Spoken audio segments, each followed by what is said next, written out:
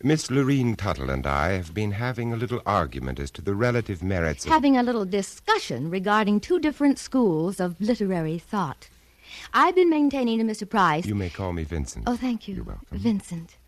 I've been maintaining that our whole lives are enriched by the warmth and beauty of romanticism. Romanticism, my dear Lorene, is for those weak, lily-livered individuals who haven't the courage to face the realities of life. Realism is life.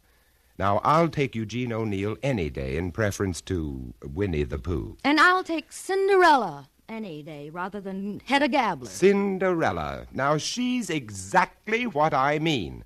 A smudge-faced juvenile delinquent, if you ask me. It's only one of the most beautiful fairy tales ever told. I defy any realist to tell such a moving story. Oh, you would, eh? Well, very well. To prove my point, I'll tell the real story of Cinderella. Very well, but ladies first. Please. To prove my point, I'll tell the romantic story of Cinderella.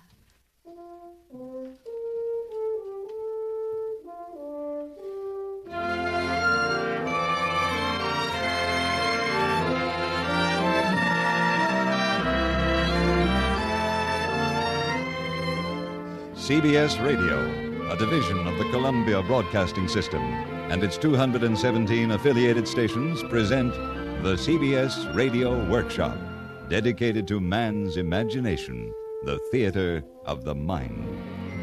Tonight, Ed Verdier and Don Clark's dramatic excursion into the realm of realism versus romance, as the workshop presents Speaking of Cinderella, or If the Shoe Fits, starring Vincent Price and Lorene Tuttle. Special music composed and conducted by Jeff Alexander.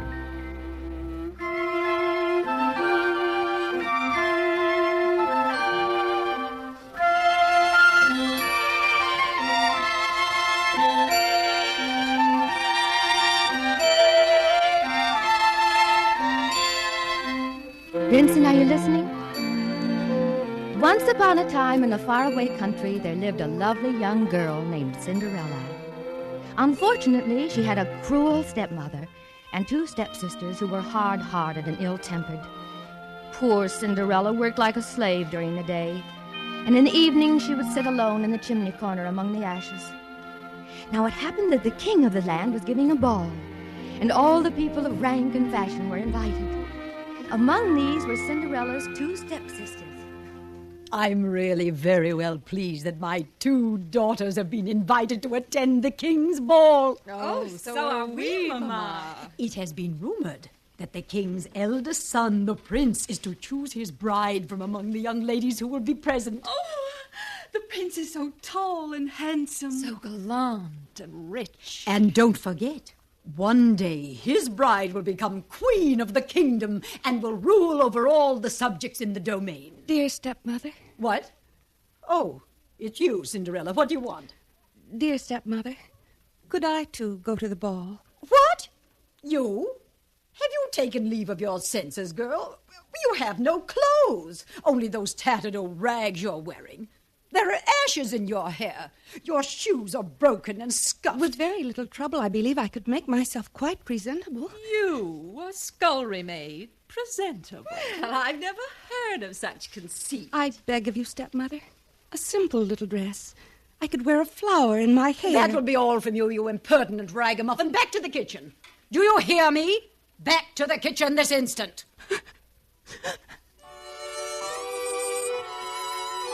And so poor Cinderella went back to her chimney corner and wept bitter tears. She knew that Wait a minute. Now, there's as fine an example of flapdoodle as I've been exposed to in my whole life. What do you mean, flapdoodle? This Cinderella character. Why, the way you romanticists picture her, the poor girl needs an analyst. Oh. What on earth is she doing groveling around in the fireplace getting ashes in her hair? Nobody could ever be like that. Now, do you want to know what really happened? Well, I don't think so. It would do you good, Lorene. Facing reality, you understand. Well, this gal, Cindy, wasn't getting much of a break, but she didn't take it sitting down. She knew she had to play it smart.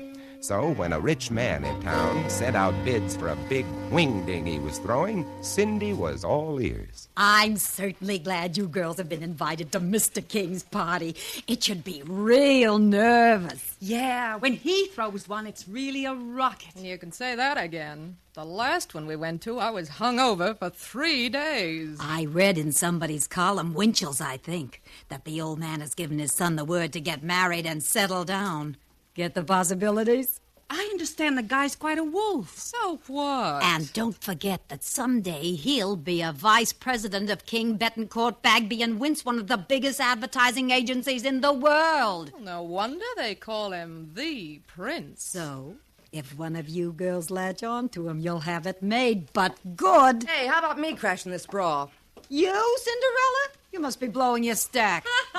Now I've heard everything.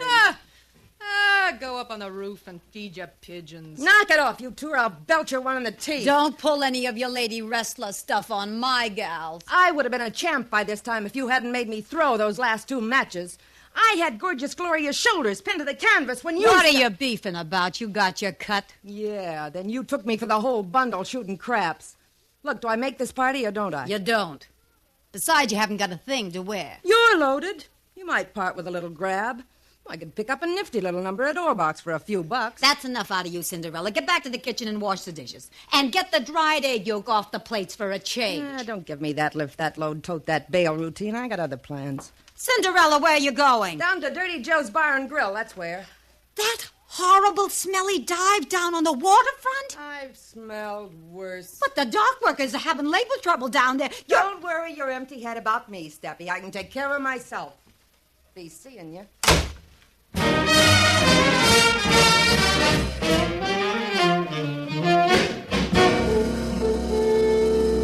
Oh, I have never in all my life heard anything so outrageous. Vincent, you should be ashamed of yourself. Distorting that lovely story and making Cinderella such a horrible character. Well, at least she has spirit. She isn't the namby-pamby little goop you'd want the public to accept. My Cinderella is a charming child, unspoiled, sweet, and naive. Oh, she's naive, all right. She's so naive, she's simple in the head. She ought to be in an institution. That isn't true. She has all the personality of an oyster. Why doesn't she stand up for her rights? Because she's a dear, obedient child. Well, a good psychiatrist might help her, but I doubt it.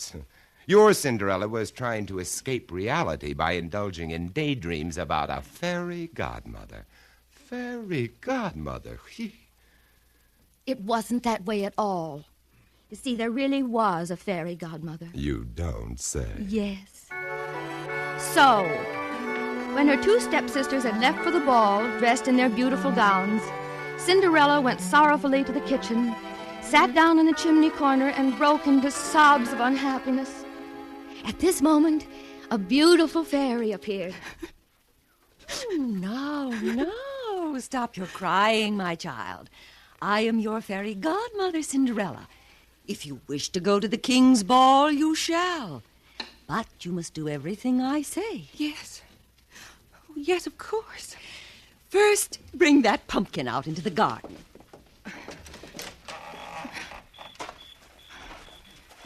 Where shall I put it? Right there.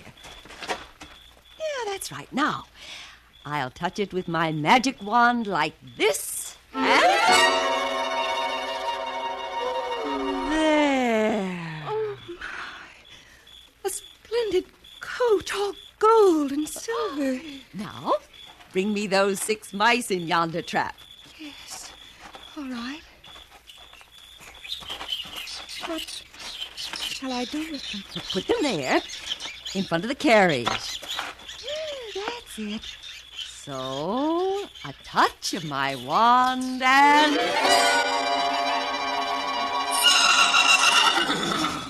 6 white horses with golden harness and red and blue ribbons in their manes. Fairy godmother, it's wonderful. Oh, well, my dear, is this not a fit equipage to take you to the king's ball? Indeed. Indeed it is, but I have no suitable gown. All I have are these tattered rags. Oh, yes. We'll soon take care of that. Oh, how lovely. A white satin gown, covered with pearls and diamonds, and tiny slippers of glass, spun as fine as gossamer. How can I ever thank you, dear, dear fairy godmother? By being happy. But hear me, there is one condition. You must not remain at the ball after the clock strikes 12. If you do, your coach and horses will all return to their natural forms, and your fine gown will again turn to rags. Oh, I promise I'll leave the ball at the very first stroke of 12. Then off with you, my darling, and have a merry time. You've been so good to me. So very, very good.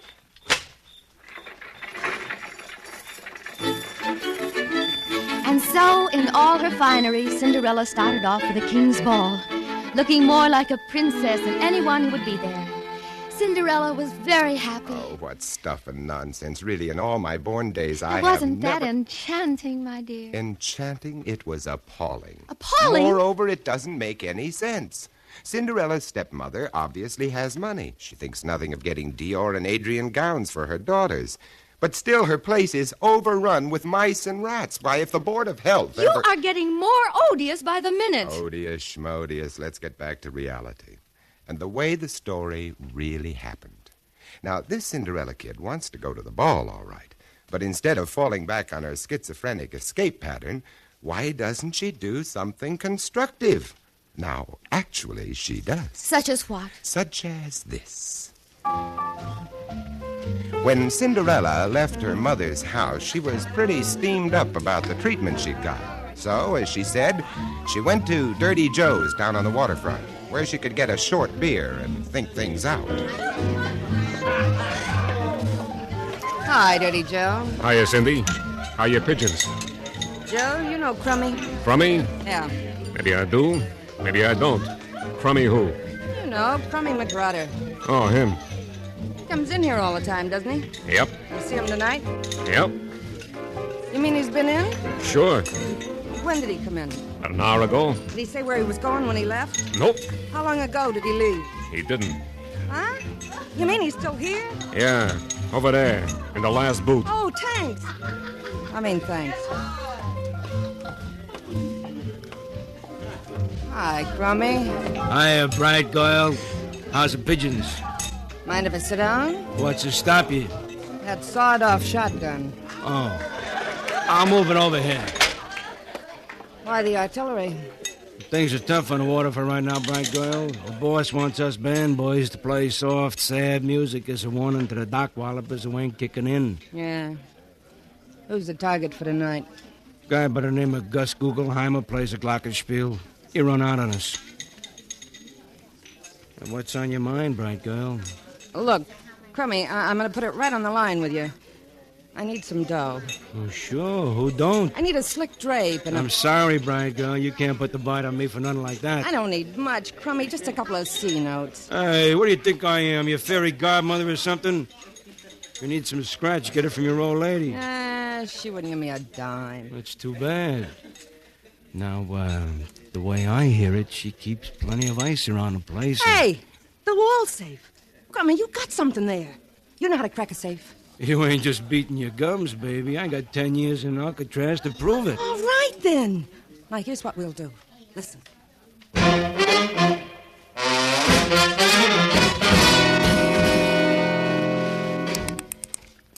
You getting it, Crummy? Will you shut up and leave me listen? One thing I've got to remember. Yeah, what's that? Except for the bracelet I'm going to give you for this caper. I've got to put back all the rest of the jewels before midnight. There's a time lock on this safe, and it's set for 12 o'clock. I got it open. Hey, there's plenty of loot in here. Wait a minute. Get your cotton-picking hands off that stuff. Oh, no. Here's a bracelet. Must be worth $1,000 at least. Give me 2 C notes, and it's yours. Then you better add an extra sawbuck for cab fare. Well, here's a 200, but not another cent. I made a sucker deal, if you ask me. All right. Don't give me the extra 10. I'll just have to heist a car to get to the party. That's all.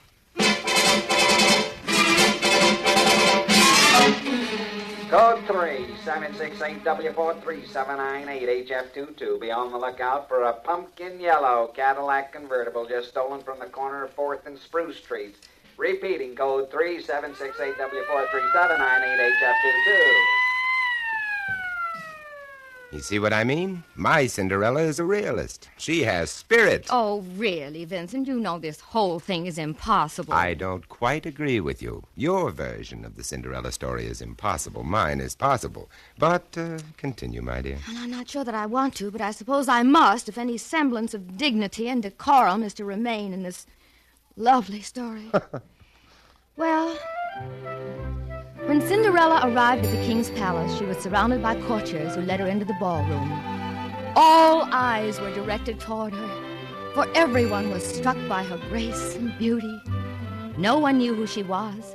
Even her cruel stepsisters did not recognize her. So rich and splendid was her dress. All the king's courtiers, one after another, asked Cinderella to dance, and they were all highly pleased with her grace and elegance, as well as enchanted by the wit and brilliance of her conversation. The prince himself arrived quite late. Seeing Cinderella, he so admired her appearance and manners, he immediately offered her his hand to the dance.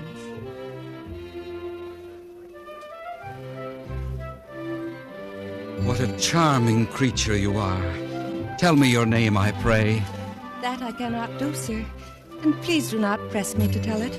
I am sure you must be a princess from a distant kingdom. Prithee, what makes you say such a thing as that? No one but a princess could wear as magnificent a gown as yours, encrusted with precious gems and jewels. And no one but a princess could be so beautiful and so beguiling. You will turn my head with the sweetness of your words, my prince. And indeed... What is that? It is the tolling of the curfew bell. What o'clock is it? Tell me quickly. 'Tis midnight. I must go. I must leave at once. I beg you to stay yet a while, for you dance with the lightness of a butterfly on the soft summer breeze. I cannot stay. I cannot. My heart prompts me to tell you that I love you, for I have never seen a maid so fair. No, no, please let me go. Good night, my prince. My prince charming. Good night. In her haste to leave, my beautiful princess has left her slipper behind. A slipper of glass spun as fine as gossamer. I vow I shall find my lovely princess if I must search all the kingdoms of the world, for I would make her my wife.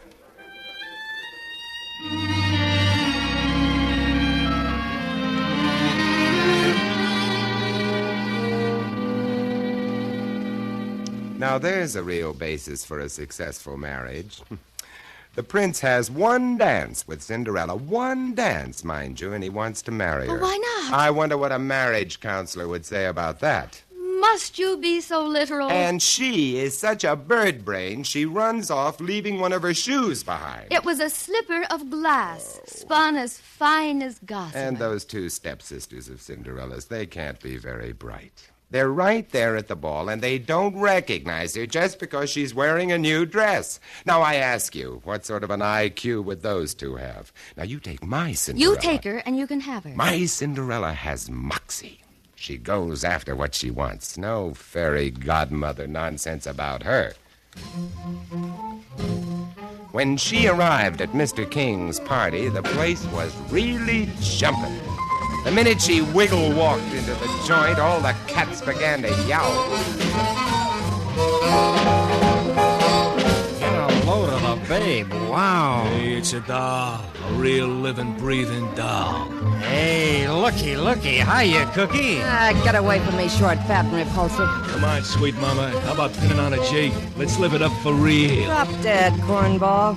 What's with you, beautiful? You mad in this mad world? Mister, I'm just not playing the field, that's all. What I'm looking for is the favorite. Where's the prince? In the rumpus room, lapping up some corn squeezins, I suppose. Thanks, chum. See you around the bowling alley sometime. Man, dig that crazy walk. Real cool, man. Cool.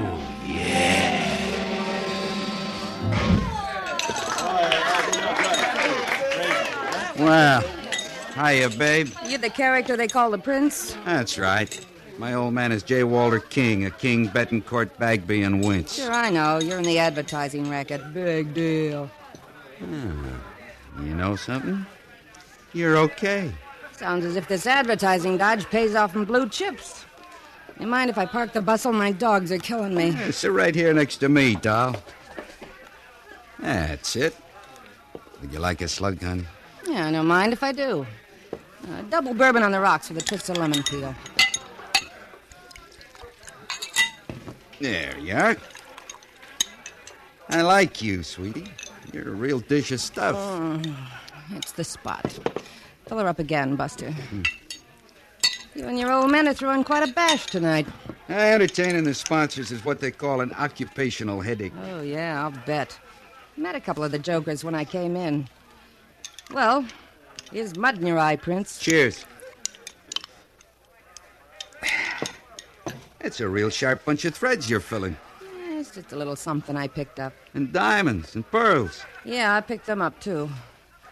So you're the original man in the gray flannel suit, huh, kiddo? I suppose one of these days I'll make vice president. How come you haven't pressured your old man before this? He's just made me an account executive for Bimbo's no-bunion shoes, but I think he's thrown me a curve. The radio and TV ratings are doing a nosedive. What you need is a gimmick, Princey. You can say that again. Come on, they're playing a rock and roll, and that's for me, sugar. Okay, honey. A gimmick, I think. No giveaway, no panels. These kind of notes really send me. A gimmick that... Oh, doggone it. What's the matter, baby? I'm losing my slipper. Hey, wait a minute, Princey. Wait a minute. I think I got your gimmick. What's with you? You flipping your lid or something? Now, listen. I leave my slipper behind when I leave here tonight. Nobody knows who I am, so you put big ads in the newspapers and buy spots on radio and television. A coast-to-coast campaign, a big build-up in Ballyhoo to find the Bimbo no-bunion shoe girl. You got it, Princey? Hey, I really think you got something there. Jumpin' catfish, is that 12 o'clock? It sure is. The time lock on the wall safe. This stuff's got to be back there before midnight. I gotta scram out of here. What are you yakking about? If I don't get going right now, I'm a dead pigeon. Here's my slipper. You take it from there. So long, Princey.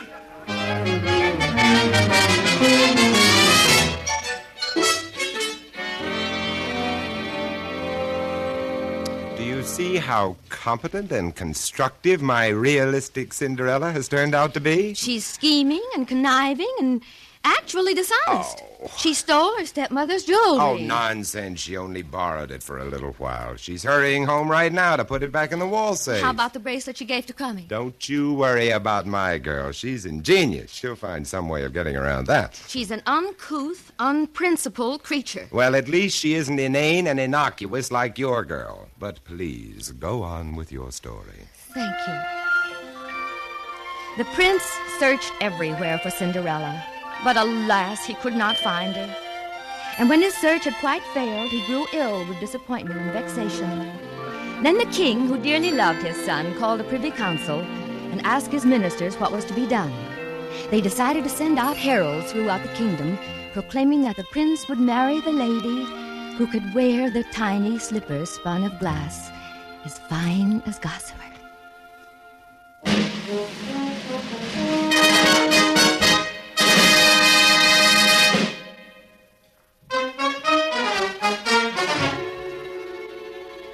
The slipper does not fit you, my lady. Dear, I'm so disappointed, Prince. Let me try, sister.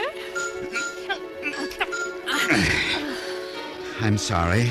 It does not fit you either. I felt so certain it would. Let the modest little girl who is standing back there come forward. Why, it is you, my princess. Despite your modest garments, you cannot conceal your identity from me, for I see you through the eyes of love. Now, we'll try on the slipper. Yes, my prince. It fits. The slipper fits. Come to my arms, my darling, my own true princess. My prince.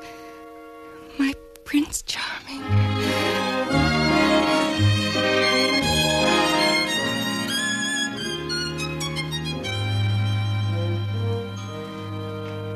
And so they were married and lived happily ever afterwards. Now, wasn't that a sweet and lovely story? To be perfectly frank with you, Lorene, I found it rather dull and pedestrian. Oh, Vincent. Well, in my version, there is action and excitement. My Cinderella is real and colorful. And I suppose your story has a sordid ending like so many realistic stories. She probably went to the penitentiary and the advertising man was sent to the Chicago office. No, Lorene, not at all, not at all. Listen. This is your newscaster, Thomas Lowell. The search for the Bimbo No Bunion Shoe Girl continues. She has been reported seen in St. Louis, Altoona, and Tibet. Cinderella, turn off that radio. There are rumors that... I'm sick to death of hearing about that Bimbo No Bunion Shoe Girl. That's all you read about in the newspapers, all you hear on the radio, all you see on the television. And that singing commercial. Where is the bimbo girl and who is she with a no bunion shoe? Bunion shoe. Driving me nuts. Keep your hair on, kids. It'll be all over tomorrow.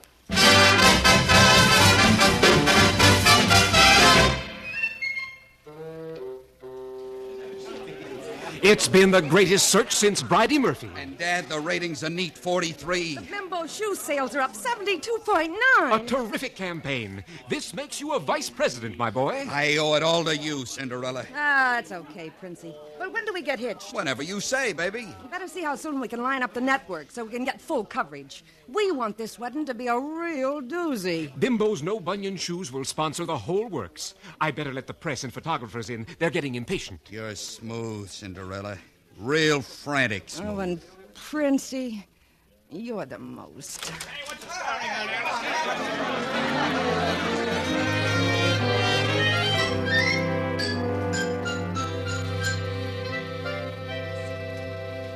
Well, Vincent, at least you had a happy ending. Of course. You see, Lorene, there are all sorts of Cinderella stories. They happen every day, but they all end in exactly the same way. Even today, the beautiful girl can marry the handsome prince, and of course, they'll live happily ever after.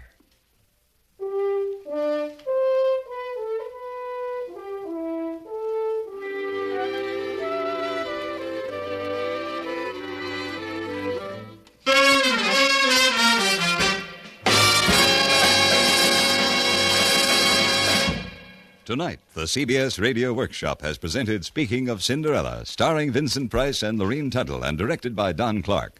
Original script by Ed Verdier and Don Clark. The cast included Virginia Gregg, Jeanette Nolan, Louise Arthur, Gene Bates, Vic Perrin, Irene Tedrow, Harry Bartell, Sam Edwards, Peter Leeds, Jack Crucian, and Byron Kane. Original music for tonight's program was composed and conducted by Jeff Alexander. The CBS Radio Workshop is produced in Hollywood by William Frug.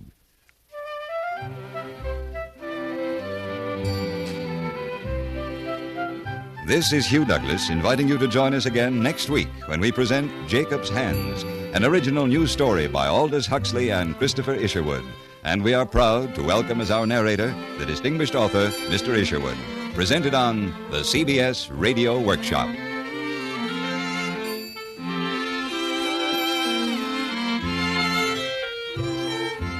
Sunday, over most of these same stations, the New York Philharmonic Symphony will be heard playing the Brahms Piano Concerto No. 1 in D minor, with Guido Cantelli conducting and Rudolf Firkushny as soloist.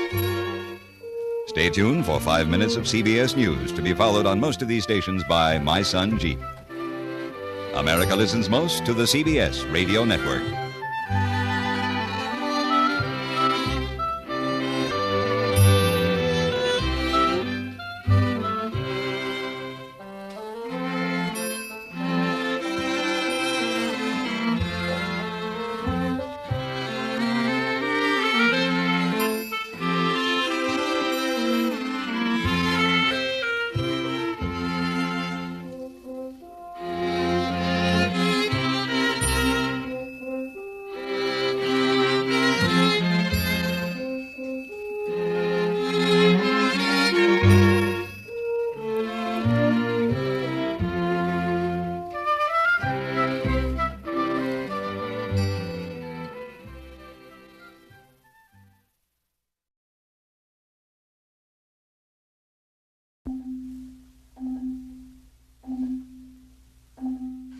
This is Christopher Isherwood. The story you're about to hear was written by Aldous Huxley and myself. It's based on a true incident, and it has never before been told. It concerns a man who had a gift greater than he could understand, a gift so unique that when it was shared by others, it destroyed them.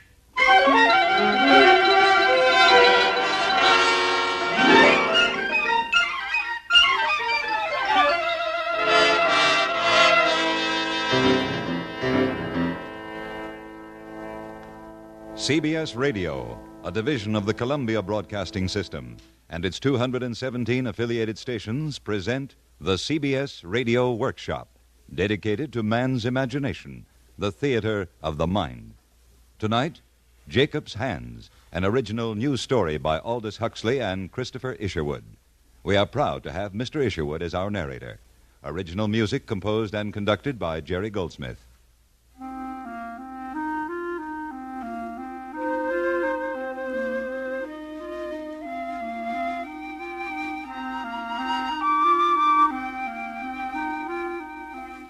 On a small ranch in the Mojave Desert, not far from the foothills of the San Gabriel Mountains, is the home of Professor Arnold Carter, his sister, and his daughter, retired now to this medically approved climate. Nourished by the warmth of the sun, the professor lives quietly with his family and his bitterness. Shut the door. Look, Father. Where have you been? Aren't they lovely? Almond blossoms, the first of the year. Get them out of here. You want to bring on another attack of my asthma? I'm sorry, Father. Do you mind if I practice my singing? I can stand it if you can. Where were you at lunchtime, Sharon? Outside, looking for flowers. With Jacob, I'll wager.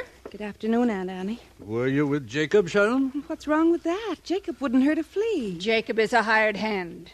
And you're the daughter of a fine scholar. Don't you ever forget it. That's silly. He's just a friend. What your aunt means, Sharon, is you're a grown lady now. You've got to learn to be cautious. Things can happen. To a cripple? To a girl who walks around on crutches? Annie, see if there's some lunch left over for Sharon. Self-pity. Look at her. Dirt on her shoes. Wash up, young lady, if you expect to eat in this house. Well, who is it? All right, I'm coming. It's me, Professor Tom Pierce. Oh, I'll come out. You here to look at my calf, Tom? Whatever looking I can do. The way you talk, Professor, it's a waste of time. Well, come along. We'll see. All right. What kind of shape is she in? Her hind legs are paralyzed. She's got a high fever. Yeah, could be the black quarter.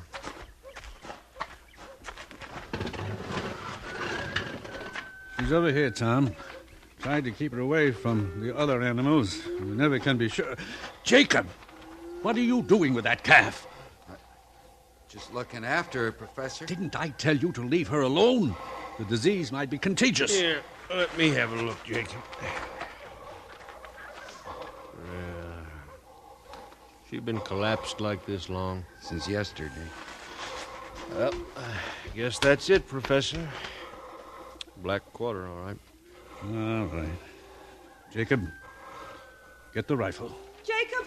Sharon, stay back at the house. You can't shoot a thing just because it's lame. Did you hear me? I said go back to the house. You better go back, Sharon. It isn't pleasant. Before you do it, Professor, can I keep her for a minute? What? Can I hold the calf? Are you crazy? Get my gun. Let's not hear any more of this claptrap. You're not going to die. I won't let you die. Why? Why are you touching her, Jacob? I won't let you die. I won't. Take your hands off my calf. Do you hear? You won't die. You won't die. Jacob, the calf's on her feet. What did you do to that calf? I demand to know. I don't know. Well, you must have done something, Jacob. She's on her feet now. Her hind legs move. It's not anything I did.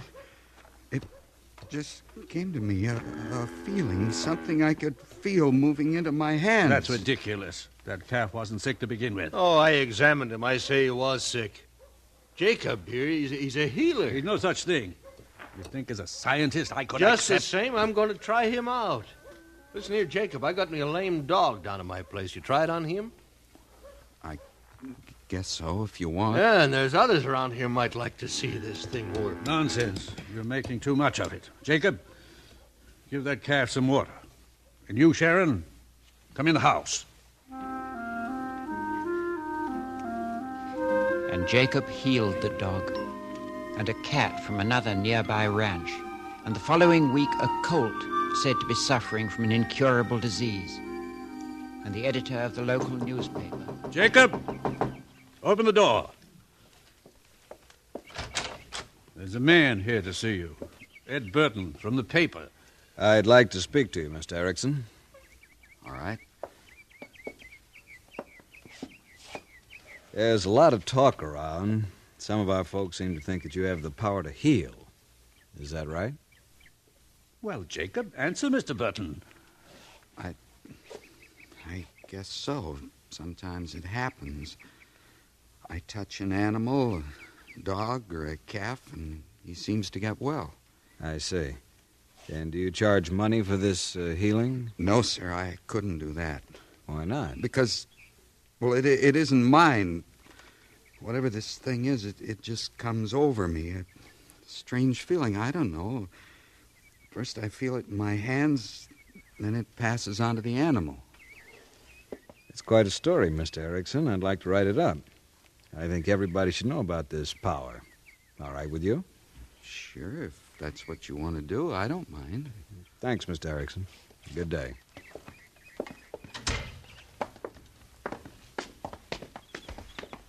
I'm going to write some friends of mine in L.A. to drive up.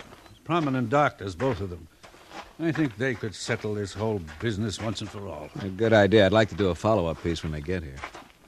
Ed, do you really believe in this nonsense? Now, Professor, do I believe in Santa Claus?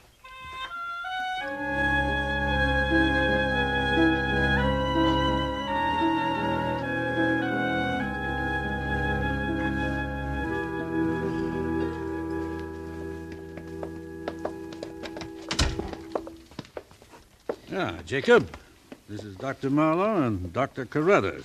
How do you do, How Mr. do you Erickson? Pleased to meet you. Now, Jacob, these gentlemen merely want to talk to you. As doctors, they're naturally curious about your power to heal. We certainly are, Mr. Erickson. Dr. Carruthers is an outstanding psychiatrist. My field is neuropathology. Professor Carter and I were at Chicago University together. Before the loss of my health, I was professor of biology at Chicago. You didn't know that, did you, Jacob? No, sir. Mr. Erickson, I'm frankly skeptical about so-called miracle cures. Have to be in my profession. I'm sure you understand that. Well, I just don't know. All this talk and everything. If you don't mind, I'd just as soon not... Jacob, no one is going to hurt you. Of course not. Well... All right, Doctor. You may proceed. Mr. Erickson, here we have a rabbit. Oh, not just any rabbit. This poor little fellow happens to be quite ill. Cancer of the lung. But, sir, Please, let me finish. In most cases of so-called faith healing, we find the illness to be hysterical in nature. That is to say, though there is an actual and very real physical illness, its basic origin is in the mind of the sufferer. Release the tension, and you often release the illness. Hence a so-called miracle cure. Now, Mr. Erickson, we obtained this rabbit from a laboratory. We know the animal's disease. It is entirely organic in nature. We ask you to cure it. But I don't cure things. It's this feeling that comes into my hands. Yes, we understand all that, Jacob, but whatever it is, you seem to impress some people of our neighborhood. Why not let these two gentlemen in on it? They're men of science, Jacob. Yes, sir. Only I don't know if anything will happen. Sometimes it doesn't. There was a hen last week up at Tillman's, and We understand, Mr. Erickson. You just do it any way you like. We have plenty of time. Here you are, Mr. Erickson. Go ahead, Jacob. Talk to it. You're going to get well. You're going to get well. I won't let you die. I won't let you. Well, Jacob? You're going to get well. You're going to get well. I won't let you die. I won't let you die. I won't. Gentlemen? May I examine the rabbit, Mr. Erickson? Yes, sir. Thank you. It's very interesting how you stroke the back of the animal. You have a great gentleness in your hands. Everyone around here says Jacob is a very talented young man. They believe in him. And if there is any difference, I can't detect it. Of course, we'll have to dissect the animal when we get back to L.A. to be sure, but it appears... You're not going to cut him open. Naturally. You want to be absolutely sure before we pass judgment. But to kill the rabbit just to find out... Mr. Erickson, the rabbit will die anyway. Well, Arnold, we appreciate your letting us in on this. Yes, it was a wonderful opportunity. You don't often get to test these things firsthand. Well, we'd better be getting back. Long drive, you know. I certainly do appreciate your coming out. It's been a real pleasure for me. And I feel a lot better. Yes, I'm sure you do. You boys go on out to the car. I'll join you in just a moment. Jacob? Yes, sir? I think you'd better pack your things. You're fired.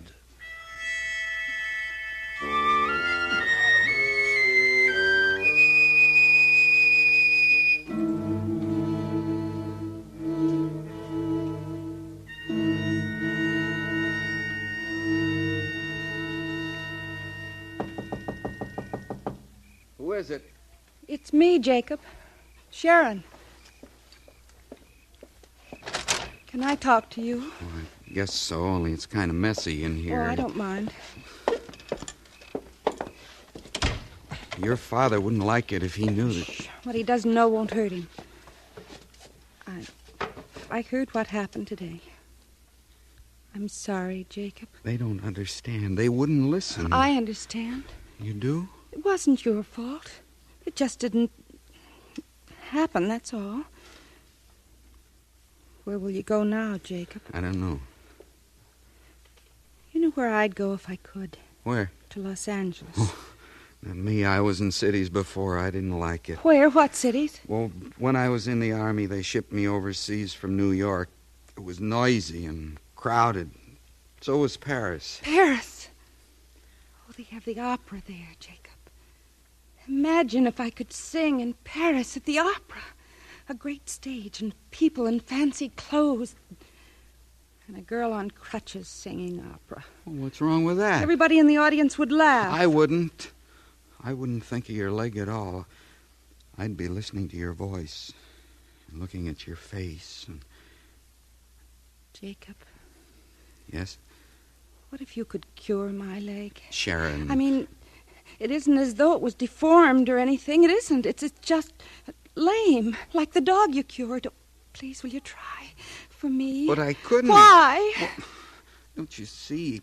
People and animals, they're not the same. I loved animals all my life. I understand them. Do I mean less to you than a dog? But that was different. Why? Because animals can't talk back to you? Do you like me, Jacob? Yes. I mean a real whole lot? Yes.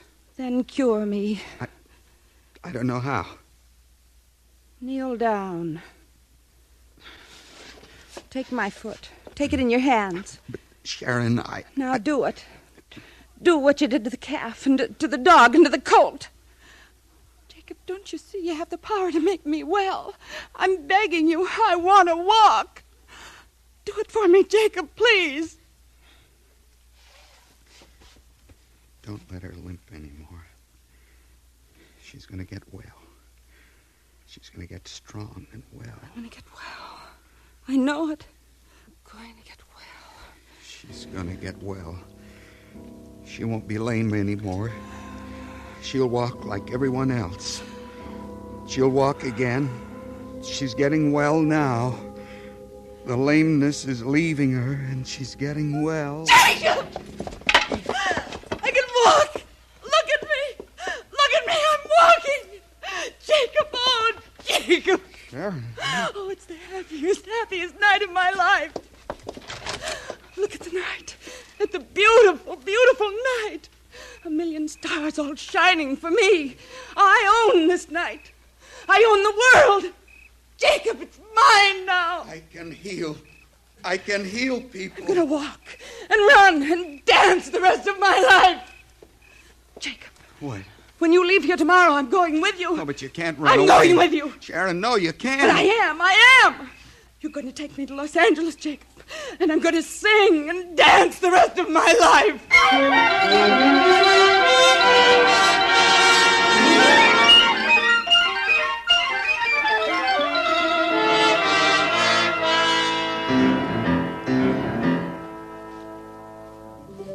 And Sharon and Jacob left together for Los Angeles.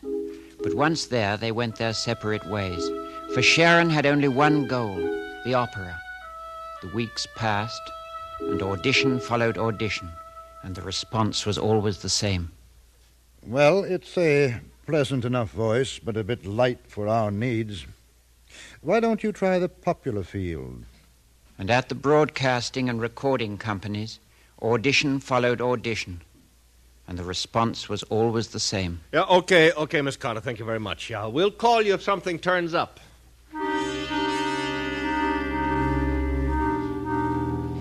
For Jacob, too, there was only one goal now, to heal the sick. But he chose another direction, a small mission near downtown Los Angeles, in an area called Skid Row. And a year passed. I want you to get well. I want you to get well. I won't let you stay sick.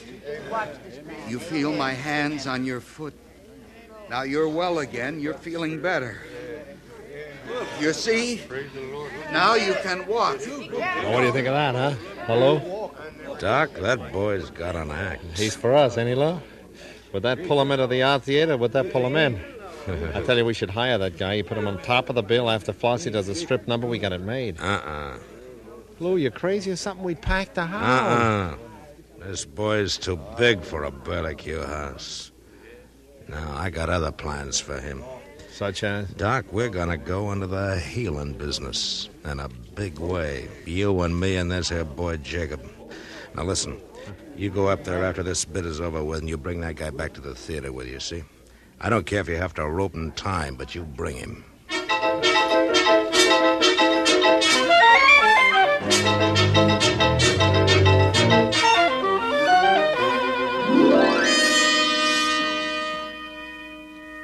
Lou, listen, I need money. Honest, I'm broke, I tell you. Baby, you're always broke. Will you stop trying to make like a diva or whatever? I got dames who can sing better and live on the salary, you know? Lou, please. I gotta have the money. Okay, Miss Dolores. Lay off to Miss Dolores, will you? What's the matter? You don't like class? Okay, Lou, here he is. Wow, well, Mr. Jacob. We ever glad to see you. Step right in. Jacob! Oh, Jacob! Sharon, what are you doing here? You know this broad? Old homeboy. Jacob, it's really you. I didn't recognize you. The costume. Wow, this here's Miss Dolores, the star of our show. Oh, then you're singing. Oh, that's wonderful, Sharon. Well, give us a knockdown, baby. Oh, Jacob, this is Lou Zacconi, the owner of the theater, and this is his assistant, Doc Waldo. Well, I'm pleased to know you, Mr. Zacconi. Doctor? Yeah, I'm Pleased sure. to know you. This is the man who... This is my oldest friend. Wow, is that right? Why, you're just the girl to tell him what a deal he's got coming, huh? Why don't you stick around, baby? Oh, no, not Jacob. Don't- Mr. Jacob, the doctor here and me, we got a little proposition we was wanting to talk over with you. It's a very high-class, ethical kind of operation. That's very ethical. Jacob, don't listen. Baby, are you forgetting where the 10 spots are coming from? Mr. Jacob, what we got in mind is a sort of a clinic, see? With a doctor's medical education and my business management, this here clinic could help everybody. Not just a few bums. Well, I don't know. Ain't that right, Sharon? Why don't you tell Jacob? Yeah. Yeah, I guess that's right. There, you see? Well, now you sit down, Mr. Jacob, so we can talk.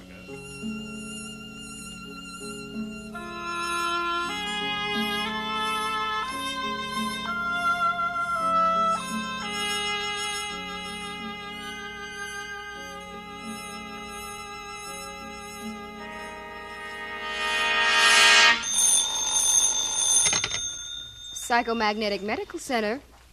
Mr. Erickson? I'm sorry, he can be seen by appointment only. Yes. Thank you for calling. Where's Mr. Erickson? Oh, isn't he in his office, Doctor? No, he ain't, isn't it? There's half a dozen patients waiting to see him. Oh, shall I try to locate him, Dr. Waldo? Call the art theater on Main Street. Ask for Mr. Laura. She might know. Jacob, for heaven's sake, where you been? Don't you know there's people waiting to see you? Good afternoon, Doctor. Miss Reed. Good afternoon, Mr. Erickson. And now listen, we're putting our blood, sweat, and tears into this operation, Lou and me. You treat it like you couldn't be bothered. Come on into the office.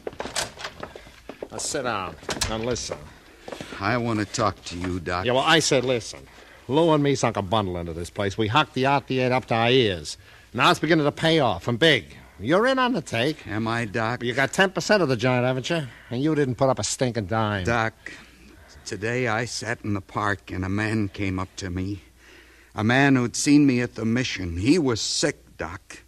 And I asked him to come to me and I'd help him. And do you know what he said to me, Doc? What'd he say? He said, I came to you, Jacob, but they wouldn't let me in. I didn't have enough money. Yeah? That right? Doc, didn't we have an agreement anybody could come to the clinic? Anybody? Now, don't get on your high horse. Didn't we agree to charge only people who had the money to pay? Well, sure, Jacob. It must have been a slip-up. And this man who'd seen me at the mission said others have been coming here, too. Others who couldn't pay and that they were turned away. Now, is that right, Doc? You answer me, Doc. Well, after all, Lou... Answer me. Well, sometimes it depends. It doesn't depend. I've lived with this until my heart can't stand it any longer. I've seen goodness turn to sin. I've seen Doc, break out the bottle. This is a celebration. Ixnay, This is one grand celebration. Hi, Jacob. Hello, Jacob. We're here to celebrate, kids. This is... Well, Jacob's not feeling very well, Lou. Some other time. Some maybe. other time. You're out of your mind. Today, right now. You want to tell him, baby, or you want me to? Lou, you and the doc, go on out. What? I want to talk to Jacob alone for a minute. What? You heard me. Well, now, listen, kid, this ain't no secret. Get out. Both of you. Okay, but watch it, baby. I bruise easy. Come on, Doc. Jacob. Yes, Sharon. I've always believed in you, Jacob. I want you to know that. What is it, Sharon? Is something wrong? Did they hurt you Listen in some to me, way? Jacob. This is a tough thing for me. I didn't make it the way I thought I would. Once I said I wanted to stand on an opera stage in Paris, but I couldn't because everybody would look at my crippled leg. And you said you wouldn't. You'd look at my face and hear my voice. Isn't that right, Jacob? I guess so. Where am I now? They are looking at my legs, Jacob, both of them. And they want more. A lot more. I just can't take that anymore. I just can't. If I had money, Sharon, you could have it. You could always have it. Your money? You give it back to the patients, don't you, Jacob? They shouldn't I've known have that to for a pay. long time, Jacob. I'm going to marry Lou. What? I'm going to marry Lou. Lou? Lou Zacconi? I've got to, don't you see? There's nowhere else I can go. There's nothing else I can do. Sharon, if you'd have me... I'll spend the rest of my life without a dime, living in flop houses, watching you get taken by every sucker. Now, don't say that. Well, isn't it the truth? Isn't that what you are, Jacob? A sucker for every con man who ever came along? I was the first one. I got you here, then Doc, and then Lou. You always took care of the other guy, Jacob, but what did you ever do for yourself? I thought you understood. I do. That's why I've got to marry Lou. He's made a lot of money out of this place. And I need money, Jacob. I'm through with flop houses and cheap clothes. Jacob, wait! Hey, what's up, Jacob? You sore or something? Jacob, Hey, now listen, this is going too far. Jacob, take it easy. All of it! All of it! Destroy it! Destroy it! It's sinful, don't you see? What I've been doing is sinful. I was wrong. I did do these things. I'm to blame. It's not your fault, any of you. I did it. These hands are mine. Doc, get the police. Lou, no. Let him alone. He built it. He can tear it down if he wants to.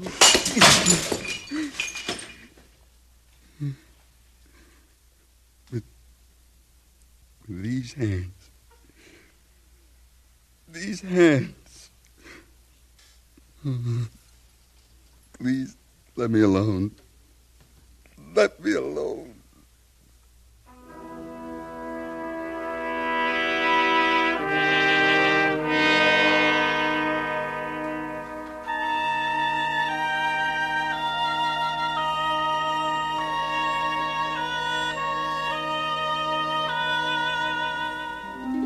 Jacob returned to a ranch in the Mojave Desert to work that he knew. And he cared for the animals, and sometimes he healed them. But never again would he minister to a human being. For now he understood how dangerous it is to heal the body if you cannot also heal the spirit.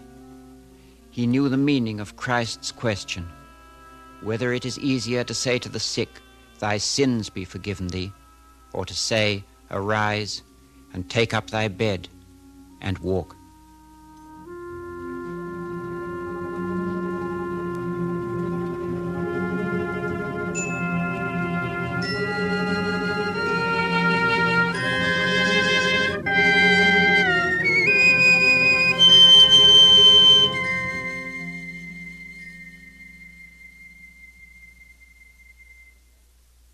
Tonight, the CBS Radio Workshop has presented Jacob's Hands, an original news story by Aldous Huxley and Christopher Isherwood, with Mr. Isherwood as our narrator. Jacob's Hands was adapted for radio and directed by William Frug. Vic Perrin was featured as Jacob, with Virginia Gregg as Sharon. Others in our cast were Herb Butterfield, Helen Klebe, Larry Dobkin, Harry Bartell, Parley Bear, John Daner, Hans Conried, Bill Conrad, and Janet Stewart. The CBS Radio Workshop is produced in Hollywood by William Frug. This is Hugh Douglas inviting you to join us again next week when from New York we present Living Portrait, an unusual study of one of the nation's most imaginative businessmen, Mr. William Zeckendorf. Whatever your own views on religion may be, CBS Radio believes that you'll be pleased to know that much time, thought, and effort is being devoted to giving children a strong spiritual foundation in Sunday schools throughout America. If your children are not attending Sunday school now, this week, Sunday School Week, is a good time to enroll them. Stay tuned for 5 minutes of CBS News, to be followed on most of these stations by My Son Jeep. America listens most to the CBS Radio Network.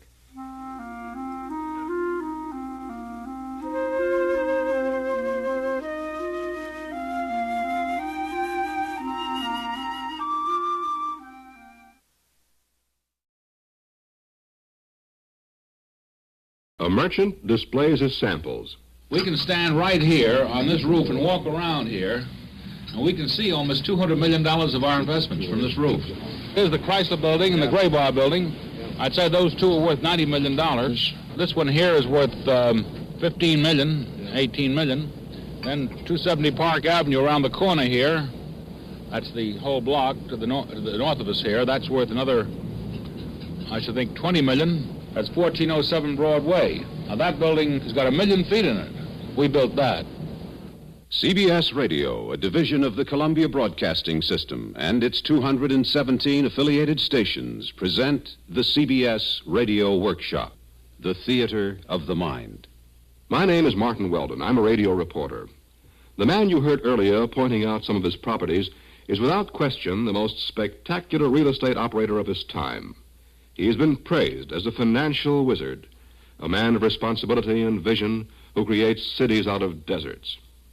He has also been called a mere money juggler who buys from Peter to sell to Paul, pocketing a difference in price. A man whose elaborate schemes to build and create and develop are nothing but pipe dreams. A man who buys and sells but does not build. But whatever he is a tycoon, a businessman of undeniable wealth and power. Tonight, the CBS Radio Workshop examines the personality, the living and working habits of a tycoon. Our tools are a notebook and a tape recorder, combining to create a living portrait of a man in action, the portrait of William Zeckendorf. Among those who have seen him in action is Billy Rose. He has all the instincts of a Mississippi riverboat gambler. He'll take any kind of a wild chance if his knowledge tells him there's a good possibility of an enormous payoff.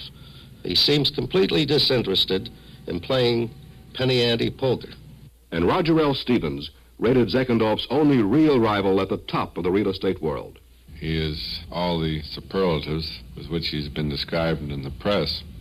The burden that he carries on his shoulders is unbelievable. Most of the time, he's carrying in his head the deals that possibly the next 30 busiest real estate men might be busy at. Edward J. Crawford, Senior Vice President of Charles F. Noyes, and 55 years in the business. Is the greatest financial genius that we've ever had in the real estate business during my term. Palmer Hoyt, publisher of the Denver Post. Everybody in Denver is pro Zeckendorf or against him. Now I think there are more pros than against. Zeckendorf was always unpalatable to the local fat cats, but very popular with the newcomers and the have-nots. A lot of people said that he would never build Mile High Center, this 22-story building we have. I always thought he would. He did. Robert Moses on Zeckendorf's proposed $500 million rehabilitation of Manhattan's West Side. There's no element of public condemnation for what we conceive to be essentially a private purpose, a good purpose, but a private purpose. And we've told Bill repeatedly that we don't think that in himself he constitutes a public purpose. Bill has a tendency to believe that. The portrait begins to fill in. It takes on detail as you observe the man in action. One recent morning, Zeckendorf gave one of his 8 o'clock business breakfasts in his private penthouse dining room in the offices of Webb & Knapp, the firm he heads, on the 14th floor at 383-385 Madison Avenue. His guests were 2 financiers from San Francisco, Harry McClelland and Edward Ryan. We'll expect you to put up the money. Well, we learned a long while ago. We fell for that line for years. We put in the know-how and you put up the money. We don't do that anymore. We'll furnish the know-how, the other fellow puts up the money. Well, we don't care as long as you find the other fella. I'm not kidding about this, because if you're not going to put up most of the money, we don't need you. No, that's fine. Well, we'll talk about that. We don't want any free ride, because we've got a little money of our own to put up. No, I understand that. But we haven't got enough money to do all the business we're doing. Okay. That I'll tell you. We haven't got it. Hello? And we're all through straining ourselves for money, because opportunities are too great for us to get money from people who want to be with us. And we've been wonderful money makers for everybody we ever touched. Now, we'll cover that a little later. Here are the properties I want you to show these fellas. You're going to be over on Wednesday? I want to show them 270 Park Avenue. I'll give you this list. The reason I wanted to see what a conversion job looks like from a hotel and an apartment house to an office building. Well, I think they ought to see the United Nations area. Show them what we did over there. Flushing, Roosevelt Field, 42nd Street Post Office, the Airlines Terminal Building. You know the Channel Building over here? 42nd. We bought that land just now. Yeah, that isn't all, is it? No, there's more. No. We got more in New York. That's enough. That's enough? That's enough.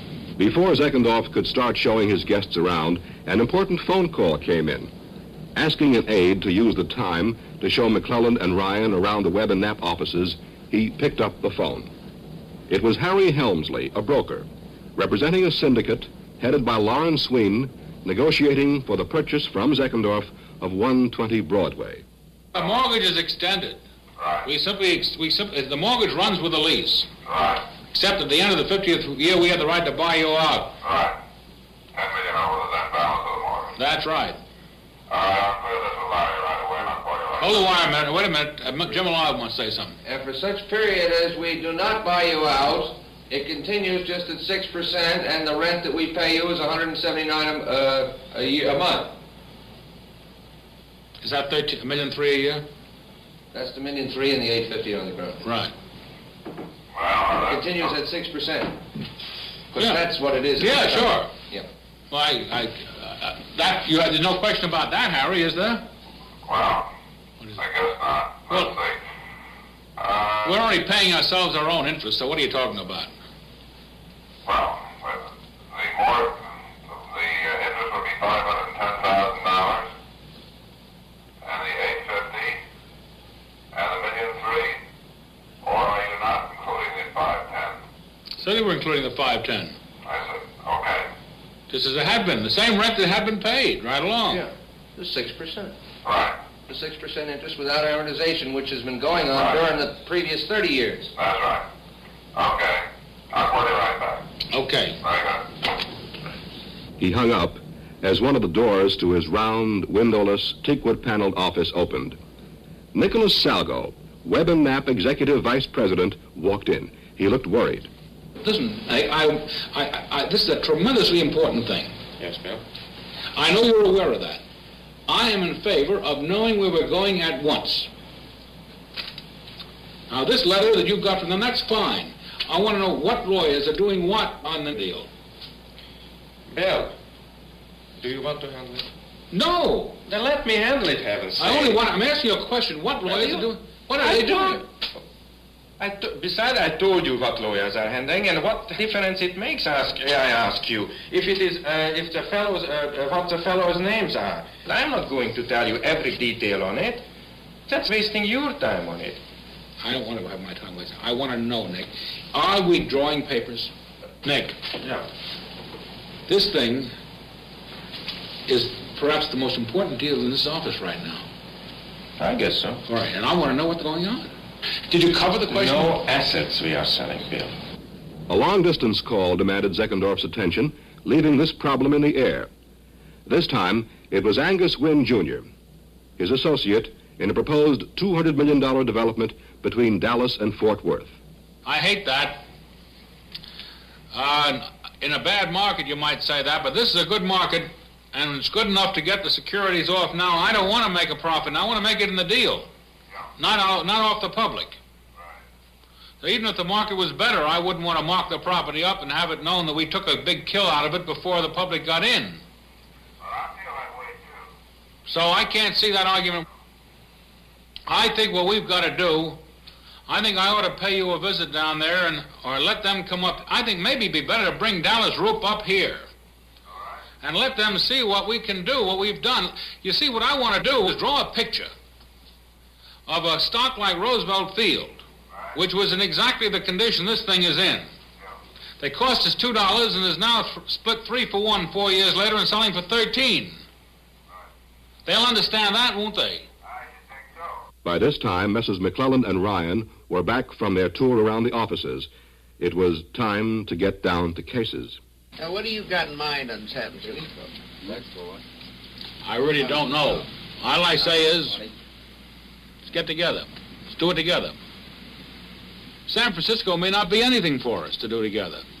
Now, you're not limiting this to San Francisco. No. There may be other projects that we need an organization like yours to put over. So we have the team. We have the manpower. Our overhead is almost like the Bank of America. Yeah. We've got a payroll here of $3 million a year. Is that so? That's the best investment we got. Yeah. That's better than buildings. That's so. If you have the right kind of manpower, you get the buildings. That's how you get these things. Now, I don't... Sure. I want to make my position very clear as far as San Francisco is concerned, because we want to know more about it and... Well, you got no commitment to us. I We're know. not asking you for any commitment. No, I understand it, but I wanted to find out what you had in mind so we could have start nothing it in from mind. there. Nothing in mind. We'd like to have a powerful friend out there. Yeah, see. This can take a lot of dough. Yeah. It may be that we're walking too much the same side of the street that we have no interest in each other. No, we haven't got the organization to handle a lot of deals that we simply can't touch because we haven't got the organization. They all put on their hats and coats and started for lunch. At the restaurant, the conversation veered away from the business at hand. I just came back from testifying in defense of a lawsuit against us for $300 million. Did you hear about that? No, but that's the greatest compliment was ever paid to you. Guy sued us for $300 million. The judge asked me if I had any comment to make, and I said, yes, Your Honor. I said, I'd like to match the gentleman double or nothing. That's how the morning went.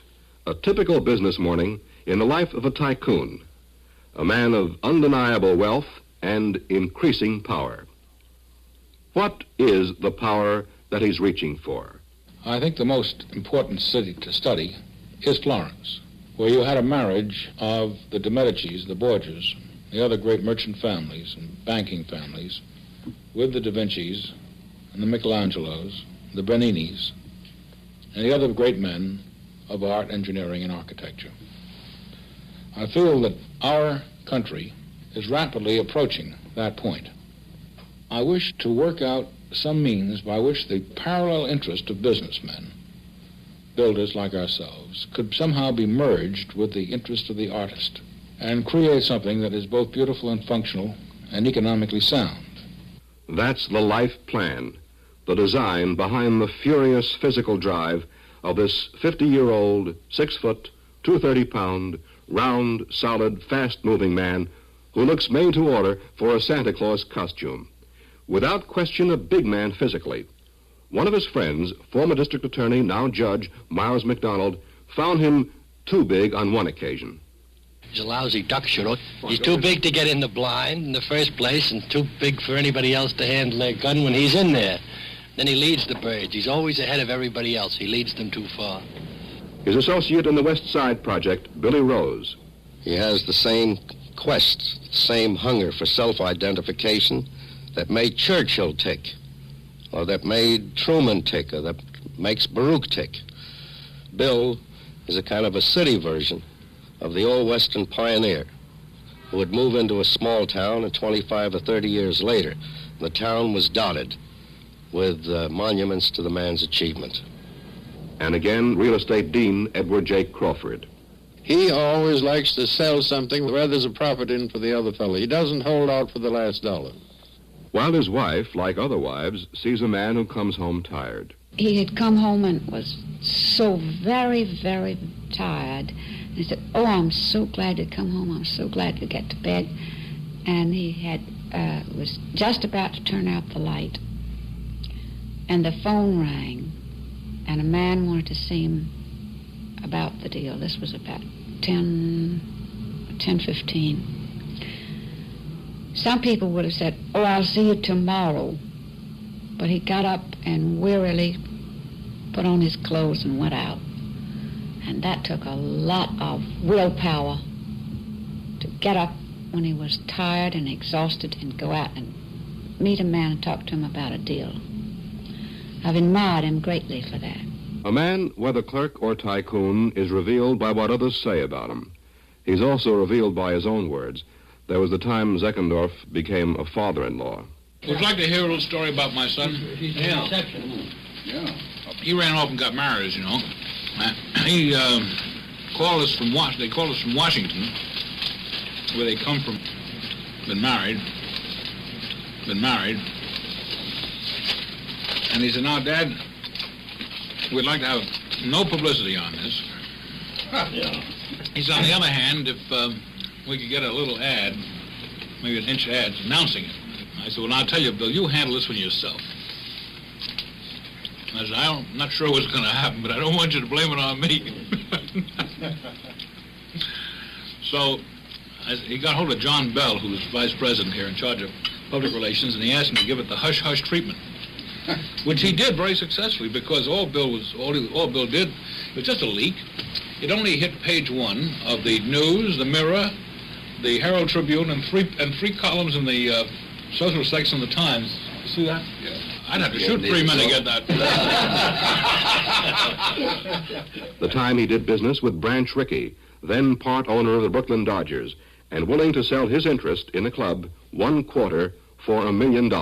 We started drawing the papers, and the papers were all ready for signature. He said, now, by the way, I forgot to tell you that you'll have to wait 90 days before you know that you've got the deal. I said, why? He said, well, because I've got an agreement with 2 of my other 3 partners that they or I always will have a right to match any outside bid. Well, I said, Branch, what you are saying to me is that I haven't got a contract. What you have asked me to do is to give you a put, that if they don't want it, I have to take it. Well, he said, I guess that's right. Well, I said, I'm not in the business of giving puts. But I said, if you want to buy one, I'll sell you a put. He said, what do you mean by that? Well, I said, this is $1 million deal. I've got to stand here ready to pay you $1 million for 90 days or whatever the time is. And I may not get it, in which case it's too bad. Or I may be a big panic in the meantime, in which case I'll surely get it. I can't turn around. I said, I'll tell you what we'll do. If I get it, it'll cost you nothing. But if your partners match the bid, I want $50,000 for my trouble. He said, that'll be all right. So 90 days later, he sent me $50,000. $50,000 in a couple of weeks. A side deal with a friend. Well, maybe it isn't the amount involved that gives a man his real satisfaction. Maybe it's getting the best of a bargain. Is it that? Or is it something else? My vocation and avocation are very much alike. I like being constructive. I enjoy the excitement of going off into the atmosphere of the unknown. I never like to do a deal where you can see the end of the road. The speculative possibilities inherent in the unforeseeable are the things that attract me most. It's like a game. Furthermore, I have a fundamental desire to be constructive and to create things. Is it also the fun of manipulating? Money, bricks, people. How does a modern tycoon maneuver his way through a deal? For example, if a man's coming in to sell you something, you turn on lights with a blue tint. If you want to sell something to somebody else, you put on a rosy tint. And if things are looking dull, put on a bright light. If a man's a real sourpuss and doesn't seem to warm up, I try to get him to take a drink. The technique of a salesman. And Zeckendorf is, among other things, a salesman. What he sells is himself and his visions. And in trying to arouse in others the same enthusiasm that he feels, he cites his record. In 1946, he bought up 17 acres of slaughterhouses and slums on Manhattan's Middle East Side. He announced an ambitious plan to spruce up the neighborhood. Then various communities began to kick around a hopeful, vagrant idea known as the United Nations. It looked as though the UN would wind up in Philadelphia. I telephoned Mayor O'Dwyer, and I asked him if he'd like to keep them in New York, and he said he'd give anything in the world to do it. I said, put your secretary on the phone for a memorandum. And I said, here it is. I hereby offer you 17 acres of land for the United Nations at any price they wish to pay. And 8 days later, it was all over. One day, Byron Foy, owner of the Chrysler Building, called to ask Zeckendorf if he might rent him a particular apartment with a ceiling high enough to display Mrs. Foy's rare tapestries. I said, Byron, while you're here, let's talk about another real estate deal. He said, what's that? I said, why don't you sell me the Chrysler Building? You see, Mrs. Foy was a Miss Chrysler. And he said, get hold of Walter and talk to him about it. About 2 months later, we drew up a contract and signed it to buy the Chrysler Building and the Chrysler East. While we were doing that, there was a property across the street called the Gray Bar Building. And we threw that in and got the whole thing under one piece of blanket financing. It ran about $52 million, and the Equitable Life Assurance Society made their biggest mortgage, the biggest one they ever made on a piece of real estate in the United States. And I think that probably is the largest real estate deal in this city ever. And one day, Zeckendorf was stopped by a traffic light.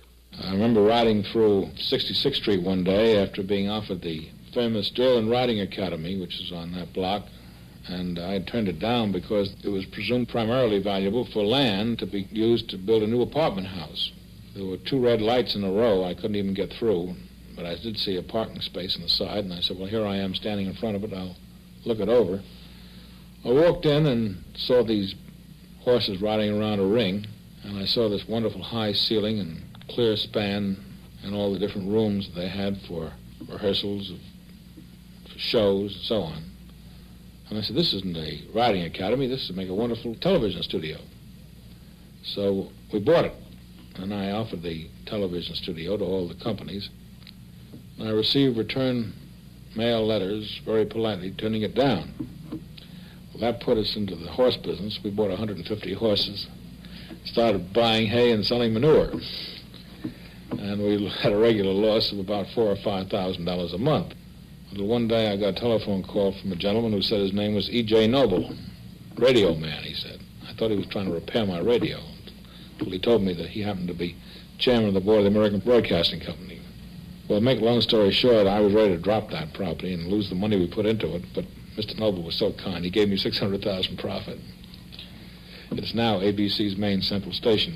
Yes, certain deals are squarely on the record. Some attracted much attention, like the erection of Denver's Mile High building, the purchase of the Lincoln Hotel, the shopping center at Roosevelt Field, now well on its way. Other activities, though less spectacular, have been equally adventurous. There was a jail in Boise, Idaho that they offered to us, and I looked at it for its real estate potentials, and I saw that it really had retail value. And the city said, well, do you mind if we keep it for a while? We've still got a few people, we've got some time to run. So for quite a while we held that with customers and tenants, as I say. We later turned it into a parking lot. The man who bought a jail for a quick turnover was recently awarded an honorary degree of Doctor of Laws by Long Island University, of which he is chairman of the Board of Trustees. All this is on the record. Does it show a financial genius, a long-range planner? Or does it show a bold, lucky operator who's enjoyed a long, free ride on a rising economy?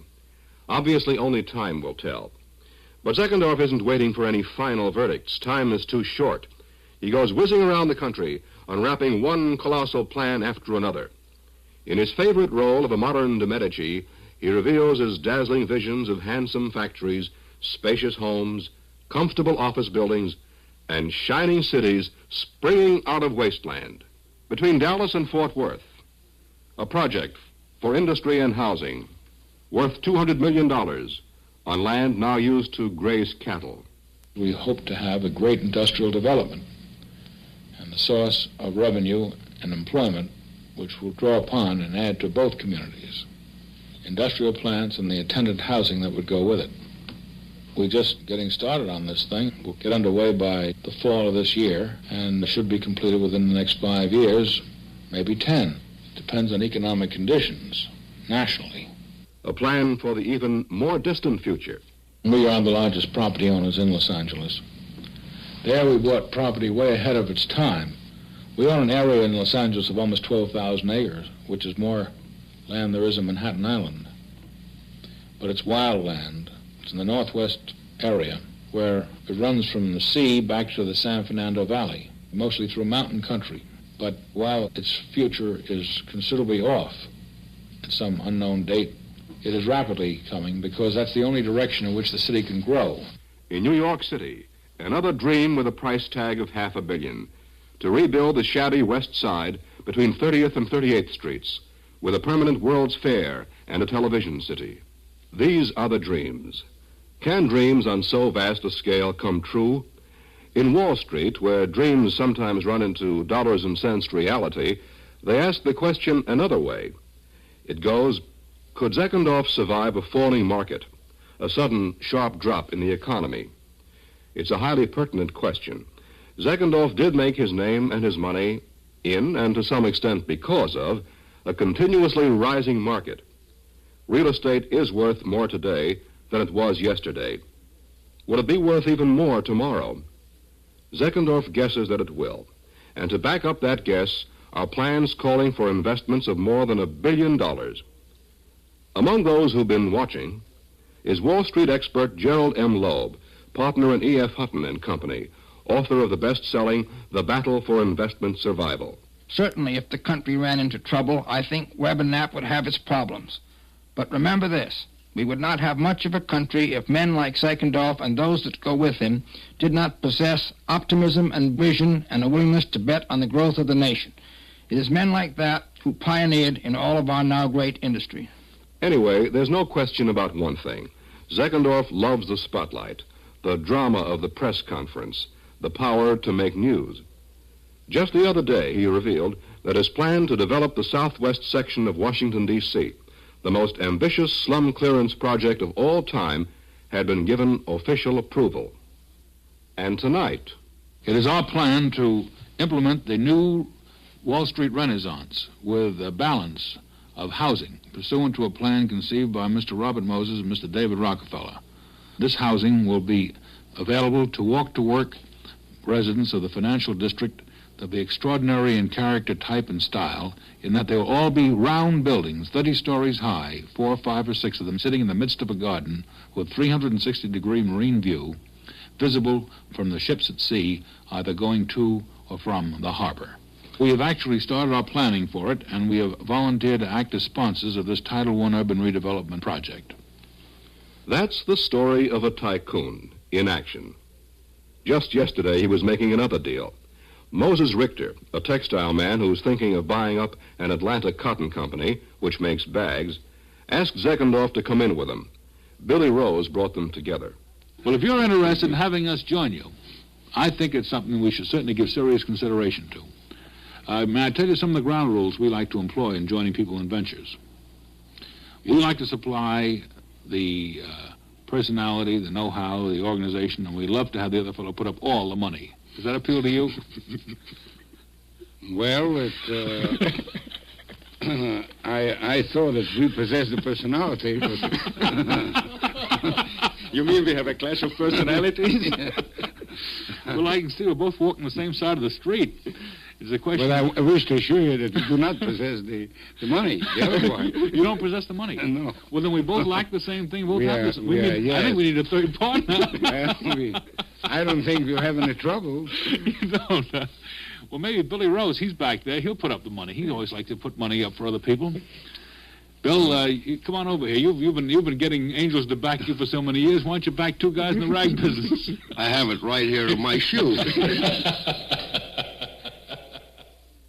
If we're looking for the secret of one man's ability to do things, maybe this is it. He enjoys what he does. Tonight, the CBS Radio Workshop has presented A Living Portrait, the story of a tycoon in action. Living Portrait was conceived, taped, and narrated by Martin Weldon. This is Bob Hite inviting you to join us next week when we present The Record Collectors, an unusual symposium of early American popular music. Among our special guests will be the noted singer Margaret Whiting and composer-conductor Lynn Murray. The CBS Radio Workshop is produced in New York by Paul Roberts. America listens most to the CBS Radio Network. Who played the rhythmic bones on Nora Bay's 1919 recording of The Village Vamp? Aristotle Fig. Any boob would know that.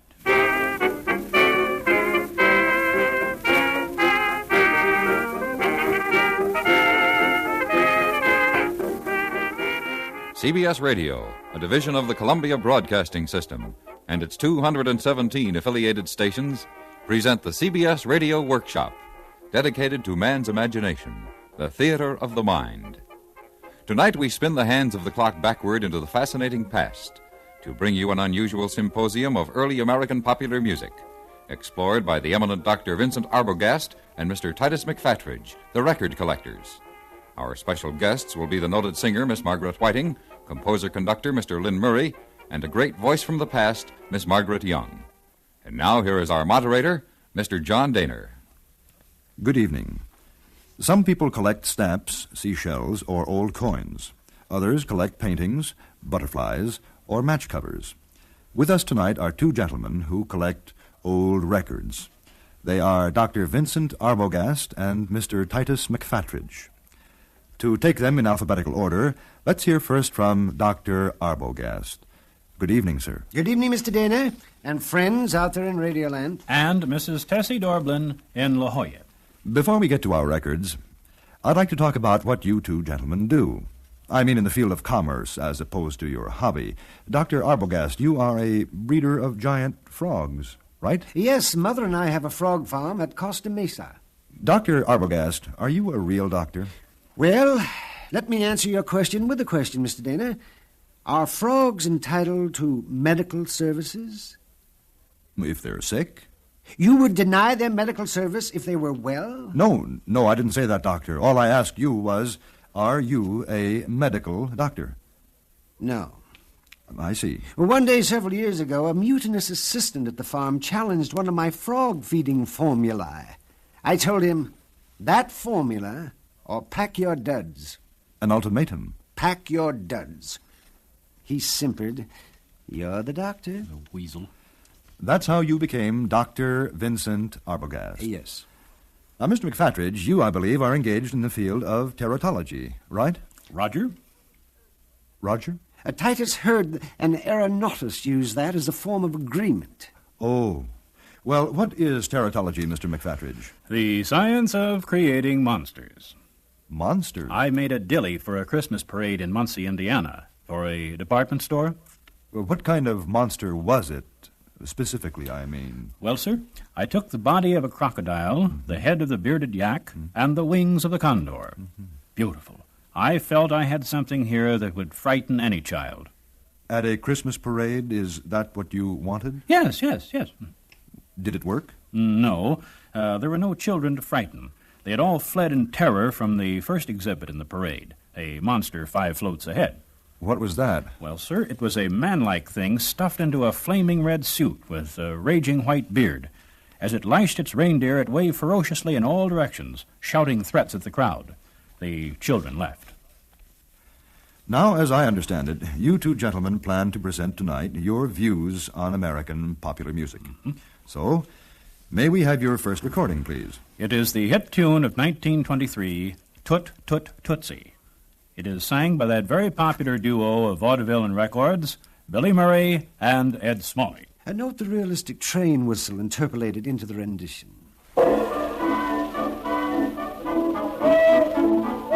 Yesterday I heard a lover sigh. A lover sigh. Goodbye. Said goodbye. Oh me, oh my. Oh me, oh my, oh. 7 times he got aboard his train. Aboard his train. And 7 times he hurried back to kiss his love again and tell her to see goodbye. Tootsie, don't cry, please don't cry, little Tootsie. The choo-choo train that takes me far away from you. No word can tell how sad it makes me. Kiss me, Tootsie, and then do it over again. Kiss me again, sweet mama. Watch for the mail. I promise I'll never fail. You know if you don't get a letter, then you'll know I'm in jail. Tootsie, don't cry. Tootsie, goodbye.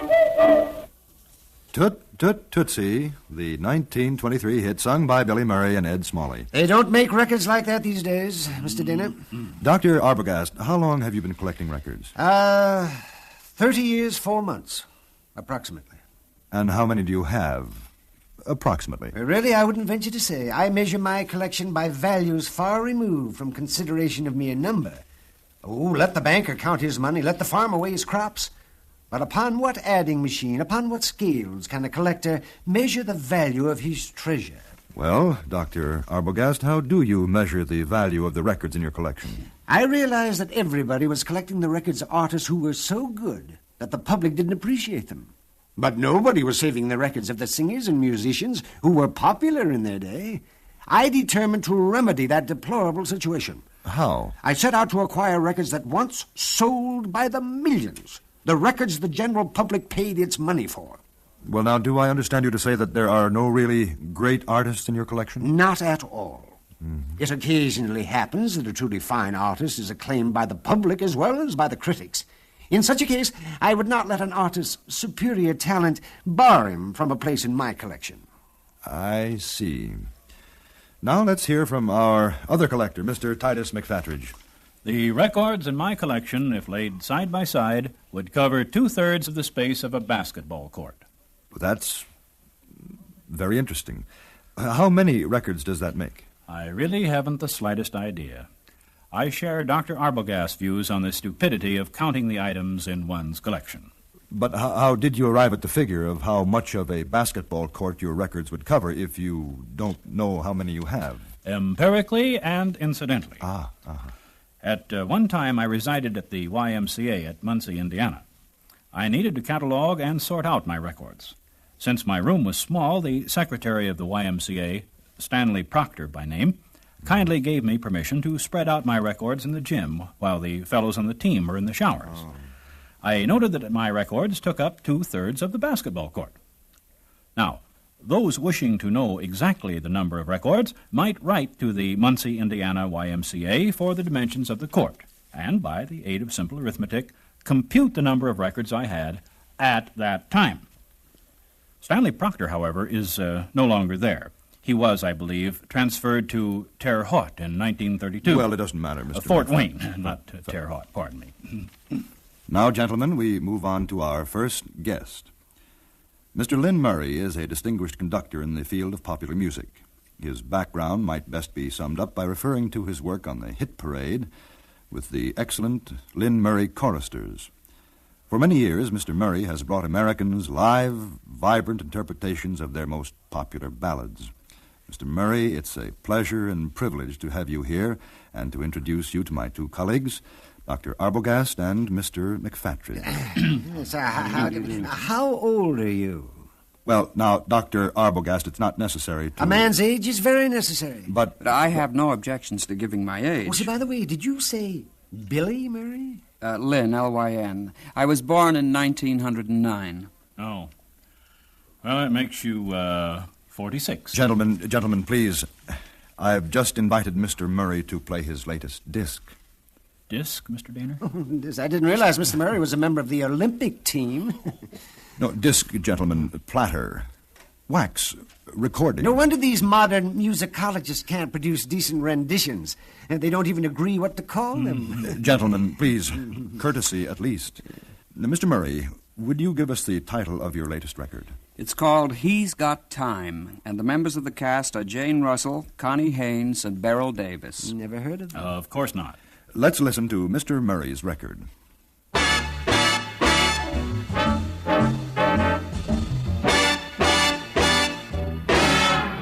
He's got time. He's got time.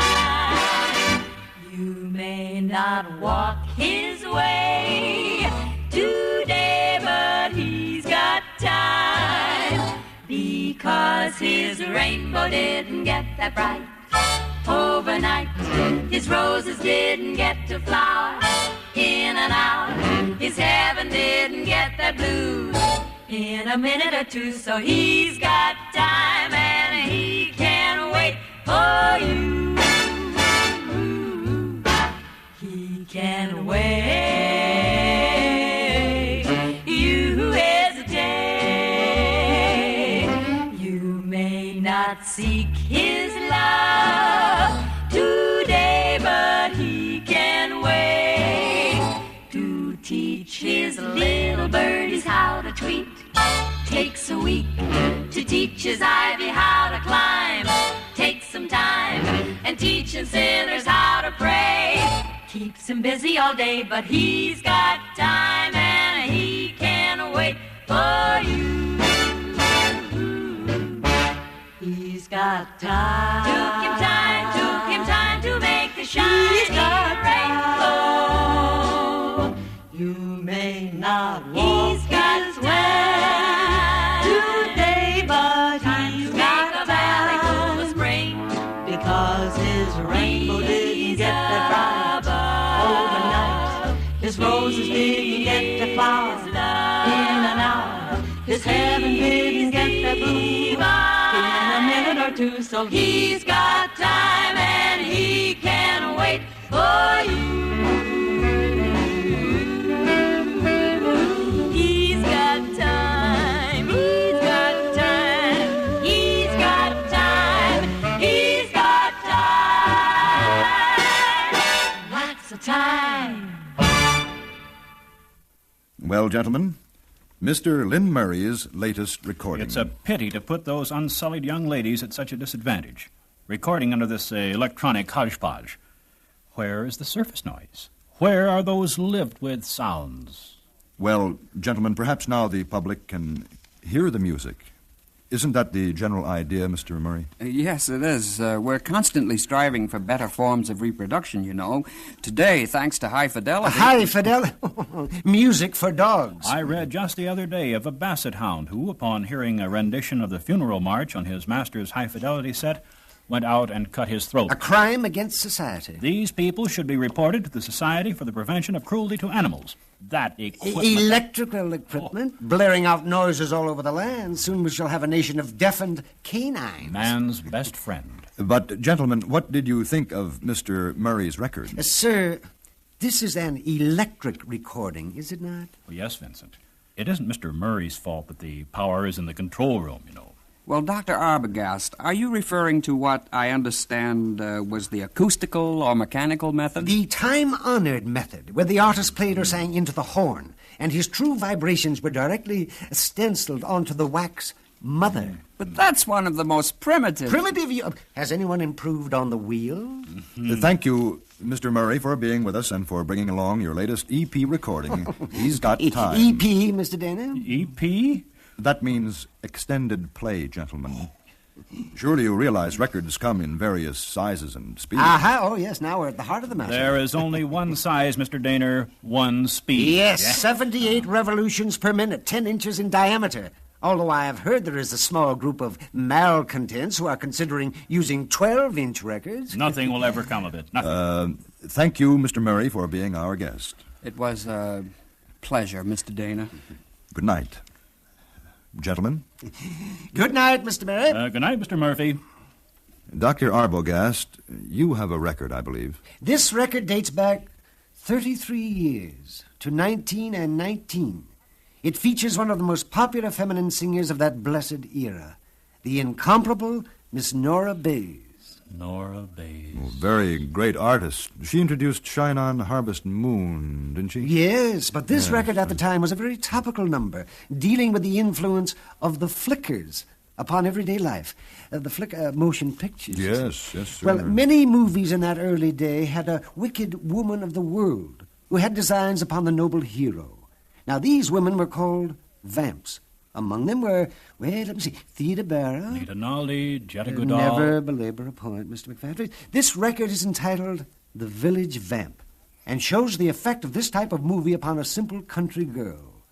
The Village Vamp, as sung by Miss Nora Bayes. Have you heard about Miss Sally Green?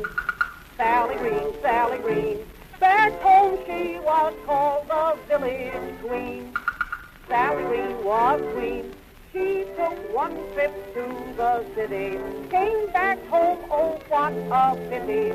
Now the folks call her the village vamp. She's a vamp. She wears high-heel shoes and fancy hose. She's a vamp, she's a vamp. Paints her face and powders up her nose. She's a vamp, she's a vamp. Folks all say down in the valley, look what Broadway did to Sally. Everywhere she goes, the roofs all say, hey, there goes the vamp.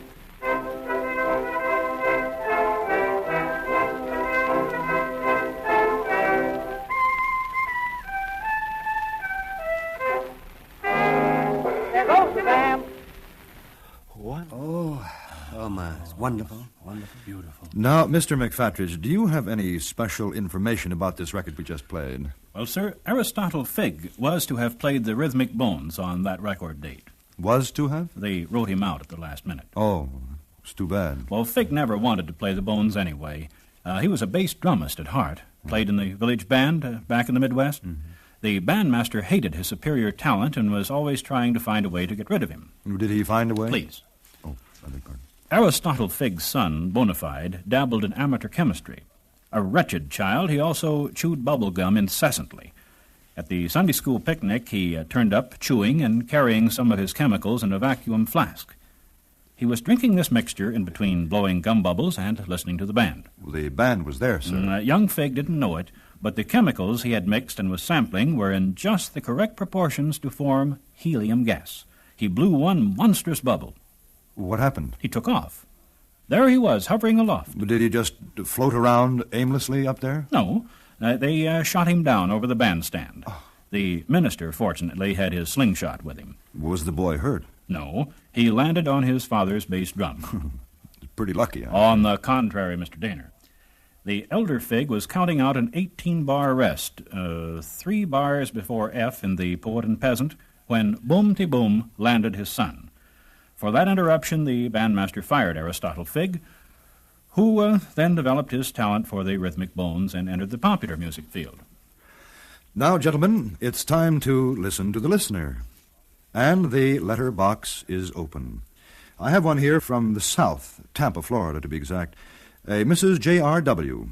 She wants to know if it's true that a canary was once a featured soloist on an acoustical recording. Yes, of course. Vocalion B-147, starring the feathered songster Miss Lady Bird, formerly with the Ishpeming Mining Company. Rescued from the mines by an alert Welsh bird lover. The success of this record awakened the public to the plight of the unfortunate canary used against its will to test the air for poisonous gas.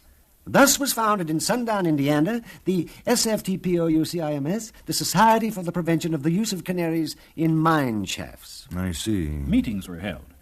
Never let them take another canary down a mine shaft to test the purity of the air was the battle cry. They had, as a symbol of their crusade, a canary in a cage on a table on stage. After all, if it had been intended for birds to be under the damp ground, birds would have been born there. But birds are not born under the ground. But then miners were not... Spread their wings, said Russell John, and give the canary the air. His audience loved his hatred of humans. They just sat and puffed orgiastically on their pipes and cigars in high ecstasy. They'd be there today, I think, if that young ruffian hadn't been there. Emma Shakespeare's son. He had an elastic band and a paperclip and a deadly aim. He shot the paperclip at the little canary on stage. Oh, so that was quite a mean act. The bird was already unconscious as a result of all the cigar smoke in the place. The paperclip lodged in the bird's bill, startling him so that he bent the little bars of his cage and exit. Still half asleep, the bird didn't know where he was. He flew around the room, shaking his bill to get rid of the paperclip. When he finally did shake it loose, it fell into one of the chandelier's empty sockets. What happened? A short circuit. The place burned to the ground, and the people there were incensed. What they felt was an ungrateful canary. A wave of anti-canary feelings swept the town, destroying the society forever. Well, we can file Mrs. J.R.W.'s letter as answered. Now, gentlemen, I understand your next record is a rare one. Indeed it is, Mr. Dana. It was recorded in 1922, and it features that beautiful and talented vaudeville headliner, Miss Margaret Young. Margaret.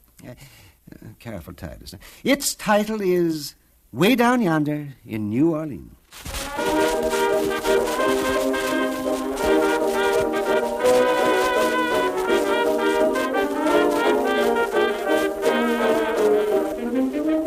Way down yonder in New Orleans, in the land of dream it seems, there's a garden of Eden, that's what I mean. Creole babies with flashing eyes, softly whisper with tender sighs. Stop, oh won't you give your lady fair a little smile? Stop, you bet your life you'll linger there a little while. There is heaven right here on earth with those beautiful queens way down yonder in New Orleans. Way Down Yonder in New Orleans, featuring Miss Margaret Young. Now, gentlemen, I have a surprise for you. We have as our special guest this evening none other than Miss Margaret Young. Oh, bravo! Bravo! Thank you, boys. Maggie, we've been admirers of yours for many, many years. They just don't make records like that anymore. They certainly don't. Youngsters today have no appreciation for basic values. Maggie, how many copies of that recording were sold? Oh, over 1 million. There, you see? But listen, I didn't come here to play my record. I came to introduce you to my niece. She's the singing star of our family now, and I thought you'd like to meet her and hear one of her records. Well, if you insist. Well, boys, just meet my talented niece, whose name is also Maggie. How do you do? How do you do? What's your last name, young lady? My full name is Margaret Whiting. Whiting? A whiting is a fish. Will you walk a little faster? Said the whiting to the snail. Lewis Carroll, Allison Munro. The Reverend William Dodson, nom de plume, Lewis Carroll. Oh, thank you, Titus. Gentlemen, I should think that you would be quite honored to have as your guest tonight one of America's most popular singers. Margaret Whiting is known from coast to coast. Her records have sold by the millions. Name one. Well, there's Come Rain or Come Shine. That one alone sold over 1 million copies. And would you rank such a song in the same class with Out of a City of 10,000 People, Why Did You Pick on Me? Oh, that was lovely. Yes, it was, but I remember it well. That song sold over 1 million copies, Mr. Daner. Well, gentlemen, that was a little before my time. After all, But she's right, Titus. She couldn't be expected to remember the classics. She's still young. And we must keep in mind, after all, she is Maggie Young's niece. Yes, that's a good point. Yes, young lady, we've decided to listen to your record, regardless of our personal feelings in the matter. Well, thank you, gentlemen. The name of my record is I've Told Every Little Star.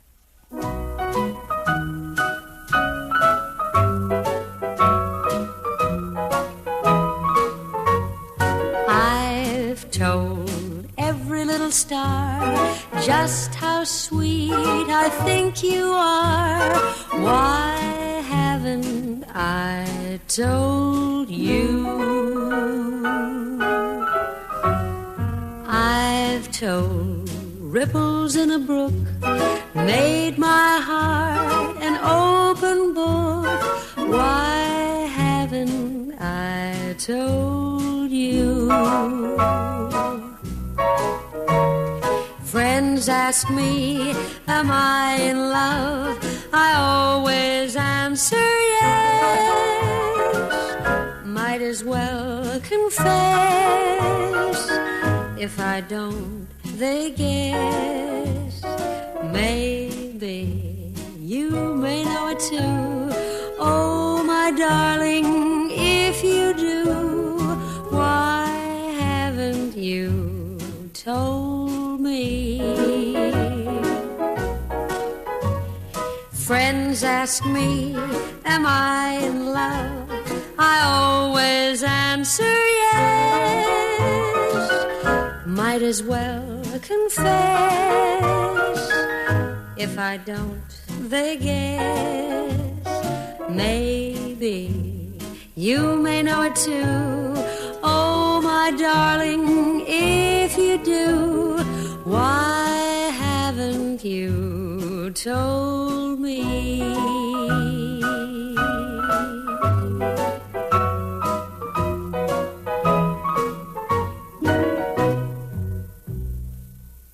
I've Told Every Little Star, by our guest, Miss Margaret Whiting. Well, gentlemen, what did you think? Gentlemen? Well, perhaps you could tell us something about the record, Miss Whiting. Well, I'd be delighted. See, it's from a recent LP album I recorded for Capitol. LP? First it's EP, and now it's LP. One must need a code book just to talk to you people. LP means long playing, approximately 20 minutes on each side of the record. Perhaps for people with long ears, huh, Vincent? Oh, that's very good. Oh, that's very good, yes. Gentlemen, of course, Margaret Whiting... A whiting can't hold a candle to a sardine. Indeed not. I recall one dinner back in 1907, Vincent, in Kansas City. Miss Whiting, we appreciate your dropping by. Well, the pleasure was all mine. Good night, Dr. Arbogast, Mr. McFadden. The oysters were perfectly dreadful, but the sardines, I recall a young man I met that evening. Gentlemen, we are discussing recordings. Oh, yes, of course. Well, the last recording was way down yonder in New Orleans. Well, No, we just played her nieces, Margaret. Way down yonder in New Orleans. Most unusual. Most unusual. Will you have some information on that record? Yes. Pesag Gaskell, I think, played clarinet on that one. Do you mind Pesag, Vincent? Oh, yes, I mind Pesag Gaskell well. Good clarinetist. He was a channel swimmer, too. A channel swimmer? The best. There was a champion. Pesag never used grease. He used to flex his little muscles and say proudly, "What's good enough for the blue whale is good enough for me." Ah. Well, gentlemen, our time is up. Pesag Gaskell was an excellent channel swimmer, and at the drop of a towel he would plunge into empty water that even resembled a channel. He was once compared favorably with the lemming. Well, that's it, gentlemen. Our time is up. Now say good night to our listeners. Good night, friends, out there in Radioland. And Mrs. Carrie Moomaw in the Needles Public Library.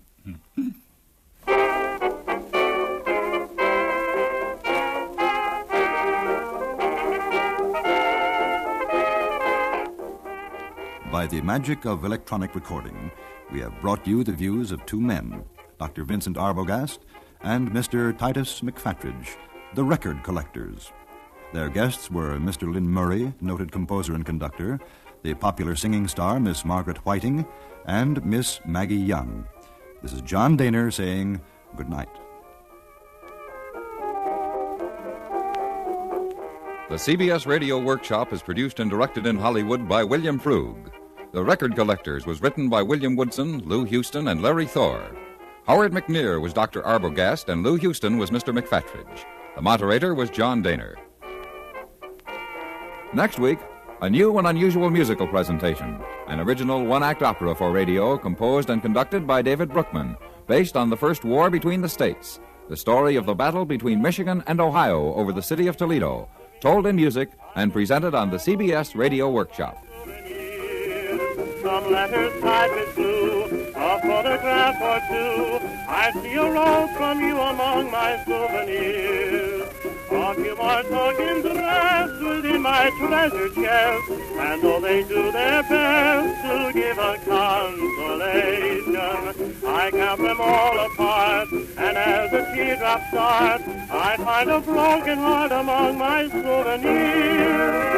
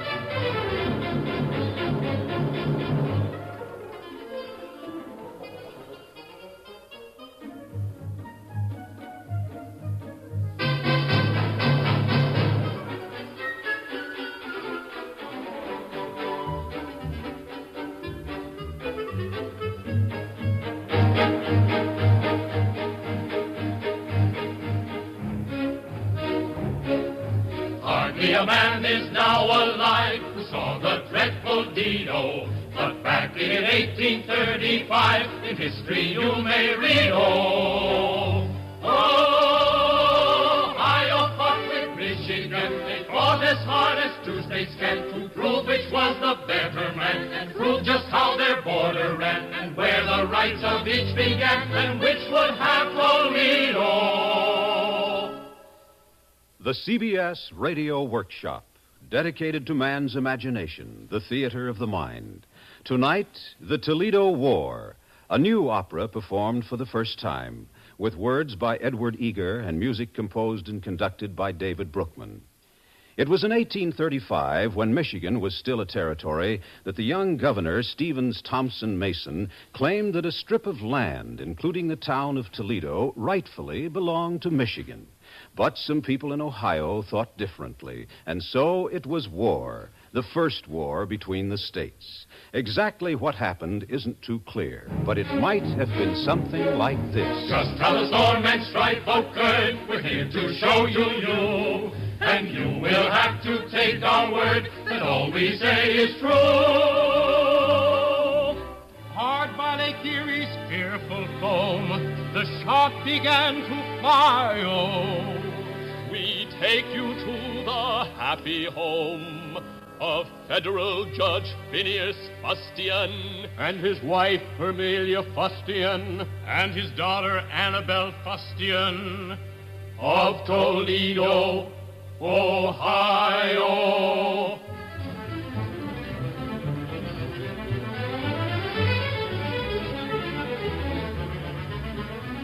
With stirring news of war assails our ear, according to the latest thing we hear. The men of Michigan have made complaints. Our town is in their state. We say it ain't. So now with savage skill and aim adroit, they're planning to invade us from Detroit. To Stinkney, are you ready to go forth and guard us from these vandals of the north and battle to the joy of all bystanders to keep our city safe from Michiganders? Then homing, lay my daughter as your bride. Have you your forces ready? Well, I've tried. My brothers were the only ones who came. But we will guard you safely all the same. They're waiting just outside the door. My brother 1, my brother 3, my brother 4. Good evening, 1. I'm 3. Oh, I see. My father was a military man, and he named us by a military plan. And he formed us in a group, and he trained us in a troop to be as military as we can. We're the 1, 2, 3, 4. 1, 2, 3, 4. Stinkney Brothers.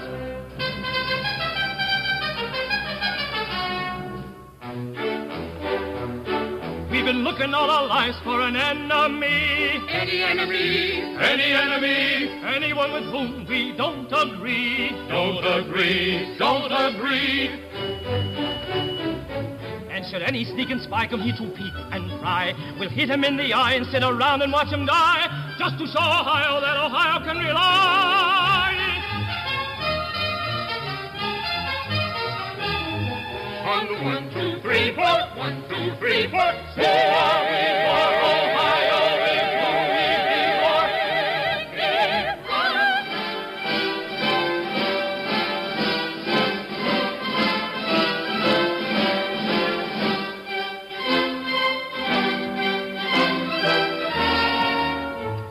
Cousin Isabel. How sad, cousin, that you missed Two's triumphant departure. It was truly inspiring. Do you love him, cousin? I do more.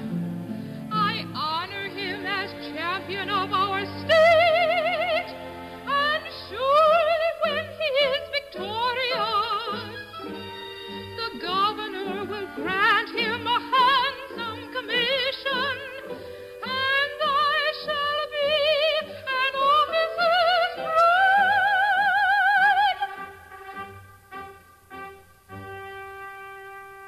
Oh, few men are as plain as two, and much more brawn than brain as two. By some he might be called fat too. His hair is growing bald. That's too. But when the battle's din is through, and fame he'll win will do. And when I am his wife, I'll read a rich book I will too. My turn me too. Put out the light. I'll bring the night. Good night.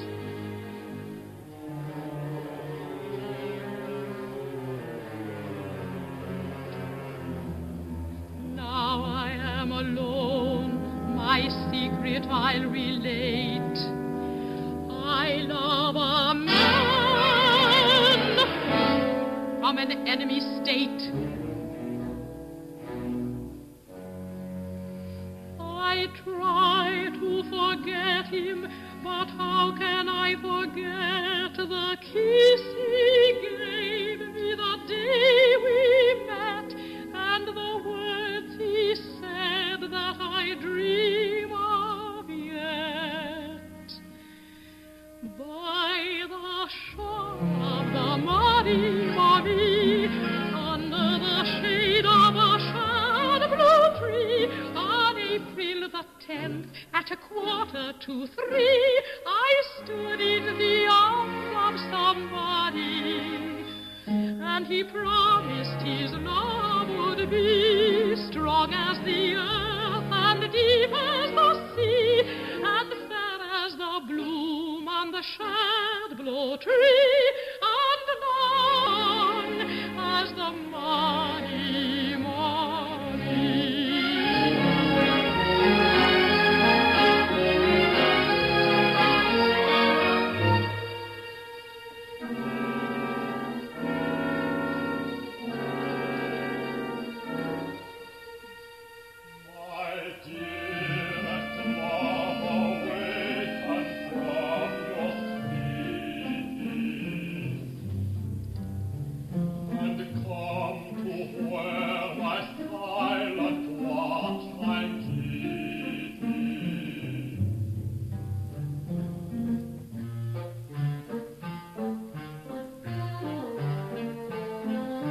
Clear through my husband's snoring drone, I heard a melody.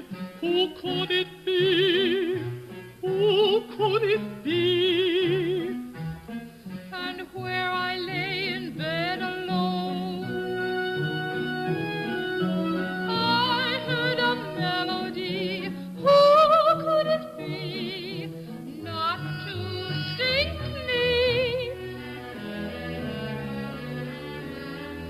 And in a voice that I've well known, a charming lyric baritone, I heard a melody, and it is he. It's my beloved enemy. It cannot be he sings for me. My time for serenades is done, and yet how bittersweet would be if I could still reprise just one. Cannot be he sings to me. My troth is plighted to my two, and yet how pleasant it might be if I could flirt with this one too. I know it's he sings to me with quaking heart. I wonder why he has appeared so stealthily. Oh, can it be that he's a spy? What shall we do? I can we slide to road and high or open wide?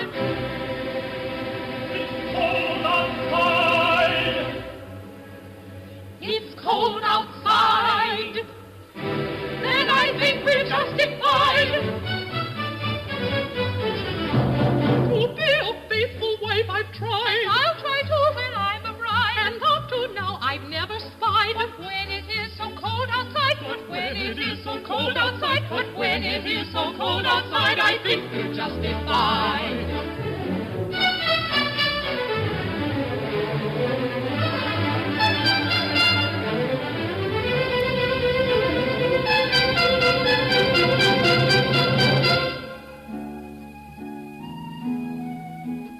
Good evening. A stranger. Do we know know you, sir? Alas, no. But... Hush, not a word. Forgive me. I lost my way, and having my mandolin with me, improvised a serenade to warm my fingers. They're warmer now. Oh, sir, oh, sir. And now that I meet with such charm and beauty, too, I can only repeat every word I sang was true.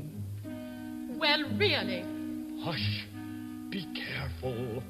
Sir, I'm a married lady. I am an engaged young lady. And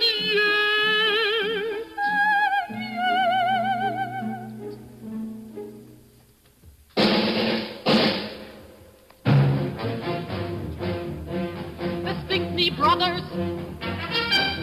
If you are recognized, you will be killed and will be compromised. Where can I hide? Under there. Where? There, get inside. Quick, move the chair. I see his hair. There. We seen a man from Michigan, but then he ran. You seen a man as quiet as a mouse. We saw him creeping. We'd better search the house. No, my uncle's sleeping. How did you know he was from Michigan? Did he wear a uniform? No, that's so. He didn't wear a uniform. It would be just like them dirty Michiganders not to wear a uniform. It would, that's good. Them dirty brutes wear business suits. Ought you to? How can you think that I would hide a spy? No. Go. Oh.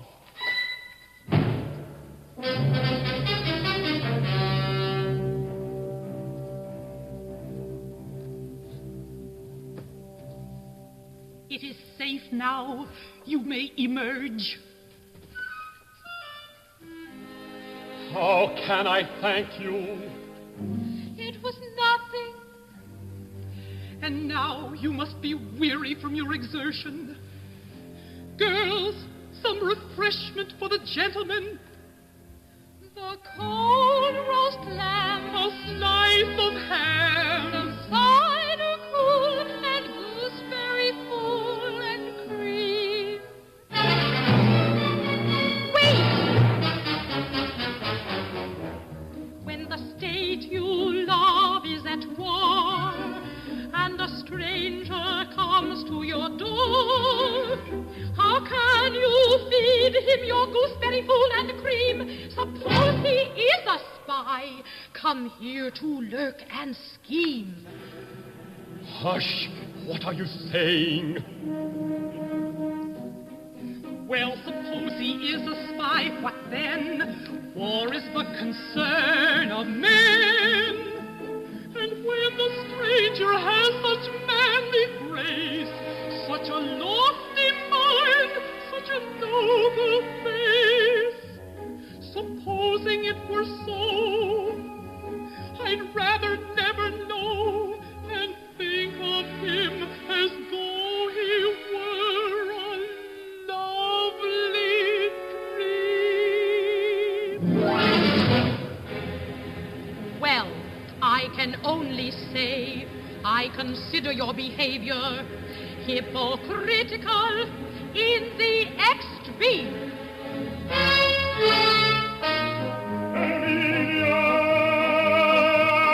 What is that voice of thunder? My husband, my father. Should I surrender? No, get back under. What does this mean? The hour is late, and all the house is aglow. We weren't sleepy. We weren't sleepy. Gooseberry fool on the parlor table. Suppose the neighbors should know. We hungry. We were hungry. You must curb this tendency to madcap frolic. Often I've told you so. Yes, I know. Yes, we know. Law and order. Status quo. I know. Put out the light. I'll bring the light.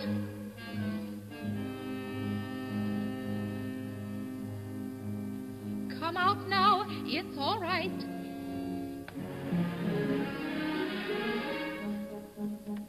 I'd like to stay and talk if things could be as they might. But since they aren't quite, I'd better say good night. Good night. Bon appetite. I'll bring the light.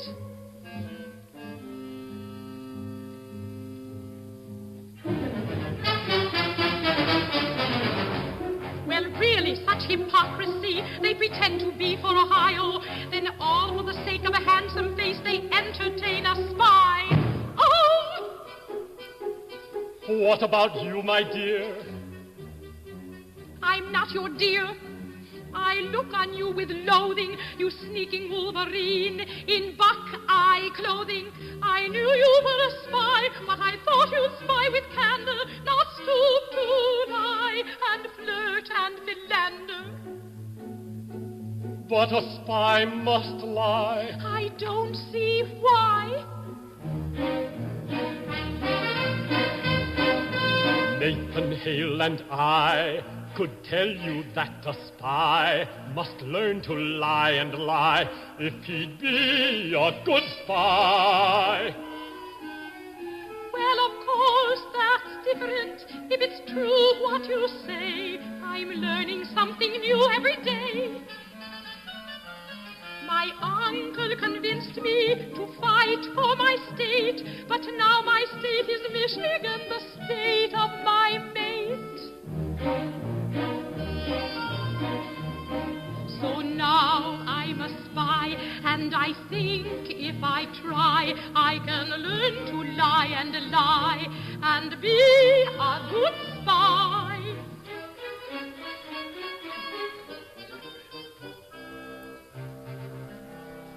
But how did you come here, and what is the occasion? I came from Detroit with a party of invasion. We planned to make for the courthouse with our Speedo, to draw up a deed or to claim Toledo. But the night it was dark and the way it was tricky. I got lost in the swamp, and the swamp it was sticky, and I couldn't find the courthouse for my knowledge it was scanty. So I finally came to this house of your auntie. But this is the courthouse. My uncle holds court session right here in the parlor every Friday. Then 9 points of the law I've won, for I am in possession without having hardly tried it. There's paper in the desk, and quills and ink. Toledo will be Michigan as quick as a wink. Now to draw up the deeds and writs. Order in the court sits.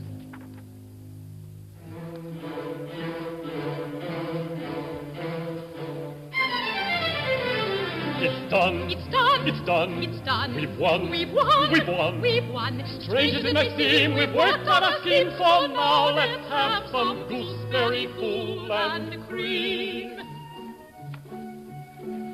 Delicious, sweetheart, darling, you eat part. Thank you, my dear.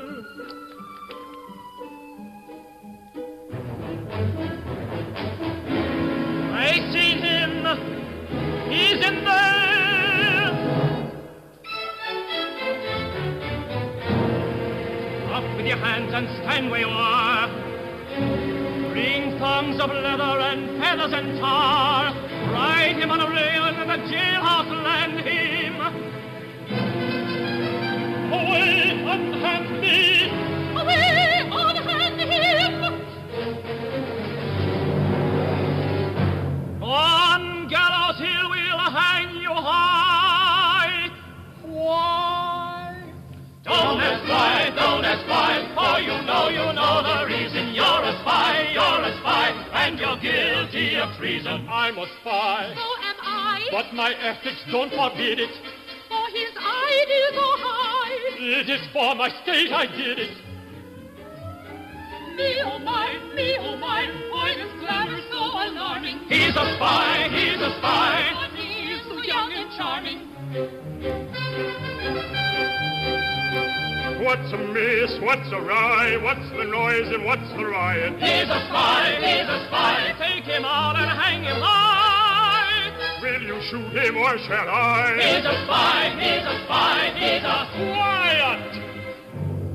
You have no right to seize me, for from this date, Toledo is no longer even in your state. Read this paper. Heaven forbid. Niece, you signed this? Yes, I did. You are guilty of fraud, impersonating an officer, and contempt. Not at all, I am exempt. You told me states' rights are the highest right. Sustained.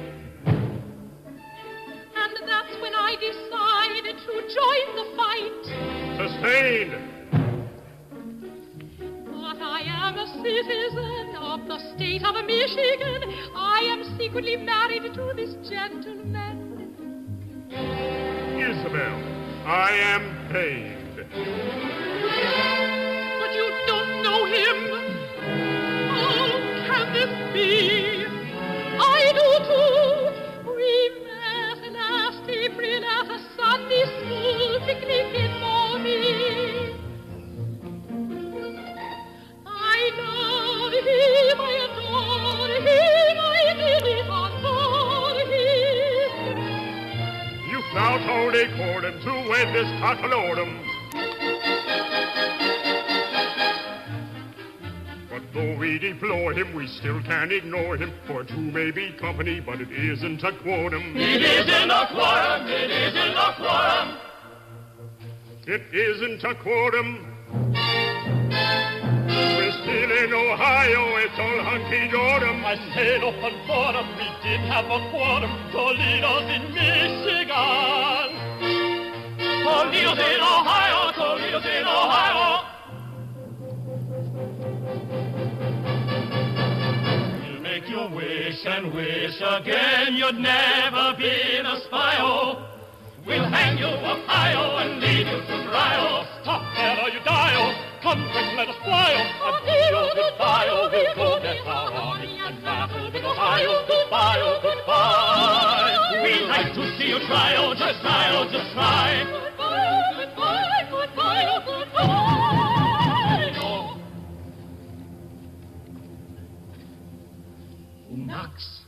Who knocks at such an hour unorthodox when 10 is striking on the clocks? Who knocks? Who knocks? Unlock the locks. Let's see who knocks.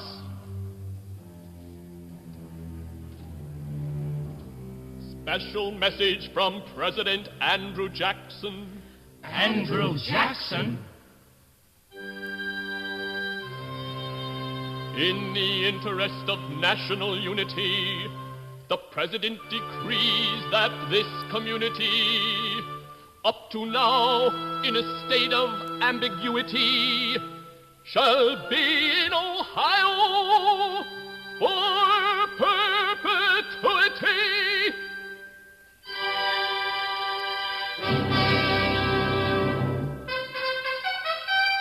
Oh, joy! Toledo is in Ohio! So now you know. Sadly, I bow to the President's order. I linger no longer south of the border. Come home with me, Isabel, and find safe harbor, and live happy ever after in Ann Arbor. No, I object. Objection overruled. Don't we get this suit? Nobody!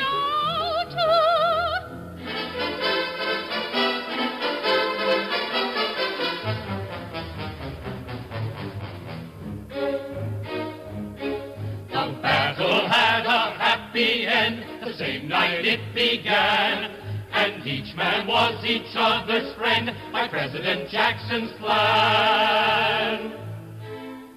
So let's be glad it turned out right, as battles seldom can. And let's be happy that tonight, though years and years have passed in flight, Toledo still is shining bright.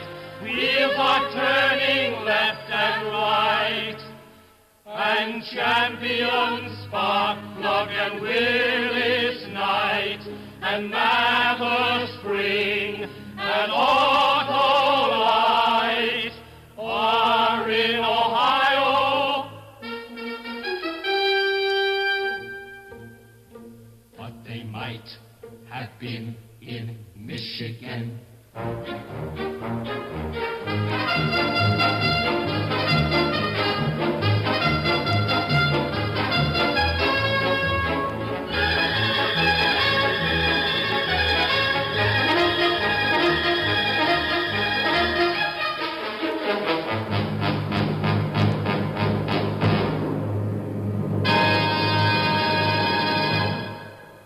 Tonight, the CBS Radio Workshop has presented The Toledo War, a parlor piece for music, with words by Edward Eager and music composed and conducted by David Brookman. The cast included Arthur Newman as Judge Phineas Fustian, Jean Hanslick as his wife, Lois Winter as Annabelle, Shirley Emmons as Isabel, Peyton Higginson as the hero, and Mike Pollock as Stinkney II. Others included John Wilson, Jack Brown, and Bill Marine. The CBS Radio Workshop is produced in New York by Paul Roberts. This is Bob Hite inviting you to join us again next week when we present When He Shall Appear. This is the CBS Radio Network.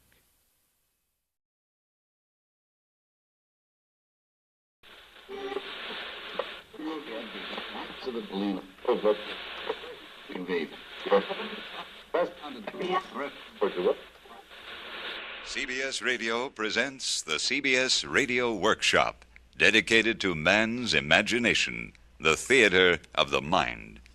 Tonight, The Enormous Radio, based on John Cheever's extraordinary short story, which originally appeared in the pages of the New Yorker magazine. Irene, don't you want to hear The Workshop? It's a pretty good show. Oh, I feel like music, don't you? It's the Schubert Ferellum, isn't it? Yeah. All right, leave it on. A little louder, though, will you?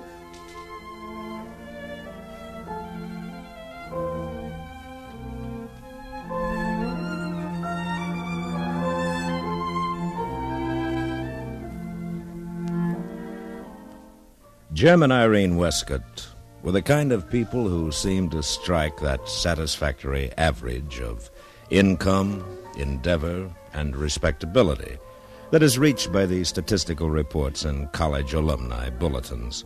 They differed from their friends, their classmates, and their neighbors only in an interest they shared in serious music. They went to a great many concerts, although they seldom mentioned this to anyone, and they spent a good deal of time listening to music on the radio. Now, their radio was an old instrument, sensitive, unpredictable, and beyond repair. And when it faltered, Jim would strike at the side of the cabinet with his hand. Well, this sometimes helped. But one Sunday afternoon...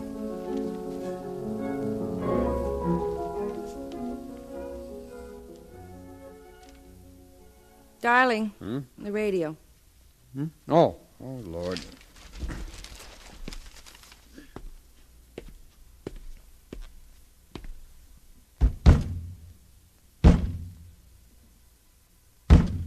No, this time it's finished. Bang it again.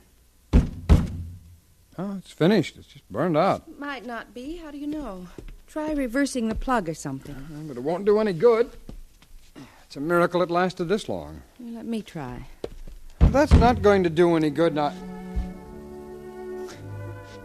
A woman's touch. All right. Why don't you sit down? It'll... Yeah. See, there it goes. It's so aggravating. And of course it had to happen while they were playing the Schubert. Take it easy. Well, it makes me mad. We knew this was going to happen. We should have done something. I told you what the repairman said, honey. It'd cost almost as much to fix it as to buy a new one. Darling, couldn't we get a new one? I don't know. We agreed to get along with this until we could get a good hi-fi with some FM. Please. It's not going to be much fun without music. All right. All right, dear. I'll look around tomorrow, see what I can find. The next day, on Monday, when he came home from work, he told her that he'd got one. He refused to describe it and said that it would be a surprise for her when it came. The radio was delivered the following afternoon, and with the assistance of her maid and the handyman, Irene uncrated You it hold this, Emma. Oh, yes, and ma'am. brought it into the Take living your stuff room. in the kitchen later. Oh, this sure is a Not heavy a very one. pretty cabinet. Oh, ma'am, look at all the dials on it. I never could get the hang of that. It shouldn't be too difficult, I suppose. Volume, treble, boost, bass boost, tuning, short wave, band 1, 2, 3, 4. Oh, well, this must be the switch to turn it on. Yes. Plug it in now, will you, Emma? Oh, yes, ma'am. All right. Probably takes a minute to warm up.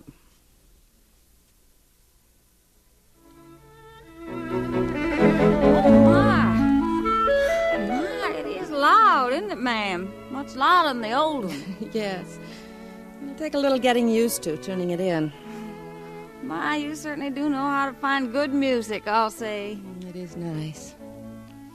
Well, you'd better see about getting supper now. Yes, ma'am.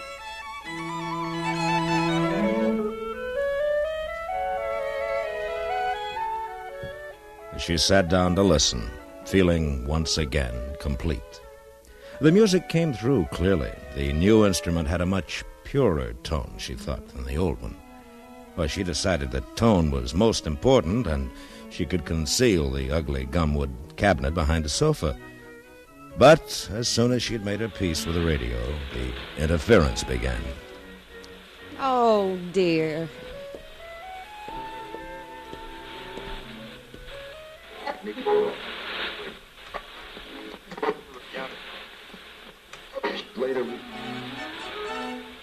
And they call this hi-fi.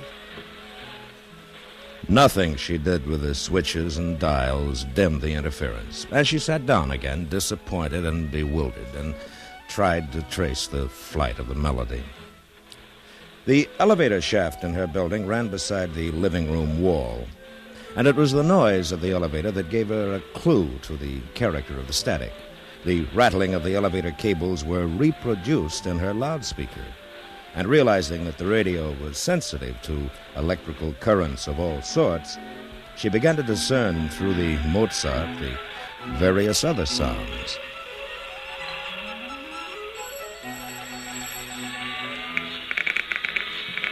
By listening more carefully, she was able to distinguish doorbells, elevator bells, electric razors, and wearing mixers picked up from the apartments that surrounded her.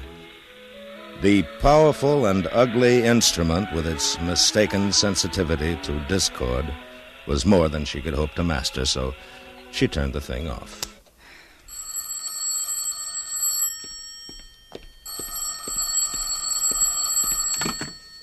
Hello? Hello, Irene. Did it get there? Oh, the radio, yes, dear. Well, how do you like it? Well, it's fine, but... But what? Well, there's all kinds of sounds, noises coming through. What do you mean? Like static? Well, yes, but more like real noises. Hmm? I think it's picking up all the electric things in the building. Bells, vacuums, telephones. Well, you better not fool with it until I get home. It probably needs a ground or something. All right. I think it's wonderful, dear. Much nicer than the old one. When it's clear. The music sounds beautiful. Oh, good. Well, I'll see you later. Bye. Bye. When Jim Westcott came home that night, he went to the radio confidently, worked the controls. The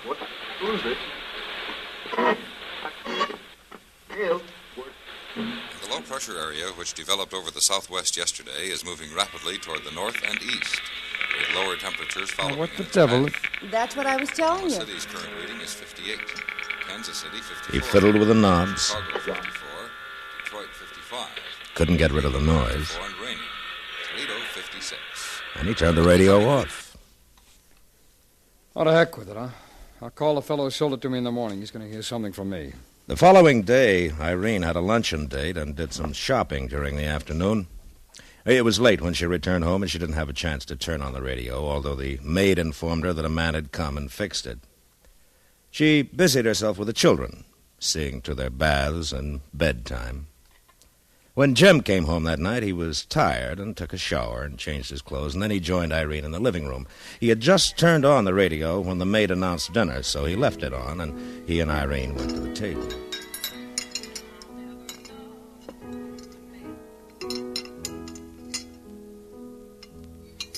I saw the sweetest dress this afternoon. Of course, I didn't buy well, it, but it's just as well. I mean, we better go slow for a bit. Hard day, dear? Yeah, I had a rotten day. Music does sound nice, doesn't it? Very nice. For heaven's sake, Kathy, do you always have to play the piano when I get home? Well, it's the only chance I have. I'm at the office all day. So am I. I wish you did. Did you hear that? Yeah, but it's probably a play. I don't think it is a play. What's the matter? Where are you going? I want to see what that was. Well, try another station.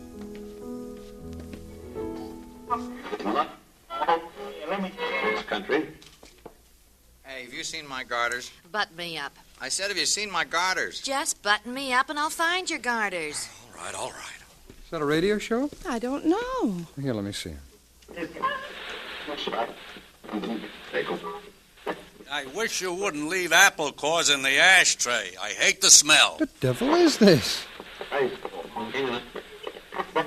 the coast of Coromandel, where the early pumpkins blow, in the middle of the woods lived the Yongy-Bongy Beau. 2 old chairs and half a candle, 1 old jug without a handle. Lord, that's the Sweeney's nurse. What? Turn that thing off. Maybe they can hear us. That was Miss Armstrong, the Sweeney's nurse. She must be reading to the little girl. They live in 17B. I've talked to her in the park. I know her voice. We must be getting other people's apartments. That's impossible. Well, that was Sweeney's nurse. I know her voice. I know it very now, well. Wait a minute.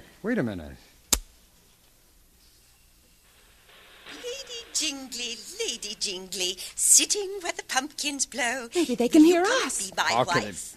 I'm tired of living singly on this Hello? coast so wild and singly. Hello? I'm a weary of my life. If you'd come and be my wife, I guess she quite can't hear us. serene would Try be my something life. else. Right.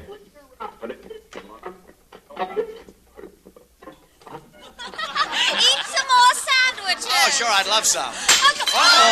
That did it. Those must be the Hutchinsons in 15B. I knew they were giving a party this afternoon. I saw her in the liquor store. Isn't this divine?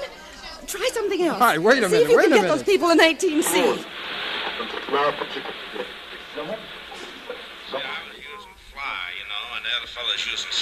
Two no trump. Pass. 3 no trump. Double. And look at George in the grass skirt. The Westcotts overheard that evening a monologue on salmon fishing in Canada, a bridge game, running comments on home movies, and a bitter family quarrel about an overdraft at the bank. They turned off the radio at midnight, went to bed, weak with laughter.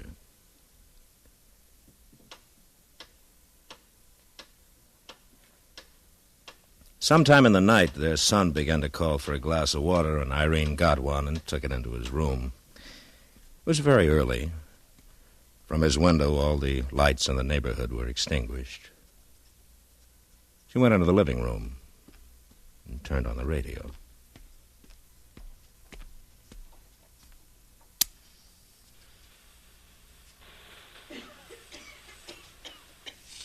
Are you all right, darling? Yes. I'm all right, I guess. But you know, Charlie, I don't feel like myself anymore. Sometimes there are only, about 15 or 20 minutes in the week when I feel like myself. I don't like to go to another doctor. The doctor bills are so awful already, but I just don't feel like myself, Charlie. I just never feel like myself. Oh, dear. How sad. How terribly sad. The following morning, after her children and husband had been carried away in the elevator, she went into the living room and tried the radio again. You are going to school this morning, my girl, and that's all there is to it. Look, we paid $800 to get you into that school, and you'll go if it kills you.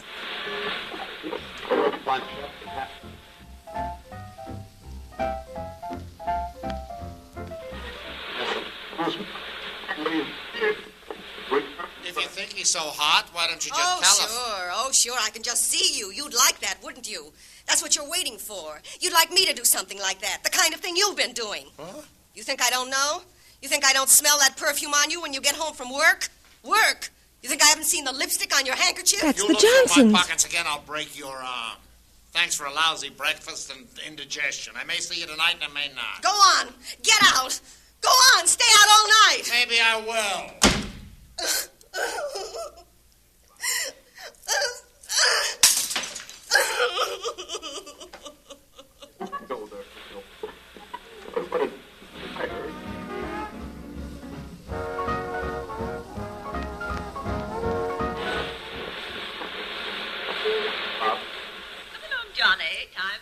Irene shifted the control and invaded the privacy of several breakfast tables. She overheard demonstrations of indigestion, love, abysmal vanity, faith, and despair. Her life was nearly as simple and sheltered as it appeared to be, and the forthright and sometimes brutal language that came from this loudspeaker the morning there astonished and troubled her. She continued to listen until her maid came in, and then she turned the radio off quickly, since this insight, she realized, was a furtive one. She had a luncheon date with a friend that day and didn't get home until after 2:30. For some reason, she felt strangely disturbed.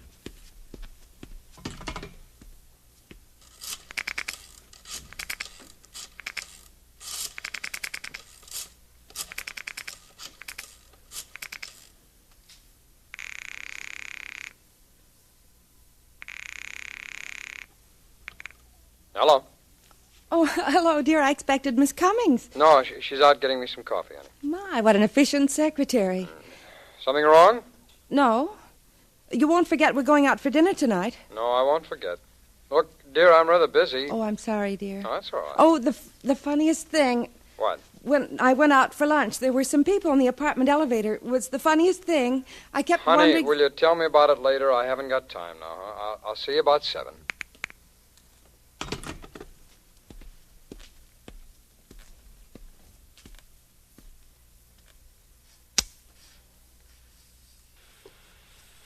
Give the best scotch to anyone who hasn't white hair. And see if you can get rid of that liver paste before you pass those hot things.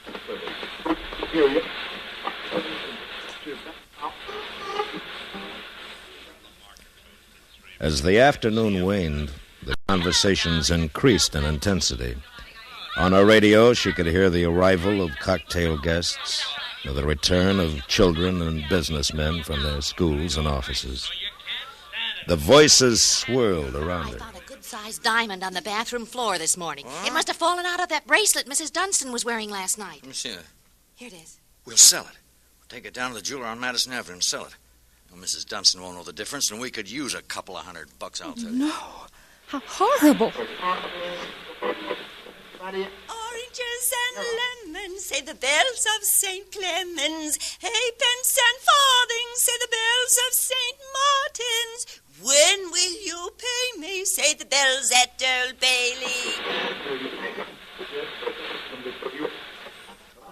It's not a hat. It's not a hat. It's a love affair. Oh, that's what Walter Florell said. He said it's not a hat. It's a love affair. Talk to somebody, honey. Talk to somebody. If she catches you standing here not talking to anyone, she'll take us off her invitation list, and I love these parties. I hate these things. I think they stink. I love them. The Westcotts were going out for dinner, and when Jim came home, Irene was dressing. She seemed sad and vague, and he brought her a drink. They were dining with friends in the neighborhood, and they walked to where they were going. It was one of those splendid spring evenings that excite memory and desire. And the air that touched their hands and faces felt very soft. A Salvation Army band was on the corner playing.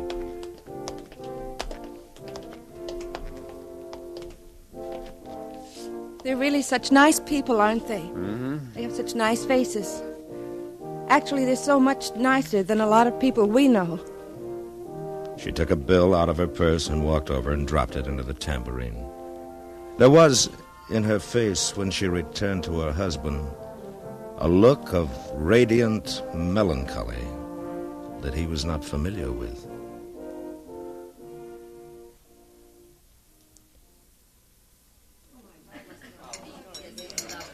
And her conduct at the dinner party seemed strange to him, too. She interrupted her hostess, I don't agree with you. I think you're absolutely wrong. Completely wrong. stared at people across the table from her with an intensity for which she would have punished her children.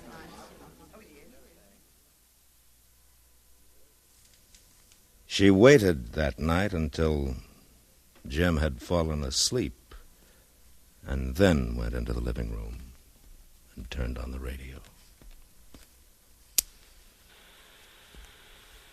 Oh, I'm so tired. I'm absolutely dead. Maybe if we could get home one night in the week before 1 o'clock, you wouldn't be so tired. I know, but we had to go to the party, and I don't know The next day, she had a slight headache and didn't keep an appointment she had. At 2 o'clock, Jim called her from the office. Everything all right? Yes, I suppose so. Aren't you feeling well? I've got a bit of a headache. No. What'd you find out about the car? No, I didn't. Well, I asked you to be sure to, honey. We won't get it until tomorrow now. Now, will you please call them right away and tell them I've got to have it by tomorrow? Yes. Irene, did you hear me? I said yes. What's the matter with you? I've got a headache. You've been listening to that radio all morning, haven't you? Now, look, fun's fun, but you're running it into the ground, honey. It's not good for you. Now, please, keep the thing off, will you? All right. You promise? All right. Jim came home at about 6 that night. Emma, the maid, let him in, and he had taken off his hat and was taking off his coat when Irene ran into the hall. Go up to 16C, Jim. What? Don't take off your coat. Go up to 16C. Mr. Osborne's beating his wife. They've been quarreling since 4 o'clock, and now he's hitting her. Go up there and stop it. Cut it out. Stop it. You don't have to listen to this sort of thing, you know.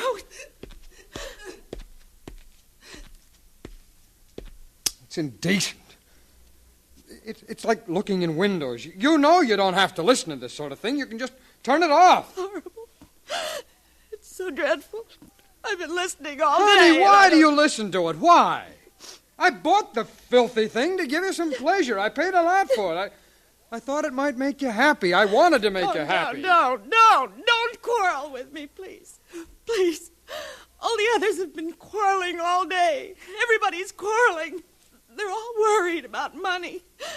Mrs. Hutchinson's mother's dying in Florida, and they don't have enough money to send her to the Mayo Clinic. And Mrs. Melville has heart trouble, and some woman is playing around with the superintendent. It's disgusting. And Mr. Hendricks is going to lose his job. And that girl who plays the Missouri Waltz all the time. And Mr. Osborne beating Mrs. Osborne. Irene, listen to me. Why do you have to turn it on? Why do you have to listen to that stuff? It makes you so miserable. No, don't. Life is too terrible. It's too sordid and too awful. But we've never been like that, have we, darling? Have we? I mean, we've always been good and decent and loving, haven't we? And we have 2 children, beautiful children. Our lives aren't sordid, are they, darling? Are they? We're happy, aren't we? We are happy. Of course we're happy, darling, of course. Now, look, I'll have the fool radio fixed or taken away tomorrow. Come on. It's all right, honey. It's all right. You love me, don't you? And we're not hypercritical or worried about money or dishonest, are we? No. Darling, no.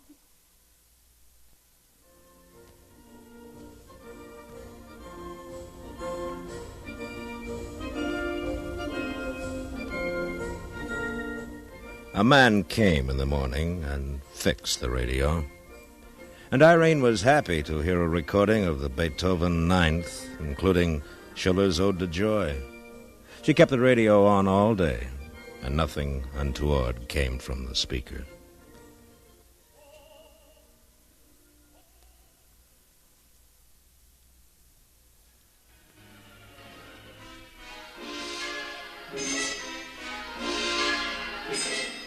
Debussy's La Mer was being played when Jim came home and they went into dinner. His face was pale, she thought. I paid the bill for the radio today. It cost $400. I just hope you get some enjoyment out of it. I'm sure I will, darling. Well, $400 is a good deal more than I can afford. But I wanted to get something you'd enjoy. It's the last extravagance we'll be able to indulge ourselves in this year. All right, dear, of course. I understand. Maureen, by the way, I noticed you hadn't paid your clothing bills yet. I saw them on your dressing table. Oh, I suppose I must have forgotten. Well, why did you tell me you'd paid them? Why did you lie to me? Oh, I just didn't want to worry you, Jim. I'll be able to pay my bills out of this month's allowance. There were slip covers last month from that party we had to give. Well, you just got to learn to handle the money I give you a little more intelligently, Irene. Yes, darling, I will. I really will. You just got to understand that we won't have as much money this year as we had last, right?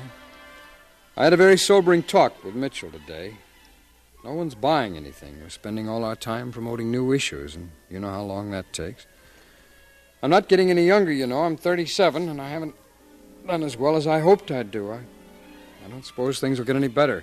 Yes, dear. We just got to start cutting down. Start thinking of the children. To be perfectly frank with you, I worry about money a great deal. I'm not at all sure of the future. No one is. I've worked very hard to give you and the children a comfortable life, and I don't like to see all that energy wasted in fur coats, radios, and slip covers. Please, Jim, please, they'll hear us. Who'll hear us? Emma can't hear us. The radio. Radio? I'm sick of it. I'm sick to death of you. That radio can't hear us. Nobody can hear us. And what if they can hear us? Who cares? Why are you so holier than thou all of a sudden? What's turned you overnight into a nice girl? You stole your mother's jewelry before they probated her will. You never gave your sister a cent of that money that was intended for her. Not even when she needed it. Irene stood for a minute before the hideous radio, disgraced and sickened. But she held her hand on the switch before she extinguished the music, hoping that the instrument might speak to her kindly, that she might hear the Sweeney's nurse. And as she turned the dial, the voice on the radio was suave and noncommittal. Buffalo. A fire in a hospital near Buffalo for the care of blind children was put out early this morning. There were several injuries, but no fatalities. And that's the news.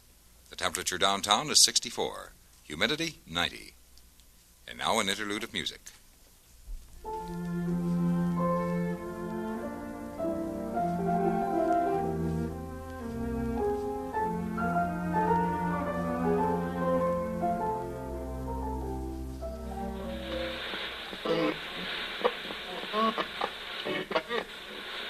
The CBS Radio Workshop has presented The Enormous Radio by John Cheever, produced and directed by Anthony Ellis. The script was adapted for radio by Mr. Ellis. The cast included William Conrad, Virginia Gregg, Stacey Harris, Eve McVeigh, Hans Conried, Charlotte Lawrence, Joseph Kearns, Paula Winslow, Herb Butterfield, Helen Klebe, George Walsh, and Irene Tedrow. Special effects were by Robert Chadwick, Bill James, and Clark Casey.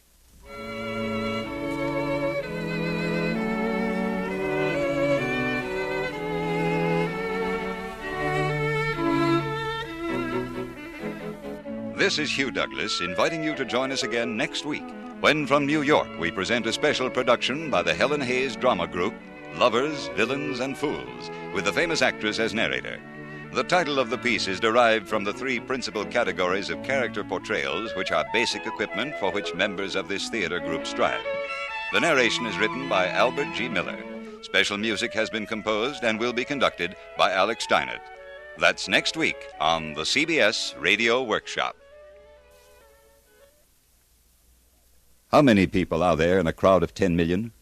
Do you have any picture in your mind, or is that figure too overwhelming? Well, 10 million is more people than there are in Chicago, Philadelphia, and Los Angeles combined. And that's how many men, women, and children in our country are suffering from some form of mental illness. Yes, 10 million. Among that 10 million, maybe there's someone you know, a neighbor, friend, or a relative. So you see, mental illness is a problem that concerns us all. And that's why we are all being asked to give to our local mental health campaign to fight mental illness. The best weapon is research. Research to find out how to prevent mental illness. Your doctors can be helped by your dollars. They can learn enough to really lick this number one problem, mental illness. The victims of mental illness need your help desperately. Give to your local mental health campaign. Stay tuned for 5 minutes of CBS News, to be followed on most of these same stations by My Son Jeep.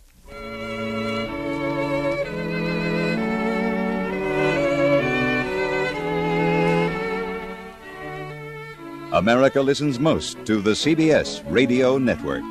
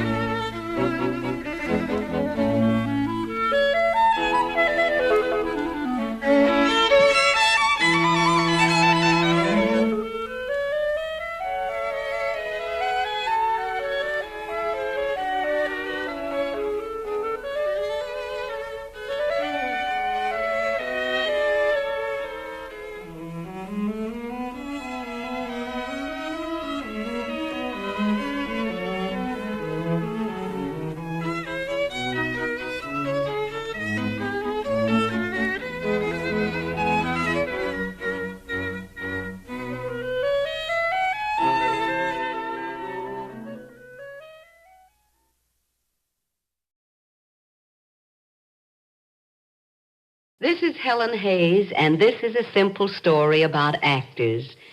I guess I know pretty much about actors because I've been one for 50 years.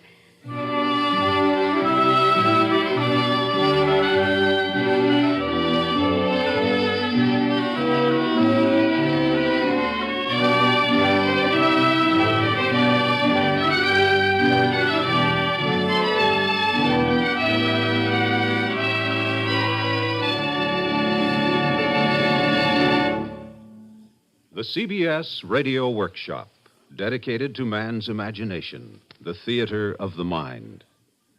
Tonight, the Helen Hayes Drama Group and Helen Hayes present Lovers, Villains, and Fools.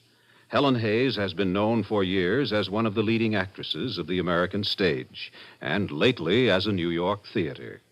And now on tape, Miss Hayes. Thank you.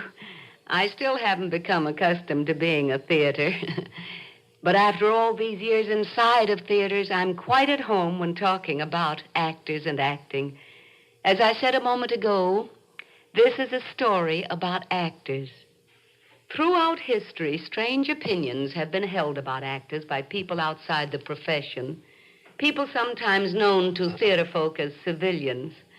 Actors have been accused of being childlike, vain, feather-brained, irresponsible, and, well, sometimes not even quite respectable. But whatever else they are, actors are artists. They work hard to learn their trade. It isn't easy to be called on to be a lover for one instant and a villain the next, and then turn from being a villain into a fool. And so an actor reaches for Shakespeare, whose plays provide him with all the examples of character he will ever need, no matter whatever or wherever he plays. Tonight, Jack Manning, my young actor friend, has brought our group to the studio with a Shakespearean repertoire of lovers, villains, and fools. And it might be wise to begin foolishly with a fool. The actor will be Dick Vere, reading a speech of Launce, a foolish fellow and two gentlemen of Verona.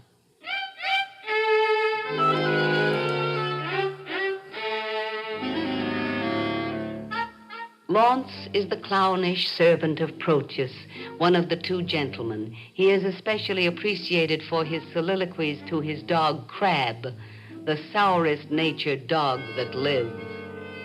The stage direction, enter Launce leading a dog.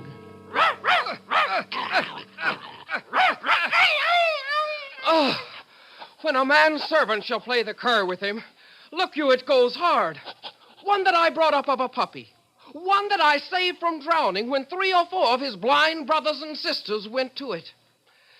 I have taught him, as you might say, precisely. Thus I would teach a dog. I was sent to deliver him as a present to Mistress Sylvia from my master. And I came no sooner into the dining chamber, but he steps me to her trencher and steals her capon's leg.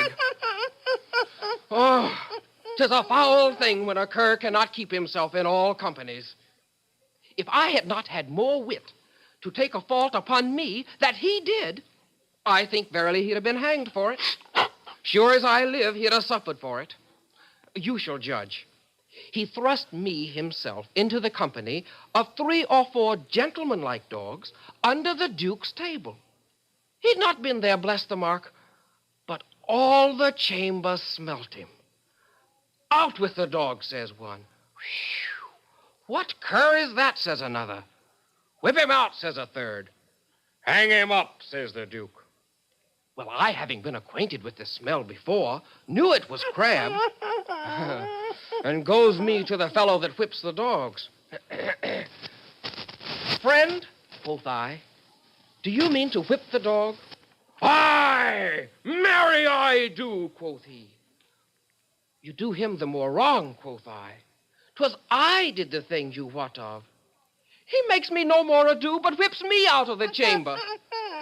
How many masters would do this for their servant? Oh, thou thinkest not on this now. Nay, I remember the trick thou served me when I took my leave of Madam Sylvia. Did I not bid thee still mark me and do as I do? When didst thou ever see me heave up my leg against a gentlewoman's farthingale? Didst thou ever see me do such a trick?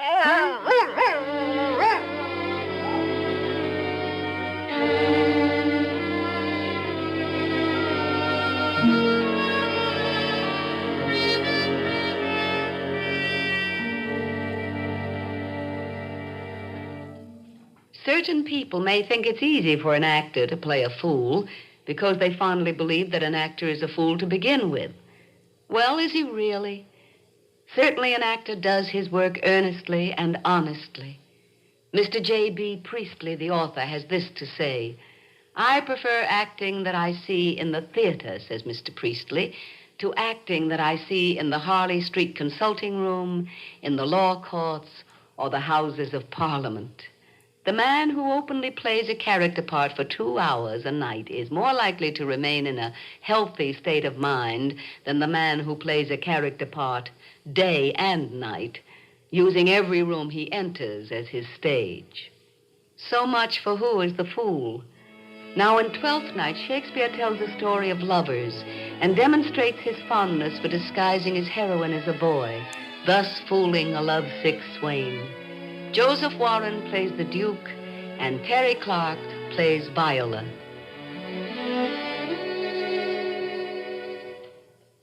Give me some music. Come, the song we had last night. Mark it, Cesario. It is old and plain. The spinsters and the knitters in the sun and the free maids that weave their thread with bones do used to chant it. It is silly sooth, and dallies with the innocence of love, like the old age. Come hither, boy. How dost thou like this tune? It gives a very echo to the seat where love is throned. Thou dost speak masterly. My life upon it, young though thou art, thine eye hath stayed upon some favor that it loves. Hath it not, boy? A little by your favor. What kind of woman is't? Of your complexion. She is not worth thee, then. What years, i' faith? About your years, my lord. Too old, by heaven. Let thy love be younger than thyself, or thy affection cannot hold the bent. For women are as roses whose fair flower, being once displayed, doth fall that very hour. And so they are. Alas, that they are so, to die even when they to perfection grow. Once more, Cesario, get thee to yon same sovereign cruelty. But if she cannot love you, sir. I cannot be so answered. Oh, sooth, but you must. Say that some lady, as perhaps there is, hath for your love as great a pang of heart as you have for Olivia. You cannot love her, you tell us, so must she not then be answered? There is no woman's sides can bide the beating of so strong a passion as love doth give my heart. Ay, but I know. What dost thou know? Too well what love women to men may owe. In faith they are as true of heart as we. My father had a daughter, loved a man. As might be, perhaps, were I a woman, I should your lordship. And what's her history? A blank, my lord. For she never told her love, but let concealment like a worm in the bud feed on her damask cheek. She pined in thought, and with a green and yellow melancholy she sat like Patience on a monument, smiling at grief. Was not this love indeed? Oh, we men may say more, swear more, but indeed our shows are more than will, for still we prove much in our vows, but little in our love. But died thy sister of her love, my boy? I am all the daughters of my father's house, and all the brothers, too, and yet I know not. Sir, shall I to this lady? Aye, that's the theme. To her in haste. Give her this jewel. Say, my love can give no place, bide no denay.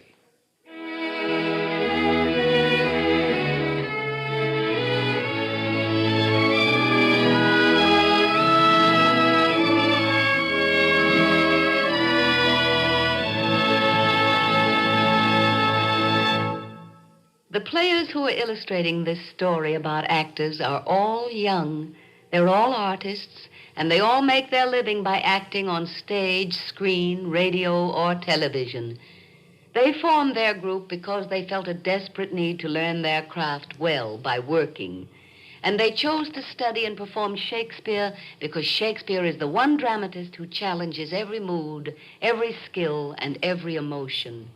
Being human beings as well as actors, there are lovers among these young people, I'm certain of that. And there may be a fool or two. But I'm sure that there are no out-and-out villains.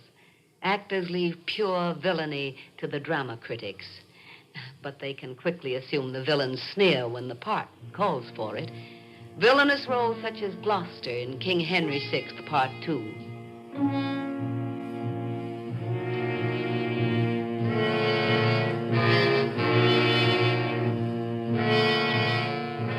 Here's Jack Manning as Gloucester, the man who can smile and murder while he smiles.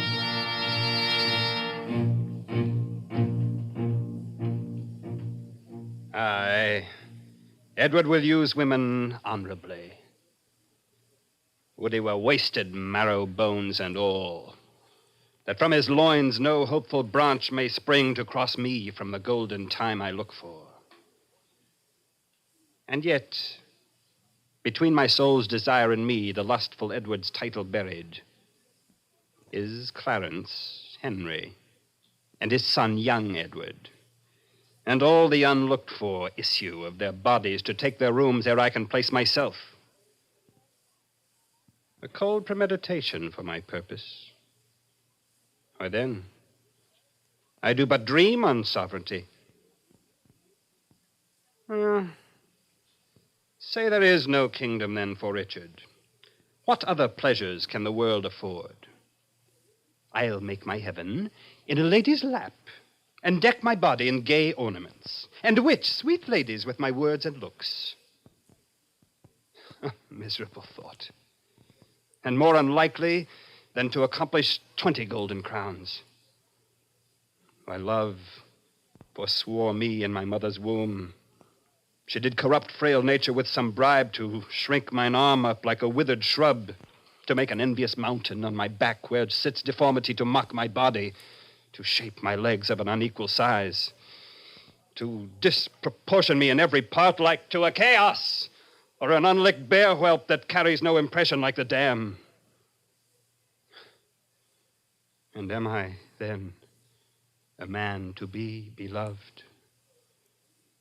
Oh, monstrous fault to harbor such a thought. Then, since this earth affords no joy to me, but to command, to check, to o'erbear such as are of better person than myself, I'll make my heaven to dream upon the crown. And whiles I live, to account this world but hell, until my misshaped trunk that bears this head be round empaled with a glorious crown. And yet, I know not how to get the crown, for many lives stand between me and home, and I, like one, lost in a thorny wood that rends the thorns, and is rent with the thorns, seeking a way and straying from the way, not knowing how to find the open air, but toiling desperately to find it out, torment myself to catch the English crown. And from that torment I will free myself, for hew my way out with a bloody axe.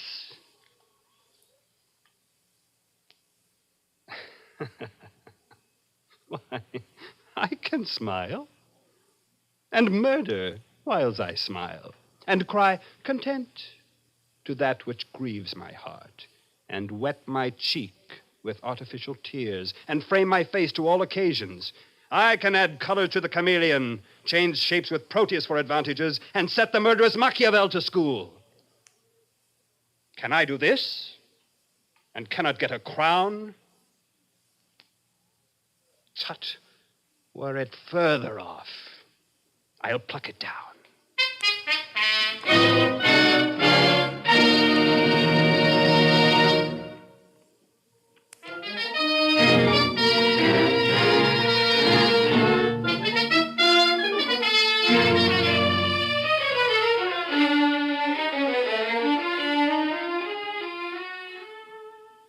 This is Jack Manning. In Shakespeare, as in life, we find lovers who are villains, and by being villains are fools indeed. Here are Macbeth and his lady passionately plotting the death of Duncan. Barbara Joyce as Lady Macbeth, and Douglas Gordon as Macbeth.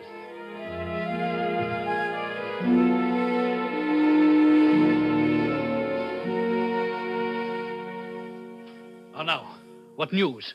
He has almost supped. Why have you left the chamber? Have they asked for me? Know you not he has?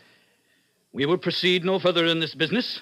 He hath honored me of late, and I have bought golden opinions from all sorts of people, which would be worn now in their newest gloss, not cast aside so soon. Was the hope drunk wherein you dressed yourself? Hath it slept since? And wakes it now to look so green and pale at what it did so freely? From this time such I account thy love. Art thou afeared to be the same in thine own act and valor as thou art in desire? Wouldst thou have that which thou esteemest the ornament of life, and live a coward in thine honest aim? Prithee, peace! I dare do all that may become a man. Who dares do more is none. What beast was it then that made you break this enterprise to me? When you durst do it, then you were a man. And to be more than what you were, you would be so much more the man. If we should fail. We fail! But screw your courage to the sticking place, and we'll not fail.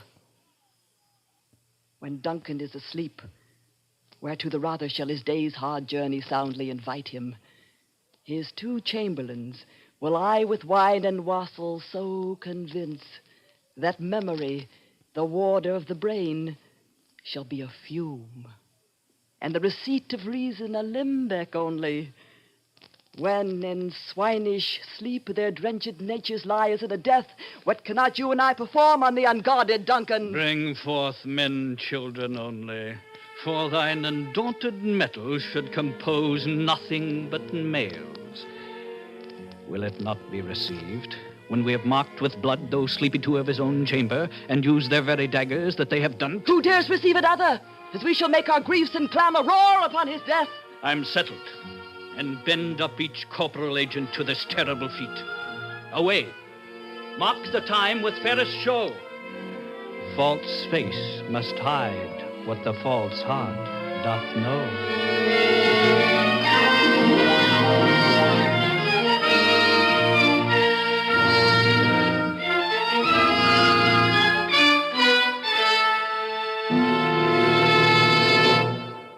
The greatest ambition of all actors is to play Hamlet, and our acting group is no less ambitious than others. So the climax of our story about actors will be a scene from this greatest play of all, a drama that's a treasure house of lovers, villains, and fools. Appropriately for this working group, the scene opens with Shakespeare's instructions to actors young and old in all lands, in all ages. We know it as Hamlet's advice to the players.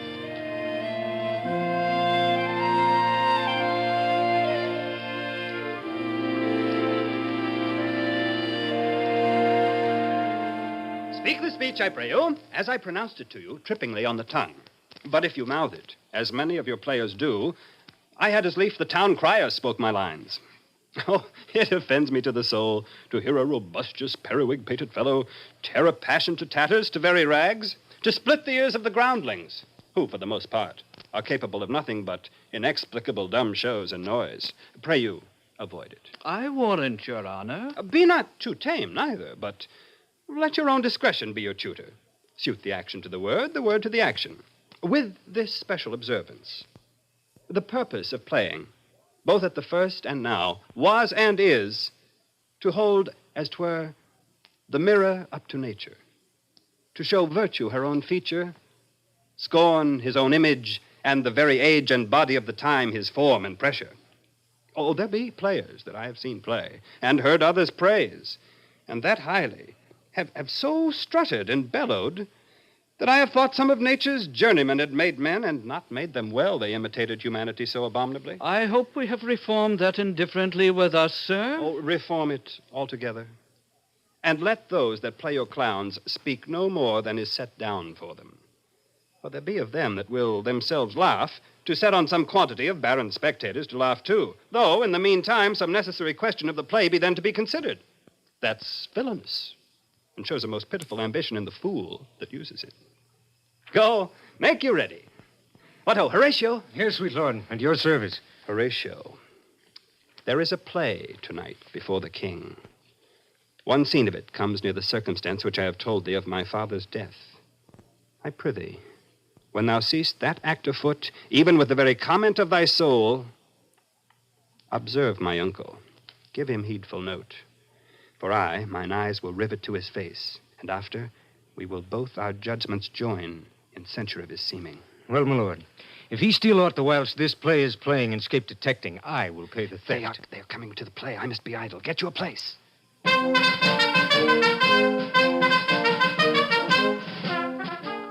How fares our cousin Hamlet? Excellent to faith. I eat the air, promise crammed. You cannot feed capons so. I have nothing with this answer, Hamlet. These words are not mine. No, nor mine now. Be the players ready? Aye, my lord. They stay upon your patience. Come hither, my dear Hamlet. Sit by me. No, good mother. Here's Methel more attractive. You are merry, my lord. Why? Aye, my lord. Oh, God, you're only jig maker. What should a man do but be merry? For look you, how cheerfully my mother looks, and my father died within his 2 hours. Nay, 'tis twice 2 months, my lord. So long? Oh, heavens, died 2 months ago and not forgotten yet. Well, then there's hope. A great man's memory may outlive his life half a year. Come, the play. Enter the king and queen very lovingly, the queen embracing him and he her. She kneels and makes show of protestation unto him. He takes her up and declines his head upon her neck, lays him down upon a bank of flowers. She, seeing him asleep, leaves him. Madam, how like you this play? The lady doth protest too much, methinks. Ah, but she'll keep her word. Have you heard the argument? Is there no offense in it? No, they do but jest. Poison in jest. No offense of the world. What do you call the play? The Mousetrap. This play is the image of a murder done in Vienna. You shall see anon. 'Tis a knavish piece of work. But what of that?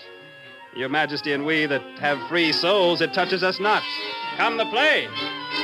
Anon comes in a fellow, takes off the king's crown, kisses it, and pours poison in the king's ears and exits.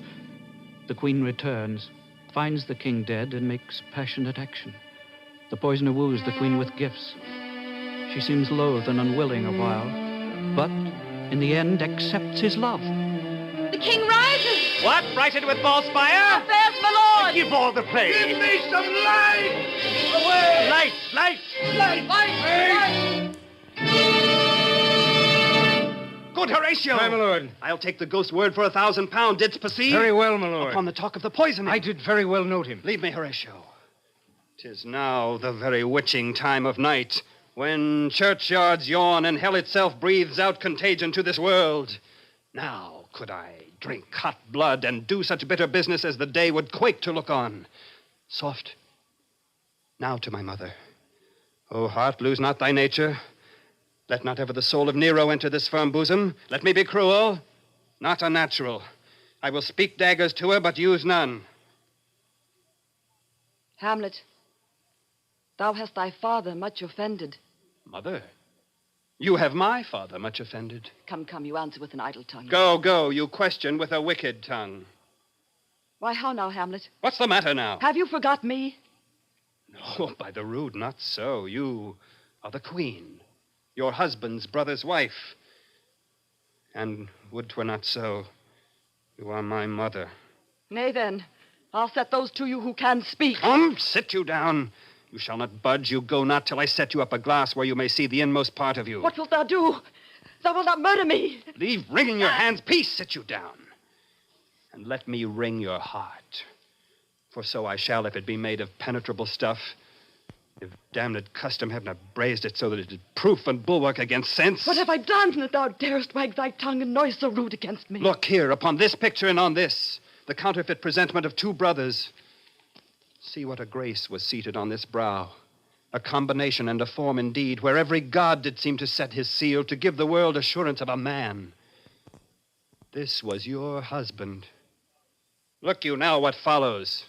Here is your husband, like a mildewed ear blasting his wholesome brother. Have you eyes? Oh, shame. Where is thy blush? Oh, Hamlet, speak no more. These words like daggers in mine ears. No more, sweet Hamlet. A murderer and a villain, a slave that is not 20th part the tithe of your precedent lord. No more. A king of shreds and patches. I am thy father's ghost. Save me, and hover over me with your wings, you heavenly gods. What would your gracious figure? Alas, he's mad. Do you not come, your tardy son, to chide that, lapsed in time and passion, lets go by the important acting of your dread command? Oh, say. Do not forget, this visitation is but to whet thine almost blunted purpose. But look, amazement on thy mother sits. Oh, step between her and her fighting soul. Conceit in weakest bodies, strongest works. Speak to her, Hamlet. How is't with you, lady? Alas, how is't with you? That you do bend your eye on vacancy, and with the incorporeal air do hold discourse. Whereon do you look? On him. Look you, how pale he glares. To whom do you speak this? Do you see nothing there? Nothing at all. Yet all there is I see. Nor did you nothing hear? No. Nothing but ourselves. Why, look you there. Look how it steals away. My father in his habit as he lived. Look where he goes even now, out at the portal. This is the very coinage of your brain. This bodiless creation, ecstasy is very cunning in. Ecstasy. Mother, for love of grace, lay not that flattering unction to your soul that not your trespass but my madness speaks. Confess yourself to heaven. Repent what's past, avoid what is to come, and do not spread the compost on the weeds to make them rancor. Oh, Hamlet, thou hast cleft my heart in twain. Throw away the worser part, and live the purer with the other half. Good night. But go not to my uncle's bed. Refrain tonight, and that shall lend a kind of easiness to the next abstinence, the next more easy. Once more, good night. And when you are desirous to be blessed, I'll blessing beg of you. Good night. Good night, Hamlet. Good night, Mother.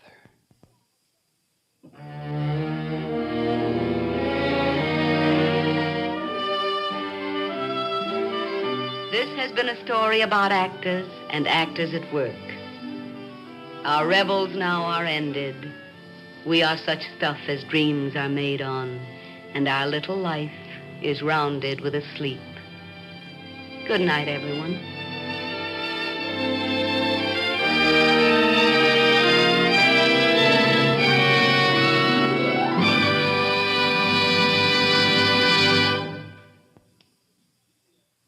The CBS Radio Workshop has presented the Helen Hayes Drama Group with Helen Hayes on tape in Lovers, Villains, and Fools, produced and directed by Paul Roberts. Narration was written by Albert Miller, music composed and conducted by Alexander Steinert. Heard with Miss Hayes were Jack Manning, Dick Via, Barbara Joyce, Joe Warren, Terry Clark, Douglas Gordon, Betty Ellen, and Arthur Anderson. This is Bob Hite inviting you to join us again next week when, from Hollywood, we present a delightful and thrilling fairy tale by Antoine de Saint-Exupéry called The Little Princess. This is the CBS Radio Network.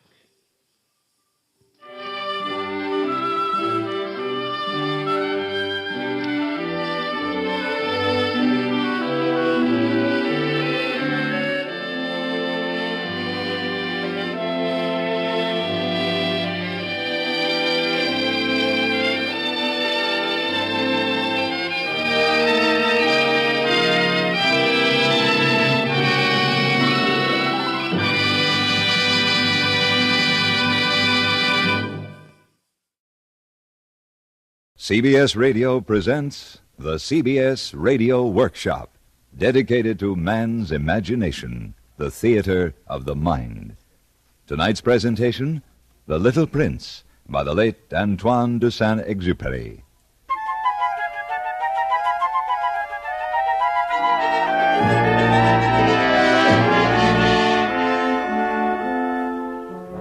Years ago, I had an accident with my airplane in the desert of Sahara. Something was broken in my engine. Being alone, I set myself to attempt the difficult repairs. It was a question of life or death. I had only enough drinking water to last about a week. The first night, I went to sleep on the sand 1,000 miles from any human habitation. You can imagine my amazement when at sunrise I was awakened by an odd little voice. If you please, draw me a sheep. What? Draw me a sheep. I jumped to my feet, completely thunderstruck. I saw a most extraordinary small person who stood examining me with great seriousness. He seemed neither to be fainting from fatigue or hunger, or thirst or fear. When I was able to speak, I said, "What are you doing here?" If you please, draw me a sheep. I don't know how to draw. That doesn't matter. Draw me a sheep.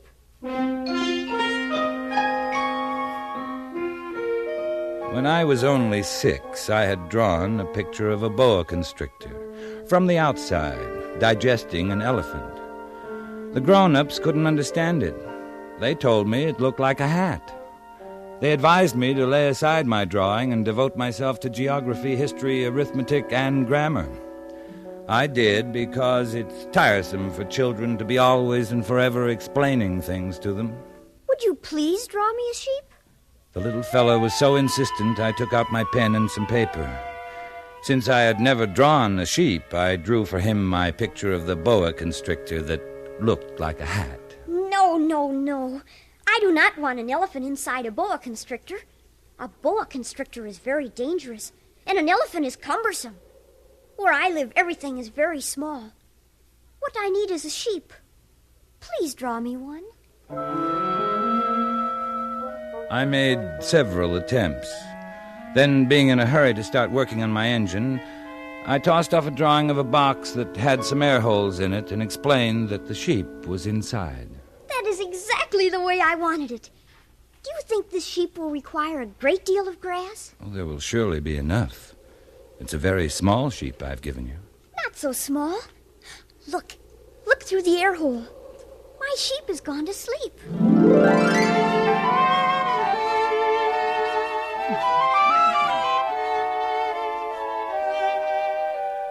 It took me a long time to learn where he came from.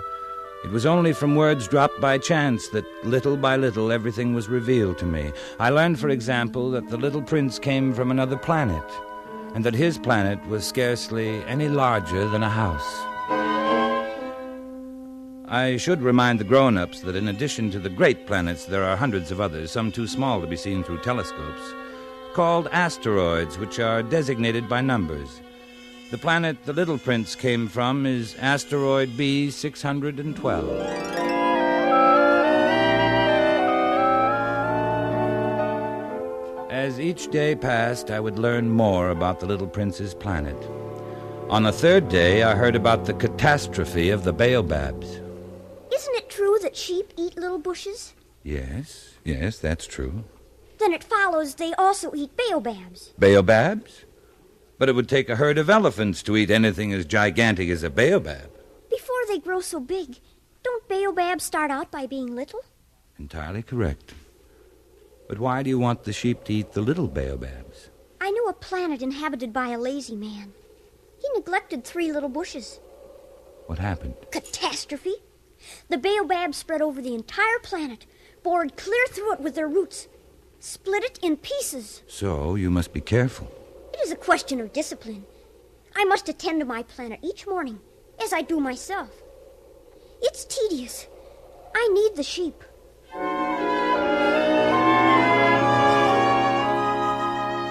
On the 5th day, thanks to the sheep, the secret of the little prince's life was revealed to me. If a sheep eats little bushes, does it eat flowers, A too? sheep eats anything it finds in its reach. Even flowers that have thorns? Yes, even flowers that have thorns. The thorns. What use are they? Don't you ever let go of a question once you've asked it. Can't you see I'm busy fixing my plane? There's so little drinking water left, I must finish the repairs. But you haven't answered my question. All right. The thorns are of no use at all. Flowers have thorns just for spite. Oh! I don't believe you. Flowers are weak creatures. They are naive. They reassure themselves as best they can. They believe that their thorns are terrible weapons. And you actually believe that the flowers... No, I don't believe anything. I answered you the first thing that came into my head. Now, don't you see I'm very busy with matters of consequence? Matters of consequence? You talk just like the grown-ups. The flowers have been growing thorns for millions of years. For millions of years, the sheep have been eating them just the same. It is not a matter of consequence to try to understand why the flowers go to so much trouble to grow thorns which are never of any use to them. Now, just a moment. If I knew one flower which is unique in the universe, which grows nowhere but on my planet, which one little sheep can destroy in a single bite some morning without even noticing what he is doing, you think that is not important? I'm sorry. I didn't realize. Now, the flower you love is not in danger. I'll draw you a muzzle for your sheep. I'll draw you a railing to put around your flower. I didn't know what else to say to him. Night had fallen. I'd let my tools drop from my hand. Of what moment now was my hammer, or thirst, or death? There was a little prince to be comforted. I felt awkward and blundering. I didn't know how I could reach him. It's such a secret place, the land of tears.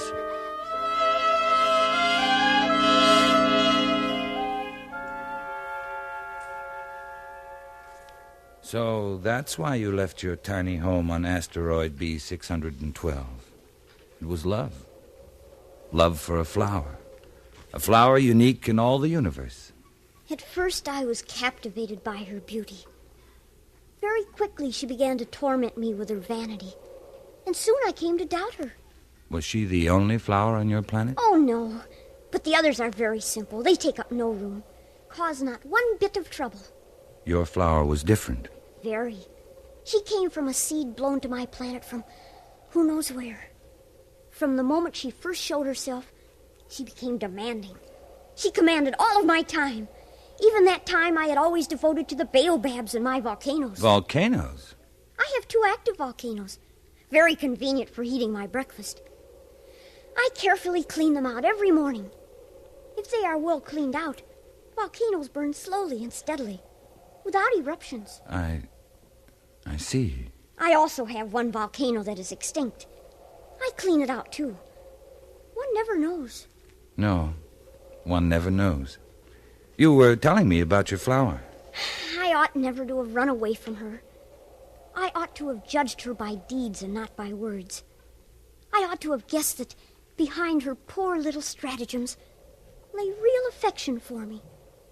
But I was too young to know how to love her. The fact is that I do not know how to understand anything.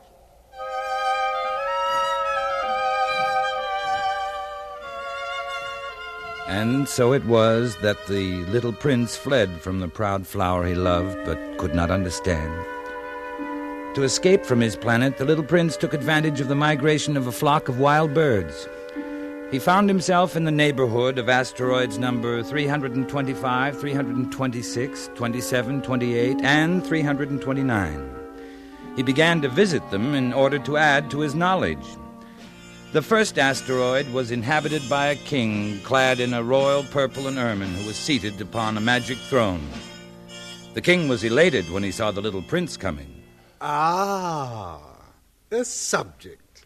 Approach so that I may see you better. The king felt consumingly proud of being at last king over somebody. The little prince looked everywhere for a place to sit down, but the entire planet was crammed and obstructed by the king's magnificent robe. So he remained standing. Since he was tired, he yawned. It is contrary to etiquette to yawn in the presence of a king. I forbid you to do so. I can't help it. I have come on a long journey and have had no sleep. Ah, then I order you to yawn. Come now, yawn again. That's an order. That frightens me. I cannot anymore. Well, then I order you sometimes to yawn and sometimes not to. Look here, I insist that my authority be respected.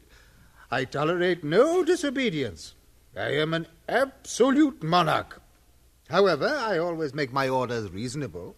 That is very wise. Oh, of course.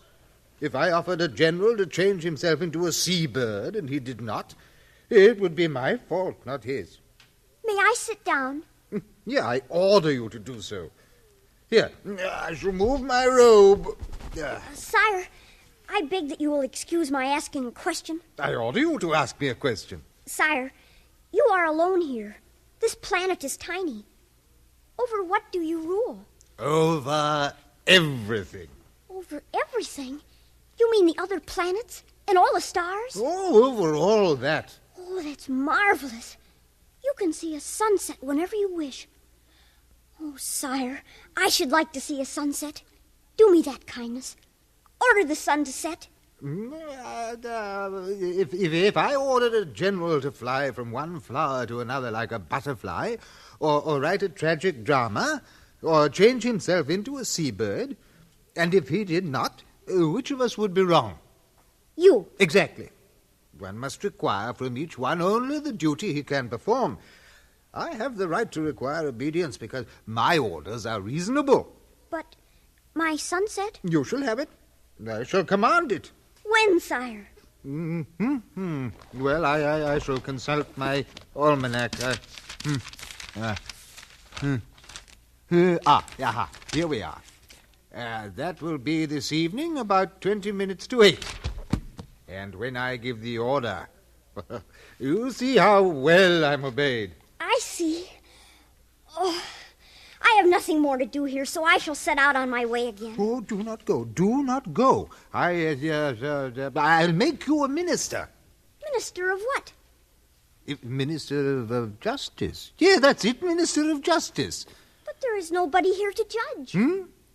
Well, then you shall judge yourself. It's far more difficult to judge oneself than to judge others. I can judge myself anywhere. I have good reason to believe that somewhere on my planet there is an old rat. You can judge this old rat, and from time to time you will condemn him to death. Oh, you will have to pardon him on each occasion. He must be treated thriftily. He's the only one we have. I wouldn't like that. I think I will go on my way. Oh, no. I am ready to depart. If your Majesty wishes to be promptly obeyed, he should be able to give me a reasonable order. Very well. I order you to be gone by the end of 1 minute. The conditions seem favorable. And hear this. I make you my ambassador. The grown-ups are very strange.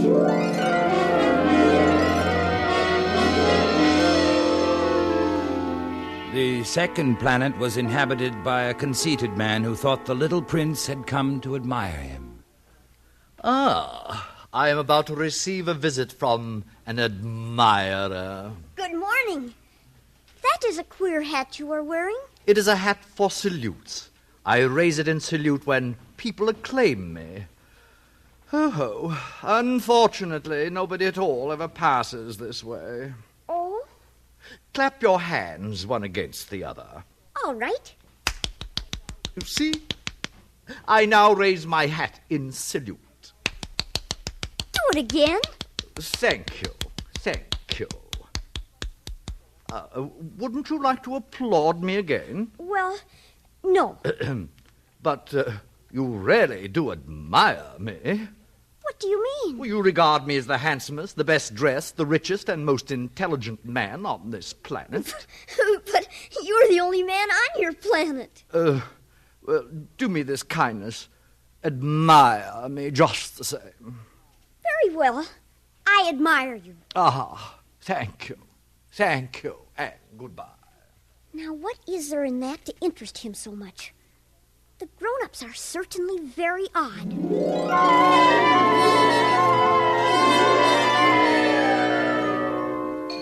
The third planet belonged to a businessman. This man was so much occupied that he did not even raise his head at the little prince's arrival.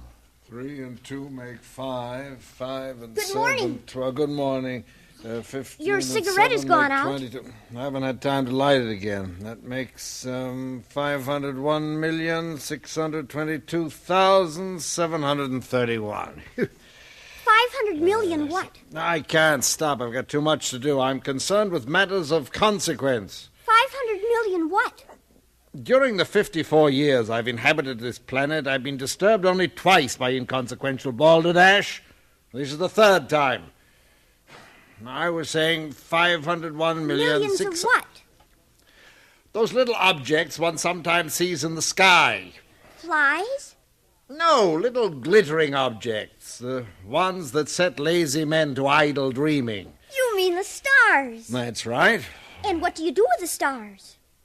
Nothing. I own them.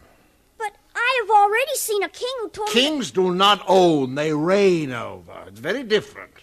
And it makes me very rich. What good does it do you to be rich? Well, it makes it possible for me to buy more stars, if any are discovered. How is it possible for one to own the stars? To whom do they belong?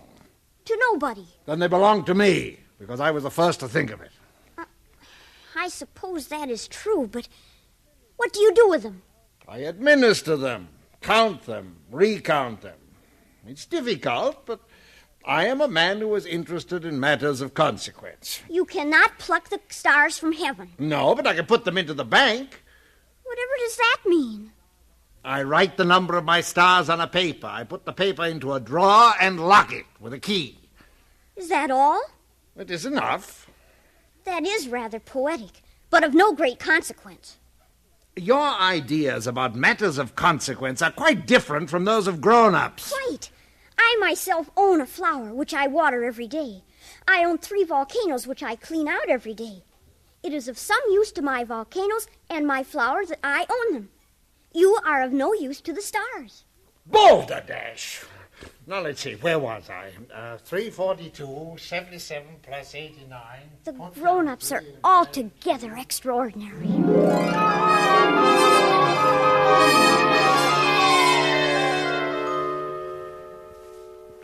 Tell me, how did you come to visit this planet, the Earth? It was recommended by a geographer on the 5th planet I visited.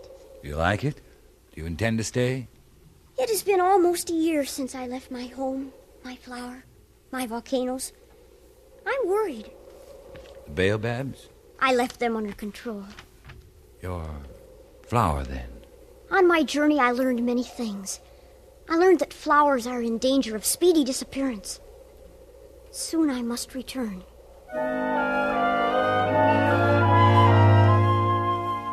It had been 8 days since my accident in the desert. The last drop of my water supply was gone. The little prince seemed not to guess the danger. A little sunshine was all he seemed to need. He was recounting some of his experiences after coming to our planet. I met a friend. He was a fox. My dear little man, this is no longer a matter that could have anything to do with a fox. Why not? I am about to die of thirst. I'll tell you about it as we go, then. Come, let us look for a well. It's absurd to look for a well at random in the immensity of the desert. When arrived on the Earth, I was surprised not to see any people. It was explained to me that I had landed on the desert. Your friend the fox told you this? No, it was a little gold-colored snake. A funny little animal. No thicker than a finger. A little yellow snake, but they're deadly. Not deadly, but more powerful than the finger of a king. He could have struck you fatally. He told me he could help me someday. If I grew too homesick for my planet. He told me all I need do is come back to the place where I descended. He would meet me there. Are you so homesick, then? It is very close to the anniversary of my arrival. At that time, my planet will be right overhead. I shall be unhappy if you go. That is what the fox said. It was his fault. He wanted me to tame him. Tame him? It was when I wandered into a garden filled with flowers. There were thousands of them, precisely alike. They called themselves roses. I was broken-hearted. Because of the roses? They were all exactly like my flower. A flower I thought to be unique in all the universe. Oh. The fox made me understand, to have hope again. He wanted me to tame him because it would establish ties and make him different from all the other foxes. I'm beginning to understand. I looked again at the roses. They were beautiful, but one would not die for them. My rose is more important than all the others because it is she that I have watered. It is she I have put under a glass globe, sheltered from the wind behind a screen. Listened to when she grumbled or boasted. She is my rose. And your friend the fox? When I met him, he was as yet nothing. Just a fox like thousands of other foxes. But I have made him my friend. And now he is unique in all the world. You have learned a secret. A simple secret. It's only with the heart that one can see rightly. What is essential is invisible to the eye. Men have forgotten that you become responsible forever for what you have tamed. I am responsible for my rose.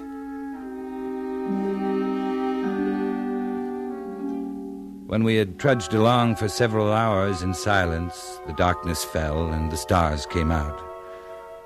The little prince dropped off to sleep. I took him in my arms and set out walking once more.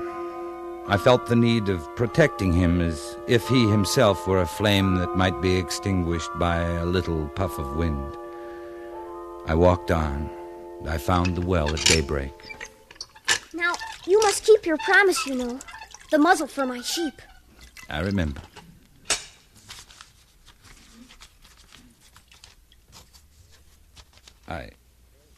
I'm afraid it's not very good.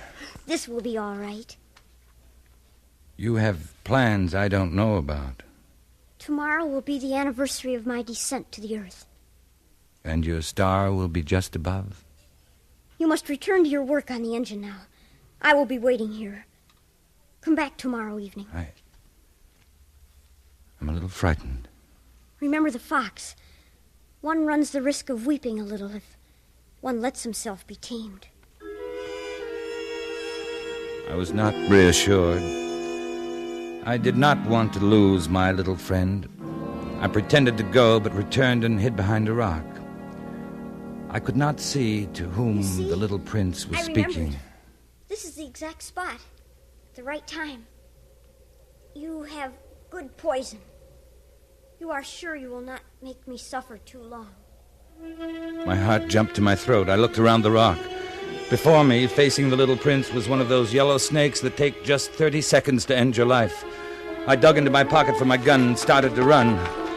The snake let himself flow across the sand like the dying spray of a fountain and disappeared among the stones. What does this mean? Why are you talking with snakes? You will find out what is wrong with your engine today, and you can go back home. I, too, am going home today. It is much farther, much more difficult. I want you to stay a while longer. I have your sheep and the sheep's box, and I have the muzzle. Little man, I want to hear you laugh again. Tell me it's only a bad dream, this affair of the snake, the meeting place, the star. At night you will look up at the stars. My star will be just one of the stars for you. You will love to watch all of the stars in the heavens. They will be your friends. I am making you a present. Little prince, dear little prince, I love to hear that laughter. That is my present. Just that. What are you trying to say? For most people, the stars are silent. You alone will have the stars as no one else has them. I don't understand. In one of the stars, I shall be living. In one of them, I shall be laughing. It will be as if all the stars were laughing when you look at the night sky. Only you will have the stars that can laugh. I, too, shall look at the stars. They will all be wells with a rusty pulley. You will have 500 million little bells, and I shall have 500 million springs of fresh water. Now, let me go by myself. You're afraid, little friend?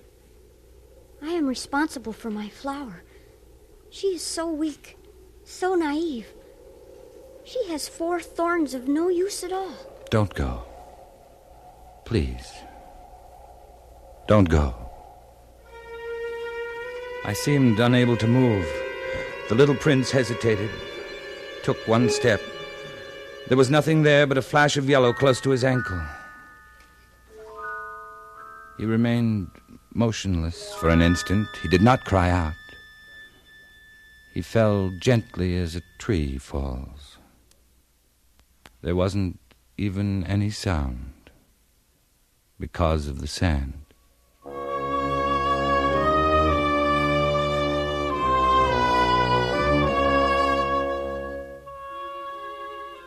Now, years and years have gone by. Until now, I've never told this story. My sorrow is comforted a little. Not entirely, but I know he did go back to his planet. His body was not there at daybreak. At night, I love to listen to the stars. It's like 500 million little bells. But there is one extraordinary thing.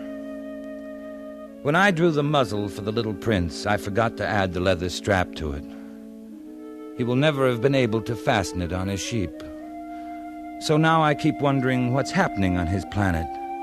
Perhaps the sheep has eaten the flour and the little bells are changed to tears. Here, then, is a great mystery. Nothing in the universe can be the same if somewhere a sheep that we have never seen has, yes or no, eaten a rose. And no grown-up will ever understand that this is a matter of so much importance.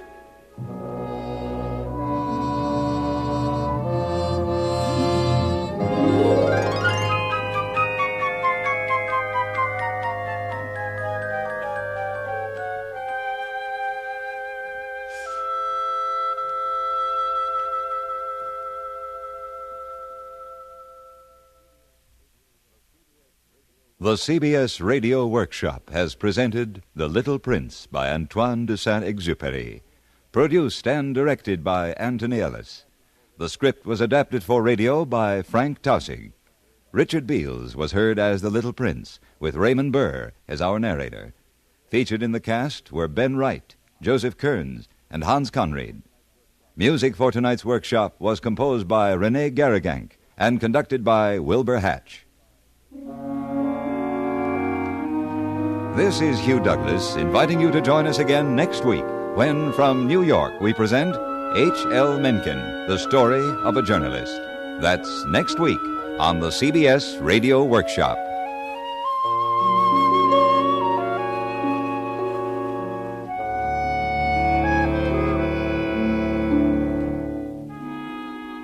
Stay tuned for 5 minutes of CBS News, to be followed on most of these same stations by My Son Jeep. America listens most to the CBS Radio Network.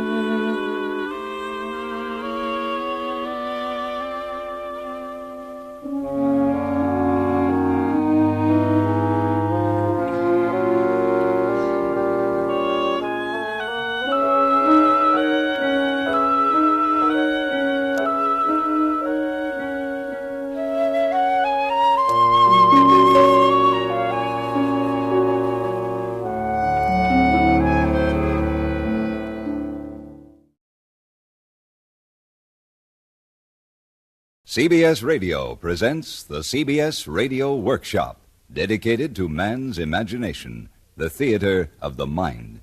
Tonight, a study in semantics, or a play on words. It is written by Anthony Ellis and is called A Matter of Logic. All right, Bill, hold it. You mind, Bill? I'd like to get a timing on this thing. We're late now. Oh, I'm sorry, Tony. All right, hold it quiet now. Start again from the top. Keep it quiet, real quiet. From the top again. Hey, Tone. Yes, Bill. Look, seriously, while you stop, it's none of my business, but you got 3 titles in there. The show's confusing enough as it is without that. Can't you cut it? Bill, look, we've got an hour until we go on the air. Now, can we finish the dress rehearsal first? We've spent the whole bloody afternoon going through this. Okay. I'll keep my mouth shut. All right, once more, please. Hugh, from the top. Keep it quiet. All right, here we go. CBS Radio presents the CBS Radio Workshop, dedicated to man's imagination, the theater of the mind. Tonight, a study in semantics, or a play on words. It is written by Anthony Ellis and is called A Matter of Logic. Well, Bill, that's supposed to be a word cue for you. I'm sorry, Tony. I was just trying to figure it out, that's all. Figure what out? Well, how to do this thing, Tony. Well, don't you think it's a little late for that, Bill? Why don't you just try it all the way through? Maybe it'll come together. You've spent most of the rehearsal arguing about the logic. Now, perhaps if you try a performance... Oh? Well, if you don't like my performance, Tony, maybe you better get yourself another boy, I haven't heard a performance yet. Now, come on, Bill, please. Look, you've given me 26 minutes of monologue to play. That's a lot of double talk, and I don't understand it. Nobody in the studio understands it, and the audience is not going to understand it. But you want me to give a performance, huh? Wait a minute. Now come out. We'll get this thing settled once and for all. Cast, you might as well take 5 minutes. I'll be right out. Who's for coffee? Yeah. Wait a minute. I make up a list. Hugh? Yeah? You know what this is all about? Do you understand it? Well, don't ask me, Bill. I'm neutral. I just want to get a timing on my closing announcement. We'll probably have cuts, and I don't know what I'm going to do with it. You want coffee, Will? Yeah, Stace, would you? All right. I know he wants to do a dress, Stace, but what's the use? I don't know what the narrator's talking about half the time, and the other half's a lot of nonsense anyway. I don't know what he wants me to do. As far as I'm concerned, he might have just as well filled the time with a half hour of music. I can't do this thing. Oh, stop it. Sure. How do you want your coffee? No, black. Okay. Been on my back all day long. Well, maybe he knows what he wants, but I don't. All right. I'd just as soon skip the rehearsal if I can get you to understand the show. Take a chance of getting off the air on time. Cass, will you hold it down, please? Hold it quiet. Now, what's the problem, Bill? Are you kidding, Tony? I don't understand any part of this thing. Oh? Ben? Well, I don't see why not. Stacy. Yeah? Stacy, you want to tell him in a couple of words? Seems to me at this point it shouldn't take much more than that. Oh, you just leave me out of it, Father. I've been through this before with you two, remember? Well, Scotty, you want to call a coffee shop? I think there's a lot to be said for both sides. All right, Carly. Right now, I'd like to do the side that Bill's got to play. You want to tell him? Well, I see your point, Well, Bill, thank but- you, Pearl. Well, Tony wrote the script, and, well, he must have known what he had in mind. Didn't you, Tony? Thanks a lot, Fred? Fred? Oh, I'm sorry, Tony, I wasn't listening. What page you on? Oh, that's all right. It's all right, Fred. Mary Jane, you got any ideas? Well, I think, well, look, airwaves are something. You can't see airwaves, but they are something. And the sun rays, you know, what are those rays? The sun rays. The cosmic rays. Now, they're something. You can't see them. Well, how about sound? You know, the largest tree in the forest can fall, but unless the disturbed air caused by the crash reaches the eardrum of some living thing, there will be no sound. Oh, really? All right, hold it down. This isn't getting us anywhere. Quiet, please, Look, will you? Tony, don't worry about them understanding it. I'm the guy who has the problem. I'm the guy saddled with 99 million words. Look, why don't you worry about me understanding? And I don't understand it, and I don't know where to start. All right, Bill. Let's start at the beginning. We've been through that. All right, we'll do it again. Line 17. Hold it quiet, will you please? 17, definition, page 1. It's pointless, Tony. No. Not if it makes you understand. Line 17. Now, come on, Bill. Let's try it. All right. Nobody. A noun. Meaning, no person. No one. Hence, a person of no influence, importance, or social standing. An insignificant person. Okay, fine. Now, let's stop right there. Now, forget the script for a minute. I'd be delighted. Oh, come on, Bill. Now, I'm trying to get this thing I'm done. I'm sorry. Go ahead. All right, now. Nobody. Meaning, no person. No one. Hence, a person of no influence, no importance. But they're not the same thing, Tony. They're separate and distinct. And besides, that's not what you're saying in the script. Well, what am I saying? You're saying nobody, no-body, is really somebody. That's right. In order for there to be a nobody, there has to be has to have been a somebody. It's a play on words, then, Tony, but it isn't logic. But of course it is, Bill. Oh, no, it isn't. Now, wait Look, a minute. you can't... Wait a minute. Look here. Supposing you and Junior at home, telephone rings. And she says... Now, will you get that? It's probably for you anyway. Yeah, honey, I will. Hello. Hello.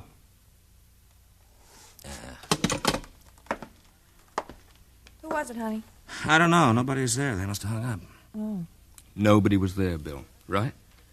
Yeah, that's right, Tony. But there had to be somebody on the other end to ring your phone. What's the point? That particular nobody, the one on the phone, was somebody. Not when I answered the phone, he wasn't. Let me finish now.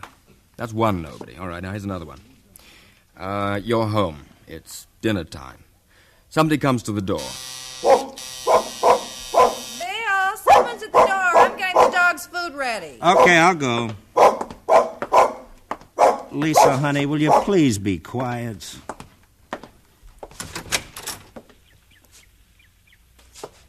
Huh. I wonder...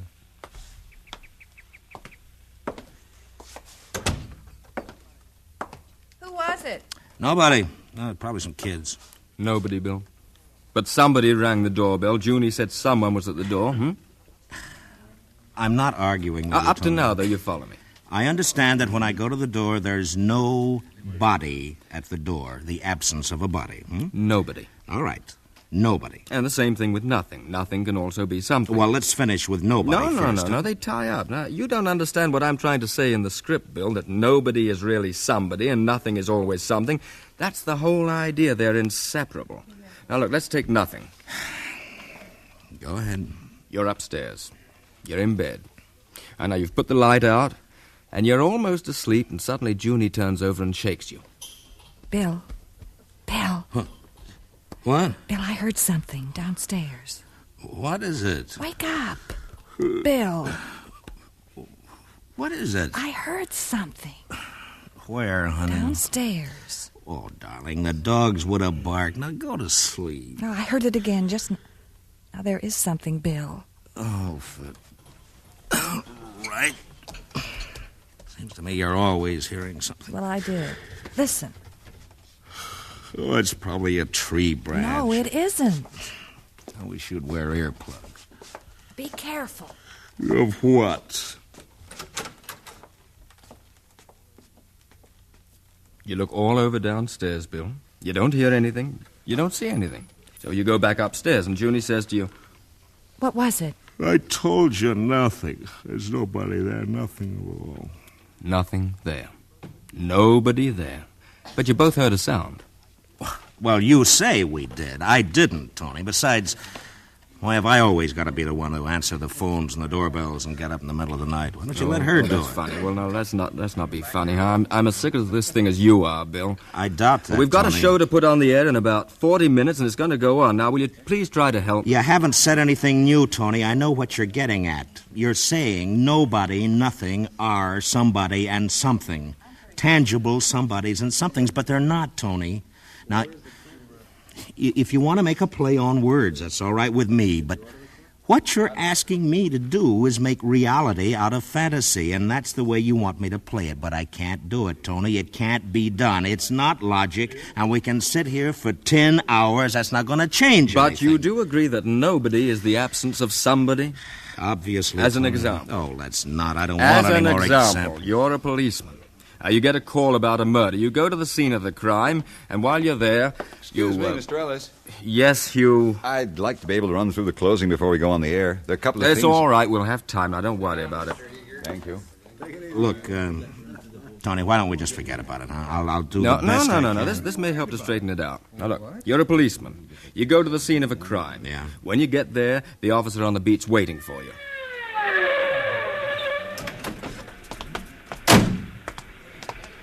What happened?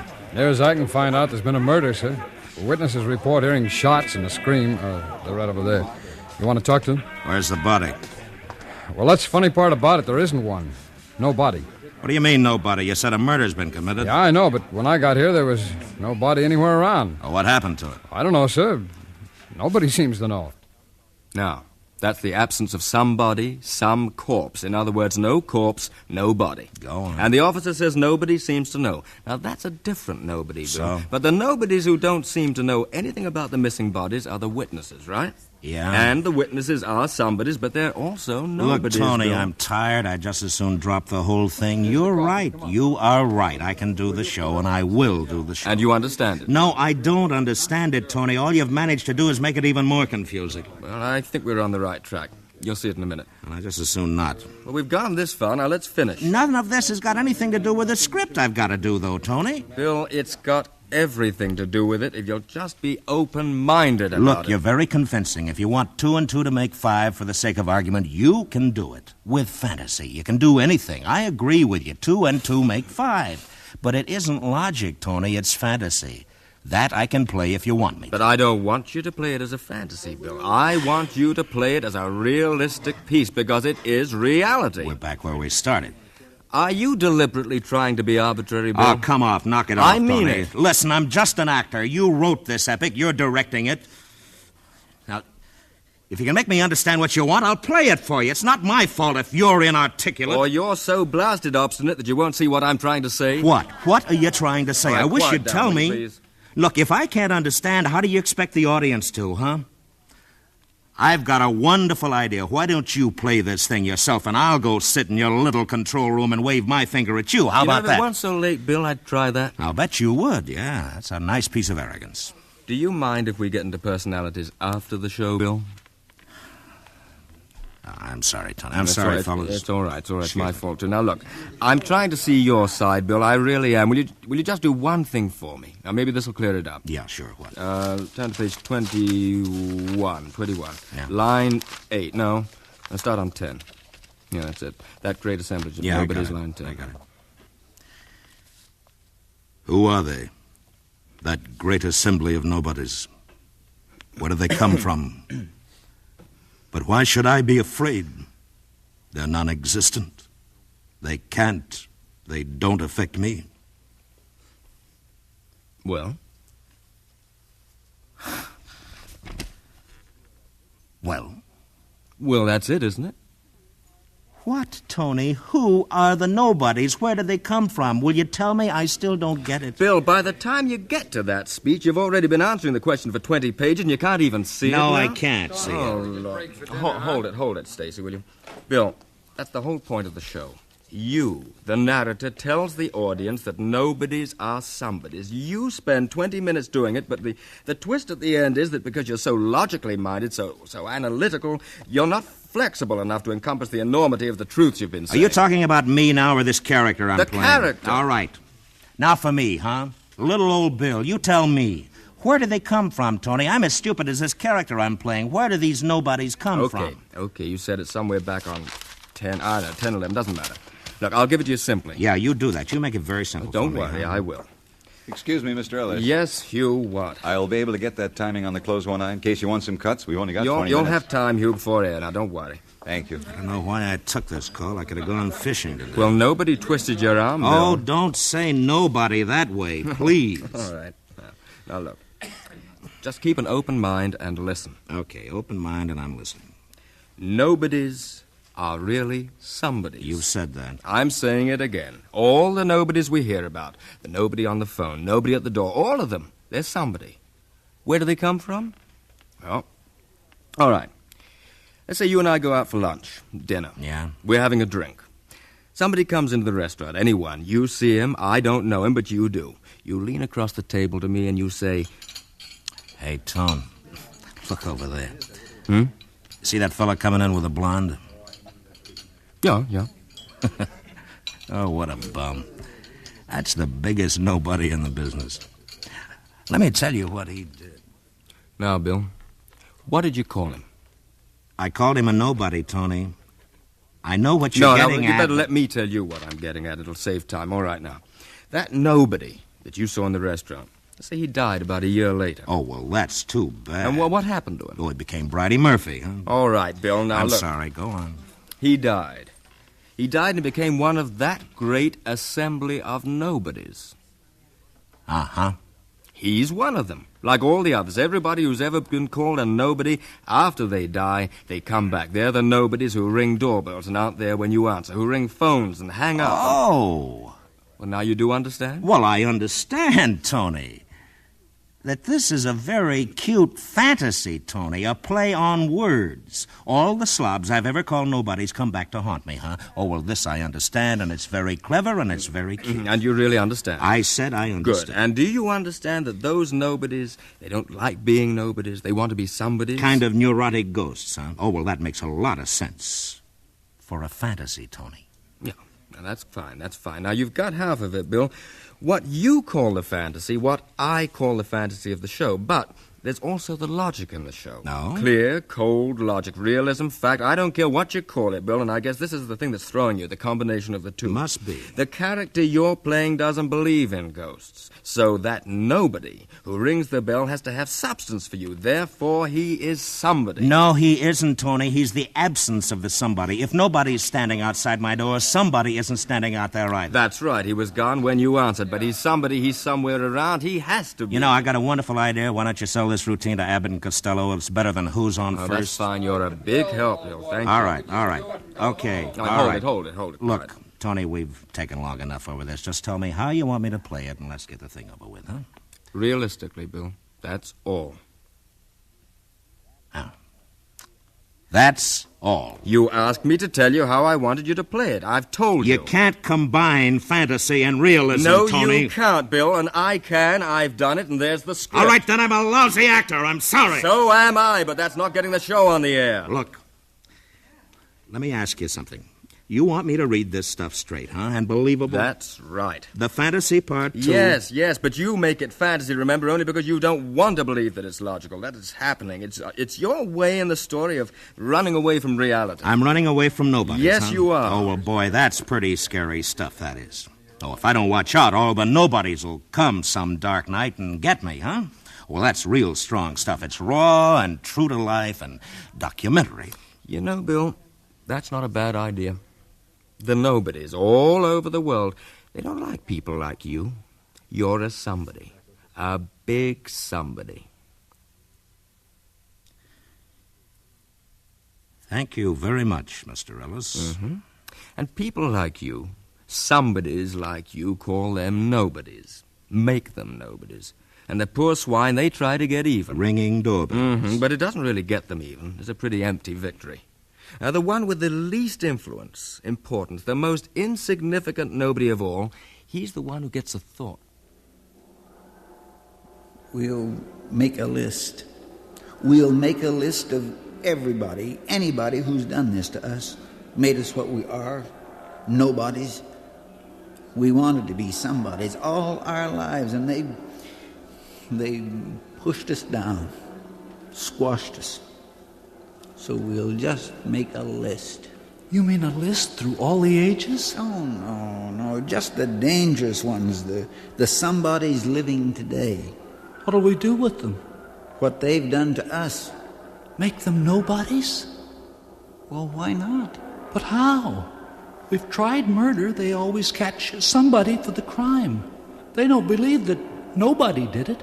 They don't believe in nobody. Well, we can make them believe. We'll make all those big, important, influential somebodies like us. But the only difference is they won't have to be dead first. They'll just disappear right off the face of the earth. But how can we do it? How can we make them disappear?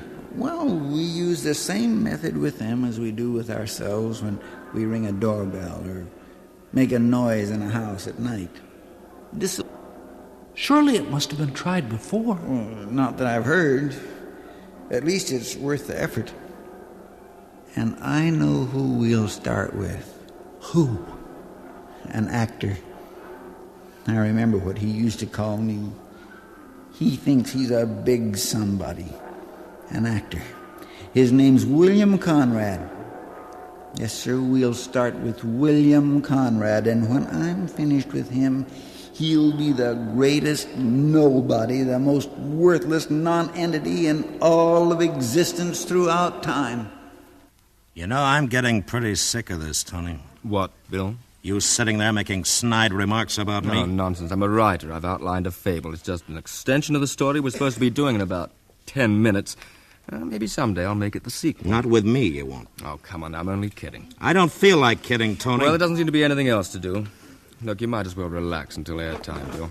Take it easy. I got to go in and time Hugh's closing. Hugh Douglas. Ready, Mr. Ellis. Hey, Tony, wait a minute. Hold it, Hugh.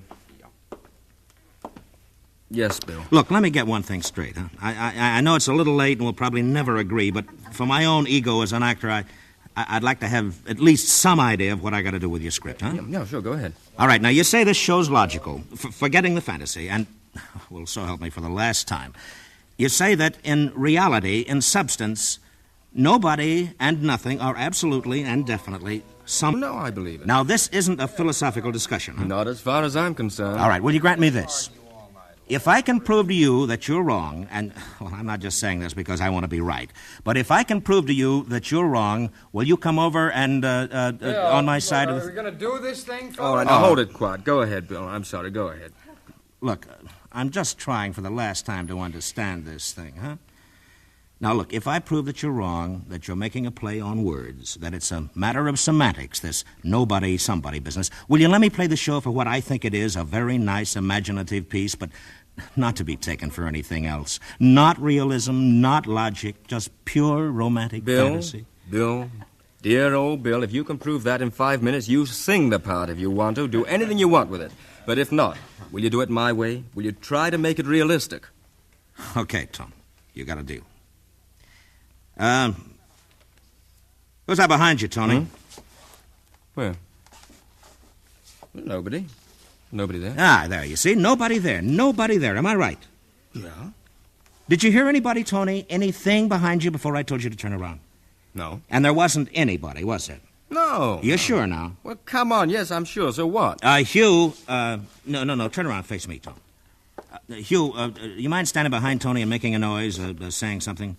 Mr. Ellis, I wish we could time that closing. It's getting awfully close to airtime, you know. Did you hear him, Tony? Well, of course I heard him. Well, turn around. Oh, come on now, Bill. Is somebody there? Turn around, Tony, and take a look. All right. All right, now what does that prove? Somebody's there, Tony, right now. Hugh Douglas. But a minute ago, when you turned around, nobody was there. Nobody. You see? And that nobody wasn't somebody. Now, was it? All right, now, look at this table. Right here. You see anything? No. There's nothing on the table, huh? Nothing. No thing. You can't hear it, you can't see it, you can't feel it because it doesn't exist. Am I right? That's right. No, all right. There's nothing quiet, there. Please. Let's have it quiet. All right, go on. All right, now. What's that, Tony? Well, It's a quarter, right? Yes, it's a quarter. A quarter. Something, huh? You see it, you feel it, you even heard it when I threw it on the table. But the nothing on the table a second ago wasn't something until I threw that quarter down there. Now, was it? Mr. Ellis, we've only got 3.5 minutes. If you're going to want to make any cuts, I've got to all right, time the Hugh, closing. all right. In a minute. We'll have time now, don't worry. Let me think a minute, Bill. Oh, well, go ahead, Tony. We've got all kinds of time. There's nothing. You see, Tony, that's what I've been trying to tell you. We got a nice fantasy to play Wait here, a minute. but that's Wait all. a minute. Will you let me think, please? If you'll just accept the fact that it isn't logic and you let me play it as a fantasy, we'll have a good show, Tone. Well, a fair show, anyway. I'd know what to do with the part. I could understand how to play it, Tone. Bill, I hate to admit it, but you know something? What? You're right. It's a play on words. Well, thank you. 3 minutes. 3 minutes. Now it makes sense, huh? You know, it just wouldn't have worked, Tony, the other way. Me trying to play against what you've written, that's why I couldn't figure it out. No, you're right, Bill. You are right, and I'm sorry. I'm sorry, and I've given you a bad time. Oh, forget it, Tone. I'll admit you had me going for a while. You know, you can be awfully convincing when you want to be. I was beginning to wonder if 2 and 2 did make 4. Well, I'll tell you, I'll buy you a drink after the show. Now, I'll make it 2 drinks. Okay. Mr. Ellis? Yes, just a second, Hugh. Look, Cast, I'm sorry about that dress rehearsal, but will you just play it as you did on the first and second readings? It was fine, sounded fine. This nonsense of mine won't affect you. Bill knows what to do. My apologies. Mr. Ellis? Yes, Hugh. Yeah, look, why don't you just make an optional 10-second cut? That ought to do it, and if I need it, I'll give you the signal, all right? Well, I haven't even... Hey, Tone, look, there's just one more thing. Yes, Bill. Look, you know, at the end of the script where I'm supposed to be afraid of the nobody's coming to get me, you know, do you think if I cut line 25 that maybe... What? Maybe... Well, what, Bill? What's that noise? Well, I don't hear anything. Listen, Tony, you didn't hear it? No, it's just a ringing in your ears. Nothing. But it is something. Now, look, this What's is a good cut that Bill suggested. Cast, will you make this cut on page 21? Page 21, line 25, and that's cut, all right? Yeah. 2 minutes. Now, is Bill going to finish the speech, or do I... What's the matter, MJ? Are you sick? Mary Jane? Bill, What? he's gone. Well, he's probably just gone out. No, he was standing there right behind you. I was looking at him, and he just disappeared in front of my eyes. What are you talking about? Bill? Bill? Mr. Ellis, I've got to read this through. Where's Bill? Tony, he's standing right behind you. Well, I know. Bill? Harley, you see him? Does anybody see Bill? I was looking at him. I saw him, and he just wasn't there. Bill? Bill! Where did he go? Hey, Bill! I've got to do this closing. Will somebody please time the closing? What's going on out there? I don't know. Bill Conrad seems to have disappeared or something.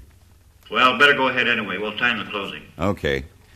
CBS Radio has presented the CBS Radio Workshop from Hollywood tonight, A Matter of Logic, which was written, produced, and directed by Anthony Ellis. Mr. William Conrad and Mr. Ellis were heard as themselves. Others in our cast were Stacey Harris, Mary Jane Croft, Hugh Douglas, Parley Bear, Fred Mackay, Ben Wright, Robert Chadwick, and Bill James.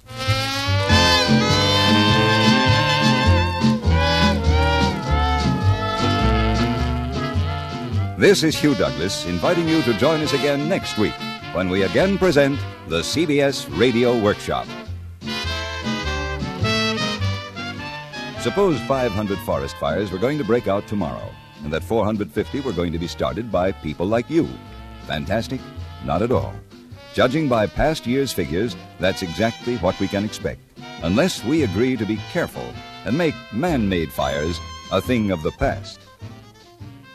Stay tuned for 5 minutes of CBS News, to be followed on most of these same stations by My Son Jeep.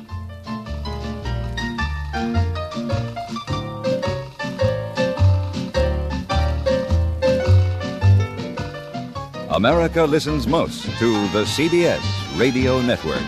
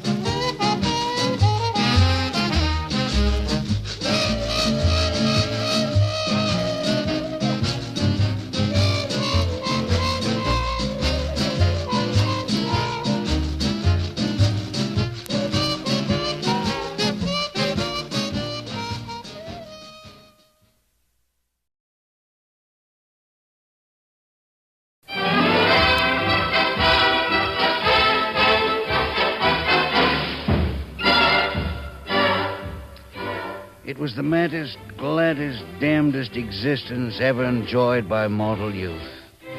A newspaper reporter in those days had a grand and gaudy time of it, and no call to envy any man. And yet I have marveled that the human race did not revolt against the imposture, dig up the carcass of Gutenberg, and heave it to the buzzards and hyenas in some convenient zoo.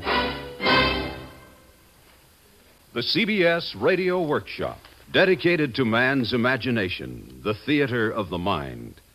Tonight, Bring On the Angels, an affectionate revival drawn from his own book newspaper days of the early life and times of Henry L. Mencken.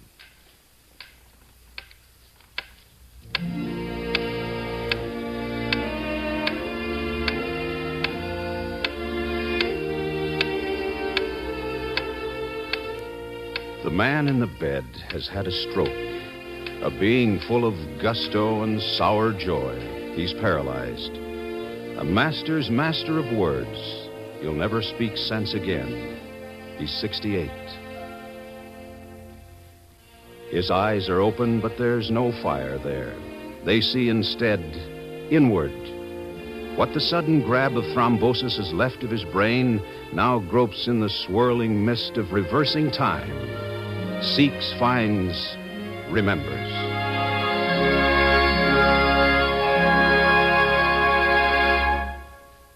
I remember my father died on Friday, January 13th, 1899, and was buried on the ensuing Sunday.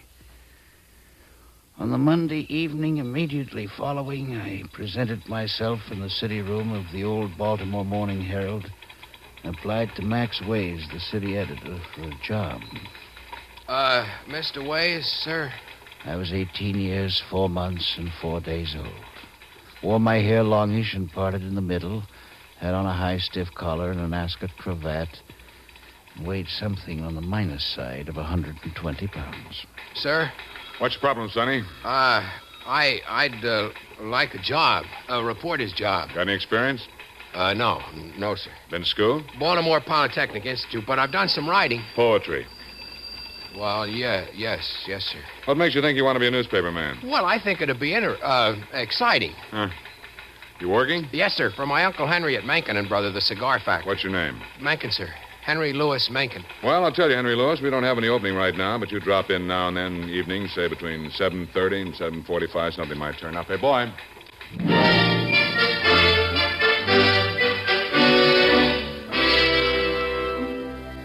The next night, precisely at 7:31, I was back. Max waved me away without parley. The third night, he simply shook his head. The fourth, fifth, sixth.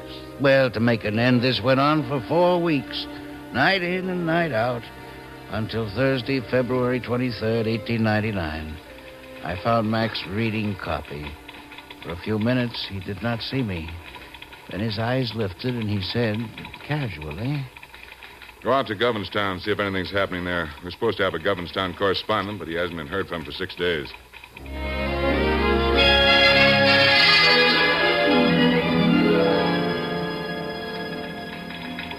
What'd you get, Henry? Well, there were only 2 lights burning in town, so The news. The Imperial Order of Red Men have postponed their oyster supper to March the 6th. Stop the press. Anything else? Yes, sir. A horse was stolen. Give me a stick.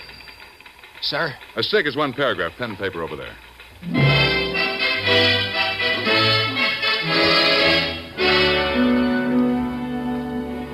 I was up with the milkman the next morning to search the paper. And there it was.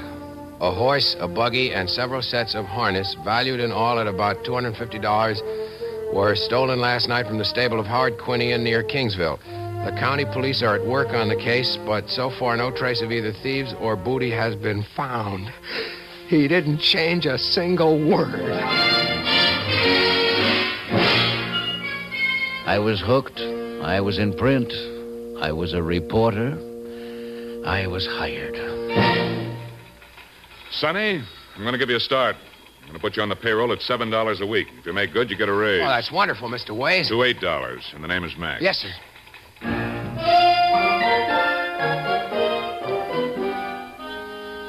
It wasn't long before I had a typewriter, a spittoon of my own, and a beat.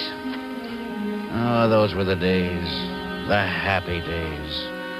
The days that chased each other like little kittens chasing their tails. The very first week, I landed in court, on the witness stand. The reformers had blithered up a crusade against the bawdy dance halls, and I became a willing witness against 2 cops who had been aware of what was going on. Well, I was there in my official capacity, and I presume the police were. Answer the question. Did you see the defendants there? Well, I spoke to many officers of the law that night. I may have The seen... poor Flatfeet were guilty, for I talked with them there many times. But I managed to sophisticate my testimony with so many ifs and buts that it went for nothing, and they were acquitted.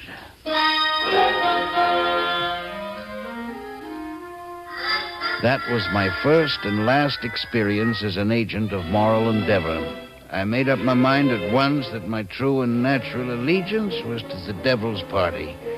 And it has been my firm belief ever since that all persons who devote themselves to forcing virtue on their fellow men deserve nothing better than kicks in the pants.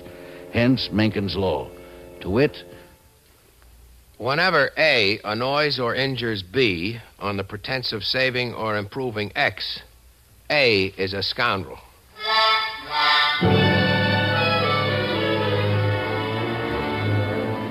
I learned my trade from veterans who had seen Lincoln clear. Sometimes, for instance, it would be a matter of legging it to the iron wilds of Locust Point. But De Becker was more experienced than I and had a beard to prove it. Come with me, Mencken. Where are we going? Never mind, come with me.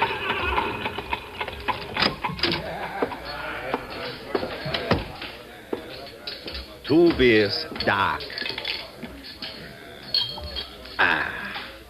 Again. Henry, why should we walk our legs off trying to find out the name of a stevedore kicked overboard by a mule? Yeah, but my city desk wants The us... fact, my boy, that another poor man has given his life to engorge the interests is not news. It happens every 10 minutes. Well, kicked by a mule... That is the story. Men are not kicked overboard by mules every day. That is the story, not the name. Therefore, I move you, my esteemed contemporary, that the name of the deceased be Ignaz Karpinski. That the name of his widow be Marie. That his age was 36. That he lived at 1777 4th Avenue. And that he leaves 11 minor children. Charlie!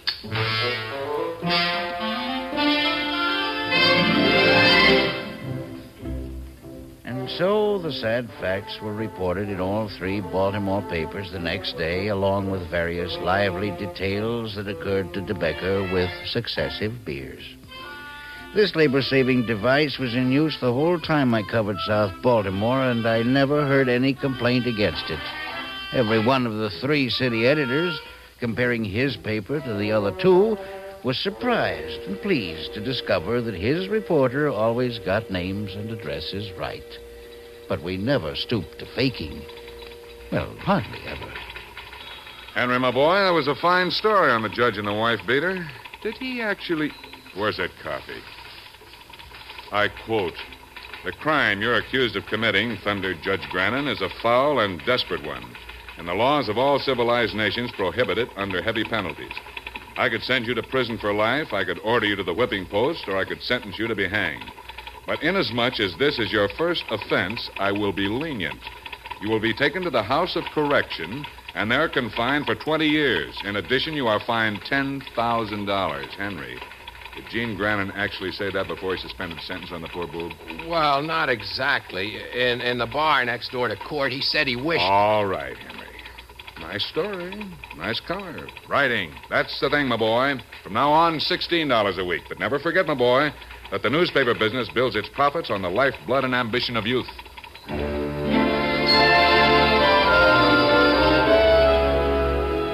By this time, I had begun to reflect upon my trade.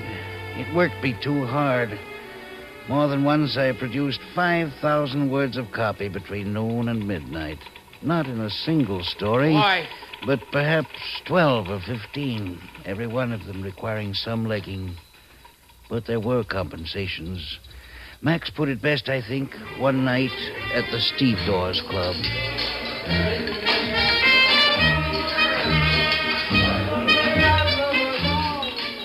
Who touches the hair of John Greyhead dies like a dog. Henry, my boy, you're a good writer. Too good for this trade. Someday you'll get out. Well, I'd like to do a novel or a play. That's right. But where else, my boy? Where else can you see from a reserved seat in the first row, huh? You mean light? I mean humanity. 2 beers? Light for me, dark for my nephew here. Humanity, Henry. The rest of the boobs have to wait in line and shove for places, but we get in by the side door. Here's to the Fourth Estate. Long may it slave. Integer vitae scelerisque puris. Donegit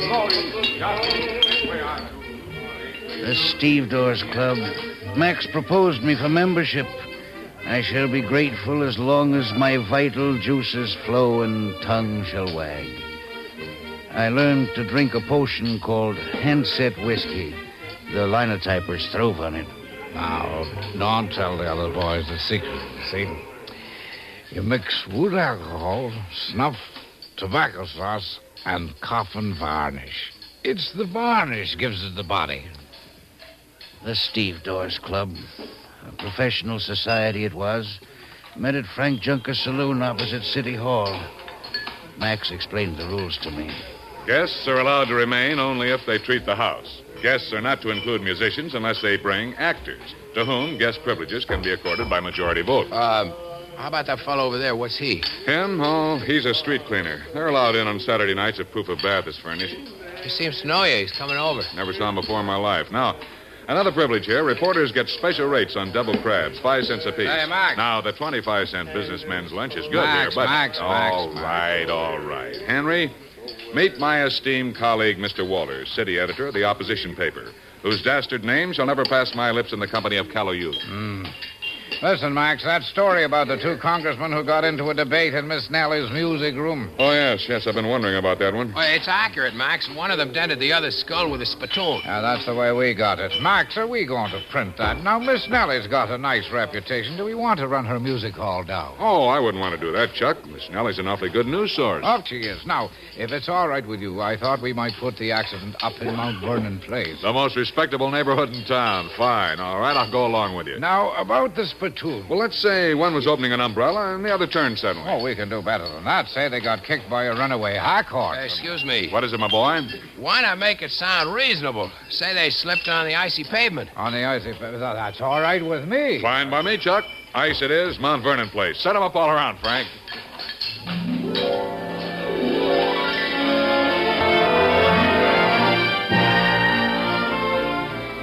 Thus, the cooperation of the press to protect a respected establishment, Miss Nellie's Music Hall.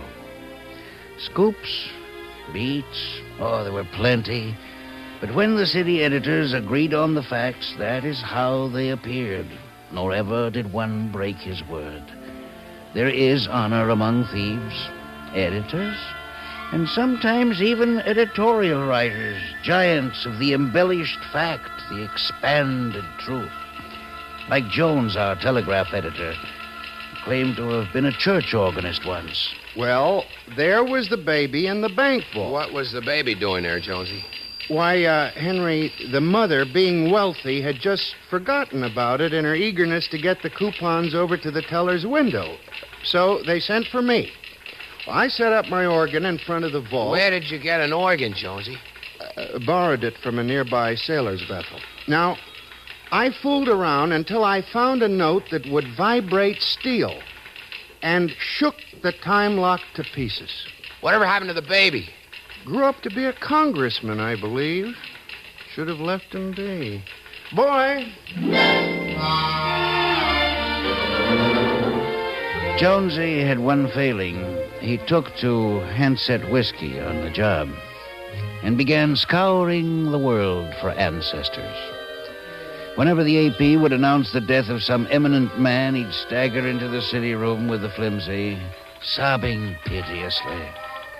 What's the matter, Jonesy? Terrible thing, Max. Terrible. What is it, Jonesy? Let's have it, man. Bismarck is dead. Well, what of it? What do you care about him? You don't understand, boss. He was my father.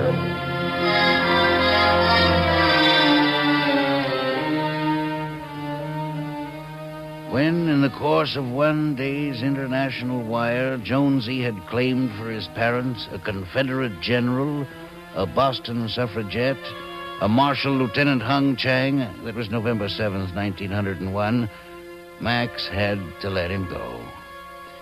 We were amazed when word drifted in that he was actually working as an organist in a Presbyterian church in a poor suburb, claiming to be a son of both John Calvin and John Knox.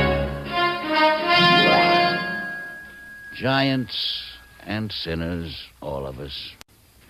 What we did with great gobs of gusto. It was a time of thoroughness, anyway. I was sent to the Patapsco to cover a suicide one day. The unfortunate had been a bar owner. The cop couldn't even spell his last name. Kuno. Old Kuno. The boob made the deal with the artist for free meals and beers that they do him a mural on his wall. What happened? Well, it drove him to self-destroyal, Henry. At the end of a month, they give him 8 square feet of beautiful bims and peekaboo chemises.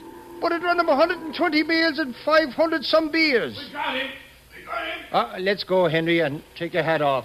Now, the way we make it out, he climbed up on the rail, tied a rope to it looped around his neck, swallowed a dose of arsenic, shot himself through the head, then fell or jumped into the river.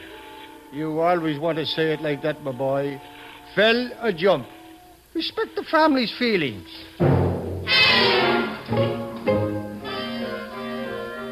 Sure, we worked sometimes and hard. Rewrite men were unheard of. Every reporter came back to the office and wrote his story himself. But the Herald City Room was the most modern in Baltimore. It had 2 telephones. Occasionally, somebody would get the right number. Harold Mencken. Henry, this is Miss Nellie. Yes, Miss Nellie. How are all the girls? Fine, but you'd better get down here. The most extraordinary thing has occurred. Miss Nellie, I will take a hack immediately.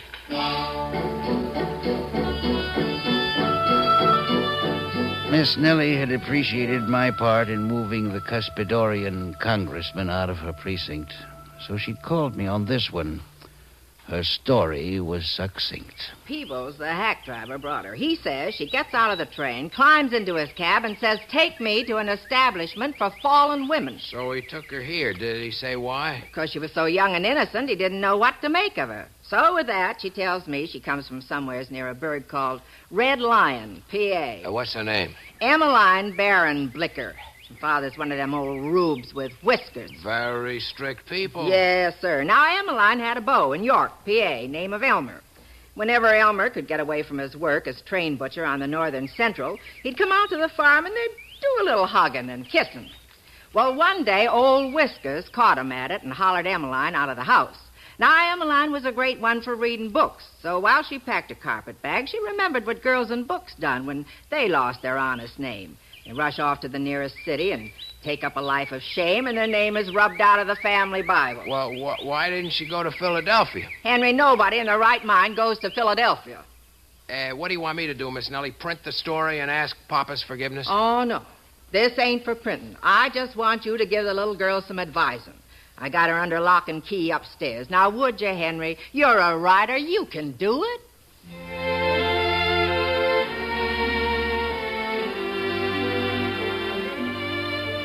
Presently, Miss Nellie fetched in Emmeline.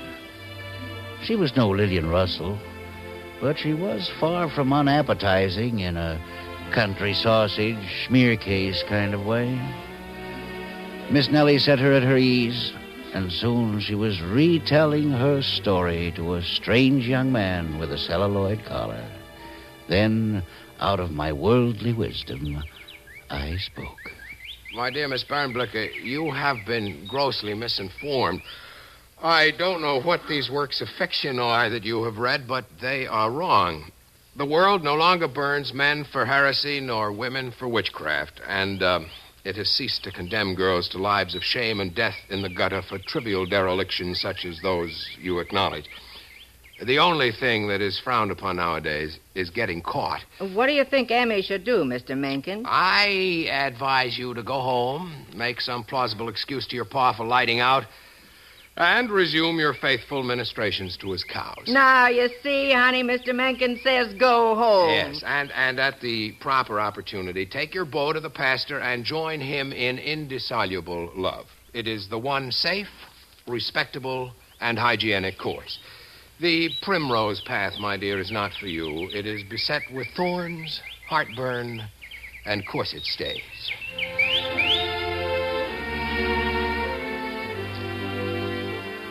All the ladies of the resident faculty wept copious tears, took up a collection to which I added $1, the coachman another, and Miss Nellie ordered a box lunch for the triumphantly repentant return to the parental pastures.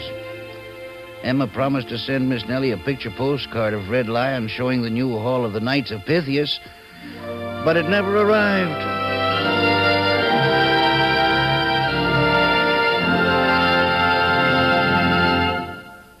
Yes, we were sinners in the days of giants. Giants. Giants everywhere.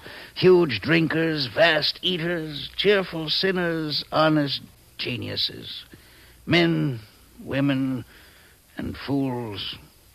They were all bigger those days. And the stories, too, bigger and better. I shall never forget my best.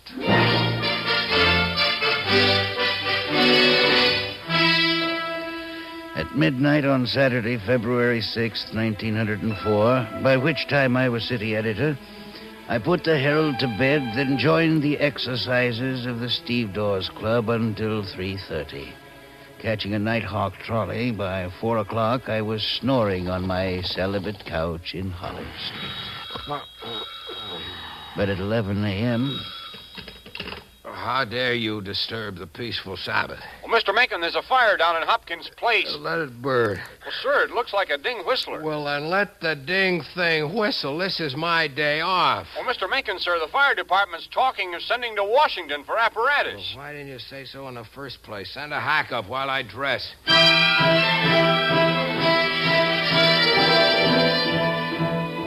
I hoisted my still malty bones from my couch, and 10 minutes later I was on my way to the office. That was at about 11:30 a.m. on Sunday, February 7th. It was not until 4 a.m. of Wednesday, February 10th, that my pants and shoes, or even my collar, came off again.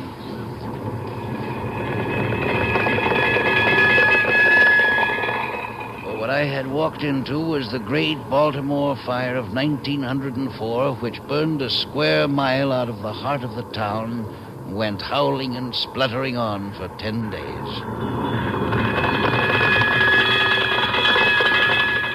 I can remember the 8-column streamer head I wrote when 3 days later, Burned Out, we finally printed in Philadelphia. Part of Baltimore wrecked by greatest fire in city's history. We had a story, I'm here to tell you. Was there ever one that was fatter, juicier, more exhilarating to the journalists on the actual ground? Apparatus from Washington, Philadelphia, Pittsburgh, New York, every block in Midtown on fire. I need men. Cliff, get on the phone, check the bars and the poorhouses. Find me printers and reporters. If you need 20 pages, take them. If you need 50, take 50. They're dynamiting in the next block. All right, everybody out, everybody. Where are we going, boss? Out of here. We'll operate out of the Sloan Hotel. Everybody out!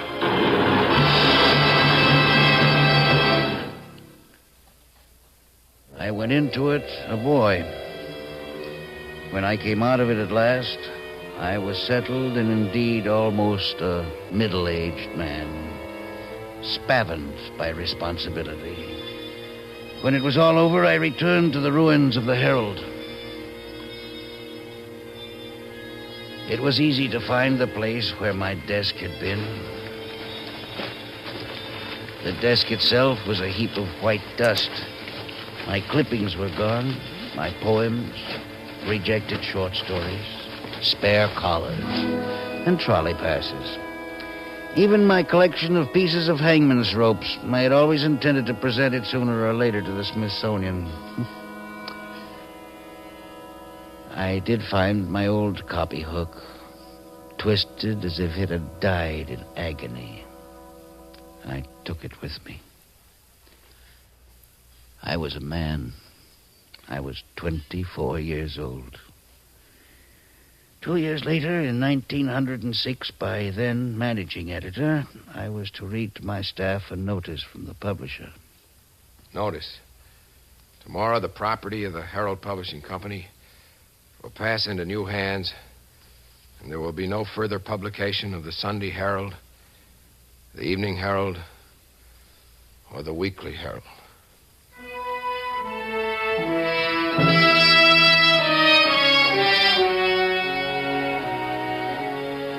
In my desk, I had a volume of stories by a new writer named Joseph Conrad.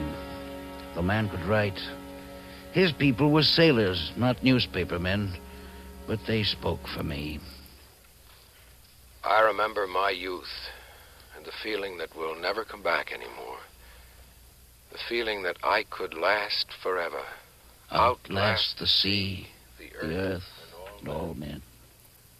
Youth. All youth. The silly, charming, beautiful youth.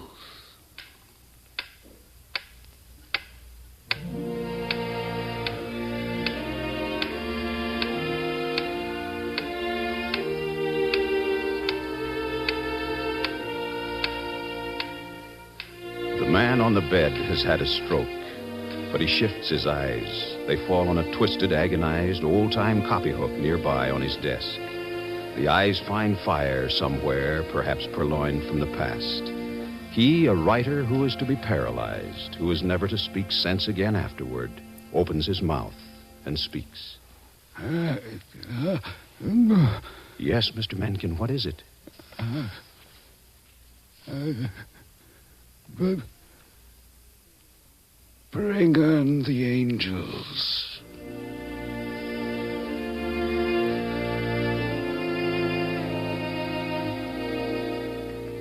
The angels will treat him kindly. Why? Simply for this alone of all his writings. If, after I depart this vale, you ever remember me and have thought to please my ghost, forgive some sinner and wink at a homely girl. Henry L. Mencken, 12 September 1880, 29 January 1956. Newspaperman.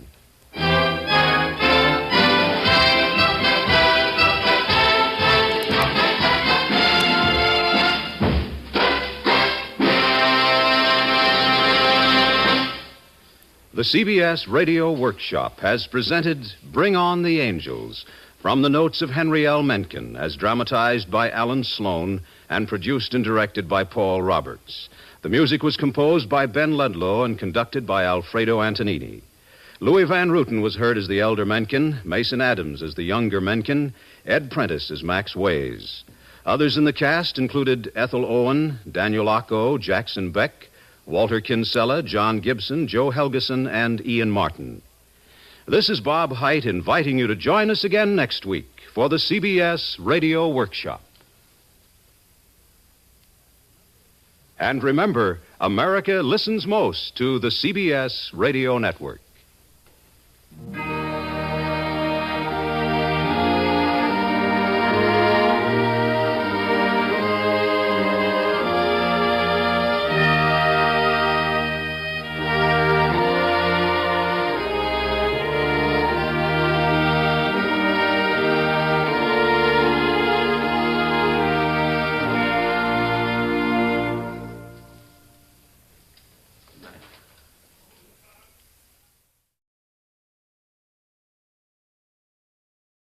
The CBS Radio Workshop, dedicated to man's imagination, the theater of the mind.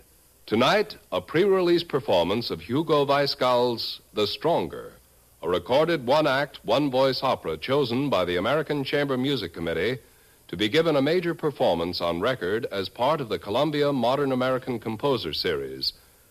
Serving on the American Chamber Music Committee are Virgil Thompson, composer and critic as chairman, Aaron Copeland, composer and chairman of the faculty of the Berkshire Music Center, Henry Cowell, composer and professor of composition, Peabody Institute of Music, Baltimore, Maryland, William Schumann, president of Juilliard School of Music, and Goddard Lieberson, president of Columbia Records. Here is Mr. Lieberson. When the Committee for the Modern American Music Series, which included the speaker, first heard a test record that was submitted of a chamber opera by a composer named Hugo Weisgall, we were all struck by what seemed to us to be the emergence of a genuine American opera composer. A composer who seems to have grasped not only the elements of his work as a musician, but also those important elements that make up that rare being, a genuine theatrical composer. The Stronger, a small opera based on a play by Strindberg, is perhaps not immediately accessible in its full values, but what is immediately accessible is the dramatic impact.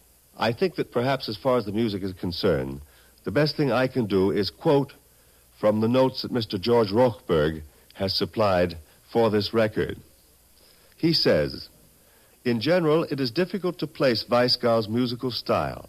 Not that it is important or necessary to do so. We are too fond of labeling composers today.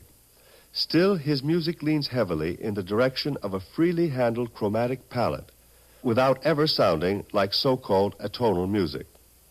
The diversity of harmonic palette is evident in The Stronger, as is the composer's sensitivity to orchestral color.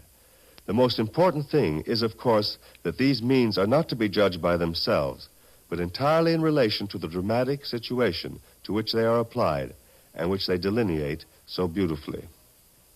And now, Hugo Weisgall's The Stronger, sung by Adelaide Bishop and conducted by Alfredo Antonini.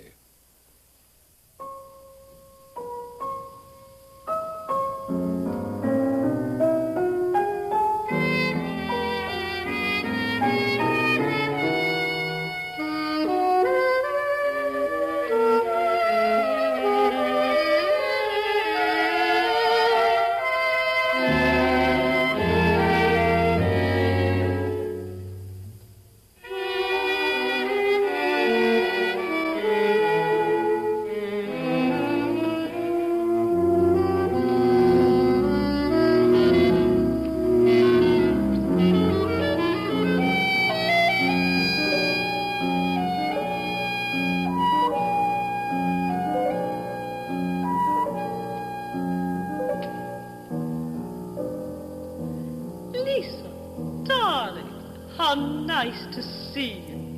But sitting all by yourself, like a bachelor at his club? I do hate singing all alone on Christmas Eve in a restaurant. May I sit down? Even if you like to be alone, I don't think it's wholesome.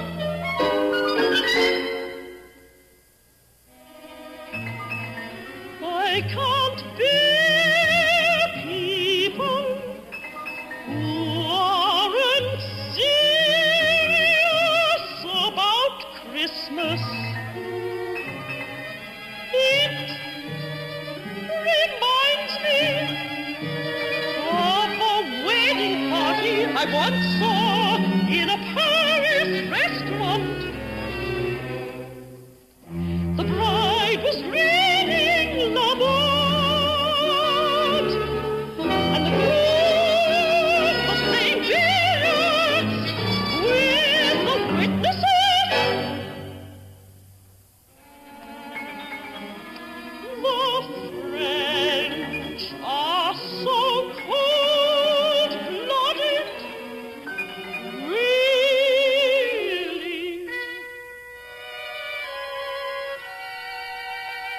I know you're bored with Christmas. I suppose it's only the children who keep me at it year after year.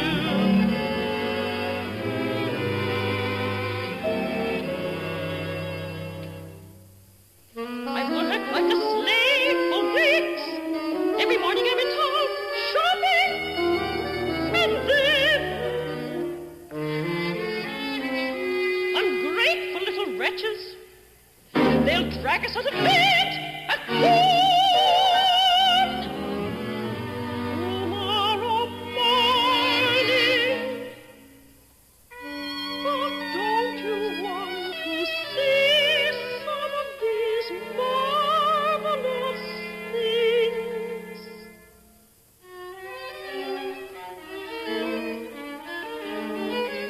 Isn't this a sweet infant? She'll do anything to protect and protect. We never had anything like that. And here's a pair of slippers for Harold. Maroon. I hate maroon. But he must have everything. That one color. Slippers, ties, dressing gown.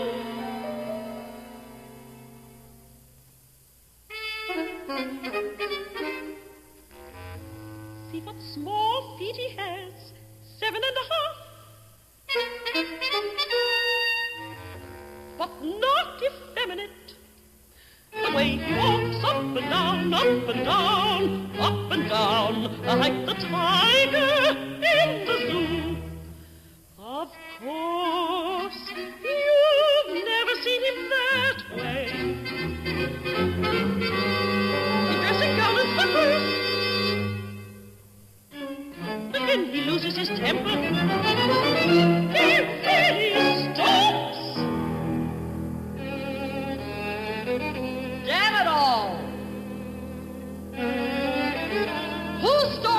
over my study lamp again. Oh, when the thermostat breaks down and cold drops rumble on the floor, my God, my feet are freezing, but a fortune in oil goes up in smoke. But I am mean, bearing his little weaknesses in public. He's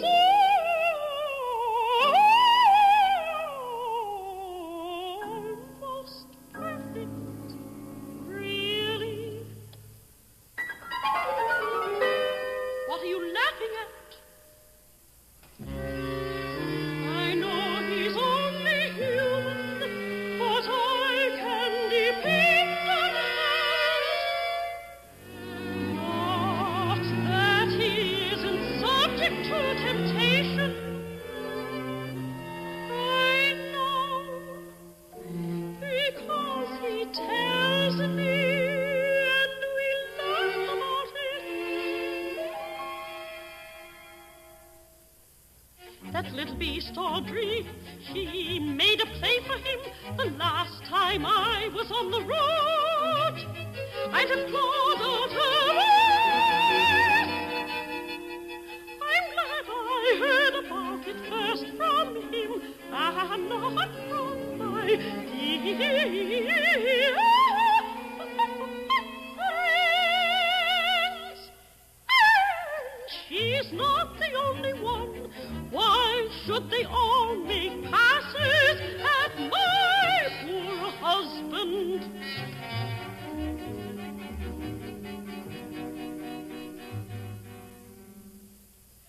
Maybe they think because he's a producer, he'll give them jobs and build them into sports. Why does every snip of a debutante fancy herself as another concern?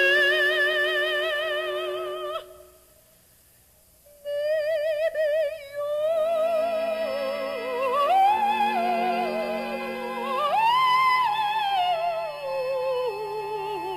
tried it once, but then he never cared for you, and you never appreciated him. But there I go, being catty again. Let's look at some more of these nice things. Aren't these the cutest little soldiers? And this hunting knife is pretty, just like the real thing.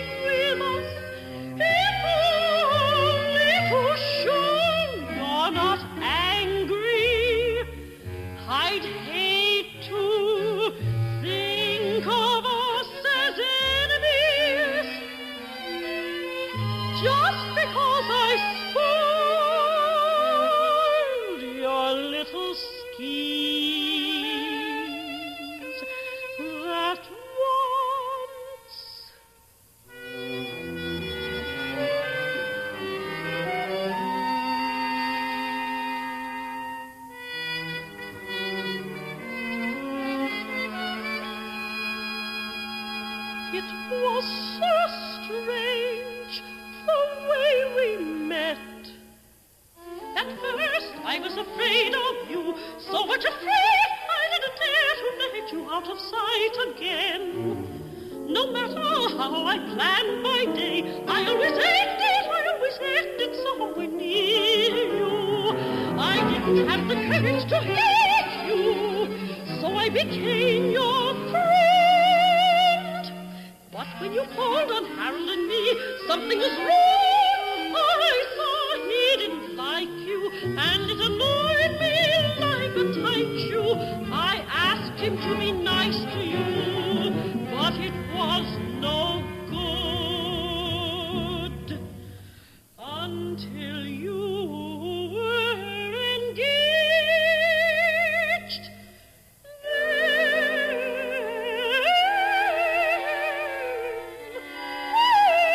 You became fast friends.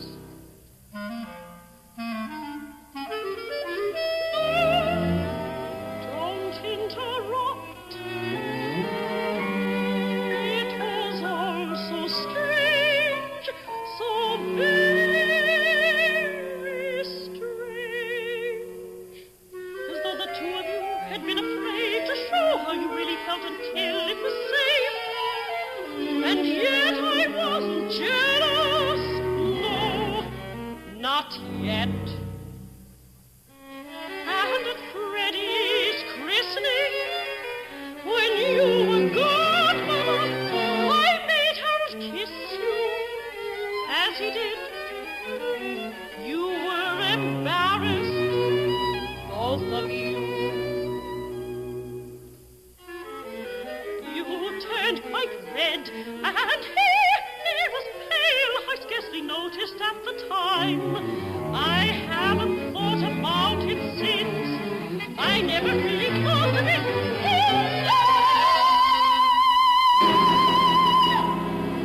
Why don't you speak?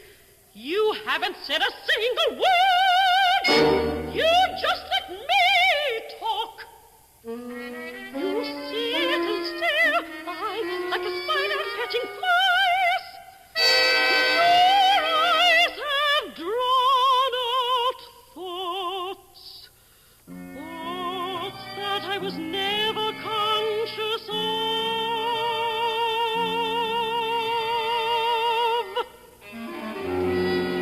Why did you break your engagement?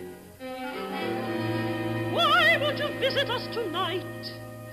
You needn't say a single word.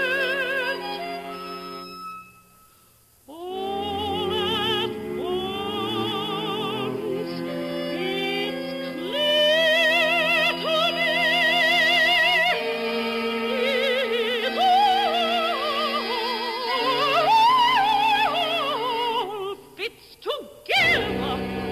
The whole underhanded business. Why must all these things be this hurried color, like dried blood? Because it's your favorite, you're wearing it tonight. Why must we go to the mountains every year? Because you can stand the smell of the sea. That's why my boy's name is Frederick, because it was your father's name. That's why I read your favorite books and eat your ghastly food and drink your drinks, and martinis, horrid little things. You made me swallow everything. Even your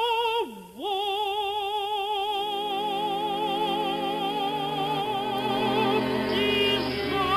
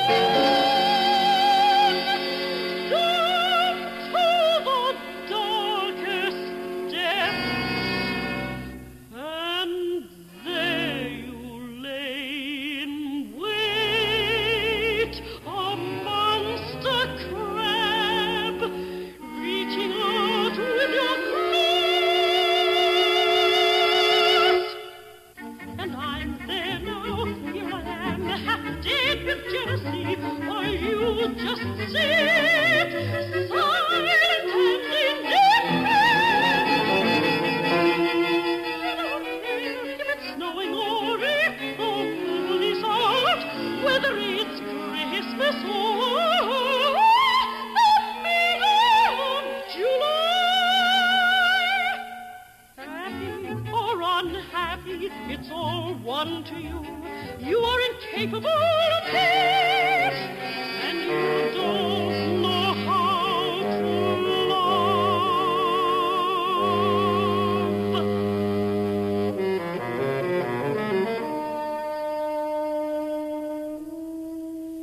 Here you sit and wait.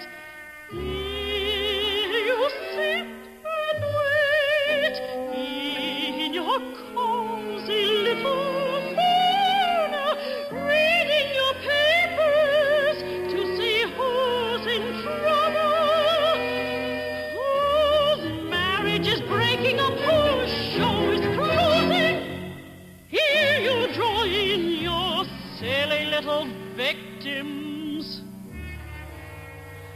and let them talk themselves out.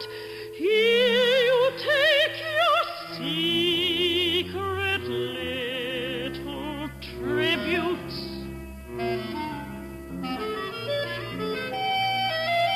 Well, Lisa, really, you know I pity you. You must be unhappy in your lifeless way. I should be angry with you, but I'm not. Who could be angry with a dead woman? And as for that, why should I worry if you or someone else taught me to drink martinis?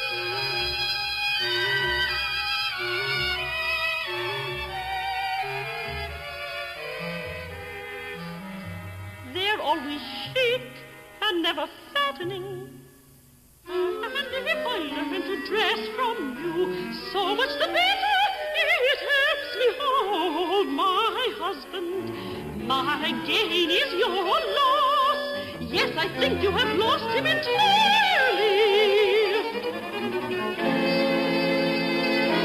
Of course, you meant for me to break with him. But you see, I have a thick skin. I never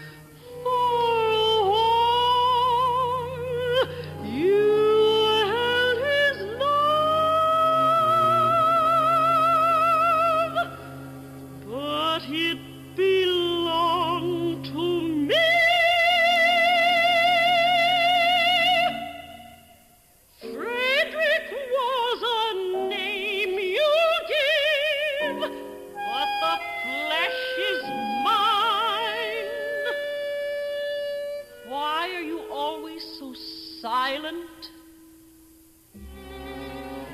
I used to think it was because you were the stranger. But the simple truth is that you had no words worth saying. Your mind and heart are empty.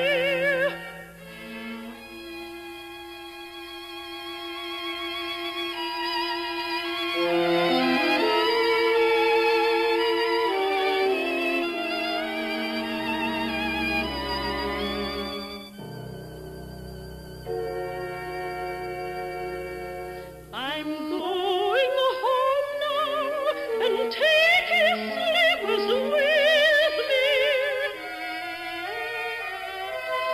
You couldn't learn from others, could you? You couldn't twist and bend so like a dry reed. You broke. Thanks, Lisa. Thanks for all your help. I think you taught me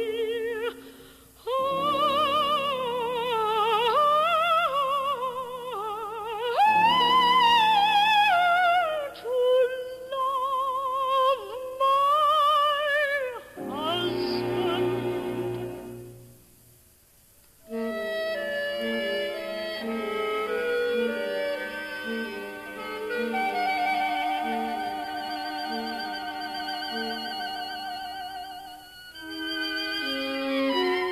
Oh, and yes, Merry Christmas.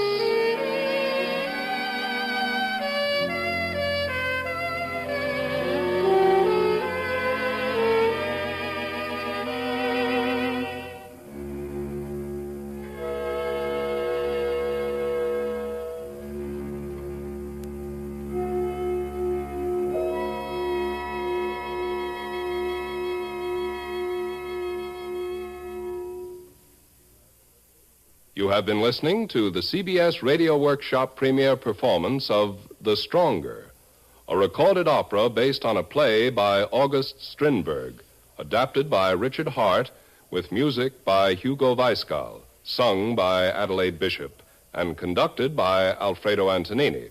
The Columbia recording of The Stronger will be available at music stores next week. This is Roger Foster inviting you to join us next week when, from Hollywood, we will present Hamlet Revisited, another point of view about Shakespeare's great heroic figure. The CBS Radio Workshop is produced in New York by Paul Roberts. In the current issue of TV Radio Mirror magazine is an interesting article on Who's Who on CBS Radio Workshop. TV Radio Mirror is now on sale at all newsstands. Stay tuned for 5 minutes of CBS News, to be followed on most of these stations by My Son Jeep. This is the CBS Radio Network.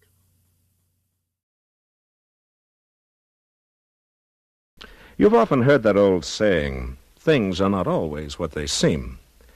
Well, let us be brutally frank with you tonight and say that it is our happy duty to demolish completely that ridiculous little phrase with this objective reappraisal. Things are always and only what they seem. It depends entirely on the point of view. It is upon this premise, then, that tonight we would like you to take a closer look at Hamlet, Prince of Denmark.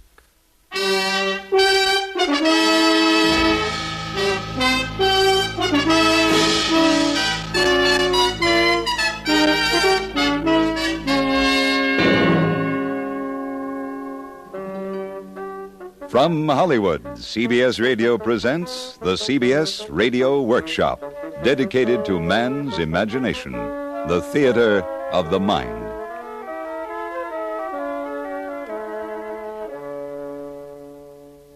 Tonight, transcribed for your amusement or fury, according to your temperament or philosophy, Another Point of View, or Hamlet Revisited, being an analytical misrepresentation of Shakespeare's greatest hero figure, compiled especially for the workshop by Ben Wright and William Conrad. And now, once again, here is Mr. Conrad. Now, with regard to Hamlet, it seems a little more than strange to us, and historical debate gives us grounds, that if Hamlet were such a hero in Denmark, he would automatically have been elected king upon the death of his father, and yet he was not. We wonder why. Again, it seems highly probable that Claudius did not kill Hamlet's father purely from jealousy or desire to usurp the throne, but simply because he was a patriot with the highest moral motives who realized that the danger to Denmark made the removal of a useless king a national necessity. And again, historical debate gives us most valid grounds for this supposition. And finally, it occurs to us that there was really nothing rotten in the state of Denmark, but Hamlet made it so. You will, of course, demand proof, and proof you shall have. Firstly, however, we must confess that though we use only the words of the Bard of Avon in our drama, we've had to make deep and prolonged cuts for the sake of timing, for the play, uncut, as of course you're all well aware, runs some 4.5 hours. Well, without further ado, ladies and gentlemen, we present, for your consideration, Another Point of View, or Hamlet Revisited.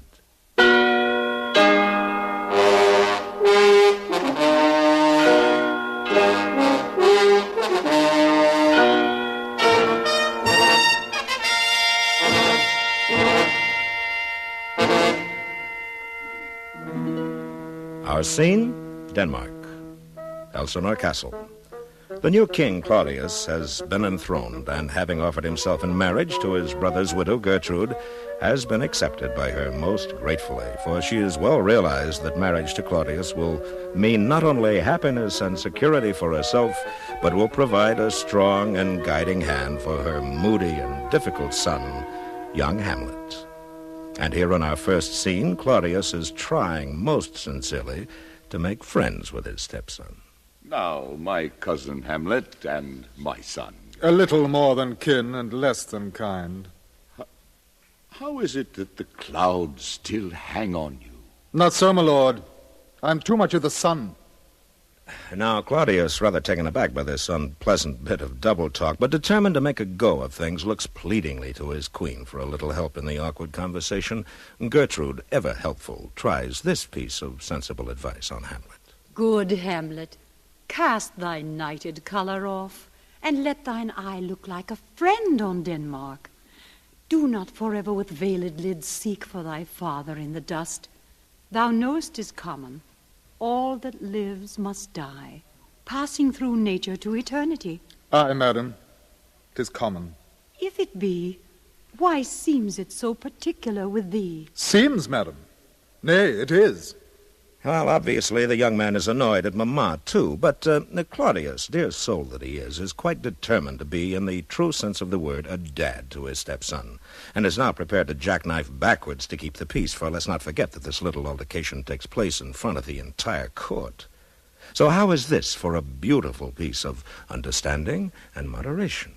'Tis sweet and commendable in your nature, Hamlet, to give these mourning duties to your father. But we pray you, throw to earth this unprevailing woe, and think of us as of a father. For let the world take note, you are the most immediate to our throne, and with no less nobility of love than that which dearest father bears his son, do I impart toward you. And we beseech you, bend you to remain here, in the cheer and comfort of our eye, our chiefest courtier, cousin, and our son. Let not thy mother lose her prayers, Hamlet. I pray thee, stay with us. I shall in all my best obey you, madam. And now, surely you've got to admit that that's just about as petulant a stamp of the foot as you could look for in a month of ballet rehearsals, and rather ugly behavior for a hero. Now, does Claudius swing one at Hamlet for this baldish effrontery? He doesn't. And why? Because he has obviously read all the books about bringing up children properly and knows very well the dangers of submitting them to the traumatic shocks of anger. No, to dear old Claudius, a dad is very simply a dad, and he's duty-bound to see the youngster through the difficult years. And let's not forget for 1 second that our young Hamlet is only 31 or 32 at the most. Now, note this for a superb example of turning the other cheek. Hamlet has just sulkingly mouthed, I shall in all my best obey you, madam. To which Claudius says, It is a loving and a fair reply. Be as ourselves in Denmark. Now, quite honestly, have you ever heard anyone be so warm or charming? Yet this is Claudius speaking, the very man that we are asked, nay, forced to call villain. Now, to expand our premise, let's listen to a fragment of Hamlet's outlook on life. Of course, he comes down stage center for this, as he is wont to do with all his little pleasantries. Oh, that this too solid flesh would melt, thaw and resolve itself into a dew, or that the everlasting had not fixed his cannon against self-slaughter. Oh, God, how weary, stale, flat, and unprofitable seem to me all the uses of this world. Well, one could say that that's a fairly unhealthy attitude toward life. But let's try to be understanding. Let's try to be as understanding as Claudius. Now, perhaps Hamlet is sick with love. After all, the court chamberlain has a most attractive daughter, Miss Polonius, or Ophelia to her friends, and Hamlet has certainly been playing a bit of footy-footy with her, much to the distress of her father. For even Polonius seems to have a pretty good idea of Hamlet's moral worth. Consider now his advice to her. For the Lord Hamlet, do not believe his vows, for they are brokers, not of that dye which their investments show, but mere implorators of unholy suits, breathing like sanctified and pious bawds, the better to beguile. This is for all. I would not, in plain terms, from this time forth, have you so slander any moment leisure as to give words or talk with the Lord Hamlet.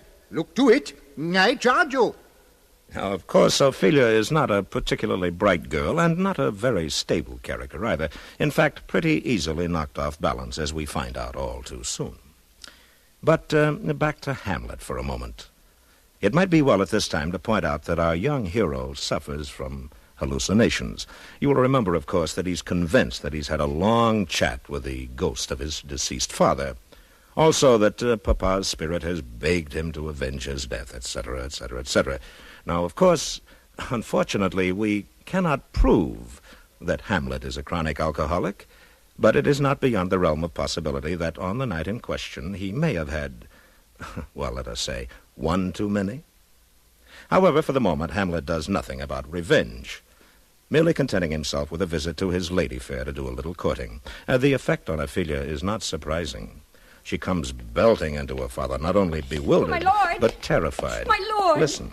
How now, Ophelia? What is the matter? Oh, alas, my lord, I've been sore frightened. With what, in the name of God? My lord, as I was sewing in my chamber, Lord Hamlet, with his doublet all embraced, no hat upon his head, his stockings fouled and gartered and down jived to his ankle, pale as his shirt, his knees knocking each other, he comes before me. Mad for thy love? Oh, my lord, I do not know, but truly I do fear it. What said he? He took me by the wrist and held me hard. Then goes he to the length of all his arm, and with his other hand thus o'er his brow, he falls to such perusal of my face as he would draw it. Long stayed he so. Now a question, gentle listener. Has the boy next door ever behaved in that manner toward your daughter? I mean, when she was just sitting there on the front porch, tending to her knitting? Well, that's pretty frightening behavior, don't you think? And it would take a good deal of understanding. Ah, understanding. A quality in which, more than anything else, our Claudius abounds. The very first thing he does when he realizes that Hamlet not only is a problem, but has one, is to invite, regardless of expense to the management, 2 of Hamlet's old school friends to Elsinore for a long vacation, hoping that they may get Hamlet out of himself with a few brisk games of ping-pong or croquet or whatever. And how does Hamlet react to all this? The usual gambit. He is abominably rude to his friends, suspects them of treachery, an incipient paranoic if there ever was one, and finally, having dismissed them in a most cavalier fashion, cuts back sharply at what he feels about his stepfather. Poor old Claudius. Well, this time we're only going to give you a snippet of the speech because, Well, it's really rather frightening. Bloody, bawdy villain. Remorseless, treacherous, lecherous, kindless villain.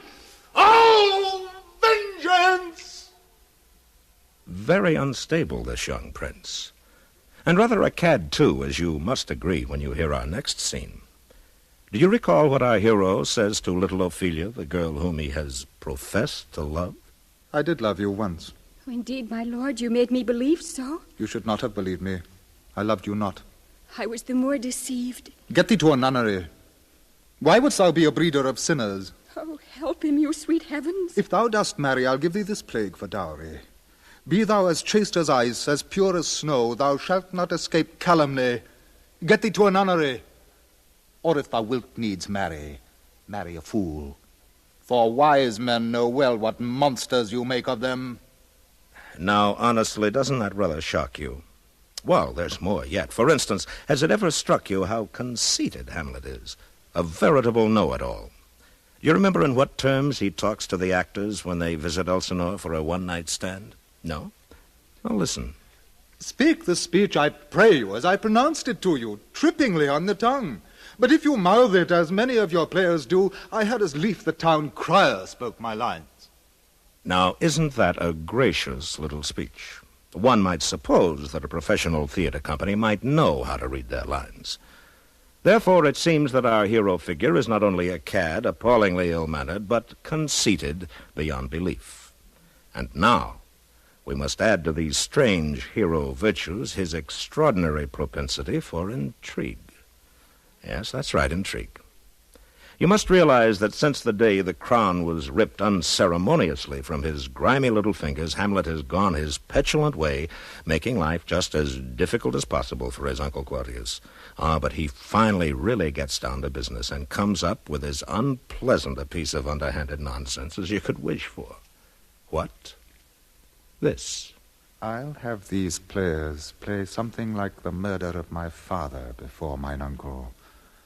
I'll observe his looks. I'll tempt him to the quick. If he but blench, I'll know my course. Item, gift from Hamlet to stepfather Claudius and Mummy. 2 on the aisle for this gloomy little one-actor. Charming, huh? But Claudius goes along with it, for he wants more than anything else to make Hamlet happy. And so the evening arrives, and the stage is set, the audience assembles, and the play begins.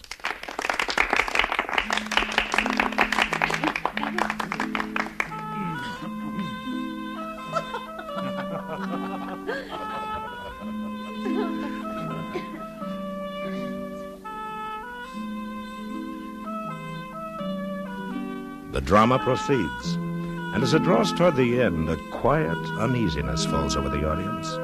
And now the death scene. It takes place in a garden. The player king lies down to take a nap. The onlookers have long since caught the parallel to their own king, and they wait expectantly, breathlessly, for the entrance of the serpent. But wait, there will be no serpent. In a moment, an entrance will be made by the king's brother. He will creep quietly to the king's side and pour a vial of poison into the king's ear. He's making his entrance now. Listen.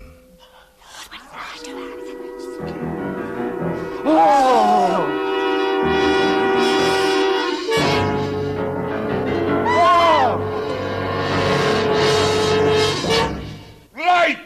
Give me some light! Light, I say!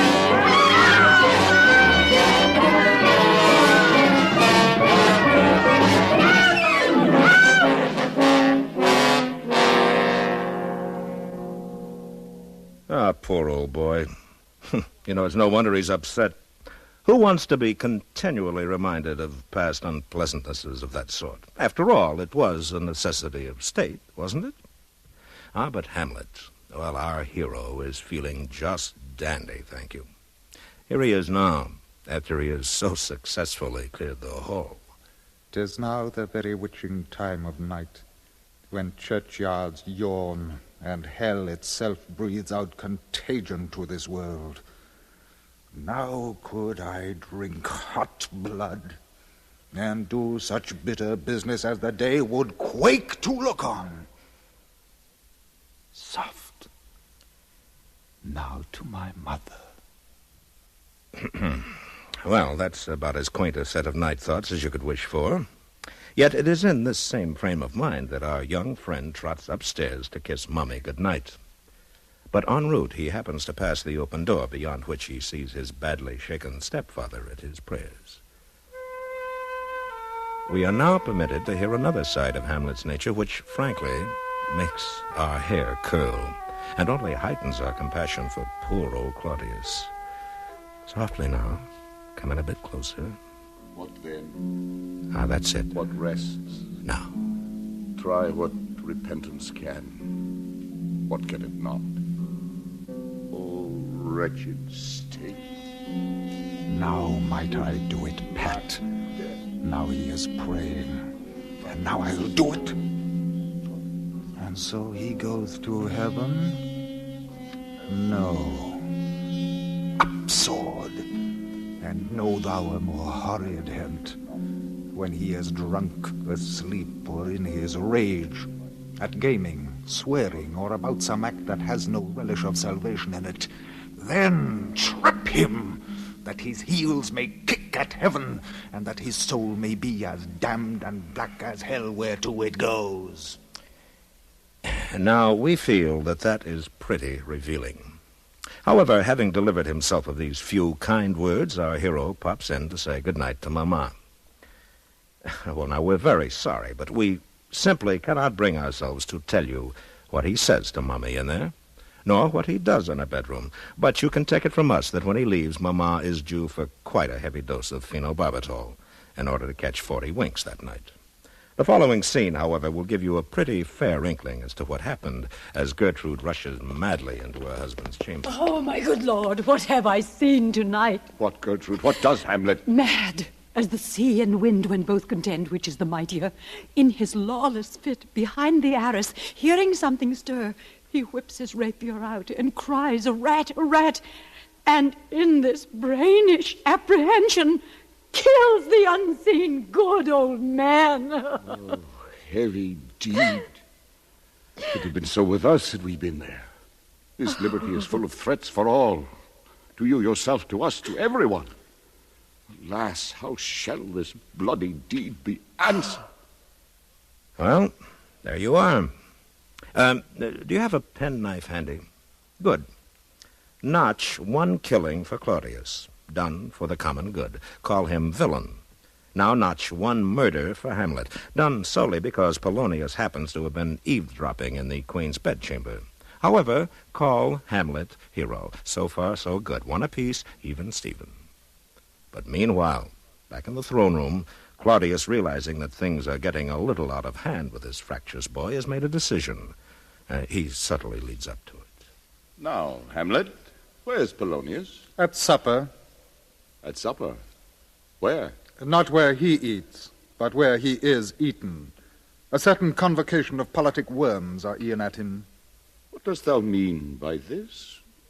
Where is Polonius? In heaven. Send thither to see. If your messenger find him not there, seek him in the other place yourself. But indeed, if you find him not within this month, you shall nose him as you go up the stairs into the lobby. Hamlet, this deed, for thine especial safety, which we do tender as we dearly grieve for that which thou hast done, must send thee hence with fiery quickness. Therefore prepare thyself. The mark is ready and the wind at help. The associates tend and everything is bent for England. For England? Aye, Hamlet.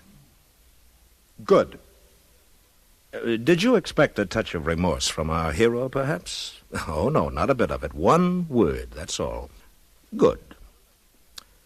However, you haven't forgotten Ophelia, have you? Well, we should hope not. That's right, the rather dim but pretty young thing that Hamlet has cared for so gently. Ah, here she comes now. And sad to say, as nutty as a fruitcake. Well, with reason, though. After all, her lover has just made a pincushion of her poor old father. Well, there's nothing to be done about it, though. But there's rosemary. That's for remembrance. Pray, love, remember. And there's pansies. That's for thoughts. And there's fennel for you and columbines. There's rue for you and here's some for me. We may call it our grace o' Sundays. And will he not come again? And will he not come again? No, no, he is dead. He never will come again. And there she goes out of doors down to the nearest stream and then plonk right into the middle of it to do a little boating on her back with flowers for company. Fatal, of course. She drowns. However, box score for murder. Claudius, villain, 1. Hamlet, hero, 2. Unless you want to quibble about Ophelia's death being accidental. We don't. We say murder. Notch 2 for Hamlet. But at least Claudius has finally gotten Hamlet out of the country with his 2 chums, Rosencrantz and Guildenstern. And that certainly must have been a relief. But it didn't last long, though. No, back bounces happy Hamlet, having in the meantime contrived the death of both of his dear old school chums. And why? Oh, some delusion that they were going to have him killed in England. And in fact, he mentions as evidence a letter that he is supposed to have seen expressly ordering this, written by kindly old Claudius. Now, what can one think? After all, when a young man believes in ghosts and is quite convinced that he's had a long chat with one, a ghost, mark you, we feel that a pinch of salt is indicated. Now then, with our hero back home again and in fine fettle, here is the murder score for the second half. Claudius, 1, Hamlet, 4. And do you know what he does the first crack out of the box on his homecoming? He makes a circus out of his fiancée's funeral, and right in front of her brother Laertes, too, and the whole court. Well, here's Laertes now, quite understandably mourning his loss. Oh, treble woe, full 10 times treble on that cursed head, whose wicked deed thy most ingenious sense deprived thee of. Hold off the earth a while, till I've caught her once more in my arms. And then Hamlet, a little jealous of Laertes being downstage center and feeling that he should get in on the act, pops up with this. What is he whose grief bears such an emphasis? This is I, Hamlet the Dane. The devil take thy soul! Fuck them asunder! Hamlet! Why, I will fight with him upon this theme until my eyelids will no longer wag. Oh, my son, what theme? I loved Ophelia. 40,000 brothers could not with all their quantity of love make up my sum. What wilt thou do for her? Oh, he's mad, Laertes. Would weep, would fight, would fast, would tear thyself? Dost thou come here to whine? To outface me with leaping in her grave? Be buried quick with her, and so will I. I'll rant as well as thou. And he does, too. Well, ladies and gentlemen, we are now rapidly approaching the end of our play, and it's well worth bearing in mind that it is not until the end of the play approaches that our friend Claudius causes us a slight twinge of uneasiness. Oh, yes, you're quite right. The duel scene and the poisoned swords. Now, let me ask you another question. At what point would your patience have run out? Put yourself in that place and in that time. Now, here is Claudius, the head of a state, threatened with invasion by the power-hungry young Fortinbras of Norway, and Claudius is trying desperately to put that state in order. And he might well have had a good chance had it not been for his stepson, Hamlet. He has done everything in his power to keep Hamlet on an even keel. He has, in fact, been kindness itself, while Hamlet, with great precision, is knocking off one by one his entire court, and finally has the bead drawn on Laertes. Now, we feel that Laertes cannot be blamed for hating the man who was directly responsible for the death of his dear sister, who also skewered his papa without so much as an "I beg your pardon." And in all fairness, we cannot blame Claudius for helping Laertes to his revenge. Now, unfortunately, being a little pressed for time, we have had to condense the last scene, the dueling scene. However, we feel that you're all familiar with the gory details, so we will just make the pertinent points. And they are as follows.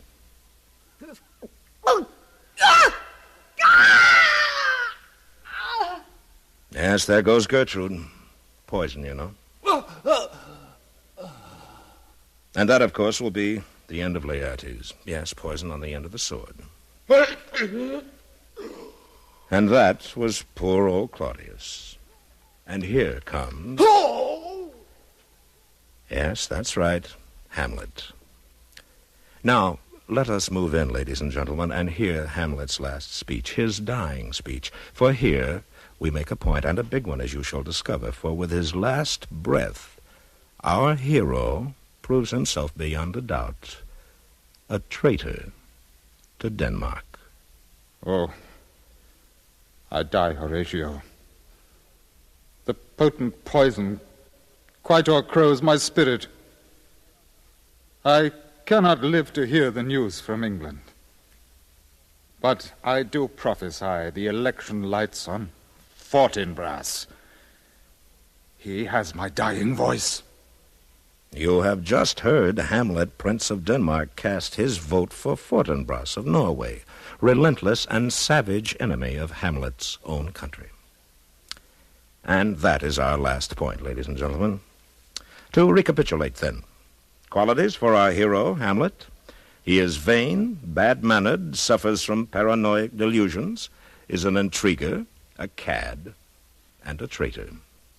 But for our villain, Claudius, he is patient, kindly, and understanding, abounds with moral courage, love, and selfless patriotism. Final score in the Scandinavian murder stakes, villain Claudius, 1. Hero Hamlet, by means both direct and indirect, 7. There you are, ladies and gentlemen. That is our case. And we rest it. One final note. Did you realize that the Danish name Ambleth, or Hamlet in its anglicized form, means the bungler? Good night.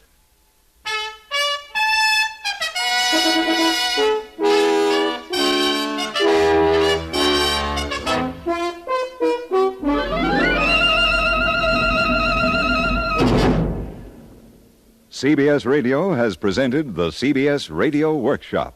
Tonight, Another Point of View, or Hamlet Revisited. This scandalous misrepresentation was transcribed and produced by Anthony Ellis and written by Ben Wright and William Conrad. The felony was compounded by Mr. Conrad's direction. Those aiding and abetting with portrayals were Ben Wright, John McIntyre, Jeanette Nolan, Sammy Hill, and Fred Mackay. Music was composed and conducted by Jerry Goldsmith. This is Hugh Douglas.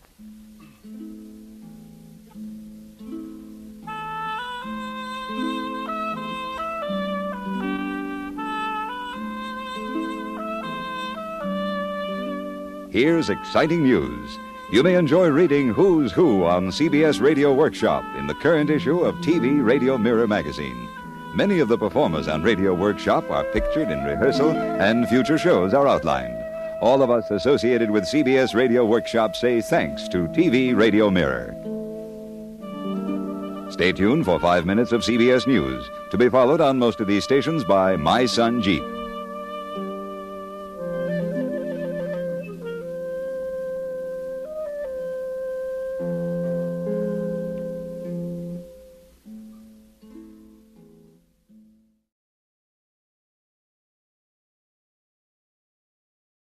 The CBS Radio Workshop, dedicated to man's imagination, the theater of the mind.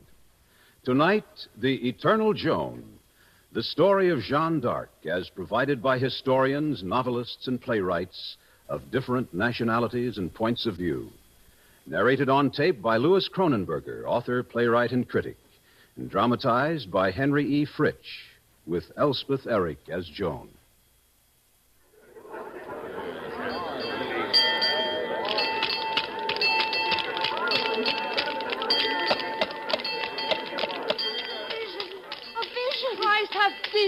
Saint Margaret, have pity. Pray for her, all ye saints. Oh, Lord God, deliver have her. mercy on her. Burn the witch! Death to the witch! Have pity, Warm her up, the soldiers! Let's tie on the witch! Burn her! Let's get it over with.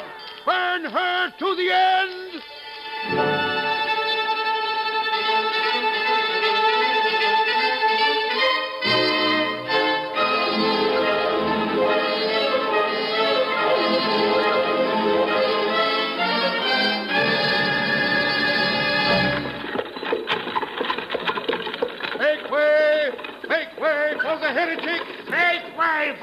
guest of honor. The Master General. A witch, a maid of France. It's stupid. Hey, do you see what it says? No. Where? On her cap. Heretic, relapsed apostate, idolater. Mercy. We beseech thee, good Lord. Make way! We are burning a saint.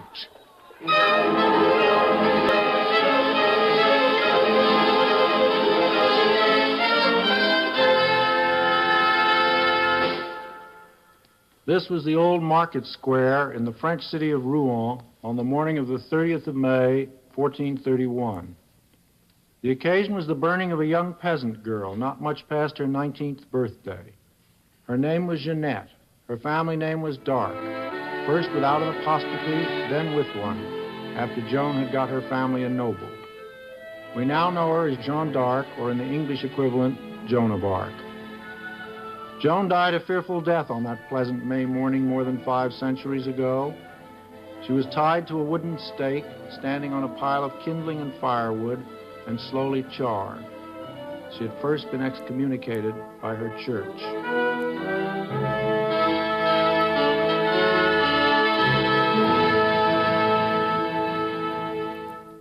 We, having seen and weighed all there is to see and weigh, have said and decreed the simulation of your revelations and apparitions you have been pernicious, seductive, presumptuous, of light belief, rash, superstitious, a witch, a blasphemer of God, a despiser of him and his sacraments, a prevaricator of the These are divine actual teaching, quotations from the official record of the trial of Joan of Arc before an ecclesiastical court at Rouen. erring gravely in our faith, and by this means having rashly trespassed against God and the Holy Church.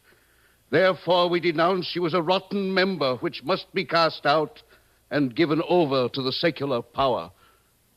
The secular power to which Joan was given over by her own countrymen, that is, the English Army of Occupation, did not even take the trouble to hold a trial or to make formal charges.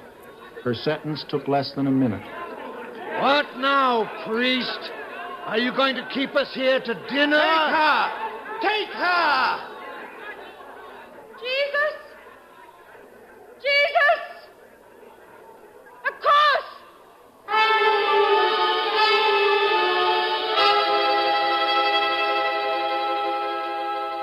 A kind English soldier broke a stick in half and tied it together in the form of a cross. Joan kissed the makeshift emblem and clutched it tightly to her body. A short time later, she was dead. Yet only 25 years later, Joan was cleared of all the accusations that had been brought against her, and she was officially declared a saint in 1920. More than 40,000 statues have been erected to her in France alone, plus many others in other lands, including our own United States. Why? Thousands of books and plays have been written about her in various languages. Why? Here is our own Samuel Clemens. Caesar carried conquest far, but he did it with the trained and confident veterans of Rome, and he was a trained soldier himself. Napoleon swept away the disciplined armies of Europe, but he also was a trained soldier, and he began his work with patriot battalions, inspired by the miracle-working new breath of liberty. A mere child in years, ignorant, unlettered, a poor village girl, unknown and without influence, found a great nation lying in chains, helpless and hopeless under an alien domination. Its king was cowed, resigned, and preparing to flee the country. And Joan laid hands upon it, and it rose and followed her. But this point alone is not enough to explain the universal appeal which Joan the Maid has had for all the world. Yes, even for the Marquesas Islanders in the Pacific, who to this day are convinced that the English ate Joan, or else why would they have wanted to roast her? There's little doubt about the bare facts, since fortunately complete records of Joan's long trials have come down to us. But for the touchstones of human understanding, we have to turn to those who have tried to interpret Joan on the basis of individual insight. Historians, novelists, and playwrights of different nationalities. Destroyed by the English invaders. I live here happy with my father, my mother, and my brothers.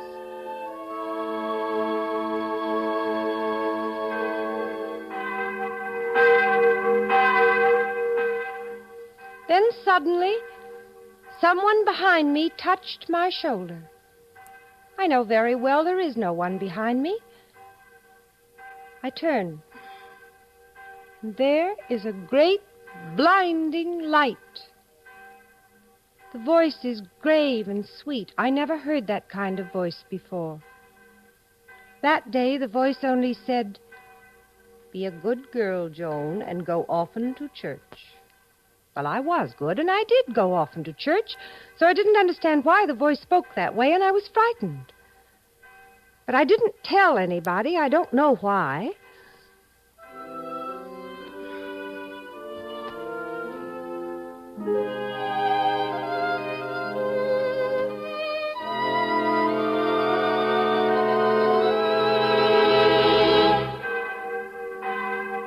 Then came the second time. It was the noon Angelus. A light came over the sun and was stronger than the sun. There he was. I saw him. An angel in a beautiful white robe that must have been ironed by someone very careful. He didn't tell me his name that day, but later I found out he was Monseigneur the Blessed Saint Michael. "Joan, go to the aid of the King of France and give him back his kingdom." "But, Monseigneur, I'm only a girl. I don't even know how to ride a horse." "You will go first to Monsieur de Baudricourt. He will give you men's clothes and have you taken to the Dauphin. St. Catherine and St. Margaret will go along to help you." The Dauphin, of course, was Charles, son and presumably legal heir of the last French king, Charles VI. Charles, the father, was generally regarded as mad and had signed a treaty with England disavowing his son and recognizing Henry V of England as his heir. He had also ceded all of France north of the River Rouen as justification for their French campaigns. The Dauphin was weak, yet this was the man for whose coronation at Reims as Charles VII of France, Joan was to give her life. Her voices had told her that. So Joan received her mission. She didn't leave her native Domremy right away. She was 17 before she felt ready to set out into the unknown world to help rescue France.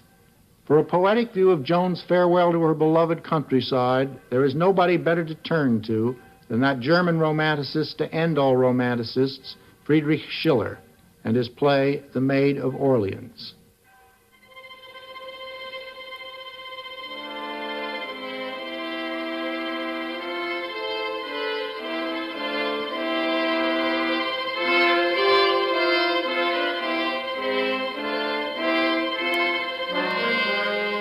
Farewell, ye mountains, ye beloved glades, ye lone and peaceful valleys. Fare ye well. Through you, Johanna nevermore may stray. Johanna goes and ne'er returns again. Such is to me the Spirit's high behest. To Gaul's heroic sons deliverance bring. Relieve beleaguered Reims and crown thy king.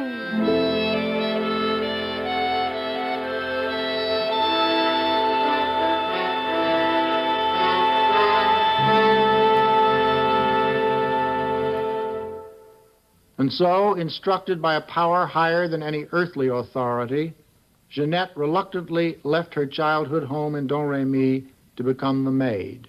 A few months later, in Reims, Joan saw her great dream come true. The Dauphin, her Dauphin, was anointed with the heaven-sent oil and formally crowned King Charles VII of France.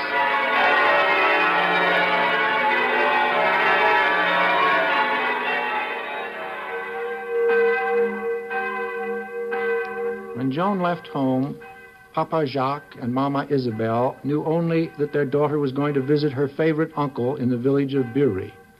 But Bury was near Vaucouleurs, the residence of Messire Robert de Baudricourt, whom the Archangel had directed Joan to see as the first step in her mission.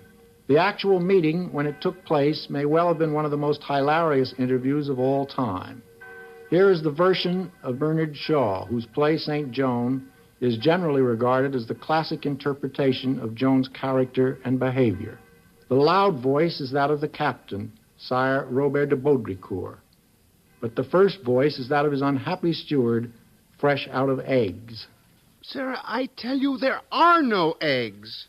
There will be none. Not if you kill me for it, as long as the maid is at the door. The maid? What maid? What are you talking about? The girl from Lorraine, sir. From Don Remy. 30,000 thunders, I told you to throw her out. You have 50 men-at-arms and a dozen lumps of able-bodied servants to carry out my orders. Are they afraid of her? She is so positive, sir. Positive? Now, see here, I'm going to throw you downstairs. No, sir, please. Well, stop me by being positive. It's quite easy. Any slut of a girl can do it. Sir, you cannot get rid of her by throwing me out. You see, sir, you are much more positive than I am. But so is she. You parcel of curs. You are afraid of her. No, sir, we are afraid of you, but she puts courage into us. She really doesn't seem afraid of anything. Perhaps you could frighten her, sir. Perhaps. Where is she now? Down in the courtyard, sir, talking to the soldiers as usual. She shall talk to me a bit. Hello! You there! Come up here. You, soldiers, show her the way. And shove her along quick. She wants to go and be a soldier herself. She wants you to give her soldiers' clothes, armor, sir, and a sword.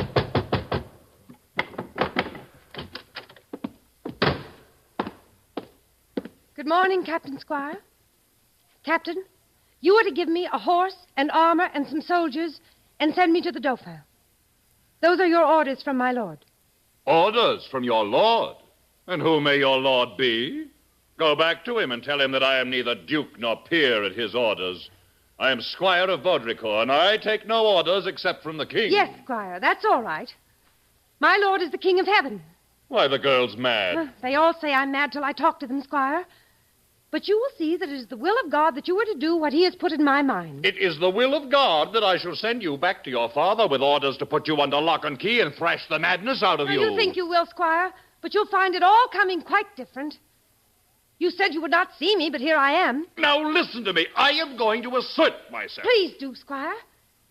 The horse will cost 16 francs. It's a good deal of money, but I can save it on the armor. I shall not want many soldiers. The Dauphin will give me all I need to raise the siege of Orleans. To raise the siege of Orleans? Yes, Squire. That is what God is sending me to do. Well, I am damned. No, Squire. God is very merciful. You will go to paradise, and your name will be remembered as my first helper.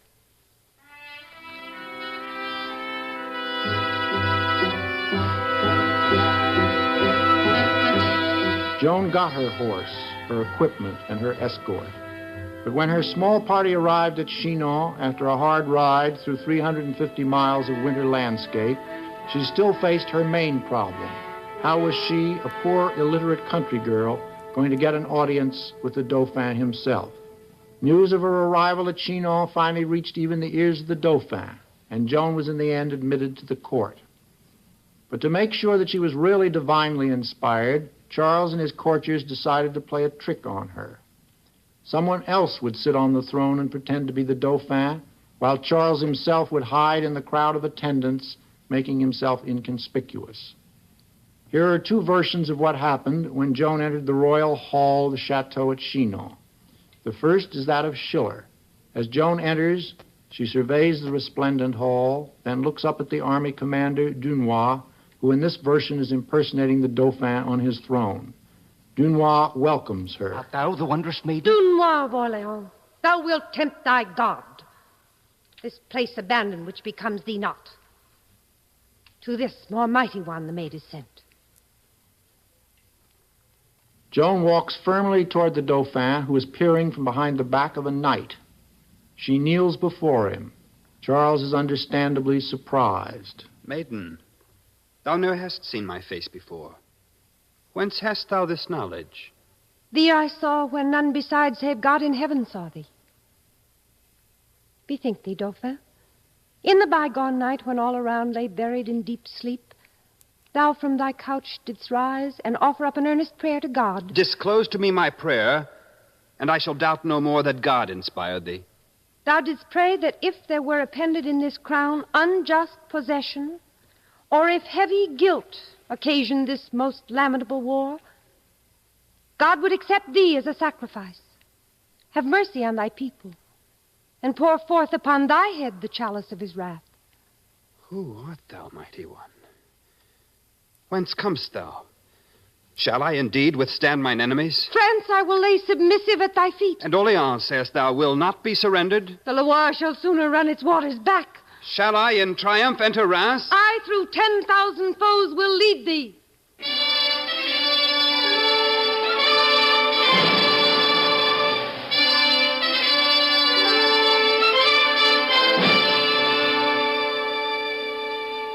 In the modern Anouilh Hellman play, the Dauphin is no storybook king. As the scene opens, Charles is lolling indolently on his throne, playing with one of those cup and ball toys that still delight children today. Enter the Archbishop of Reims. Oh, Archbishop, you have arrived just in time. I am on the point of governing. There is not time for jest, Your Majesty. We are faced with the dangerous problem of this peasant girl. The people are in love with her. They are convinced that God has sent her to you and that she alone can save France. They think she works miracles. I have sympathy for them. They are as desperate as I am. As for this girl, I have no curiosity about her. I know too many people as it is, and a messenger from God doesn't sound very amusing. But I want to be a good king and please my people, therefore I shall see this girl. I think I might like to play a trick on her. Let's put a page upon the throne. Let's clothe him in the royal doublet with the fewest patches. He'll look better than I do. And let us enjoy the sight of God's envoy pleading her cause to a page boy. And so, when Joan timidly enters the throne room, it's a young court attendant who is impersonating the Dauphin. She sees through the deception, however, just as quickly as she did in the case of Dunois in Schiller's play. She surveys the crowd and walks straight to Charles, who tries to run from her. What do you want? Noble Dauphin, I am Joan the maid. The King of Heaven has sent me to tell you that you must be anointed and crowned in the city of Reims. Well, that is splendid, mademoiselle, but Reims is in the hands of the English, as far as I know. How shall we get there? We will fight our way there, noble Dauphin. First we will take Orleans, and then we will walk to Reims. God told me, noble Dauphin. You haven't come here to kill me? No. No, of course not. You have an honest face. I've lived so long with these pirates that I've almost forgotten what an honest face looks like. Are there many people who have honest faces? Many, sire. Well, I never see them. Well, all right. Start boring me. Tell me that I ought to be a great king. Yes, Charles.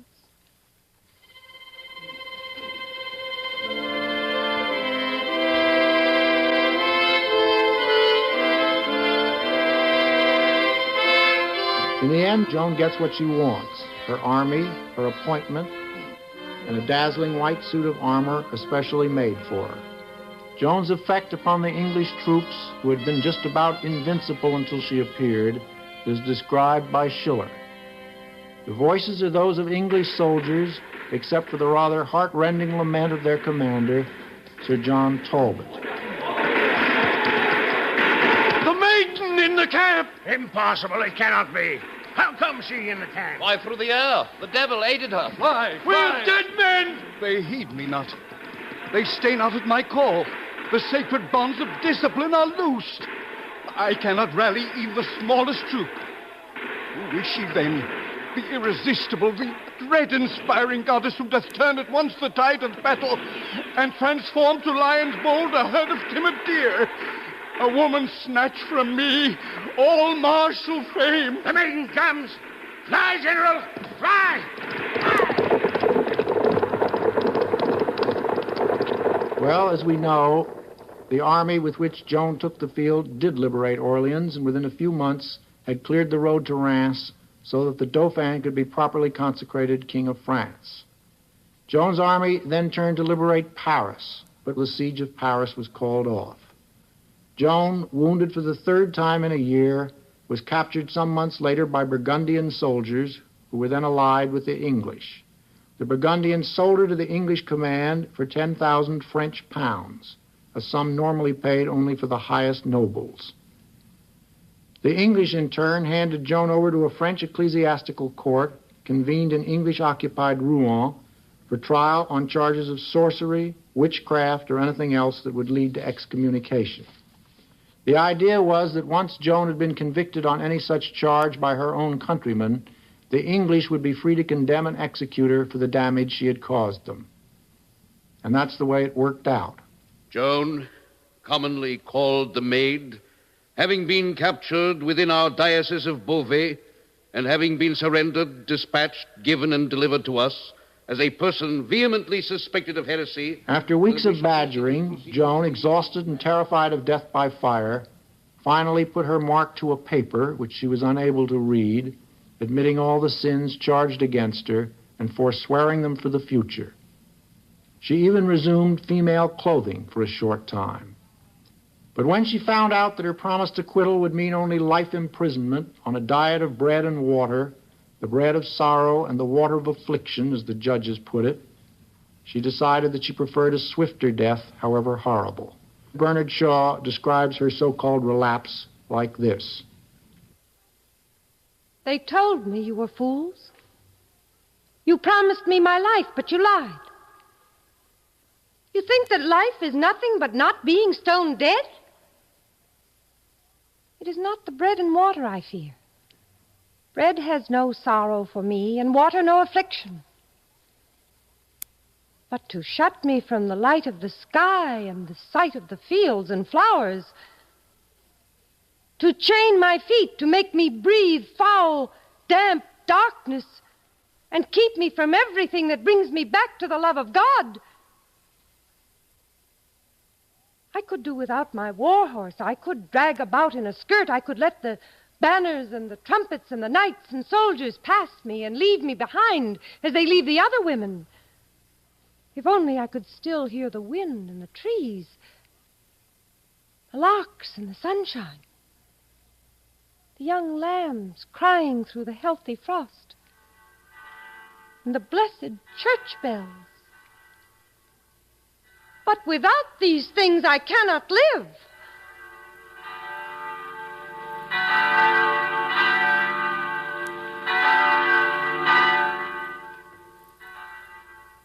What I am, I will not denounce. What I have done, I will not deny. And we still have from Joan what is perhaps the most touching answer ever given to a life and death question in the history of Inquisition.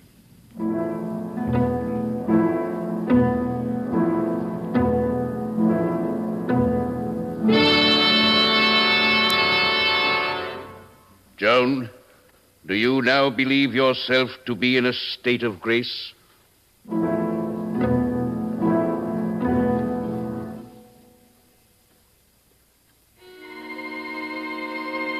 If I am not, may God put me there. If I am, may God so keep me. That was Joan of Arc. Did anyone ever understand her? Do we understand her today? Perhaps Jean Anouilh said it best.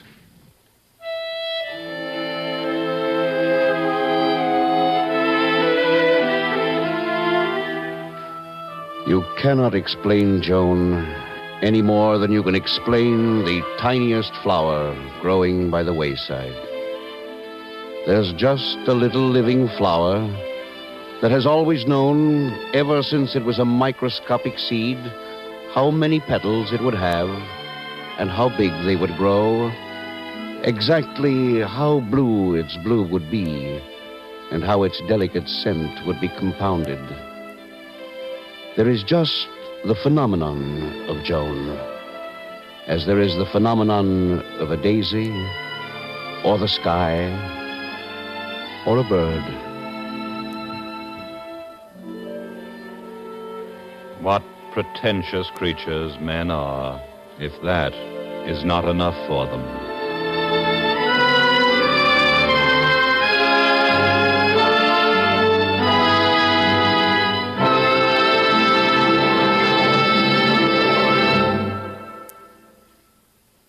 You have been listening to the CBS Radio Workshop and The Eternal Joan, a treatment of the Joan of Arc story. Written by Henry E. Fritsch, with Elspeth Eric as Joan and Louis Cronenberger, drama critic for Time magazine, as tape narrator. The Eternal Joan was produced and directed by Paul Roberts. Music composed and conducted by Alexander Steinert. Included in tonight's cast were Alan Hewitt as Baudricourt and Jack Manning as the Dauphin. Also heard were John Gibson, Daniel Ocko, Bob Dryden, Louis Van Rooten, Roger DeKoven, Ed Prentice, Guy Rep, Ellen Muir, Gladys Holland, and Ruth Tobin.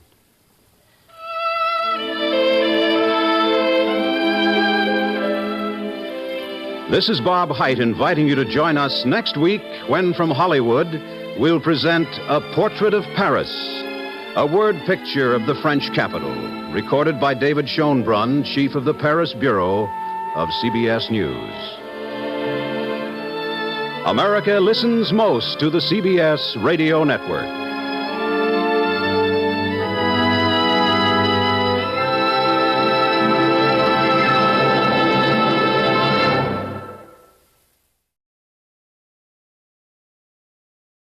This is Paris.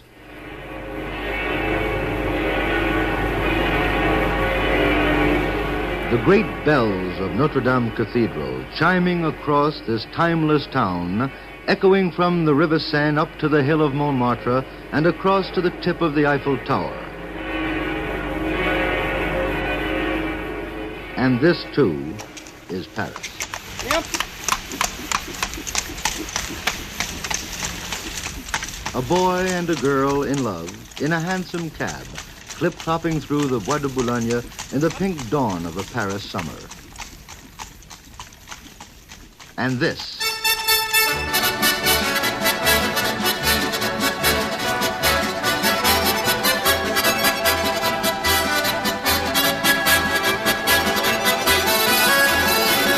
The cabarets, the nightclubs, the popping of champagne corks, and the swirl of dancing skirts.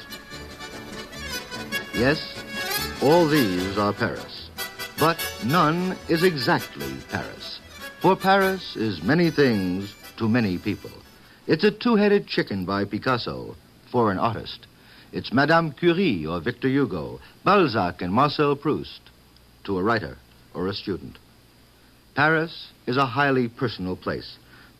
Each of us has painted his own portrait of Paris.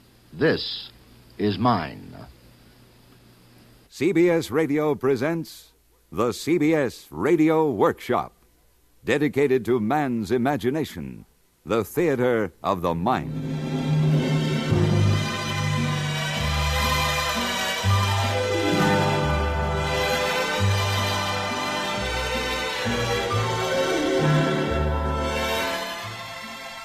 Tonight, one man's portrait of Paris. The man, David Schoenbrunn, CBS foreign correspondent, winner of this year's Overseas Press Club Award for the best reporting from abroad, and author of the forthcoming book, As France Goes. If any American knows how France goes and why, it is this veteran Paris correspondent who has been reporting the news from Paris ever since the liberation 12 years ago this summer. Yet he remains objective, an American observer with an American wife, and as we shall see, a very American daughter, even though she is a native-born Parisienne. We take you now by tape to Paris and David Schoenbrunn. This is Paris, oldest, best known, least understood capital in the world. This is a city of contradictions, where every valid generalization has an opposite which is equally valid. It is the gayest, saddest, most sinful, and most virtuous of cities. Paris is communist and Catholic. It is a rich city inhabited by a great number of poor people. Paris is as young as atomic energy, as old as Caesar's legions. It is both cosmopolitan and provincial, with an international core surrounded by a group of little villages. It is a city open to all, but accepting none, with one exception: its children. Paris is a great city for children, as you will hear from one of them.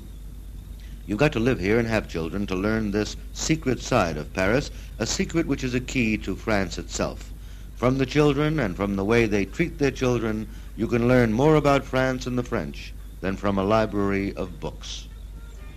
I am sitting on a bench in the Champ de Mars, a lovely green park lying between the Eiffel Tower and the École Militaire, just one of the dozens of perfumed floral bouquets that the people of Paris have offered to their children to keep them out of the crowded, dirty streets of a modern city. A part of Paris few foreigners know and few tourists ever get to visit. A sand pile for kids, a carousel, hidden away among the trees, only a few yards from the Eiffel Tower. A group of little girls is dancing right near me. They've locked hands in a circle, and they're singing an old French song. Let's move a little closer and listen. Dansons la capucine, y'a pas de pain chez nous, y'a na chez la voisine. Let's dance the Capucine. We have no bread at home. Our neighbor has bread, but there is none for us. Our neighbor has bread, but not for us. That's very French, you know, very sad but very true, in a nation that has suffered foreign invasions, civil wars, or revolutions every generation for hundreds of years. These people and their children have learned the hard way the bitter reality of the expression, every man for himself, or as the French put it, chacun pour soi. This is really the basis of what is called French individualism. France, for almost 2,000 years, has been the crossroads of a dangerous world, and each child has learned from its father how to survive in that dangerous world. And France has survived, and Paris has become the oldest capital city of the West, so there must be some wisdom in their lessons to their children. The kids seem to love it. I'd like you to meet one of the children who's dancing and singing in that group right near us. She is 9 years old, born and raised in Paris. Her name is Lucy. She is my daughter, and she's very much a part of what Paris means to me and what I've learned about Paris from her. Lucy, Lucy, viens ici.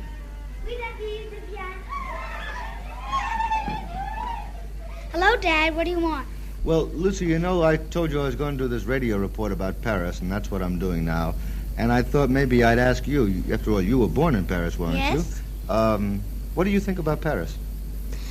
Well, I like Paris because whenever you look outside, you see green trees, grass, flowers everywhere. And you like this park here? Yes, I like it. It's just like a park. How about going to school here? Do you like school? Oh, yes, very much. Why?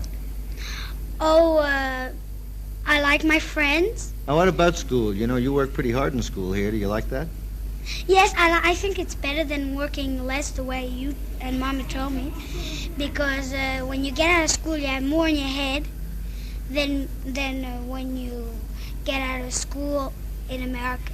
You have less. Well, that's a pretty French idea, Lucy. Now, tell me, are you a French girl or are you an American girl?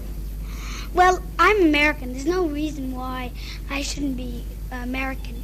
Because you, my mother, and Grandpa and Grandma are American. The rest of the family, too. And that doesn't matter at all to your French friends? They don't make fun of you at all? Never, never. Sometimes the recognition, they even sort of forget about that I'm American. Well, you run back and play with them now, darling. Tout à l'heure, huh? All right. Bon. Tout à l'heure. No, it doesn't matter that Lucy is American, and that is a very Parisian attitude. The people and the children of this city respect each other's individual personalities and opinions.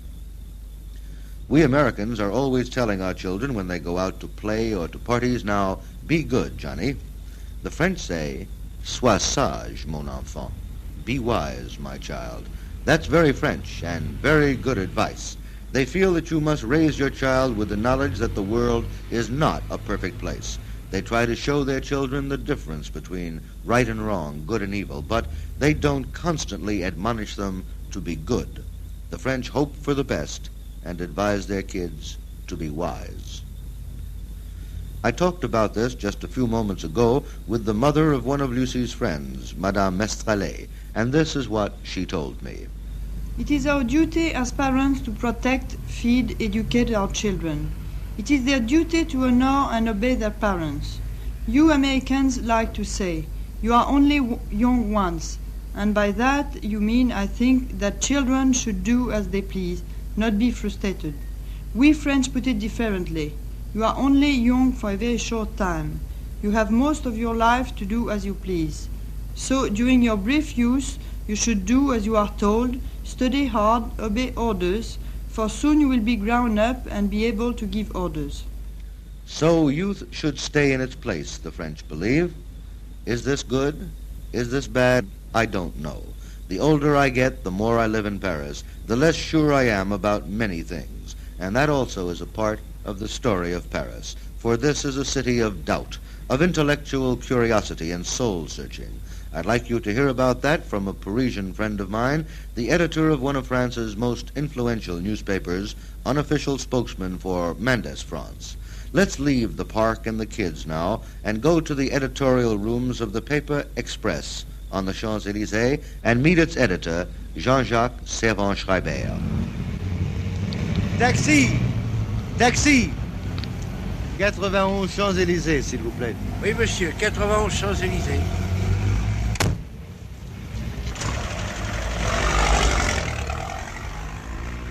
The individualism and anarchy of the French comes out in full flower behind the wheel of a car, and Paris taxi drivers are a special species of humans, the most ornery, irritable, and yet stimulating of men. They growl and grumble at their fares. They drive like suicidal maniacs, but with great skill. They curse all pedestrians and policemen and are cursed back at with equal vehemence. The myth of French politeness, and I wonder whoever invented that legend, is soon dispelled by a cab driver. But you can get a valuable insight into the French mind by talking to cabbies. It's one of my favorite sports in Paris. The other night, I was in a cab coming home from the CBS studio. It was about midnight in Paris, and I noticed that when we came along to one crossing where there was a red light, my driver simply slowed down a little bit and continued right through the red light. I rapped on the glass, leaned over and said to him, "Now, why did you do that? Why didn't you stop for that light?" He turned around to me and he said, "Monsieur, have you ever thought what a red light was there for?" He said, "A red light is just a machine, monsieur. It operates mechanically, and the whole purpose of it is to stop traffic in one direction to allow traffic to go by in the opposite direction. Now, monsieur, I am a man, not a machine. I don't have to have some automatic signal up there tell me whether it's safe to go or not. It's midnight in Paris now," said the driver. "There are no cars around," and I slowed down. I looked carefully to the right and to the left, and I saw there were no other cars. "What would you have me do?" he asked. "Just sit there like a dumb machine and wait for that other machine to change and tell me what to do? No, monsieur. I am a man, not a machine." Well, I must confess that I was very excited by that description. It means all of France and all of Paris to me. It's all that is good in this country and all that is bad at the same time. For this is really a country of contradictions. The individual spirit of the French has permitted them to overcome disasters through 2,000 years of their history. It also prevents them from ever getting the kind of community which perhaps would prevent some of these disasters from coming about. Sometimes I don't know whether these things are good or bad. I can only say that intellectually I am thrilled by a man who says to me, "I am a man and not a machine." We're going to meet another man now who is a man and not a machine.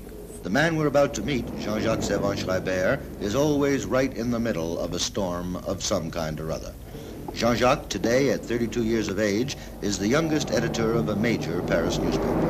He is a brilliant man, but a tortured intellectual. And in that sense, he reflects two of the qualities of his native city of Paris, the most brilliant and tortured capital of Western Europe.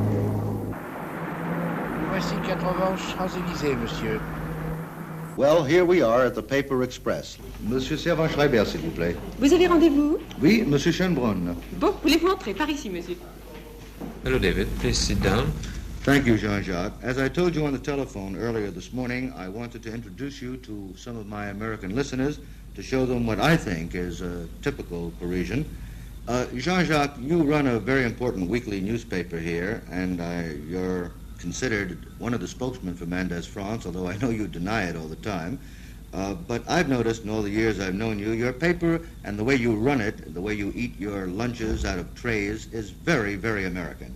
How come a Parisian and a real Frenchman like yourself is so American? Because I've been to America several times, and my experience is that the Americans are better journalists than the French people. So each time I can take my lessons from American publishers, I do it. And I've always found myself the better for it. You then believe that it's important to borrow American techniques. Now, what about a way of life and an intellectual attitude towards things? Are you Parisian or American in that respect? Well, if you mean, David, that whether I prefer to live in Paris or would I like to live in America, I prefer to live in Paris. Each time I go to America, I feel very much at ease, and I like being in America. These days and in the recent years, I seldom agree with the State Department, with the foreign policy of America, but that has never interfered with my great love of the way of life in America. Well, I wasn't really talking about way of life or where you live. I was thinking of your approach to your work. You have an American technique in making your paper. What would you describe as the Parisian about you? What is the thing that you think distinguishes a young French intellectual like yourself from an American counterpart in general? Well, maybe it would be very pretentious to say so, but I think we are less prejudiced on many problems. I think we as French journalists or French young people in politics, we ask ourselves more questions than our American friends. For instance, take a very difficult subject, a delicate one like communism. We don't classify it as easily as the Americans do. We try more perhaps to understand it, to see what is the future of it, what will be the European future towards communism. And we are not so, I would say, perhaps, we are not so satisfied as the Americans are with our own explanations. Would you say then that you believe that the essence of being Parisian in the sense of French culture and civilization is the universalism of French thought, the openness, the curiosity, the ever-seeking and constant doubt and examination, which is so French? Well, yes, I would say some more intellectual instability, which is a good thing. Makes yourself ask more questions, you see. Yes, and nonconformism. Well, that would be pretentious to say so. I don't think the Americans are conformists, but we are more ill at ease, so we are seeking more, perhaps. Jean-Jacques, would you care to say anything about Mendès and what you think the future of Mendès France is in this country? Well, as you say, David, I'm not his spokesman. Well, now, what's your opinion? You'll have to go and see him. What's your opinion, your personal opinion? These days, I have no opinion. I mean, it's very difficult, and I don't think it's the problem of one man. I think the crisis now is much larger than the problem of one man. It is indeed. Thank you very much, Jean-Jacques.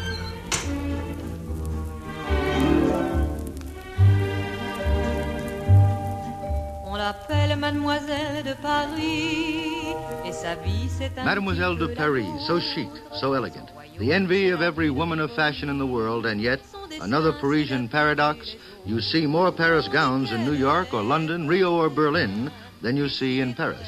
For the haute couture, one of Paris's most important industries, is mainly an export business, a big business, quietly, elegantly conducted, as the new fashions are shown to buyers from all over the world. Good luck, peace.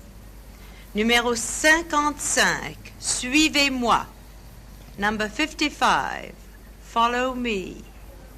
Numéro 78. This is the showroom of one of France's great fashion designers, one of the great designers of the world, Pierre Balmain. And the voice you've just heard announcing the numbers in his latest collection is that of a great friend of mine. Her name is Ginette Spanier. If there's anybody who means Paris and is Paris through and through, it's Ginette. Yes, David, I am Parisian through and through. And yet, you know, I feel completely English. And that's one of the joys of Paris, is that nobody seems to think it at all strange that one of the great French couture houses should have British directress with a British passport. I've kept my British passport. I feel terribly British, and yet I feel completely Parisian with all that that name means. What does it mean to you, Ginette? It means being able to work here easily, live as I feel like living, with great freedom of mind and spirit. Thank you very much, Ginette. Ginette, do you think it's Pierre in? I'm sure that he'd love to speak to you. Oh, there he is, coming into the door right now. Monsieur Balmain, vous voulez venir ici une minute, s'il vous plaît?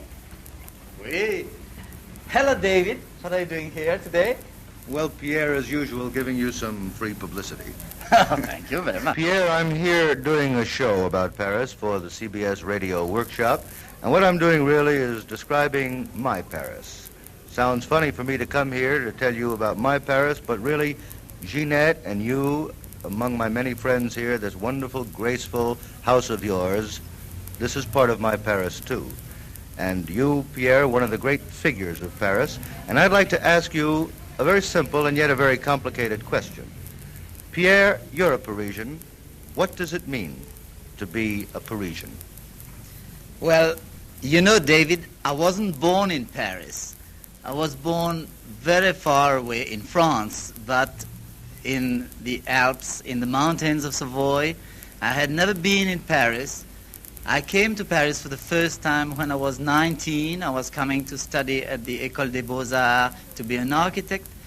That was my first contact with Paris, and fortunately, I was taken by some friends through the subway from the station to the Place de la Concorde at 8 o'clock at night.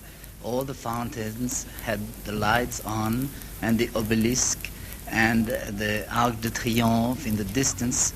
I stood in the middle of that square for the first time, and I had tears in my eyes, and I decided that I wanted to become a Parisian, and I have never left Paris since that time.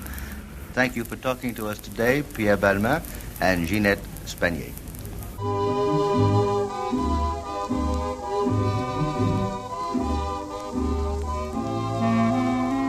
Thus, the Paris of fashion, of politics, of children, well, it's only one of the Parises. There's the Paris of song. Certainly no city in the world has ever been the subject of as many songs as Paris. For Paris is a woman, eternal woman, beloved mistress of all men everywhere. Here is Paris seen through the rose-colored glasses of Edith Piaf.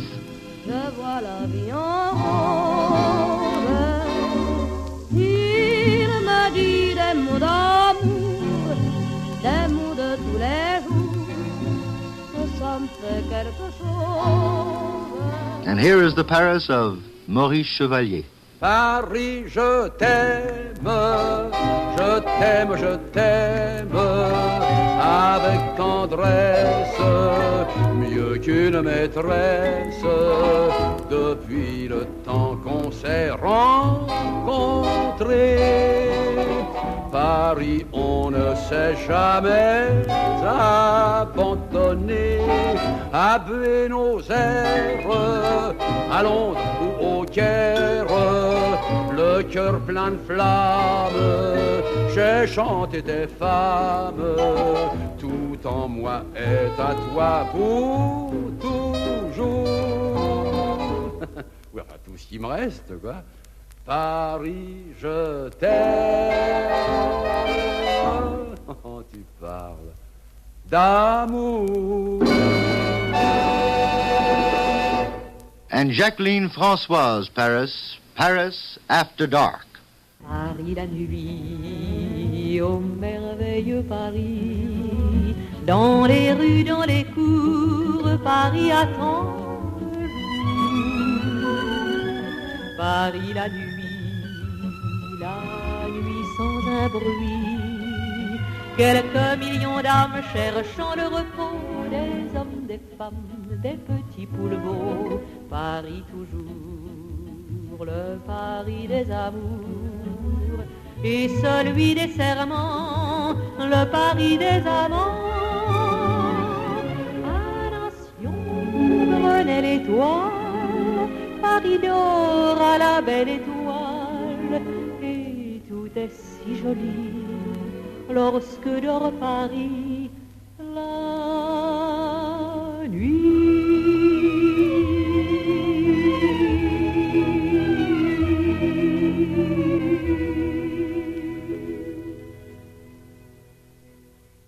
A Parisian is someone who loves Paris and who loves life.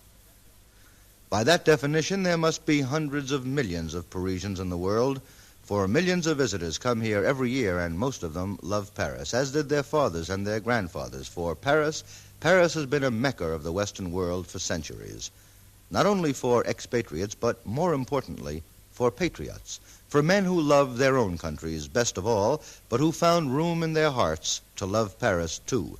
Men from all walks of life, statesmen, writers and painters, businessmen, scientists and philosophers, all have found new inspiration here in Paris without ever losing their own originality, their own nationality. Picasso, the Spaniard, Modigliani, the Italian, Marie Curie, the Pole, Karl Marx and Lenin, Leibniz and James Joyce. No more typically American novel has ever been written than James Farrell's Studs Lonergan. It was written here in Paris. Surely there's no more homespun American folk song than Home Sweet Home. It was composed here in Paris. And surely no greater American patriot ever loved his country more than Thomas Jefferson. Well, the day that Thomas Jefferson left Paris, where he had been our ambassador, to return home to become President George Washington's Secretary of State, this is what Thomas Jefferson wrote in his diary. He said, "The hospitality of Paris is beyond anything I had conceived to be practicable in a large city. Their eminence, too, in science, the ease and vivacity of their conversation give a charm to their society to be found nowhere else. Ask any traveled inhabitant of any nation, in what country on earth would you rather live? Certainly my own, where are all my friends, my relations, and the earliest, sweetest affections and recollections of my life. Which would be your second choice? France."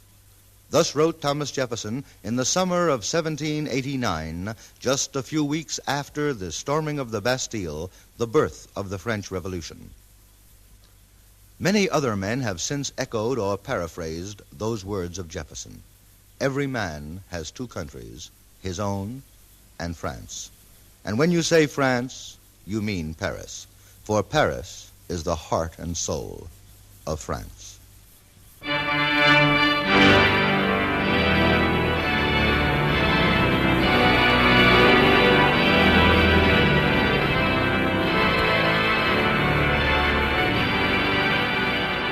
You are listening to the great organ of Notre Dame Cathedral, Our Lady of Paris, and the music that thrills the souls of free men everywhere, La Marseillaise, here on this island of the Cité, where Paris was born more than 2,000 years ago. Here, where this 800-year-old cathedral stands, was once a Roman temple. Before that, the shrine of a tribe called the Parisii, an obscure tribe who've lived in history by giving their name to this little island. Here in the vast shadows of this great church, the men of the Terror during the Revolution tore down the crucifix, erected an altar to the god of reason. Here, too, Napoleon crowned himself emperor. And here, only 12 years ago this summer, as thousands of worshippers knelt in prayer, thanking God for the liberation of their beloved city, a German sniper fired from a lofty balcony and panic swept the crowd as they sought cover. One man, the man they were aiming at, remained calm, quiet, and erect. A tall, thin, dour man, General Charles de Gaulle. His voice reverberated throughout this ancient temple, "Français debout!" Frenchmen, up on your feet. Frenchmen, on your feet. The world needs you. The world loves you. The world, I think, would indeed be a sorry place without France, without Paris.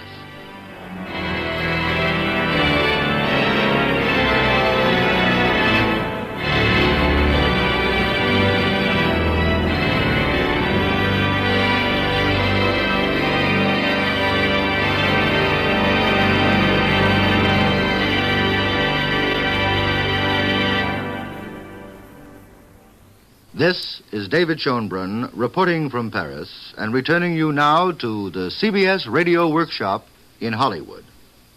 You have been listening to the CBS Radio Workshop, which tonight has presented transcribed Portrait of Paris by David Schoenbrunn, CBS Paris correspondent. The CBS Radio Workshop is produced in Hollywood by William N. Robeson. Hugh Douglas speaking. Next week, at the same time, the workshop will present from New York The Case of the White Kitten, a satire on modern mystery stories. Interested in earning extra money easily? Let improved Series E bonds earn it for you now. Series E bonds earn more money in less time than ever before. And now they pay back $4 for every 3 in less than 10 years. You can hold your bonds 10 additional years at the same high interest, too. Stay tuned for 5 minutes of CBS News, to be followed on most of these same stations by My Son Jeep.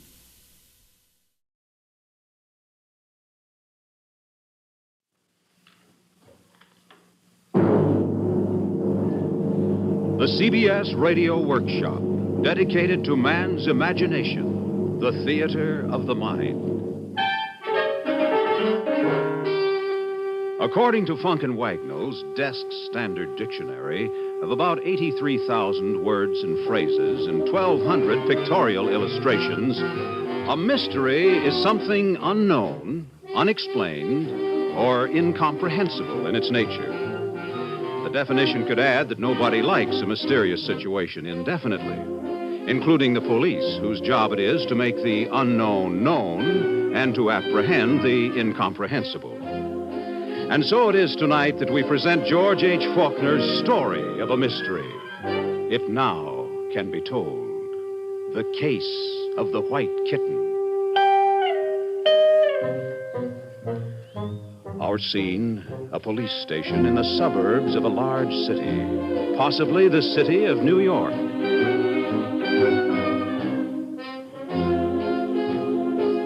And my name is McGonagall. I ain't a cop. I'm a police officer, duly sworn to uphold the laws of this state, be they good or be they lousy, such as they may be.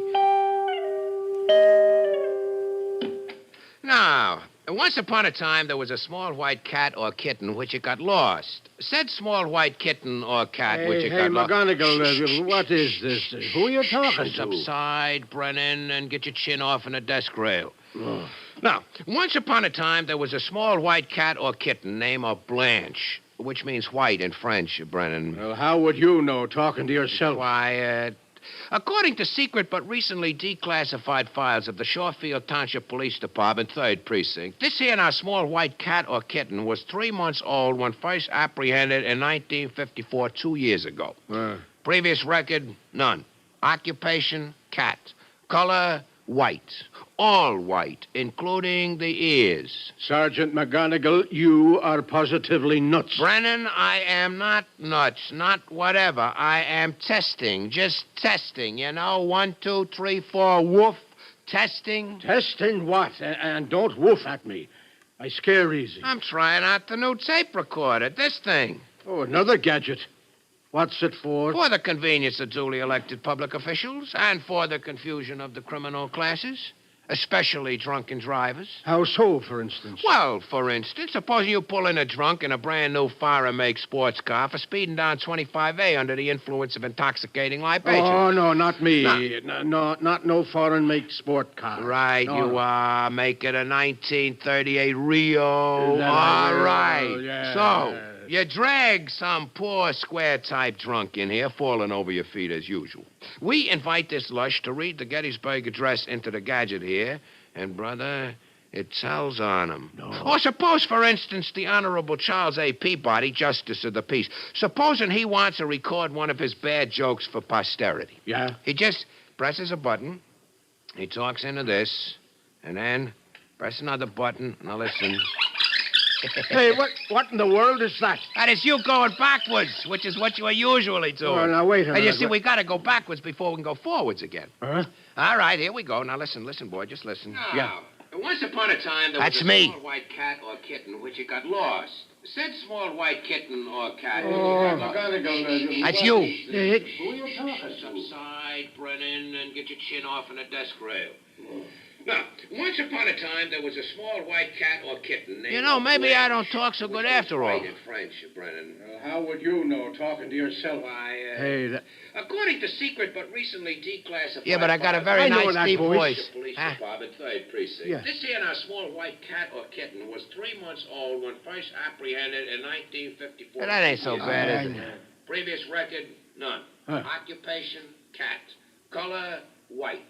All white, including the ears. Sergeant McGonagall, you are positively nuts. Brennan, Fred, me pal, do I sound like that? For your sins, Patrick Brennan, you do. Oh, no. And so do I. And all at the taxpayer's expense. Yeah, but what's all that stuff about a cat? I'm telling a story, Pat, into the machine. On account I got to learn how to operate the thing. A story? Yeah. A mystery story. Oh, like in the movies. Movies. The movies wouldn't touch it. This story probes too deep, Pat. It lays bare the human heart. Honest? Really bare? I don't know. I haven't sold it yet. Now, let me see. Where was I? Oh, yeah. Once upon a time, there were 3 small trees. A, B, and C. All 3 trees aforementioned are guaranteed to contain chlorophyll, sap, bark, and buds, which are waiting for the springtime. And behind the 3 trees, let me tell you, there are 3 houses. A, B, and C. Said 3 houses are all alike. But said 3 houses are not all together in a row. Scattered they are all over Hillside Manor, which it ain't got no hill and not so much manners, but it is now in Precinct 3 for better or worse. On paper, Hillside Manor looks like this on a map here behind my desk where I'm pointing, see? Police think, get that, Brennan, police think that the cat or kitten in question came from approximately here through an open kitchen door. And it is surmised by police that at on or about this point, the poor little feline was scared stiff by a large Airedale Terrier known to frequent the neighborhood after dark with evil companions. So what does she do? She hightails it out of there to about here, approximately, where she sits down to sort of think, near House A, here. Our reconstruction of the circumstances can now proceed only by way of conjecture. And you, Officer Brennan, will kindly note that beautiful expression. Police think the youthful cat may have been alarmed once again by this.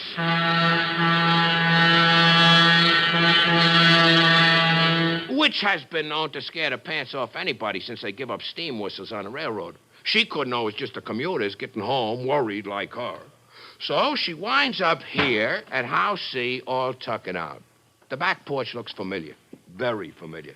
And inside House C, there's the Curtis family, just Joe and Louise. Very nice people of Curtis. They're sort of educated, but no children. Dear. Yes, just a second, darling. Oh, what is it, Joe? First sign of spring in newsletter, believe it or not. You ever hear tell about skunk cabbage? No, I haven't, and I don't think I want to. First sign of spring out here says so. Oh, spring. Why, it's only February, February what? February 21st. Spring. Did you listen to this? Mm-hmm. Up and down the northern shore, our first harbinger of spring, now visible, is Symplocarpus fetidus, the common skunk cabbage, which, as Thoreau put it, sees over the brow of winter's hill. Mm-hmm. Thoreau said everything. Just about. Mm-hmm. Well, the editorial goes on. This lowly, rank, and stinking member of the lily family possesses, in lieu of beauty or pleasant scent, a remarkable hardiness and the property of increasing its interior temperature as it forces its bud through the chilly crust of February. Like a species of green fire, it literally burns its way up out of snow and ice to find the sunlight. Attaboy, Cabbage. Find me some sunlight. Oh, continue, Joe. Don't mind me. Yes, well, with the air at 59 degrees Fahrenheit, the temperature in the interior of a nascent? I don't know. I'm not a skunk cabbage. Well, where was I? With the air at 59 degrees Fahrenheit, the temperature in the interior of a budding skunk cabbage has been found to be as high as 123 degrees, 25 degrees above blood heat, and 64 degrees higher than the surrounding atmosphere. Well, now, what do you know? Hot diggity.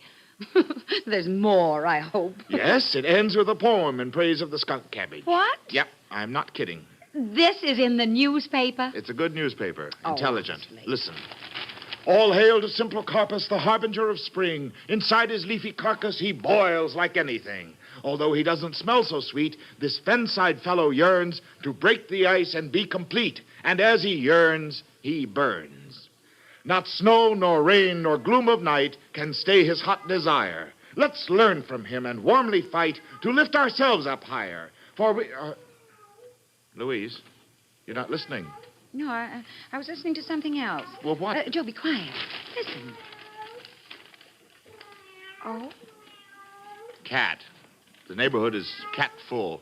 Oh, it's right outside our door, I'm sure. I'm going to see. Louise, I don't like cats. I know you don't, just skunk cabbages. They kill birds. Not if you put a bell on them. Skunk cabbages? No, nature boy, the cats. Oh, Be it upon your own head, Louise. Dear. Come in. Oh, look, isn't she a darling? Just a little stray kitten, but white all over. Well, kittens I can take, but they grow up into cats. Any color, they get to be cats. Oh, poor little thing. She must be starved wandering around in the snow. Here, Joe. Here, you hold her a minute while I heat some milk. Me hold her? Yes. Here, now, she won't bite you. Oh, listen to her purr. Oh. Nice kitty. Nice kitty. Maybe you are. Where are you from, Miss Cat? Catalina? Catalonia? The Catskills? Kitty Hawk, maybe, huh?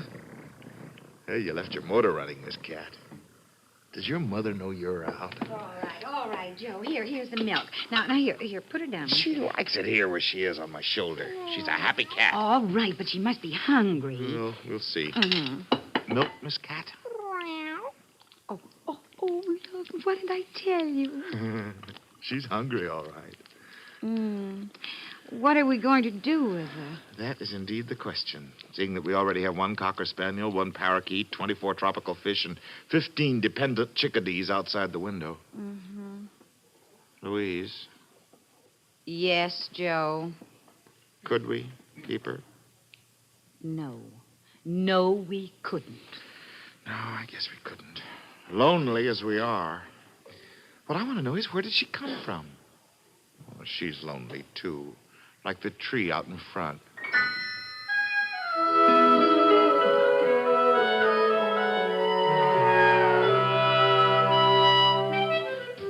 So much for House C, the Curtises, which are stuck with the cat. At this point, we, the police, were baffled. Police ain't even ever heard of this here cat yet, Sarge. That's why we of the police were baffled, Brennan. I am telling the story in introspect. What does that mean? It happened 2 years ago. Do I hold your interest, Brennan? Do you wish to know more about this cat or kitten? No. But I like to watch the recording machine go round. It fascinates me in a mild way. So don't ask questions. We proceed now to House B, 62 Haberdasher Lane. People name of Benson. The Bensons are just moving in. There's Dwight D. Benson, age 10 months, wet or dry. Clark Benson, 10, and Gregory Peck Benson, 8, are upstairs in the expansion attic, which is not finished, walking the open floor beams, which we have to warn kids around here not to do all the time, lest they should maybe fall through the ceiling. Downstairs unpacking are Miss Gloria Benson, 12, with Mrs. Greta Benson, housewife. Here comes Mr. Benson, Woodrow W. Benson. Woody is carrying in a bed. He is very large. Greta! Yes, Woody? Where you want the youth bed? Upstairs. Well, there ain't no upstairs, only the attic. No floor up there, just beams. Expansion, it says. Oh, I keep forgetting. No cellar either. I tell you, Woody, tote it upstairs to the expansion attic and put it down crosswise on the floor beams. We'll figure it all out later. Okay? Okay, manager. Up we go. Evo! Mommy? What is it, child? Blanche. Where's Blanche? The kitten. Oh, good heavens, did we bring her? Sure we did. I held her myself all the way in the car. Woody? Yeah? Did we bring the kitten? Sure, I saw her here just a couple of minutes ago in the kitchen. Oh, I'll call her. All right.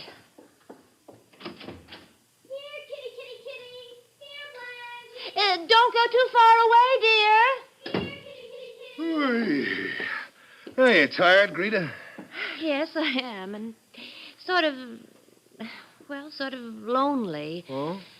So many houses.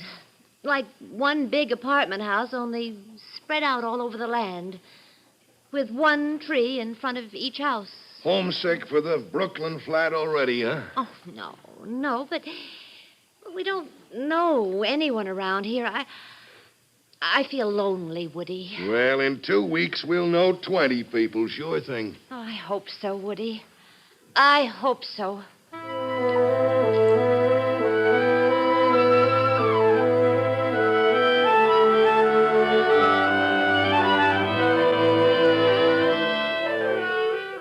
And so we pass by logical deference to House A, the home of Mr. and Mrs. Richard Andrews, with tree.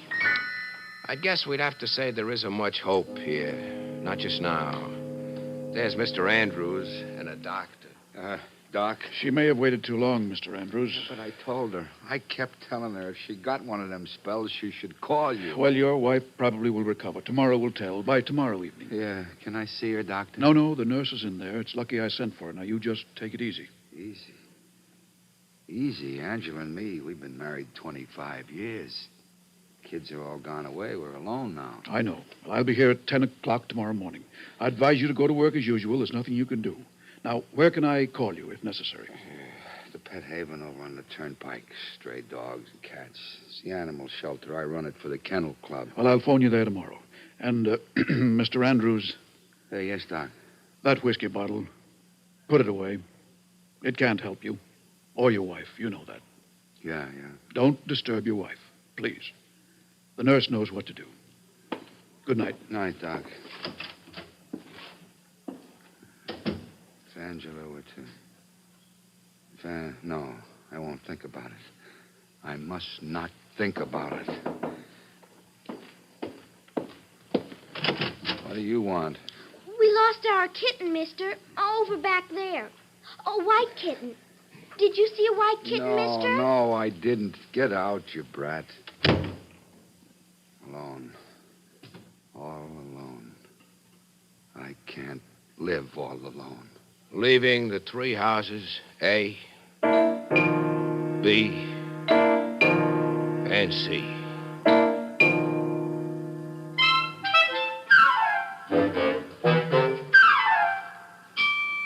Hey, Brennan. Yes, Sarge. Wake up. Did you ever try to get any person to adopt a stray kitten? Don't answer, because take it from me, it can't be done. Either persons have got a cat, or they wouldn't have a cat, not at no price. And so kittens is a drudge on the market. In Hillside Manor, we got definitely a surplus of cats. Of course, there is only one sensible thing to do, which people should learn, but since when did people learn? Since when? They didn't. Except the Curtises. They phoned me, and I entered one loss and found white kitten right in the blotter. And when we changed shifts on the desk, I handed the blotter over. Over to you, Brennan. Remember? Only 2 years ago? I refuse to answer on advice of counsel unless somebody should kick me out of my job. Don't worry, Brennan. With you gone, who would listen to me? Nevertheless, the Curtises called me up, like good citizens, about this here homeless cat. And not 5 minutes after I had wended my homeward way, there were you reading a comic book where Mrs. Benson comes in here to the station house. As I reconstruct the conversation... Ma'am? We just moved in on Haberdasher Lane, and our phone isn't connected yet. So, ma'am? Well, has anybody called up about finding a stray white kitten? It's my daughter's kitten. We like her very much. No, ma'am. Not tonight. Not yet. If you'd leave your name and address, we get an awful lot of kitten trade.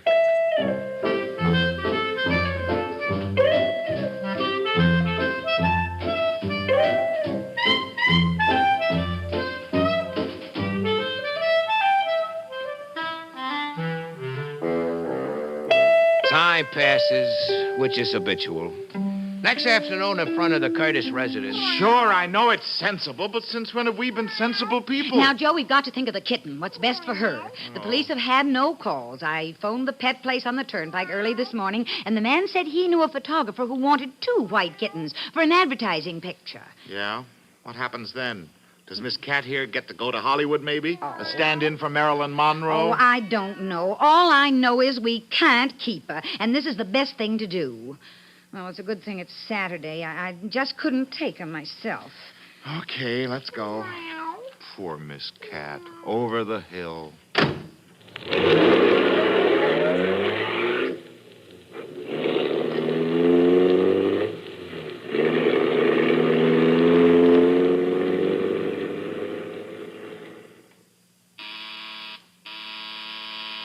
Come in, come in.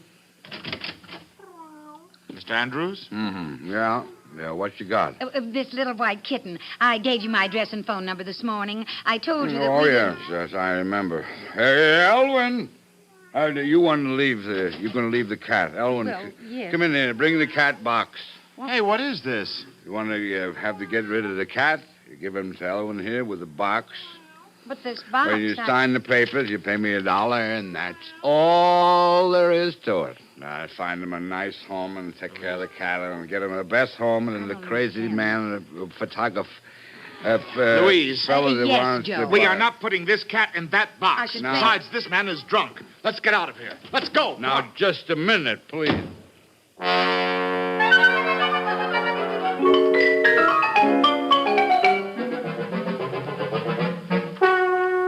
At this point in the pursuit of police duty, it became necessary for me to take a personal interest in the case of the white kitten as follows.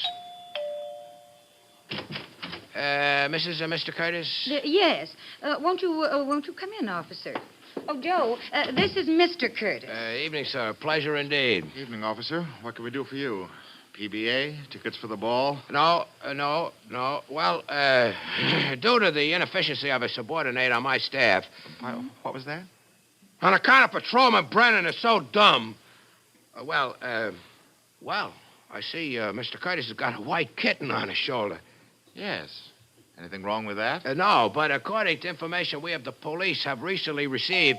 I'll get it, dear. You get out. Joe, it's that awful Andrews man. Andrews? Mrs. Curtis. Joe, Oh, Joe. no. Mr. Curtis, please, let me explain. Now, I'm just a sorry minute. I was drunk, sir. You sure were. What are you doing here now? It means my job. I can't afford to lose my job. You must listen. We're listening people. Come in. I don't know how to tell you. My wife, Angela, she's sick. She's terrible sick. I couldn't take it. I was waiting for the doctor to call, and there wasn't anything I could do at home. So I went to work. The doctor said I should. I couldn't sit still, not, waiting. And I had to. Oh, please. I had to. Oh, Joe. Here, officer. You take the cat. Sure. Oh, come here, kitty. Come. Mr. Andrews, my wife and I have discussed reporting your conduct to the people you work for. We don't like to do things like that, but in this case, Hey, we look felt here, I probably know Mr. Andrews. Curtis, he's all right. He may be all right in your book, Oh, sir. please, that call may be for me. I had to come here, but I left word with Dr. Walton. You don't mind if I answer the phone, please? No. Go ahead. You might as well. Yes. Yeah, this is Andrews. Doctor? Oh, thank God. Thank God. Yeah, I'll be right back. Angela, she's my wife. She's better. Much better. She's not going to die. She's not. Angela. Good heavens. More people? Mrs. Curtis? Yes? This is my husband, and this is Lloyd. Pleasure, Missy. Ladies and gentlemen, friends and neighbors, friends and good people, if you will kindly take chairs, I think we can clear up this case in an inimical fashion. Hey, who are you? I'm a police officer. So I notice. Well, go on. Don't let me stop you. I don't think you could, sir, if you wish to do so. Would you wish to try, pal? I might, pal. I might. This here's our cat, the cat my daughter's got. That's our cat, that there. That there, sir, is your cat if and when I choose to say so, and not before. How come you can say whose cat is whose cat around here? Because I represent the law in Hillside Manor, 3rd Precinct. This, sir, is my life work. No, wait a minute, you two. Officer, it seems clear that the cat must belong to... I'm sorry, what was your name? Benson. Benson? Yes. The cat must belong to the Bensons because you can see she knows their little girl. The cat does not as yet have an owner. Not officially, Mr. Curtis. I don't understand. Not until I say so officially. Then why don't you say so? Because this citizen has chosen to make an issue of my authority. I do not permit my authority to be questioned or fluted. Greta, would you mind if I socked this copper in the jaw? Now, look, you He say wouldn't what he be the please. first one. That won't be necessary. Wait a minute! What? Just a minute, I said. Nobody is going to sock nobody in the jaw in my living room. That is not what living rooms are for. Not primarily. This little girl has a cat, and possession is 9 points of the law. Yes. Not in the 3rd Precinct. And besides, in addition, a cat has 9 lives, and that makes everything extremely legal. Can't we settle this without any right hooks? How about it, officer? I do not actually wish to engage in fisticuffs over and above a cat or kitten. How about you, Mr. Benson? Woody. Well, all right. So it's okay, officer. You win. Very well. Officially, the cat is yours, ex post facto, or from here on in. Look at him. Officer, what I don't understand is, how did you happen to come here to our house? On account of blind Nope. On account of that flatfoot Brennan, my colleague, ladies and gentlemen, what ain't got hardly any little gray cells. But it's otherwise okay. Had Pat Brennan been able to put 2 and 2 behind each other last night, police would have thrown out what do you call it? A dragnet? No! Yeah, and we would all have been spared the sad spectacle of Dick Andrews' distress. Oh, well, I'm all right now, Fred. And it is thanks to Mr. Andrews that police were able to solve this case. Really? Having sobered up somewhat late this afternoon, Mr. Andrews called me, which is always a sensible thing to do in these parts. So, to look up the white kitten or cat in the headquarters blotter was but the work of an instant. Well, And then all's well that ends well. Could I offer you people some coffee? Mr. Andrews?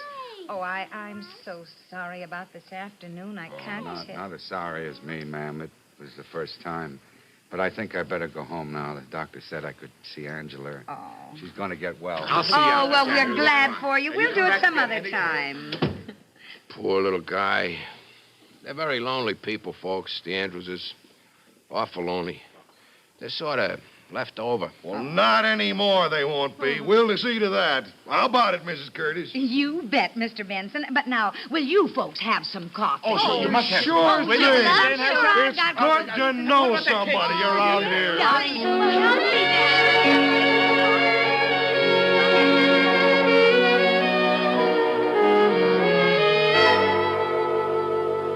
All of this happened 2 springs ago. In the meanwhile, nature has happened like always, and the kitten Blanche has blossomed out into glorious feline womanhood, providing further kittens for the Bensons, the Curtises, the Andrewses, and each and sundry throughout our charming community. And so we leave the 3 families, A, B, and C. And that's the end of the story, Brennan. End of the tape. That's a mystery story. When nobody got sapped or knifed or shot up or even kicked in the stomach? What's the mystery? Everybody lived somewhat happily ever after. That's the mystery, Pat. That's always a mystery. Just a second. Yeah. Yes, ma'am. Oh, right away, ma'am. Hey, Brennan. Yeah, Fred. 94 Candlestick Maker's Lane. Dog has got a white kitten up a tree. Get down there on a double, Pat. Life continues, which is also habitual.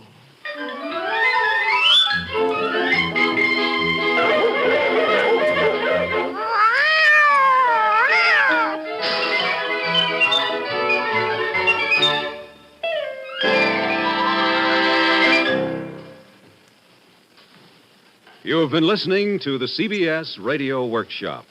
and The Case of the White Kitten, written by George H. Faulkner. Music by Charles Paul and directed by Ira Ashley.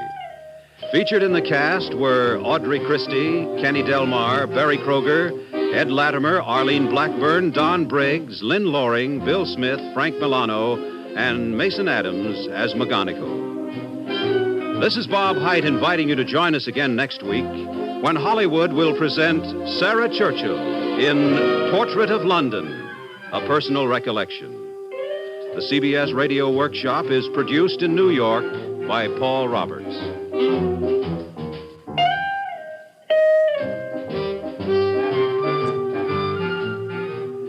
America listens most to the CBS Radio Network.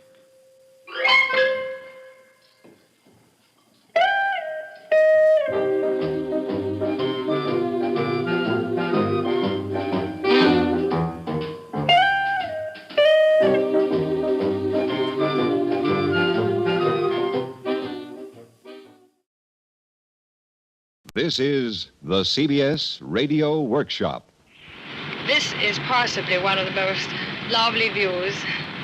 I thought it was good from Westminster Bridge, but I shall always now think that Big Ben has a very special one. I'm looking directly down on Westminster Bridge, over the Thames. I can see St. Paul's, and it is the perfect time of day, the end of the day, and the sun is shining, and everything looks pretty all right from up here.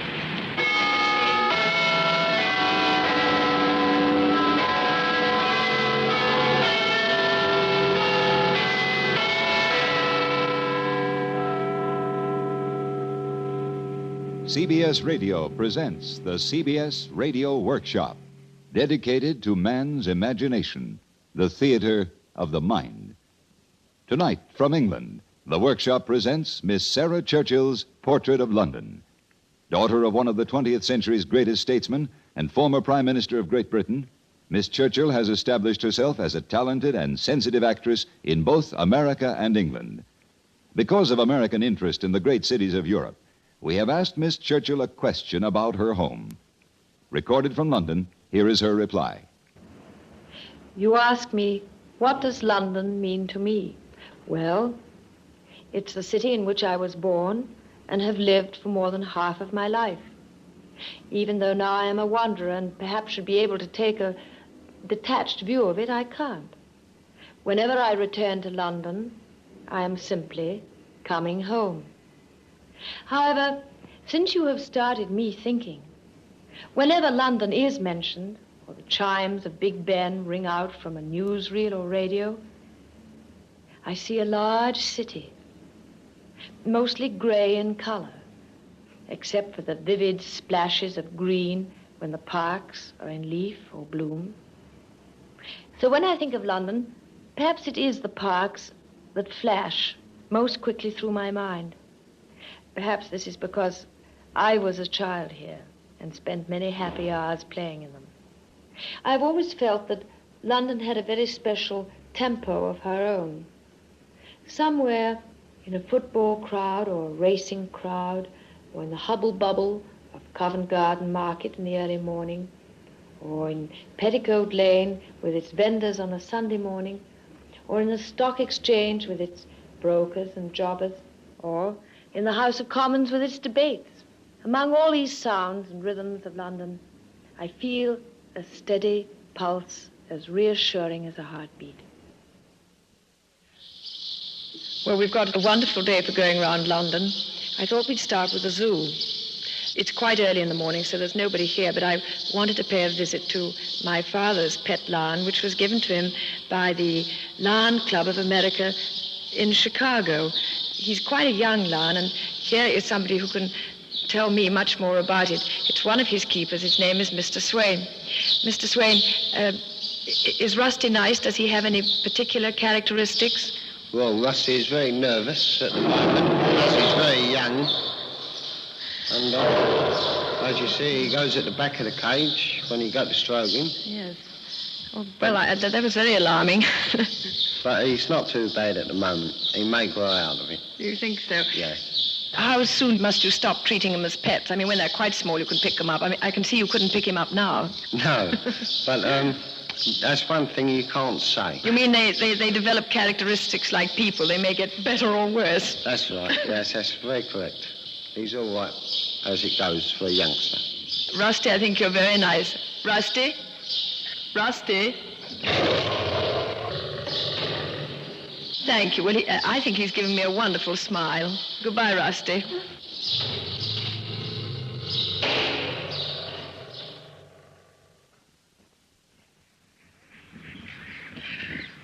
Well, we're just passing a cage with some birds called Quaker parakeets, which are simply enormous, and they make quite a lot of noise. It must be because we're walking by. Incidentally, people think that it's foggy in London. They should be here today because it's really quite hot, and we're sitting on the grass taking a rest before we take you along to Buckingham Palace. Mr. Gregory, would you tell me something about the London Zoo and what you do here? I have been employed here on the bird section for over 30 years. Of course, we reckon it's the best zoo in the British Isles, naturally, because we work here. It holds the Royal Charter, and it's a great favourite with all the people in London. We have huge crowds here on bank holidays, and I think they all appreciate they have the value for their money. Mr. Gregory, how long has this zoo been in existence? Our zoo, London Zoo, has the Royal Charter. The correct name is the Zoological Society of London. The first charter was granted in 1828. Well, thank you very much, and thank you for showing me Rusty. Goodbye now. It is a pleasure to have you. Thank you.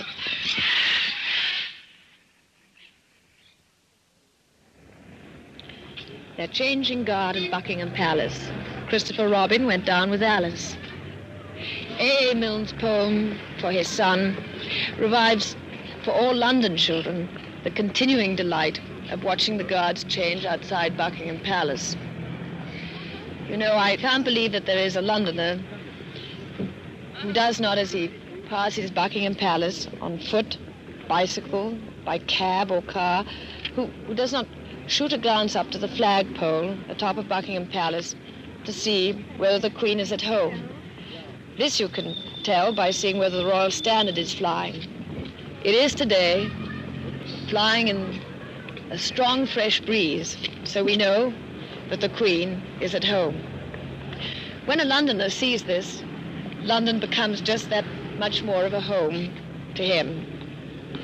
And when the flag is down, we all of us wonder where she is, how she is, and if all goes well with her and hers. We're standing at the foot of the Queen Victoria Monument, just meters across from Buckingham Palace. There's a very nice fountain which splashes about. Hey, the policeman will make you get down off there. Do you mean a cop? Well, yes, I mean a cop. Do you live in London? I live in London, Melbury Road. Oh, in Kensington. Oh, yes, I know that. I didn't know Melbury Road. Well, maybe he'll let you stay. I hope so. The guards are in their full summer dress of scarlet tunic, blue trousers, and bearskin cap. And the horse guards, the household cavalry guard, they have the plumed helmets and the burnished breastplates and the white buckskin breeches, long black riding boots. There must be, I suppose, some 2,000 people here, but don't think that they're all tourists. More than half of them are Londoners who like to come again and again to see this particular pageant.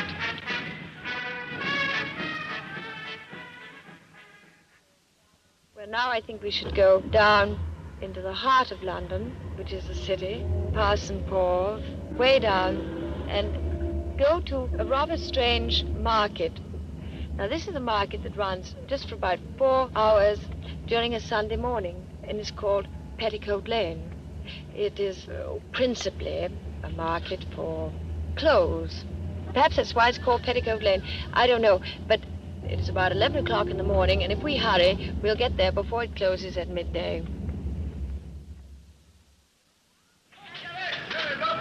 Now, Bob, it's 12 minutes. We all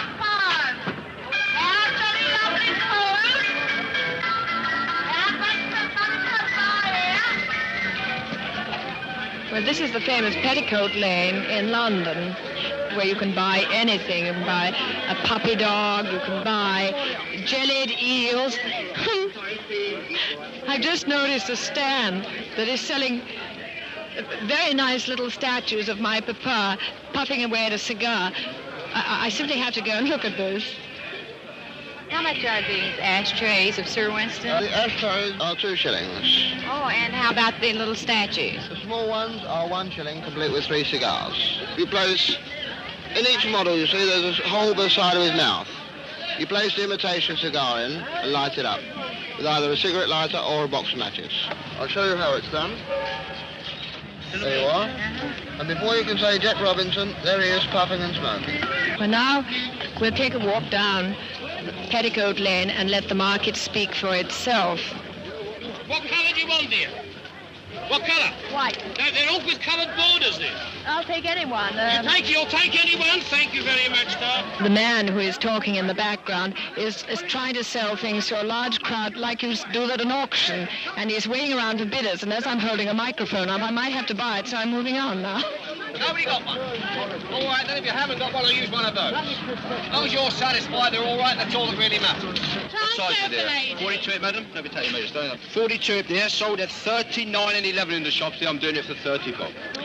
Well, this really is an amazing street. You can buy anything, as I said. The clothes are very nice, and you can get... Oh, I saw some Western clothes being sold there. Oh, did you know that all the Davy Crockett hats are having a tremendous success in England? And I have a confession to make. I've never been here before.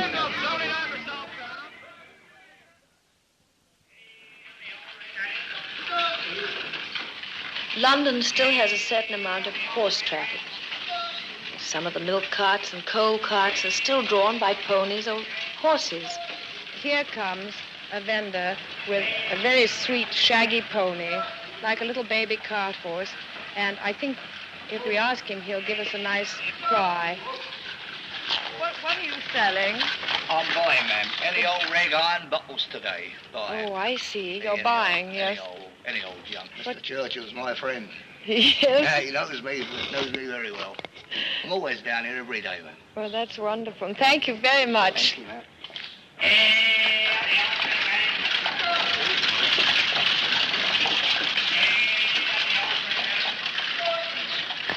St. James's Street is composed of some very old and beautiful 18th century houses. They all have the high, spacious rooms, and the entire street really consists of clubs, men's clubs. Now, these form a very important part in the Englishman's life.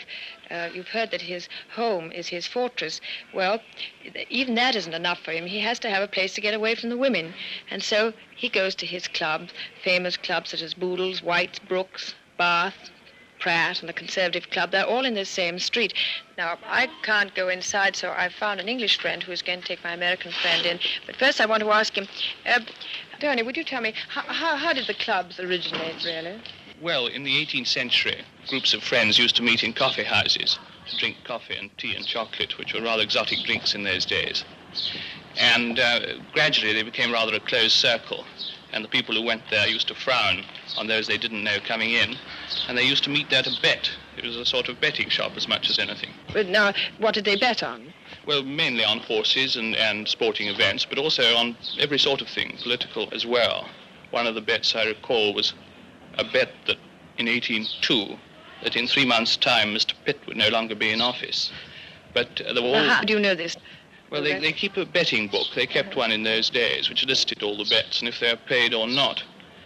And, well, another one of the famous, more fantastic bets, Mr. Fox and his friends, sitting in Brooks's on a rainy afternoon, betted a fortune on raindrops coming down the window, one against the other, which would reach the bottom first. That's wonderful. Now, I shall wait out here, and if you would take Mr. Rogers and show him the club, I will be very grateful. Yes, let's go in.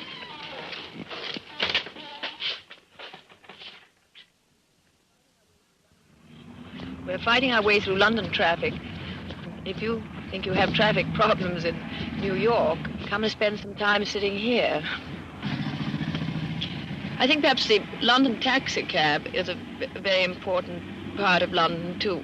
They're all the same. They're little black Austins. They're not like your gay colored convertibles that you have in America. The color in our cars really comes from the great red double-deck buses. The traffic is moving a bit now. Of course, today it's a little worse than usual because this is the rehearsal for Trooping the Colour, which, as you know, is what we do to celebrate the Queen's birthday. It doesn't matter when a monarch has his birthday. They make an official day of it, and we hold it in summer because, as you know, in summer in England it never rains.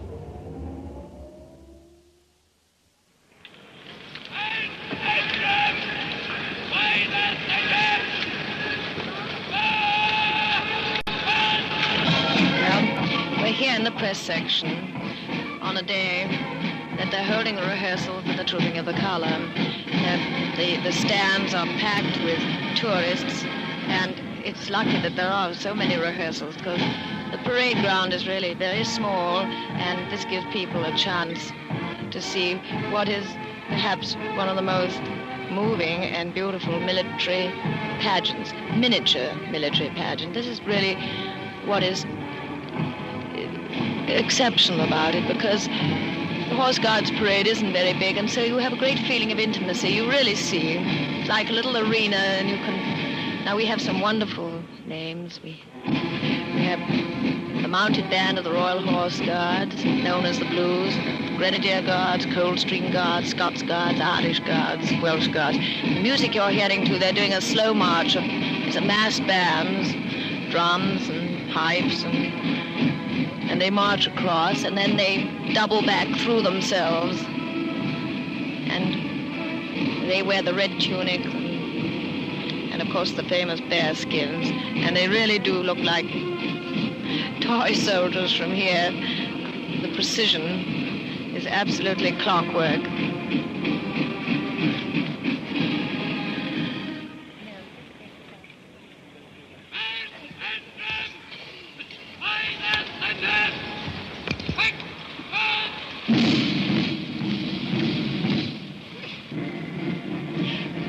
Yesterday was a wonderful day, bright and sunny. Today, of course, it is raining. Up go the umbrellas. I'm crouching under one.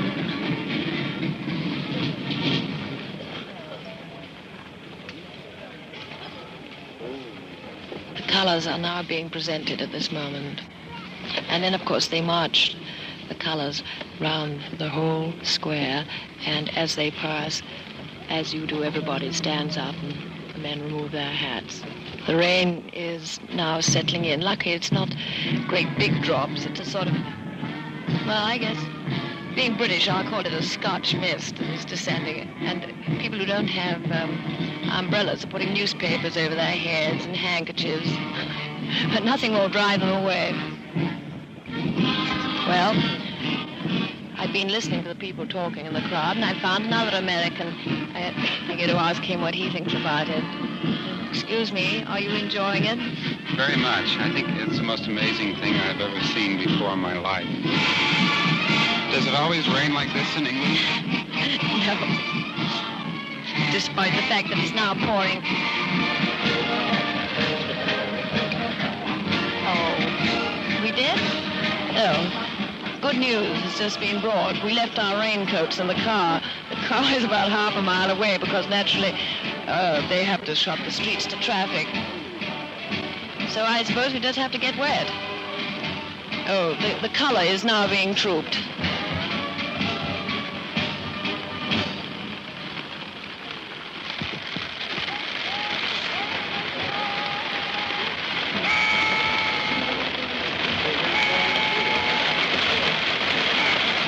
I have to report just a rustle of agitation in the crowd because it is now absolutely pelting down. And the press are leaving. They have to because of the cameras really cannot work without shelter in this rain. Although one man is doing his best, he's completely draped in his Macintosh. I don't know what he thinks he's doing under there. Well, lorries or trucks, as you would call them, have arrived with the Macintoshes for the guards. So now we shall have the wonderful sight of seeing them all put their Macintoshes on. Raincoats, sorry. This, of course, if this was really the show, they would just have to go on and get wet. But as it's a rehearsal, practicability and sense has taken place, and the lifeguards are trotting back and away. And at a pretty smart canter. Oh, no, this is all the king's horses and all the king's men. It's wonderful. Look at them galloping up. Do you see? Look. Oh, they're having a time of their lives. They must wait a long time, but they're allowed, actually, to go into a smart canter up the Mall and hurry to their barracks. Well, now we are losing our bright colors. This appears to have gone too far, even for us.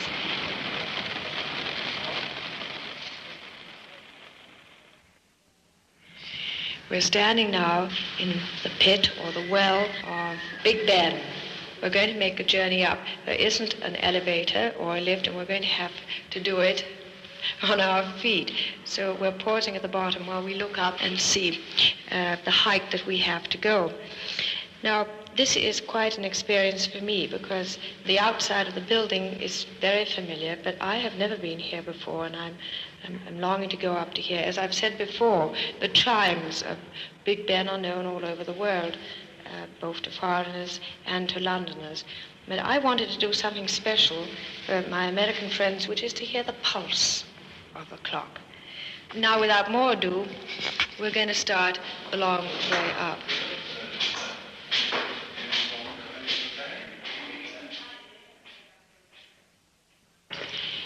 Well, it's really getting towards the end of the day, and we're on our way up, and we've run into some important people who have to do with the whole part of keeping restored the Houses of Parliament. There's also a lot to do with the clock, and I will let them identify themselves. Would you tell me what you do here? Well, my name is Mr. Moore, and we're working on the steel plates. My name is Mr. Charles Payne. We're doing the painting up here now. Would you explain me what the steel plates works does? Well, it's all repainting, like, you know, but yes. We've had to take the rust off the old plates, and now we're recoating them. Would you tell me what you do here? Well, I don't know what I can tell you. You've almost heard everything what we can tell you. We're all on the same job. Mm-hmm. And my name's Mr. Horrigan. Is it a continuous job? Well, it will be till it's finished. Uh-huh. That's wonderful. Thank you very much. Well, now we're going to go right to the top and hear the clock.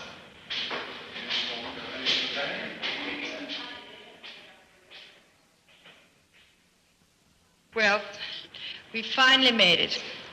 And now I, speaking as a Londoner, born and bred, am standing in a place I never thought I would be, which is in the clock room. And I'm sure you could hear the pulse, which is what we have been looking for. To be technical, it's a 2-second beat. The machinery is incredibly simple. I expect one thinks after times and days and minutes and seconds, one's going to have the most fabulous amount of wheels. But actually, on the whole, it is rather a simple form of mechanism. It's a little too big for your own mantelpiece, however. This, the great clock of Westminster, to use its correct title, is a famous timepiece. It's a relay throughout the world because of its accuracy. And the accuracy is brought about by adding penny weights to the pendulum to compensate for the weather conditions. That is absolutely amazing. They really are pennies.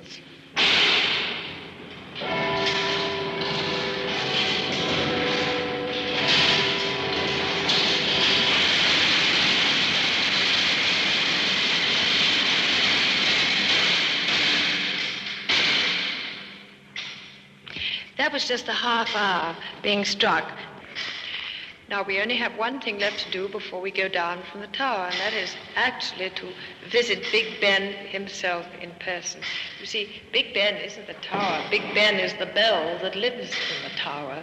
And so we're going to see him before we go. There's a nice story about it. I'm going to hand it over to Mr. Butler, who really knows it. The story, as I understand it, that a debate took place in the House of Commons to decide on the naming of the Great Bell. And the first Commissioner of Works at that time, who was responsible for the debate, was a man of very large stature, known as Big Ben. And one of the backbenchers called out, "Why not call it Big Ben?" And there was a great deal of laughter, and the debate then came to an end, and the bell has been known from that time onwards as Big Ben.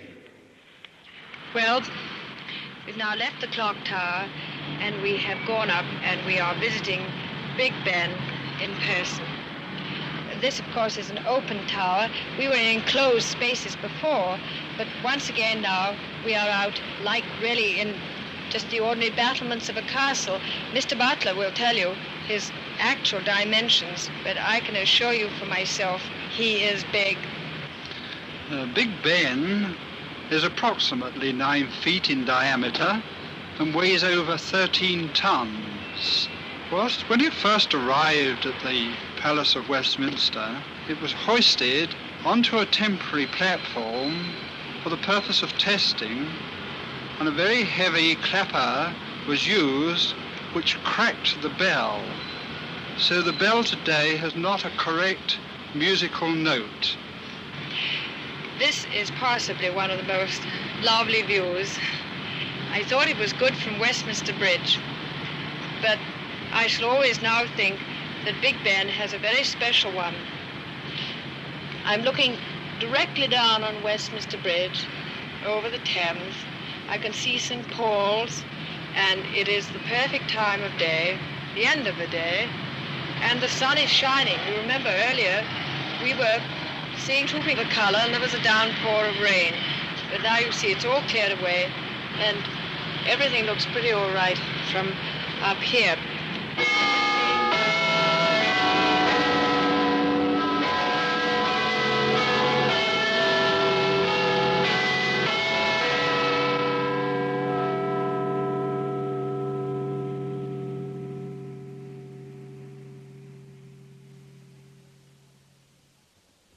Well, I'm back home again now, and that was really quite a day.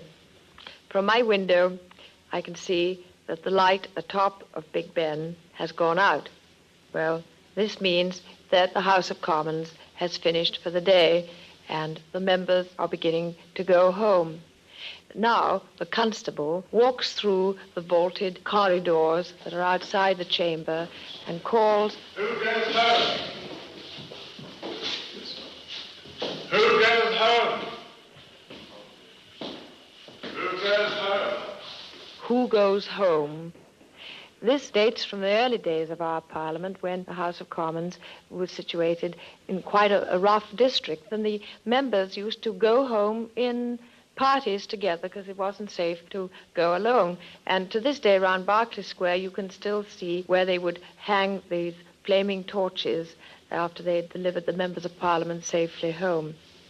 Well, because you asked me, you reminded me of quite a few things that I really do think of when I hear London mentioned. And I suppose that really the tangible thing that springs to my mind when it is mentioned is the same as to a foreigner.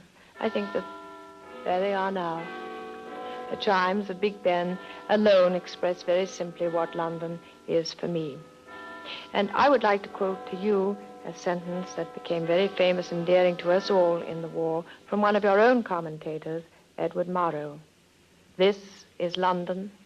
Well, this is still London, and what London means to me.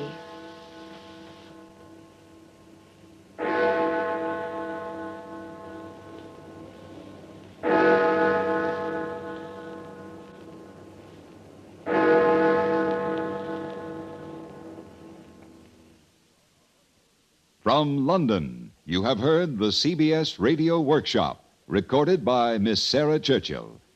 The CBS Radio Workshop is produced in Hollywood by William N. Robeson. Next week, from New York, the Workshop presents Star Boy, or The Legend of the Two Morning Stars, a tale of the Blackfoot Indians. This is Hugh Douglas speaking. Khachaturian's Violin Concerto, performed by David Ostrike at Norway's Bergen Festival of Music, Drama, and Folklore, is just one of the highlights of this Sunday's program on World Music Festivals. Be sure you're listening on Sunday when World Music Festivals comes your way on most of these same stations. Stay tuned for 5 minutes of CBS News, to be followed on most of these stations by My Son Jeep. America listens most to the CBS Radio Network.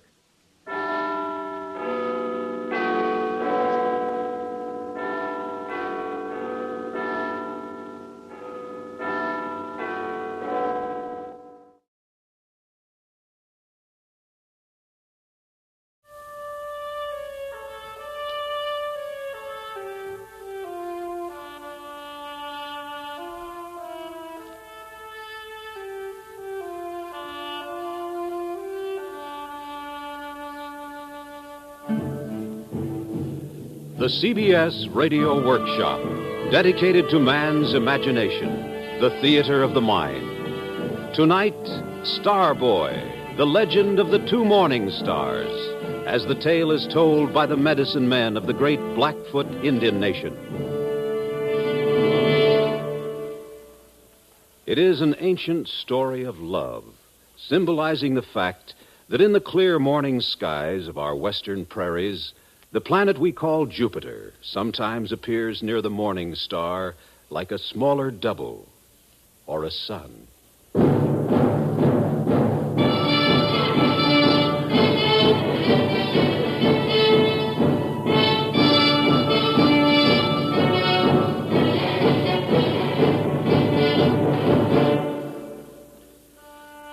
There are two bright stars which sometimes rise together in our morning skies just before the great sun begins his daily journey to the land of the endless waters. One is the morning star. The other is Starboy, the morning star's son, who once was known as Poia, or Scarface.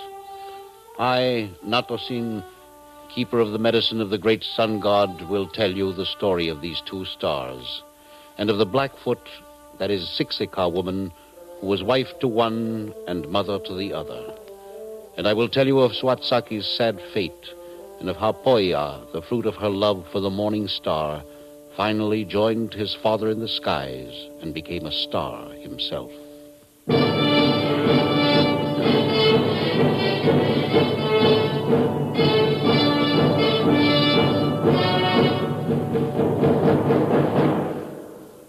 It was long ago, when the people of the Siksika still used dogs instead of horses to draw their burdens, and long before the white man came. It was in those days, one night in the gentle spring, that our people were camped near the mountains, and two young maidens were sleeping in the fresh grass outside their teepee, breathing the clean air, dreaming of their lovers to come. One of them was Soatsaki, the feather girl, the other her younger sister, who was called Annatoki. And just when the dark of night began to take refuge behind the rim of the buttes, Soatsaki opened her eyes and gazed at the morning star who was just then rising over the prairie.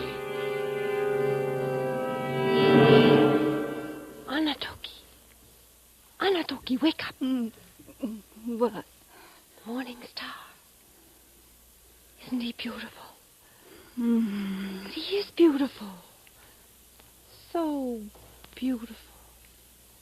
How wise he must be. Annatoki? No, you're asleep, of course. There have been so many young men in the village who have wanted to marry me. But unless one comes along as beautiful as the morning star, I shall. And Soatsaki went back to sleep. But in her sleep, the morning star looked at her fondly.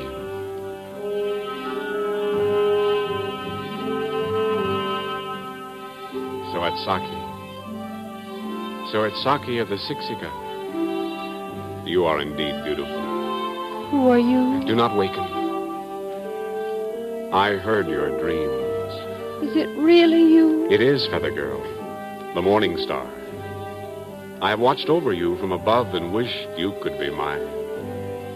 my morning star, my love. And Soatsaki awoke from her slumber with the golden flecks of the prairie sunflower in her eyes.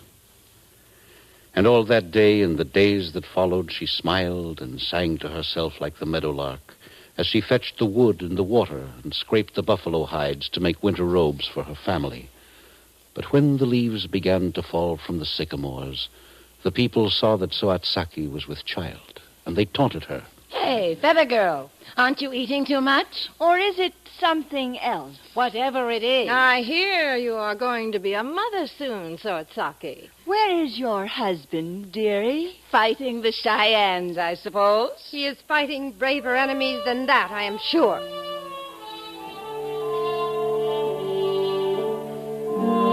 Soatsaki knew that she was pure, but she remembered the dream she had had in the spring and knew that she now was the wife of the morning star.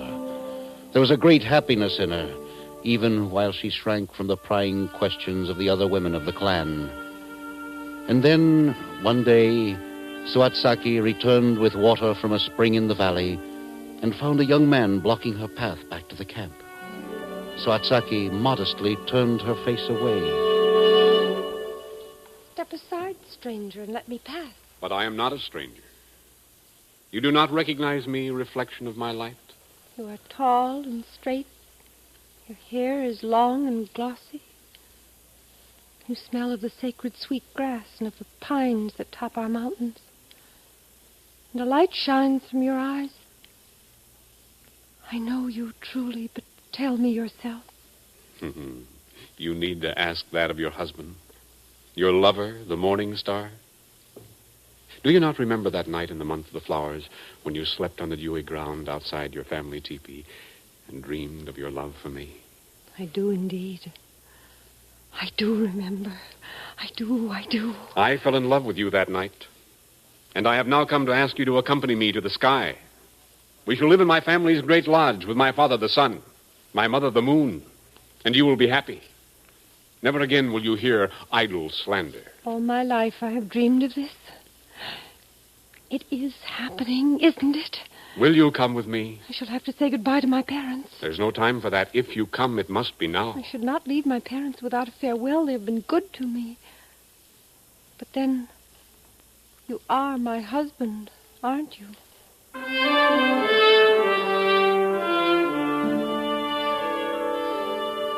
I am your husband and the father of our child-to-be. You will come. I put this yellow feather into your hair and this juniper branch into your right hand. And in your left hand you will hold this spider thread. Now close your eyes.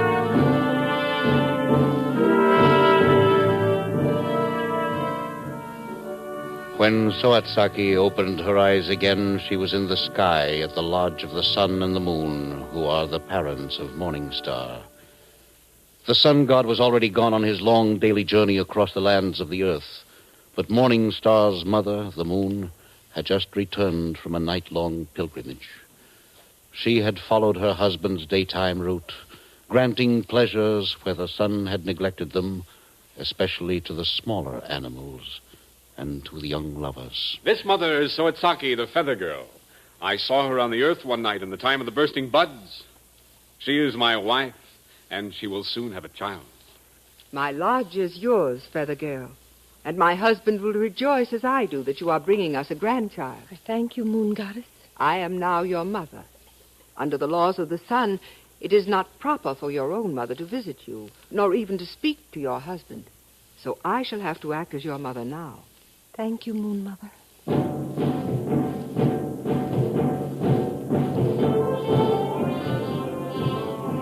Come inside with me, Feather Girl. I will show you a soft buckskin dress, which I worked on for many seasons against the day when Morningstar would bring home a wife. It is as soft as a cloud and has colored stitching around the neck and porcupine.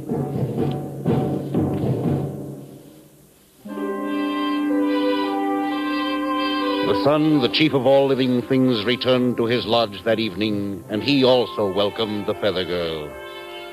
And as time went on, Soatsaki became a true daughter to the sun and the moon. And the moon goddess gave her new daughter many gifts, including bracelets made of elk's teeth, cleverly joined. I give you these because you have made Morning Star happy, and so have made my husband, the sun, and me happy, too. And this is a magic digger for lifting roots. But there are secrets about this digger. Secrets? The digger can be used only by a pure woman. Pure I am. What other secrets are there? There is one plan. Feather Girl! Yai! I'm home! In here! Feather Girl, Your son's respects to you, Mother. And to you, Soatsaki, you mother-to-be. It is a great happiness to come home to you. How is... Everybody is fine, you fool. Your heavenly majesty. Excuse us, Mother. There is no need. I am leaving. I'm sorry, Mother, but men can be so ignorant about life. I thought the gods, at least, would know how long it takes to bear them a son. They do not. Goodbye. How can you be so sure that it will be a son? Oh, I know. Look what your mother gave me. The root digger. Did she also warn you? Warn me about what? That digger is magic. It will lift from the ground any root in the sky, except one. One? The large sacred turnip which covers the hole through which the North Star, the star that stays put, as your people call it, shines down to the earth at night. This hole is our window through which we can look down upon your land and your people. It is the hole through which I first saw you, Soatsaki. Yes, but the turnip. The gods use this magic root to close the hole during the day. Do not ever try to lift it. No, I won't. Do you know that as a husband you are very odd? You are so wise, and you teach me so much. And yet you run off each morning for no other reason than to tell the world that your father, the sun, will soon appear in my people's sky. Your people's sky? Yes, of course. Oh, I know the sky belongs to the gods, but we live beneath it. You, wife, no longer live there. Well, not now, but even the gods cannot foretell the future. Feather Girl, are you unhappy here with me? With you? No. I love you, my shining star. Still, this lodge... The lodge? What is wrong with it? Nothing, only it is your mother's lodge, not mine. Well, does that matter? Oh, no, not at all. Are we not all happy here together? Oh, yes, indeed. 3 gods and a woman of the earth, a Sixica woman. Now I want to go out and try my magic root digger. You rest, my shining star. Everything here seems to be magical.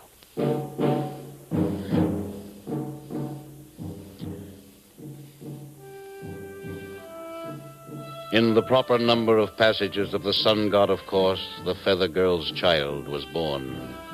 It was a boy, just as Soatsaki had predicted.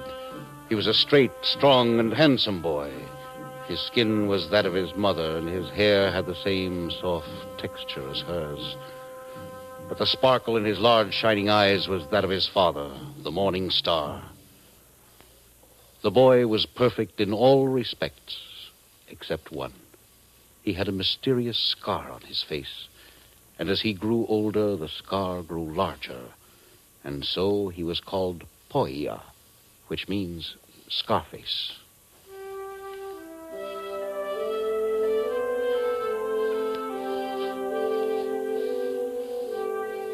While Poia was still in his swaddling basket, his mother went out with him nearly every day. Out in the meadows, she would take Poia from her back and put him on the ground, while she used her magic digger to gather roots for the cooking pot. There were turnips and parsnips and rutabagas, and the Feather Girl collected them all, but she always avoided the biggest one, the one which the gods had forbidden her to touch, the giant root which closes the hole in the sky.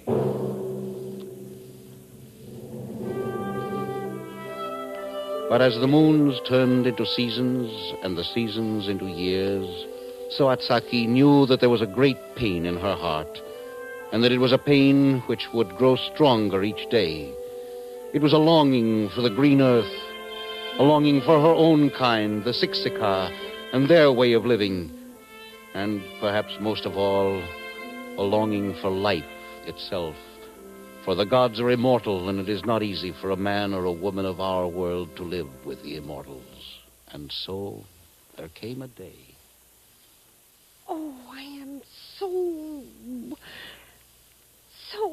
tired, so so... I don't know. But you indecent parsnip, you monster turnip, you monument to the gods' arrogance. Have you no feelings? No, of course not. And you magic digger, you aren't any help to me either. Oh, you grandfather of all roots, why don't you move? It's no use, the morning star warned me. I do so long to see. Oh, you cranes, you birds of the gods. Yes, you sacred birds. Can you not help a poor woman? Can you not help me? You wise-looking birds. You travel each spring to your nesting grounds in the north and then fly home again for the rest of the year. Can you not see I am like one of you? Help me, please.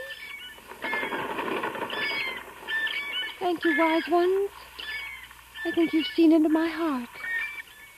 I am a goddess, you know. At least I'm supposed to be.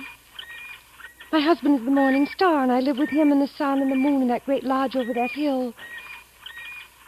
But I am a woman of the earth. I am of the Siksika tribe, and I must see the prairies upon which my people live and die, or else I shall die myself. Will you not help me, Paul? What's the matter with you? What? Oh, I see you're invoking the gods. Well, I understand that, at least, but I don't know that it will do any good. This root digger is supposed to be magical, but I can't say that it's been much help. The two cranes who had remained with Soatsaki strutted through a dance, nodding and trumpeting, then took their places on opposite sides of the sacred turnip. And the male took hold of the leaves with his beak and began to pull back and forth until he had loosened it in its hole. And after that, when the two cranes and the feather girl pulled together, the root came out of the ground without a struggle and left a hole through which Soatsaki could see the earth again for the first time in years.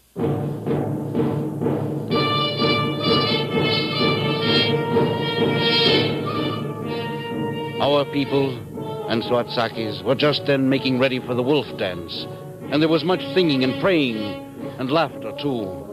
And Soatsaki was sad and homesick for her people. She sat for a long time and watched the familiar scenes. Children are playing.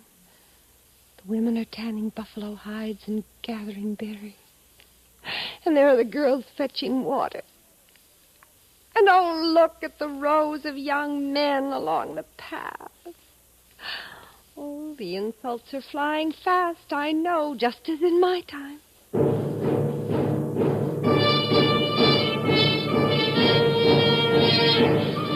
And Soatsaki longed for the life she had once known.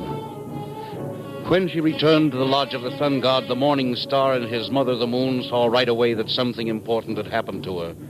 It was the morning star who guessed the secret. You look unhappy, daughter. I know. Yes, I know. You've dug up the sacred root. I did, to my shame. And to all our sorrow. I warned you not to do it. I knew it would cause great unhappiness. I love my son, Feather Girl, and I wish to protect him. And I love you, too. But most of all, I love my grandson, Poia. I do not wish to lose him. It is true, you warned me, and I opened the hole anyway. But I longed for my home, for the bustle of daily life in my village, for the yelps of dogs and the shouts of small boys, and for the friendliness of many people around me. I am not really a goddess, I suppose. When the sun god, the head of the household, returned from his long travels, he, too, was told that Soatsaki had dug up the sacred root. I am sorry, Earth Girl. I am grieved for my son. But you have violated the law. You must return to your people. But, husband... Father. Silence. There is nothing I can do. The law has been broken. But our grandchild... My son. I also sorrow. But this woman has broken the law, and she must return to the earth. And it would not be fair to the child to take him away from his mother. But I could... There will be no more discussion. The child will stay with his mother. My son, you will go and call on the Spider-Man who brought the feather girl up here for you. Tell him that she must go back to the Earth. Father. I regret it, Morning Star, but there is the law. But, husband, if The Earth girl would no longer be happy with us. She has seen her own people again.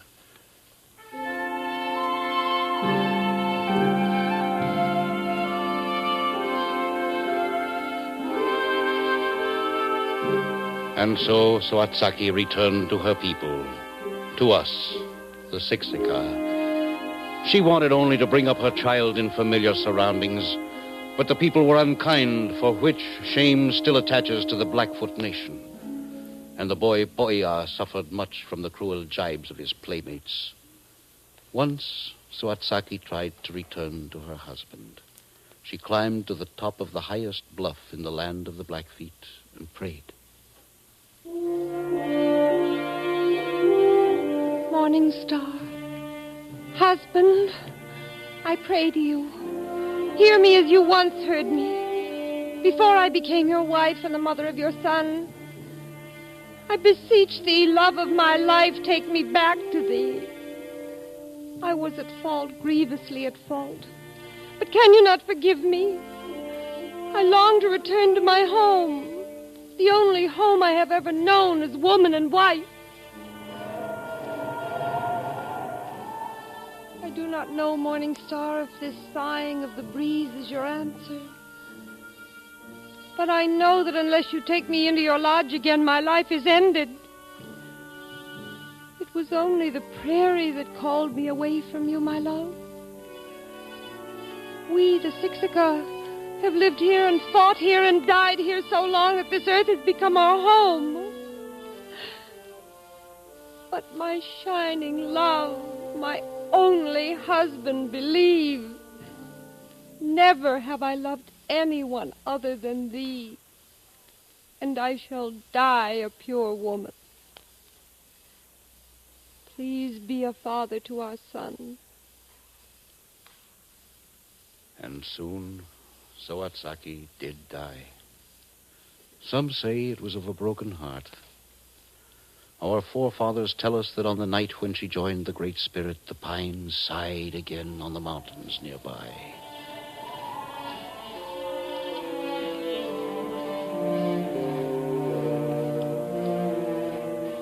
But Soatsaki had left behind her Poia, the morning star's son, and the scar-faced boy fared even worse with the other children of the tribe than before. He's nothing but a Scarface! Did your mother give you that? Where was she when it happened? The son of a god, he says. With a scar across his face, and nobody knowing who his father was. It was the morning star.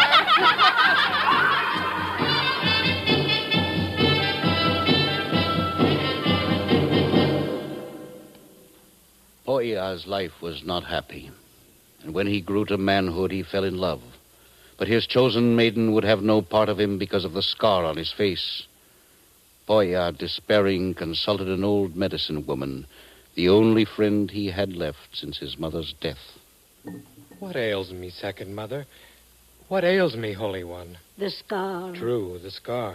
You cannot do anything about it yourself, Poia. But I know who gave you the scar. Perhaps to punish your mother. He is the only one who can take it away. But who would...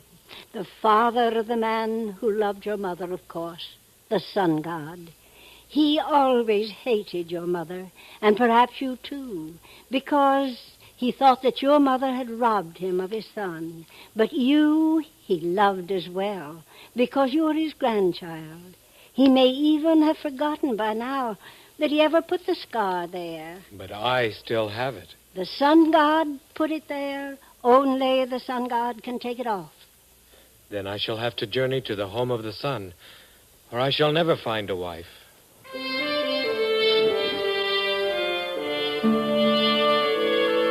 So Poia set out and journeyed across the plains and over the mountains, higher than any man can imagine, until he finally came to the big water which borders the sundown side of the world. When he reached the water's edge, he lay there for 3 days, fasting.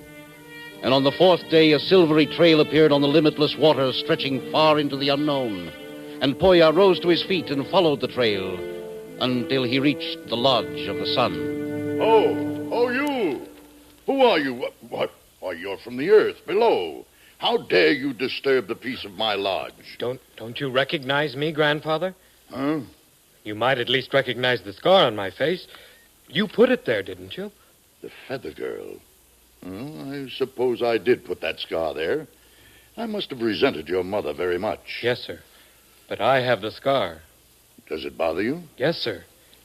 I have found a girl, but she will not even consider me as long as I have this mark. Oh, that is sad, isn't it? Well, we shall see. What is sad, Father? Oh, Morning Star, it is the boy's story. He claims that he is your son. Well, that would make me his grandfather, I suppose. Oh, yes, he also suggests that I have disfigured him and that he has trouble with girls. He does look a little gruesome at that, doesn't he? You are not. I am Poia, Father. They call me Scarface. Only sometimes they call me worse names, since I have neither father nor mother. Your mother? She died many years ago, soon after you sent us back to the earth. What do you want, my son? The scar. Oh, he says that the girls don't like him. Or did I say that before? You did, Father. But about that scar, sir, you will have to take it off. Meantime, son, you can live with us in the lodge.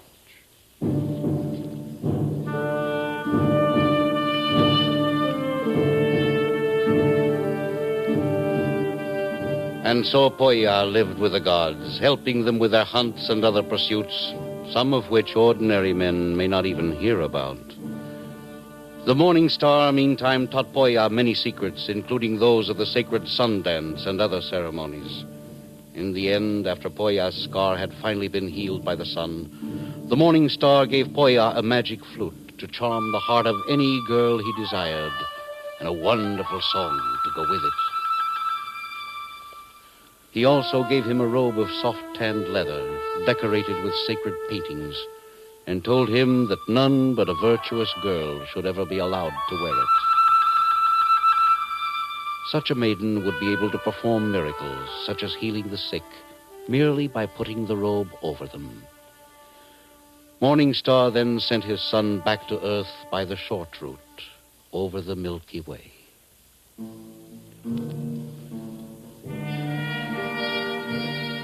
And when Poya had won his girl, and the two together had worked many marvels among the sick of the Blackfoot Nation and neighboring tribes, the sun god relented. He took Poya and his wife to live in the sky forever. He made Poya almost as beautiful as the Morning Star, and he gave him a new name, Starboy. He also gave him a circuit across the sky. But now and then, Starboy's path crosses that of his father, and when that happens, it is always a sign of good fortune for the Siksika people. It is the meeting of the two morning stars.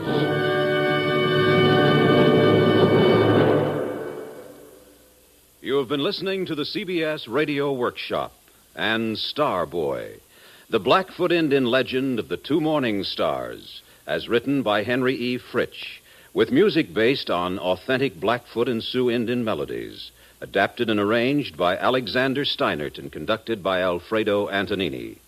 Starboy was produced and directed in New York by Paul Roberts. Elspeth Eric was heard as Soat Saki, Louis Van Rooten as Notassin the Medicine Man, Joe Helgeson as Morning Star, and Tom Ellis as Starboy. Others in the cast included Cliff Hall, Elaine Rost, Peggy Allenby, Nell Harrison, Ray Brown, Ruth Tobin.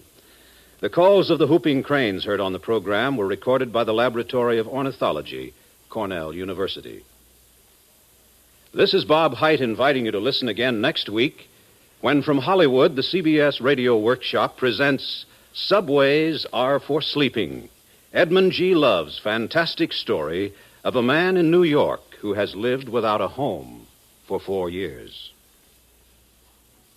America listens most to the CBS Radio Network.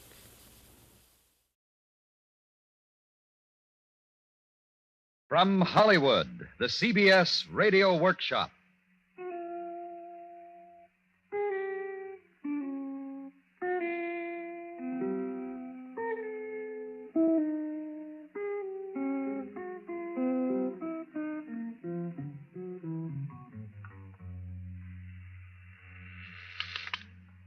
Desk clerk. Journal American 411. Right away. Good afternoon, Arthur. Oh, hello, Mr. Shelby. Any messages for me? Well, not since I came on, sir. May I have my key, please? I'm sorry, Mr. Shelby, but the manager says not to give you your key until your bill's paid. Oh? It's $113 and some odd cents. I know. You want I should call him so you can talk to him about it?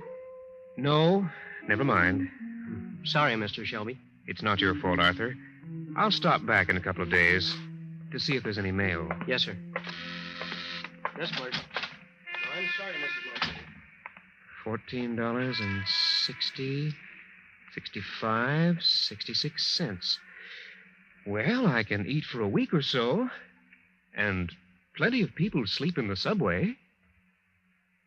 CBS Radio presents the CBS Radio Workshop, dedicated to man's imagination, the theater of the mind. Tonight, Subways Are for Sleeping, based upon the Harper's Magazine article by Edmund G. Love, a true story of one man's strange adjustment to mid-century materialism in the largest city in the world.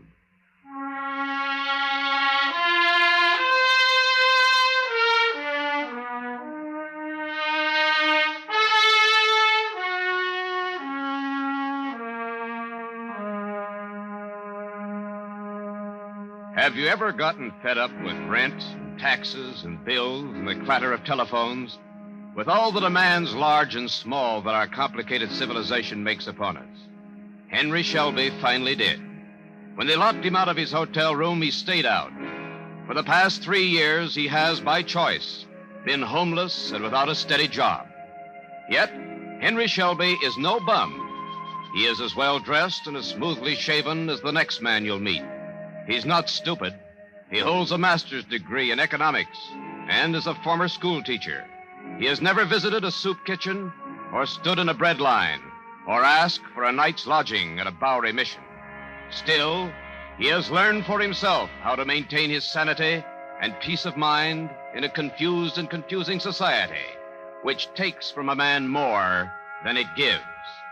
Henry Shelby has reversed the process, and this is how he does it. I'm getting along all right. I'm perfectly happy. I'm just waiting to see how things come out. In the meantime, I see to it that I always have at least 15 cents, so I'm sure of a place to sleep. And the truest statement I ever heard is that no one will ever starve to death in the United States.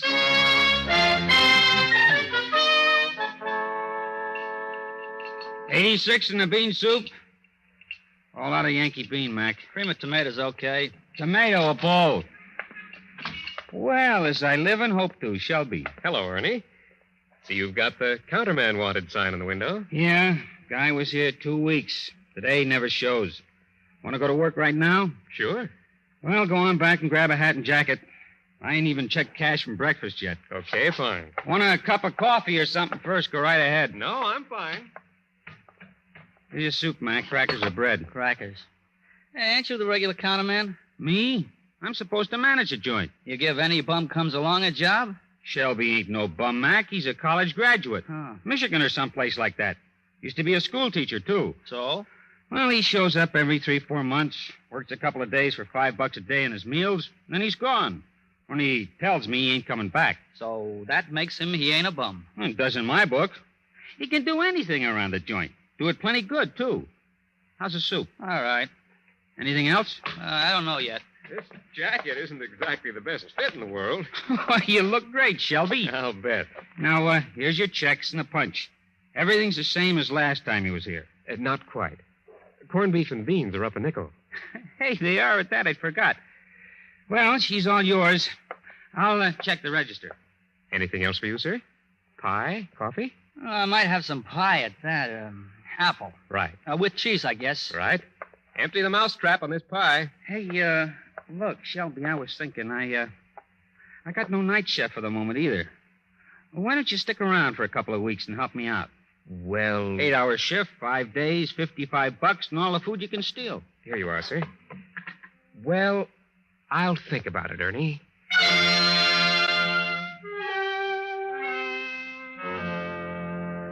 I actually didn't have to think about it. When I went in, I knew I'd only stay for a few days. I have 5 or 6 places like that. They're my Social Security. I use them when my cash is way down and my suit needs dry cleaning, and when I'm ready for a good, long sleep, lying down.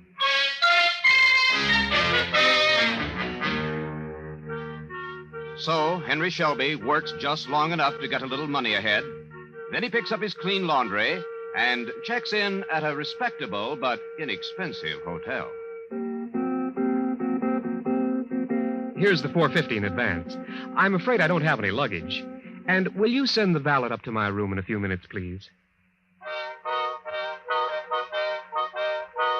Once his suit is on its way to the cleaners, Shelby spends the next 24 hours in bed or under the shower. He has taken as many as 15 showers on one of these occasions and slept for as long as 22 hours. It's an extravagance, of course. Costs me $7 or $8, and that's as much as I usually spend in a whole week. But I certainly do feel fine when I check out.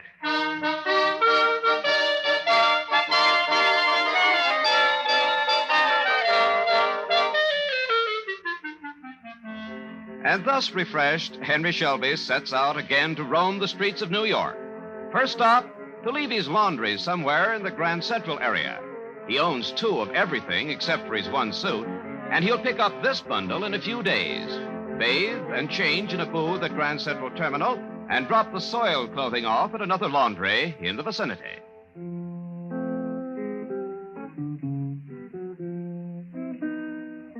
I carry a safety razor in my pocket, and I shave at least every 36 hours. It costs 25 cents for a booth, but I can freshen up generally at the same time. The bums who look like bums are mainly the ones the cops bother. Naturally, I don't consider myself a bum, so I make it a point not to look or feel like one.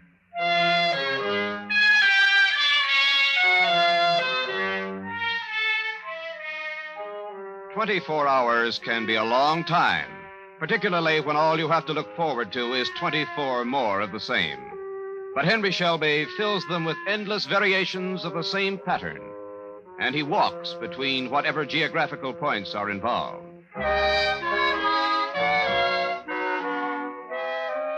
Breakfast time may find him at a juice bar on 3rd Avenue. Large tomato juice, please. Come on there, friend. Fill it up. Your sign says 12 full ounces for a dime. Coffee at the automat on 6th. Another cup later in the gloomy fluorescent glare of a cafeteria in the garment district. I load in all the cream and sugar the mug will hold. They're calories. Free calories.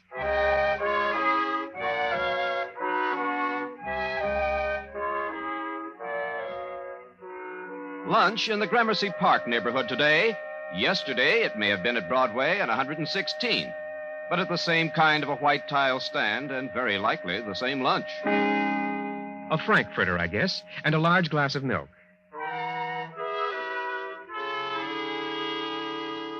2 or 3 more cups of calories during the afternoon, and finally, the one substantial meal of the day. The Vienna loaf dinner looks all right. Vienna loaf coming up. Not that slice. The next one with the hard-boiled egg in it. Yes, that one. Fried or boiled potatoes, corn or stewed tomatoes. No potatoes. Plenty of starch in the bread. How about a good helping of cream spinach instead? Mac, if you got to order a la carte, why don't you go to the Waldorf for the 21, huh? Well, I'll take you to either one of them someday as my guest. Yeah, I'll hold my breath. Okay, spinach. Now, corn or stewed tomatoes. Stewed tomatoes. What's that you're putting on? Gelatin salad comes with it. No, thanks. Let's trade for a dab of those cooked carrots, okay? Now, look, They're probably cheaper than the salad. You're saving money for the management. That's what I'm interested in. Okay, but don't ask me for no Charlotte rules.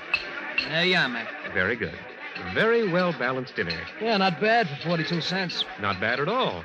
I may continue to give you my patronage when I'm in the neighborhood.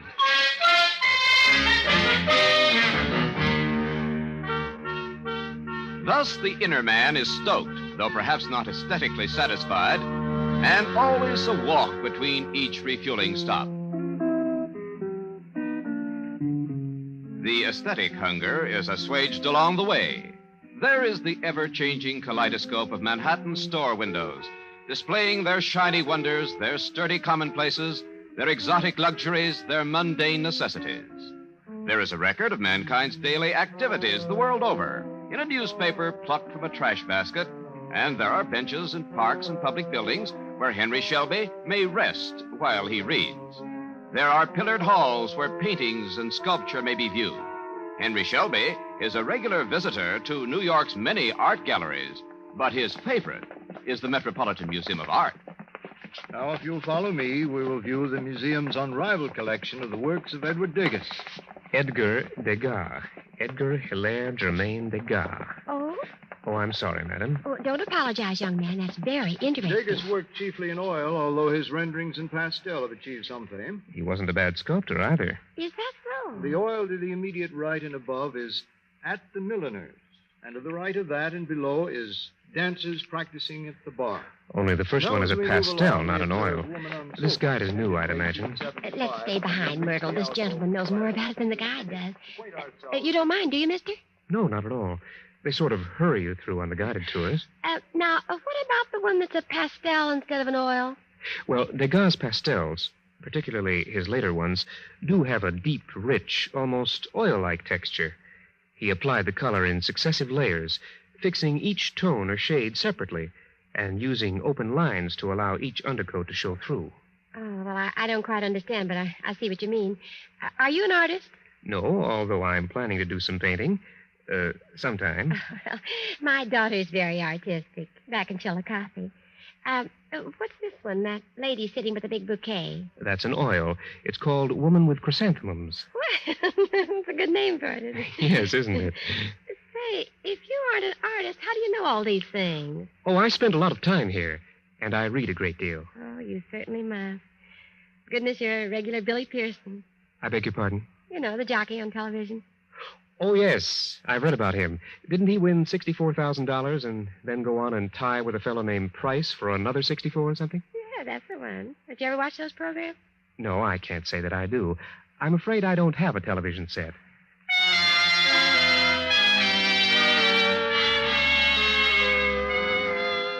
Yes, there's plenty of free culture and free entertainment to be found in New York City, even without a television set or a radio in your home. Even without a home. One of the most spectacular free entertainments in Manhattan is presented by the fire department. Henry Shelby always follows a fire engine. He generally gets to the fire, too, for the radius in which each engine company operates is small enough to permit even a pedestrian to arrive shortly after the equipment. Oh, this one is nothing. It's just a chemical job. They might as well have left the ladder truck back at the station. Now, you should have been at Amsterdam on 133rd the other day. I happened to be in the neighborhood at the time.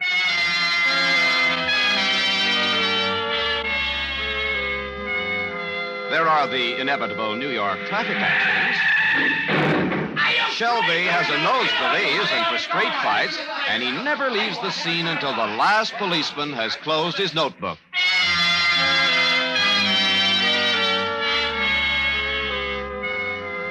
And the parks and public squares are places where a man with a message may speak it forth within certain limits of subject matter. Can commit mass suicide, and that is to continue to eat the flesh of the animal. What Mother Nature intended us to nourish ourselves with grows in the ground. Henry Shelby stops to listen to every street corner orator he runs across, weighing gravely the ideas he hears. I can scarcely agree, but he does have a wonderfully resonant voice. There are the new buildings that constantly alter New York's skyline.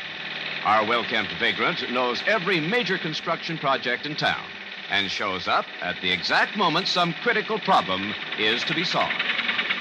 No. A little more to the right. Say, does it look to you as if they're placing that girder properly? It doesn't right now, but they'll raise it another 3 feet and then force it to the right with a cross member. Oh, yes. yes, I see. Actually, it's a different technique than we're accustomed to watching in the usual steel skeleton construction. Seems to me there'd be too much strain on the crossmember. No, I understand the alloy is both light enough and strong enough so that, in effect, they're employing a variant of the ancient Egyptian post and lintel method. Say, there are similarities, aren't there? You're an engineer, I take it. No. Matter of fact, my master's was in economics. Is that so? I'm liberal arts myself, Yale 28. Construction's sort of hobby of mine. Watching it at any rate. Mine, too. So much so that I've done quite a bit of reading on it. There. You see what they're doing now? That's how they equalize the stresses. So they do. Your office in the neighborhood? No, it isn't. I just happen to be passing this way. Mine's just across the street, 230 Park. I'm H.J. Chisholm, Regal Paper Company. How do you do, sir? I'm Henry Shelby. Hello. You with the firm, or you in business for yourself? Neither. I don't have a connection right now. Is that a fact? Well, if you're looking, why don't you stop by the office whenever it suits you? We might very well have something for a chap like you. That's mighty nice of you, Mr. Chisholm.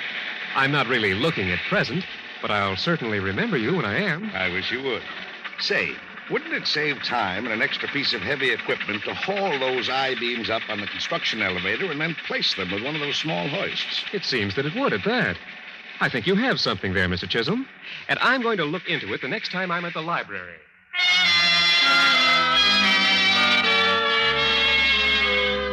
The public library, one of Henry Shelby's favorite haunts. A fellow vagrant once advised him that the library was a good place to keep warm on a cold day. But he found it to be much more than that. On his first visit to the massive old building at 42nd and 5th Avenue, he asked for a copy of the New York Times for November 10th, 1936, and was referred politely to the microfilm room. Here you are, sir. Are you familiar with the operation of the viewing machine? Not particularly. I'll be happy to show you. The entire edition is on this roll of film. You place it in the machine, attach the end, and thread it this way. Close the machine and turn the handle forward. Yes, it's fine. You sit right down here, use the headrest, and view the film through the aperture. Yes, I see. Very clear. And very comfortable. Yes, isn't it? It rather makes research a pleasure, doesn't it? I should say so. What if I fall asleep? Well, I'm afraid no one would awaken you if you did. There seem to be so few of you scholars taking advantage of our microfilm facilities. Just come to the desk if you wish additional rolls. Say, how long has this been going on?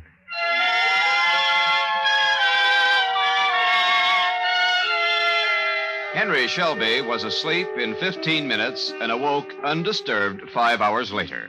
For some time, the microfilm room was at the top of his list as a place of shelter. Then suddenly he realized it was a far more valuable place for pure entertainment. He has read all the issues of the Times available on film, all his favorite comic strips from the date of their inception, all the columns Damon Runyon ever wrote, and has even developed a system for playing the horses.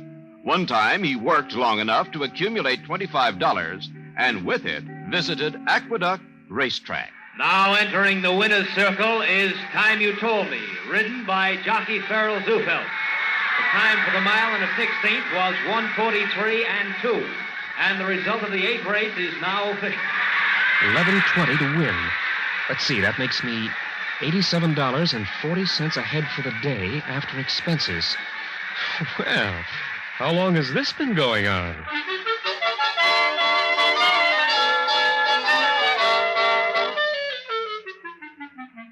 Very prudently, Henry Shelby bought himself a new suit of clothes, leaving his original $25 untouched. A few days later, he visited Belmont Park and lost the entire sum. I still play the races in the microfilm room. During the winter, I study the preceding summer's entries, make my selections, and check them against the results in the following day's paper. I never look at the results in advance. Might just as well be honest about it.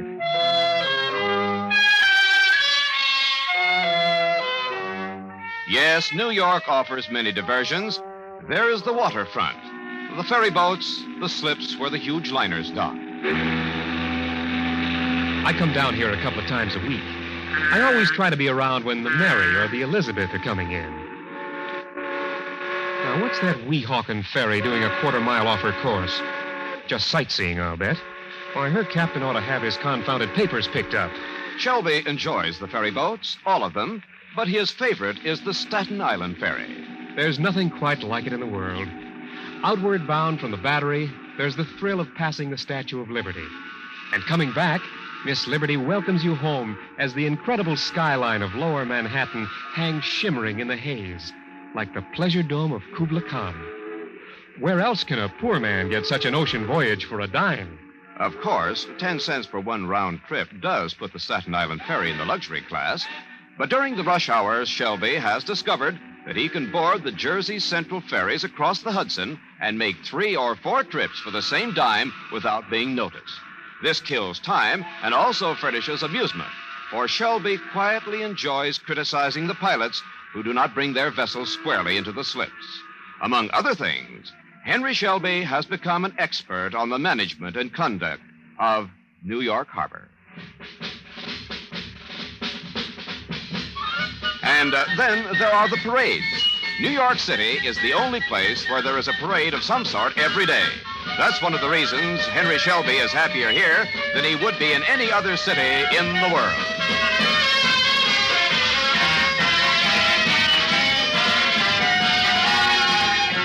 I just love band music. Why, last Armistice Day, I saw 5 different parades and even marched in one. I carried the front end of the bass drum and got $3 for doing it. So, the patternless pattern of Henry Shelby's days, and the days of perhaps thousands like him. Men who choose to work only enough to maintain a bare thread of personal existence in a society that clamors for workers and rewards them with possessions and security and the same comfortable resting place each nightfall. Where does Henry Shelby sleep? A clean hotel bed is a once-a-month extravagance to him. Perhaps he trudges to the Pennsylvania station and boards an 8th Avenue subway train at about 1 o'clock in the morning. That's why his cash minimum is 15 cents, the price of a subway token. He settles himself in the almost empty front car and drops off to sleep. He awakens before he reaches the end of the line, has a smoke, boards another train, and sleeps to the other end of the line. He has several standard trips mapped out: J Street to Queens, back to the Brooklyn end of the line, up to the tip of Manhattan, back to Penn Station. In 5 hours, he has probably netted 4 hours' sleep.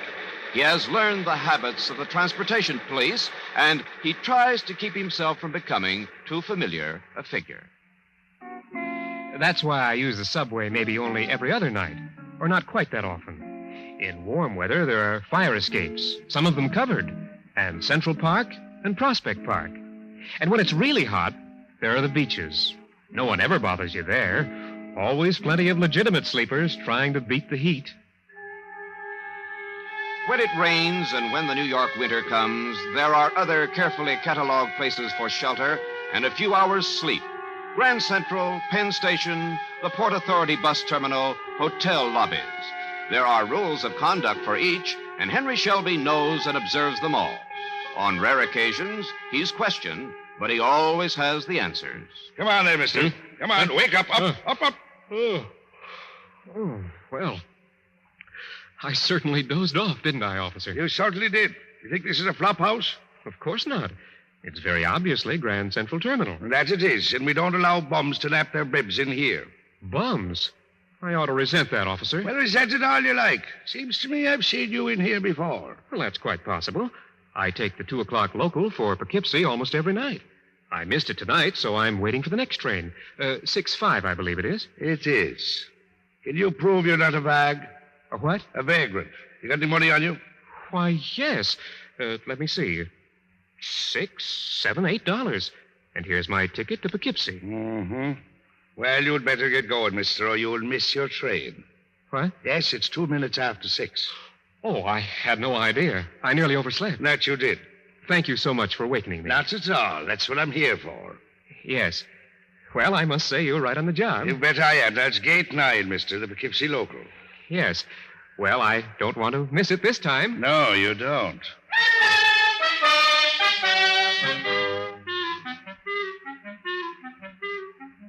So, for the first time, Henry Shelby had to take the train for Poughkeepsie under the suspicious glare of the railroad cop. But the ticket was never punched, for he got off the train at 125th Street to begin another day of Manhattan meandering. Henry Shelby is never without 3 tickets, one to Poughkeepsie, one to Princeton, and the third to Elizabeth, New Jersey, his operating equipment for sleeping in the 3 major terminals.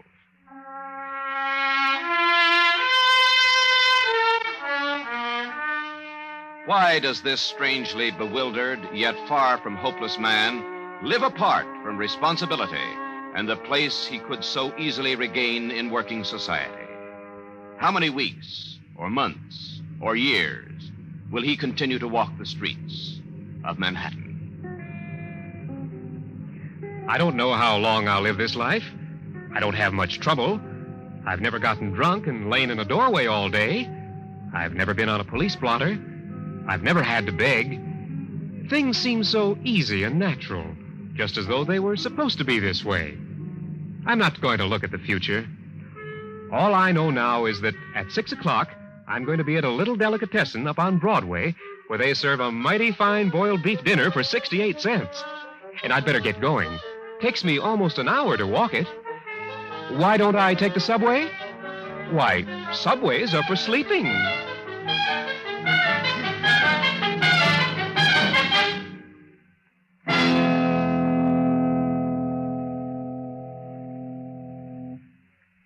The CBS Radio Workshop is produced in Hollywood by William N. Robeson and was tonight directed by Mr. Robeson. Subways Are for Sleeping was based on the Harper's Magazine article by Edmund G. Love and was adapted for the workshop by Fran Van Hartesveld. Henry Shelby was played by Byron Kane, and the narrator was William Keneally. Also heard in the cast were Sarah Selby, Helene Burke, Edwin Bruce, Frank Gerstle, Court Falkenberg, Tony Barrett, Ted Bliss, and Alan Reed. The original score was composed and conducted by Fred Steiner.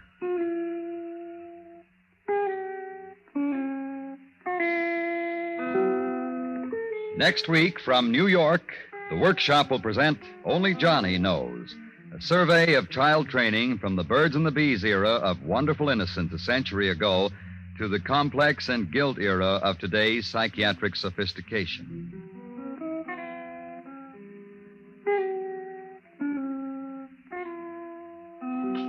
A brilliant performance of the rarely played Symphony No. 6 in D minor by Jan Sibelius with Nils Erik Fugstad conducting the Sibelius Festival Orchestra is yours for the listening this Sunday when World Music Festivals comes your way on most of these same stations. Stay tuned for 5 minutes of CBS News to be followed over most of these same stations by My Son Jeep. America listens most to the CBS Radio Network.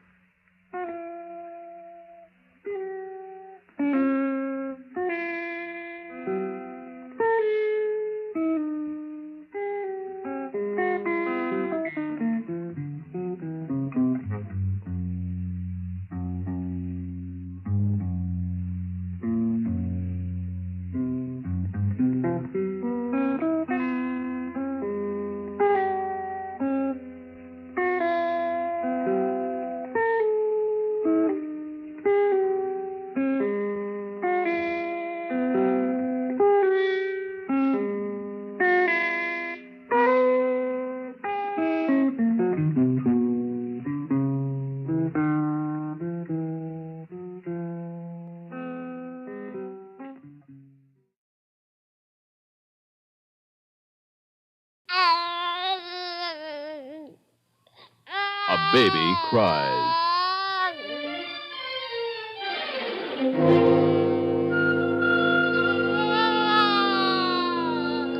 With an inborn brass-bound conviction that he's the hub of the universe, that's Johnny, as he arrives on this mortal stage.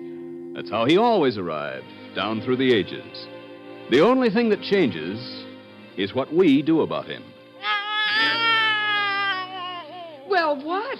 What do I do? What does he want? What's wrong? What do I do? Pick him up. Let him lie. Feed him. Bubble him. Pick him up. Let him lie. Feed him. Bubble him. What do I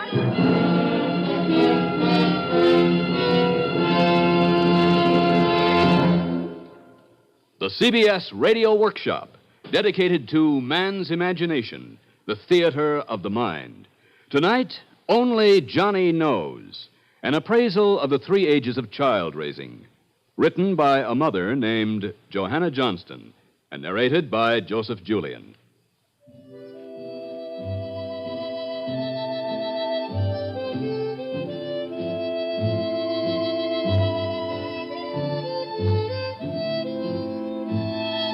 Quite a bit of advice being offered these days on how to raise Johnny. In fact, the racket is deafening. Well, tonight we add to the racket with a calm, cool review of the various ways Johnny has been raised in the past and what that led to, together with an appraisal of what's being done now. But, of course, where that may lead, only Johnny knows. Actually, the story of Johnny down through the ages could be told in terms of Johnny crying, "I want," and the varying responses of his parents to this cry. Sometimes he gets what he wants, sometimes he doesn't. And the trouble with children today is that they get too much of what they want. I beg your pardon, who are you? I'm a disgusted observer. Oh, yes, of course. I've read many of your letters to the editor in various newspapers. Children of today think all they have to do is want something, and it's theirs by divine right. No wonder the younger generation is going to the dogs. You know, of course, that certain observers from the older generation have been saying that about the upcoming generation since time began. I don't care if they have or not. Look at the facts today. Children are catered to from the moment they're born. Was it that way for our forefathers? Were the men who founded our country brought up that way? Very nicely timed. We're just going to take a brief look at the situation as it was 200 years or so ago, when our forefathers were being raised. Let's take Johnny's prime desire down through the ages, the desire for food, which he made known in the customary way 200 years ago. Mother was right at hand, baking, brewing, or making candles, because Johnny's cradle was right in the kitchen, the chief room in the farmhouse. Granny wasn't far away either, just over by the fire, spinning. Sounds like the baby's hungry again, Mariah. Oh, what a pig he is. Not half an hour ago I was feeding him, and now he's hungry again. Never mind then, Johnny. If you're wanting to eat again, you shall have what you want, my lamb. Here we go. There we are. That's right. There wasn't any hesitation back then about giving Johnny what he wanted when he set up that well-known hunger cry. And that's just as it should be, exactly. Well, now, another voice, and this one belongs to... a modern mother. And it's obvious your disgusted observer doesn't know that the modern way of feeding Johnny is no different at all from the old way. We just call it the self-demand system today. I see. I'm glad there's something about the old ways that appeals to a modern mother. The pity it doesn't go farther. They may have spoiled Johnny a little back then when he was a baby, but it didn't go on and on as it does today. It isn't a question of spoiling All right, now, him. just a minute. Let's see what did happen back then. We're looking in on Johnny now as he was 200 years ago, during the early era of child raising in this country. Those were the days when life was centered mainly on the farm or a small shop in the village. Our Johnny, back in 1750, lives on a farm. He's 2 now, proud of his first steps. This morning he's been out by the barn where Grandpa's mending harness and keeping an eye on him. Towards noon, he begins to be restless.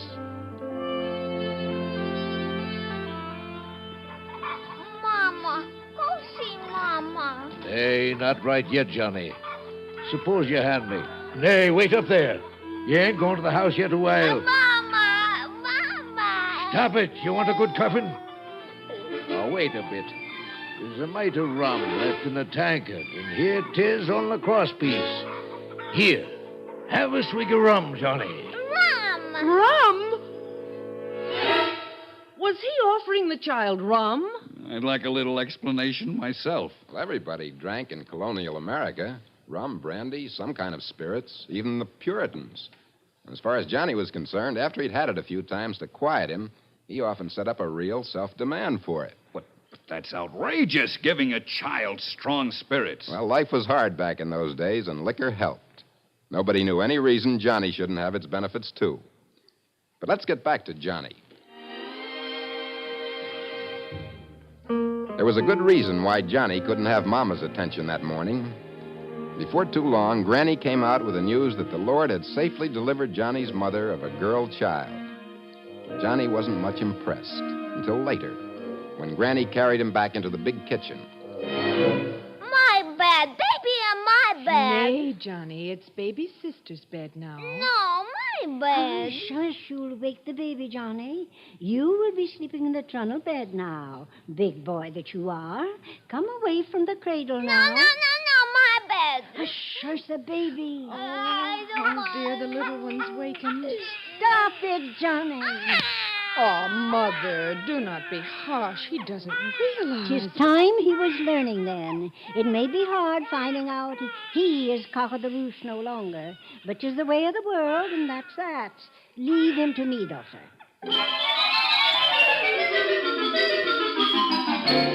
And that was how they apprised Johnny of the fact that he wasn't the hub of the universe back in those early days of child raising. I am, he cried, I want. You're not, they said, and you can't have, and that's that. Fine. Perfect. If there was a little more of that today, Johnny would be better off. Better off? Would you feel better off if you walked into your office one morning and found yourself fired? No explanation, no warning, nothing? Well, no. The thing is, they loved Johnny back then. They wanted to do what was best for him, just as we do now. Why didn't they cushion the blow for him? The Lord has ordained that this world be a vale of trial and testing. Pain and hardship are part of his plan. Above all else, my soul, learn obedience to God's will. A good many terrible things happened in those days. Plague, pestilence, and famine swept the world without anyone knowing why or what to do. And Johnny had to learn to accept the things that happened as a result of God's will. They were training him to resignation. Oh, dear, it's so sad. Well, let's see if there weren't compensations for poor little pushed-aside Johnny in this early era of child raising. So, Johnny, a big boy like you mustn't stand idle. While all else are busy, come help Granny grind the corn. Come, Johnny, fetch the basket to Mother, and then you can start untangling the flax for spinning. You can work the churn for a while now, Johnny, while Granny gets on with the candle making. Those were the days when a dog-eared almanac hung on a nail on a wall. Industry makes all things easy, poor Richard said. There are no gains without pains. And the used key is always bright. Well, there was plenty to keep Johnny bright. Soon he was old enough to go out in the fields with his father. So, Johnny, like this. The corn down in the hole. So far, no farther. And the earth back over it. That's right. Sure, you'll be taking over the planting for me in no time.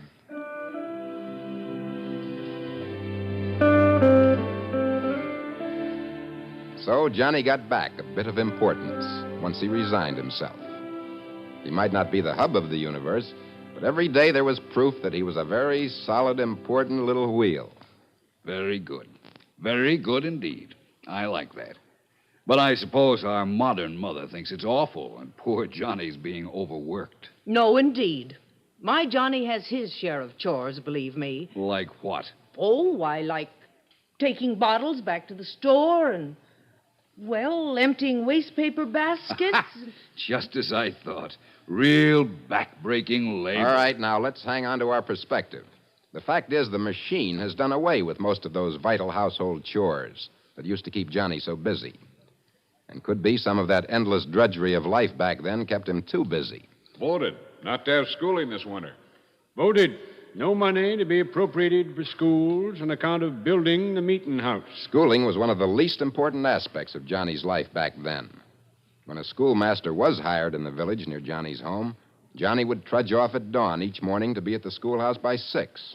Once there, for 3 pence a week, he could learn to decipher the mysteries of one of early America's most famous textbooks, the New England Primer. In Adam's fall, we sin it all. Heaven to find, the Bible mind. Christ crucified, for sinners died. For a few pence more, he could learn ciphering, the rule of 3, the double rule of 3. And that was about it. You mean that was all the schooling he had? That was it. Unless his parents had dreams of his growing up to be a minister. No history? No geography? Geography? That was a diversion for a winter's evening, when Grandpa sat by the fire and told tales of his youthful journeyings, or Granny remembered old And legends. so Dick Whittington went to London, a great city in England, that is, and he heard the Bow bells ringing, and clear as anything he heard the bells say, "Turn again, Whittington, thrice Lord." But always before the evening ended, there was Father. All right, enough this yarn spinning, or the young'uns will forget the Lord put us here not for vain indulgence, but to work for his glory. We will kneel now for prayers. And that was how Johnny was raised back in the early age of child raising, all geared to one goal.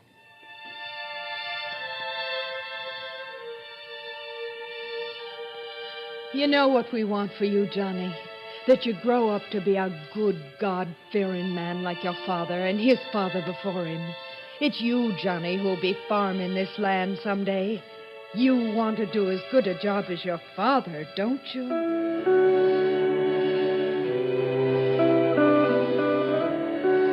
The goal was the status quo.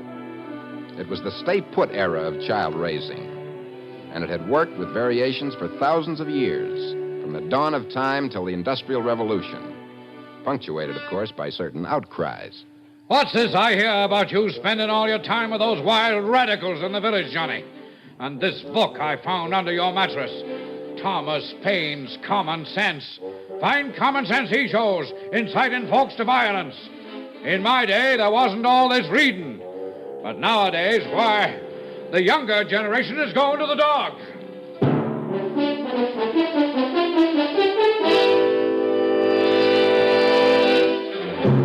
Going to the dogs? But that's ridiculous, utterly ridiculous.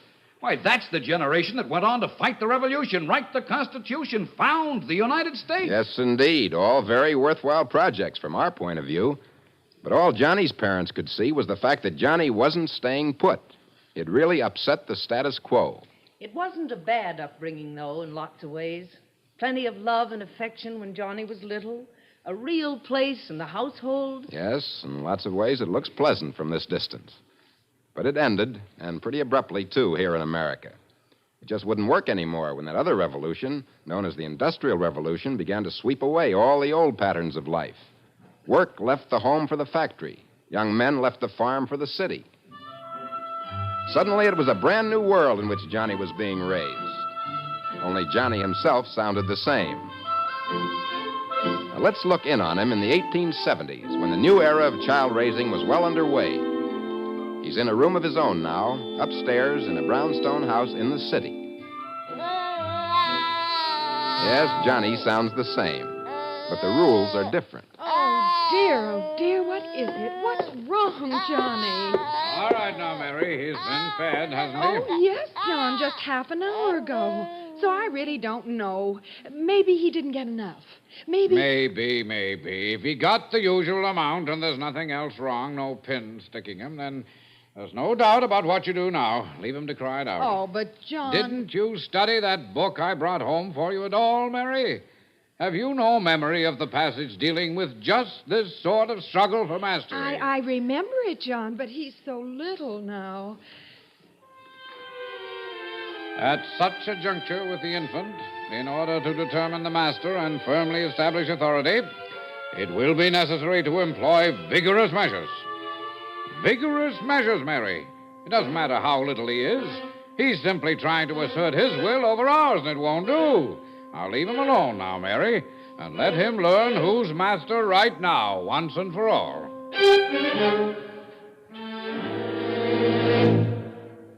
And that's how they answered Johnny's need for love and attention in this new era? Oh, I just can't bear it, that's all. What's so wrong with it? What's wrong? He cried. They went away and let him cry, let him feel small and helpless and alone in a huge, unfriendly world. Oh, how could they be so cruel? Well, one thing's sure, they weren't trying to be cruel. The world did become very huge when the tight family unit was scattered from the farm. Crying about it, crying for the things he wanted from this new world, never did Johnny's father any good. Now he was showing Johnny it wouldn't do him any good either. I still say it's awful. Well, it wasn't all frustration for Johnny. He was the son and heir. Life might have rules, but he was quite a little kingpin even so. Until, of course, after a couple of years, the inevitable happened. My, such a beautiful little girl, my dear. Oh, how proud young John must be of such a lovely little sister. Come, Johnny, tell me, do you not find her utterly delightful? No. No? Johnny, think what you're saying. All anybody does around here now is gush over her. Ain't she pretty? Ain't she sweet? Now, Johnny. Somebody has their nose out of joint. Oh, no, not really. Johnny knows he's our little man. He loves to protect his sister. I do not. I like to smash her. Johnny, where did you ever learn such wickedness? Your father will deal with you when he gets home. Now, you go to your room at once, you wicked, sinful, Wicked, sinful. Oh, she shouldn't have said that. She shouldn't. There speaks the modern mother, all right. And suppose he'd smashed his sister. That wouldn't seem wicked to you either, I suppose. In the first place, he wouldn't have smashed her. He was just talking out his perfectly natural resentment. But did his parents accept it as natural? No. They told him it was sinful, filled him with guilt. Oh, why? Well, once again, they didn't do it to be cruel. Back in the 1870s, they wanted to be sure Johnny had a very active, well-developed conscience. A conscience that would steer him away from wrong wherever he might go. And Johnny had a long way to go back then.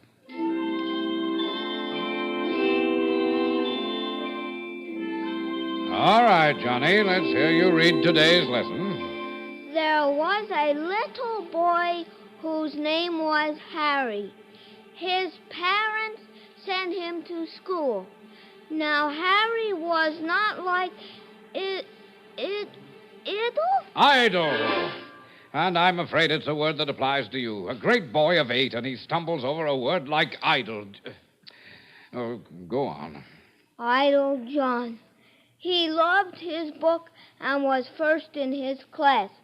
One morning, his mother called... And so on, all through lesson 56 in McGuffey's Second Eclectic Reader. And all to very grudging approval indeed. Not too bad, Johnny. But you must work harder yet at your lessons if you're not to be like Idle John. Only that night, talking to Johnny's mother, it was a different story. He's smart as a whip, Mary. He's going to make his mark in the world. I have plans for that boy, Mary. Big plans. This nation is growing, and Johnny's going to grow with it. There's just no limit to where he can go, what he can be in the future. No, not much doubt about what to call this era of child raising. It was the get-ahead era. All the browbeating, all the discipline, all the loneliness had their purpose. Life was a fight to get to the top. And Johnny was being trained. What's this I hear about champagne suppers? Trips to New York where you've been seen with, well, dare I call them young ladies? Is this how you throw away the hard-earned money I send you for an education? What is the world coming to? Why, the younger generation is going to the dogs, that's all. To the dogs.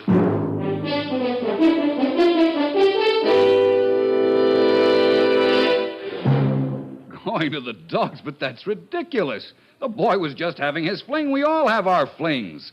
Then we settle down and do what's expected. Well, it's perfectly plain by now that this is the era of child raising that our observer really likes. Why not? It produced the men who made this country great. The men who built the railroads, the skyscrapers, the industries that are the marvel of the world. Yes, and it also produced a legion of lonely, bitter men who weren't able to be the big successes that would have justified everything. Men who took out the frustration of their failure on their children. Children who wound up in their turn in institutions or on a psychiatrist's couch. Certainly there are always going to be a percentage who are too lazy or incompetent to succeed. No, that isn't the answer. Everybody can't be president. There isn't room for everybody at the top. No, that's true. There isn't. And that fact has caught up with us and brought us smack into the modern era and a whole new point of view about raising Johnny.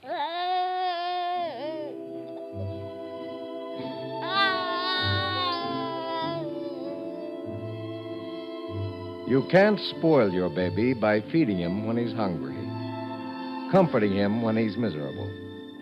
Enjoy and love your baby. He doesn't have to be sternly trained. And that, of course, is Spock talking. Benjamin Spock, M.D., one of the chief voices of the modern era of child raising. A mother will be all right if she is flexible and adjusts to the baby's needs. Study your child. He knows when he's hungry and needs cuddling. Spock again. His book on baby and child care has sold over 9 million copies in regular and pocketbook editions. And the same doctrine is being preached by hundreds of other experts. So far as Johnny's prime demands for food and attention are concerned, there isn't any doubt about the answer today. Well, now let's take the second threat to Johnny's inborn conviction that he's the hub of the universe. As a modern mother, I'll be only too glad to tell you just how my husband and I handled that. We started preparing Johnny for Susie's arrival long before she was born. We told him all about how the baby was growing inside me. Good heavens, are there no sanctities left? He could hardly wait for me to go to the hospital and come back with his baby. His baby? But even with all this preparation, there was bound to be a period of adjustment when the baby was actually there. Yeah. Shut up. You keep on like that and I'll smack you one. Now, Johnny, did you ever hear Daddy and me talk that way to you? You don't really want to smack Amy. Amy, I hate that name. I won't call her that. Well, what would you like to call her, dear? Did you have a name all picked out? Oh, dear, did Daddy and I? We should have asked you. Susie. Call her Susie. All right, we'll call her Susie. And now, let's pick up Susie and give her something to eat. She's hungry. I'm hungry. Feed me. All right, dear, I'll feed you, too. Pick me up, too. I want to sit in your lap. But, darling, I'm holding Amy. Susie. I want to sit. All right. I guess I can hold both. There. Amy, darling. Her name's Susie. Yes, dear. Please don't kick. I'm trying to get Susie's bottle. I want a bottle. But, darling, there isn't. I want a bottle. All right, dear, all right.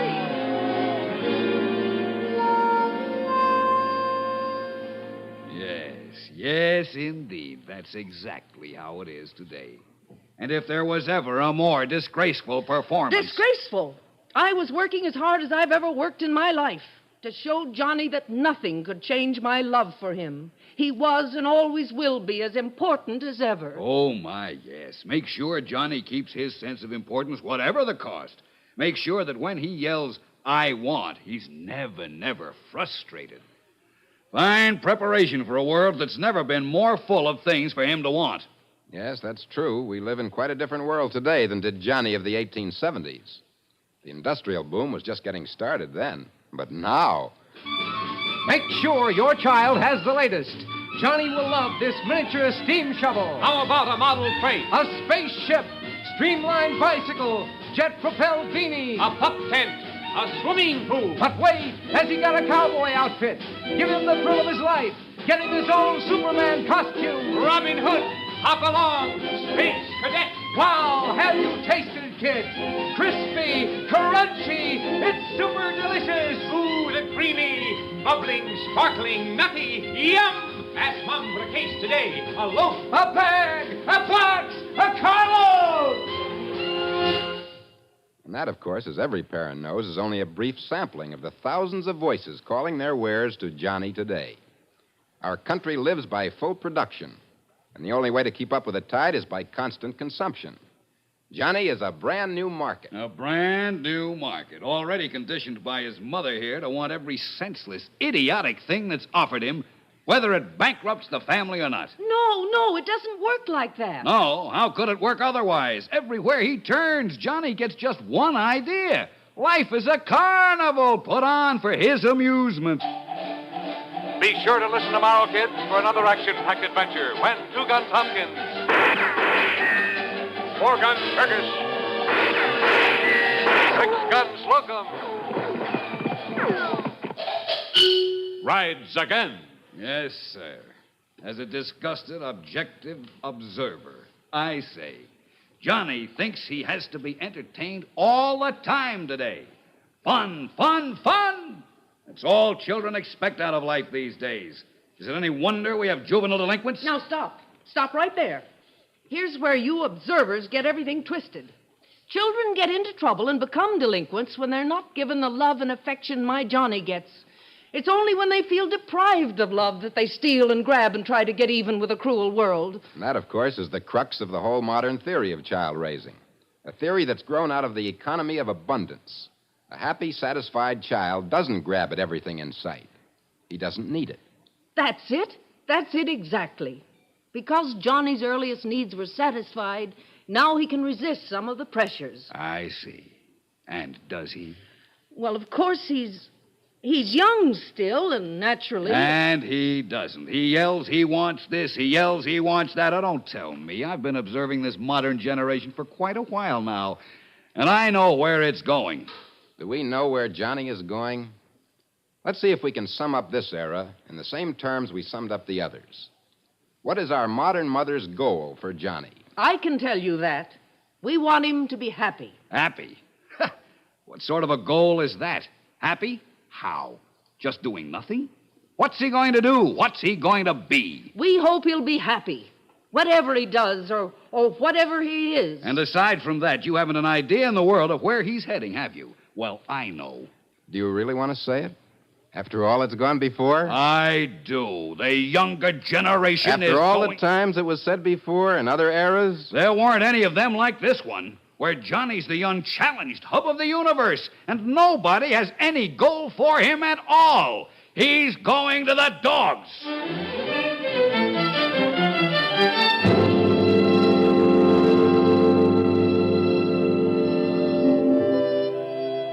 2 points of view.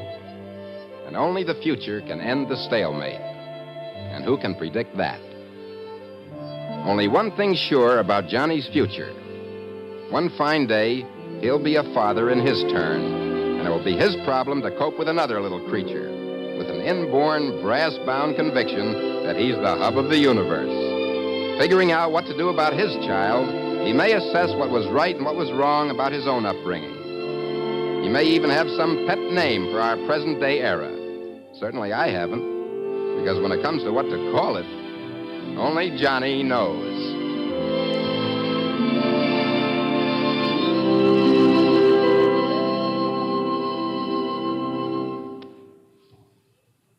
You have been listening to the CBS Radio Workshop and Only Johnny Knows, written by Johanna Johnston, with music composed and conducted by Charles Paul, and produced and directed in New York by Paul Roberts.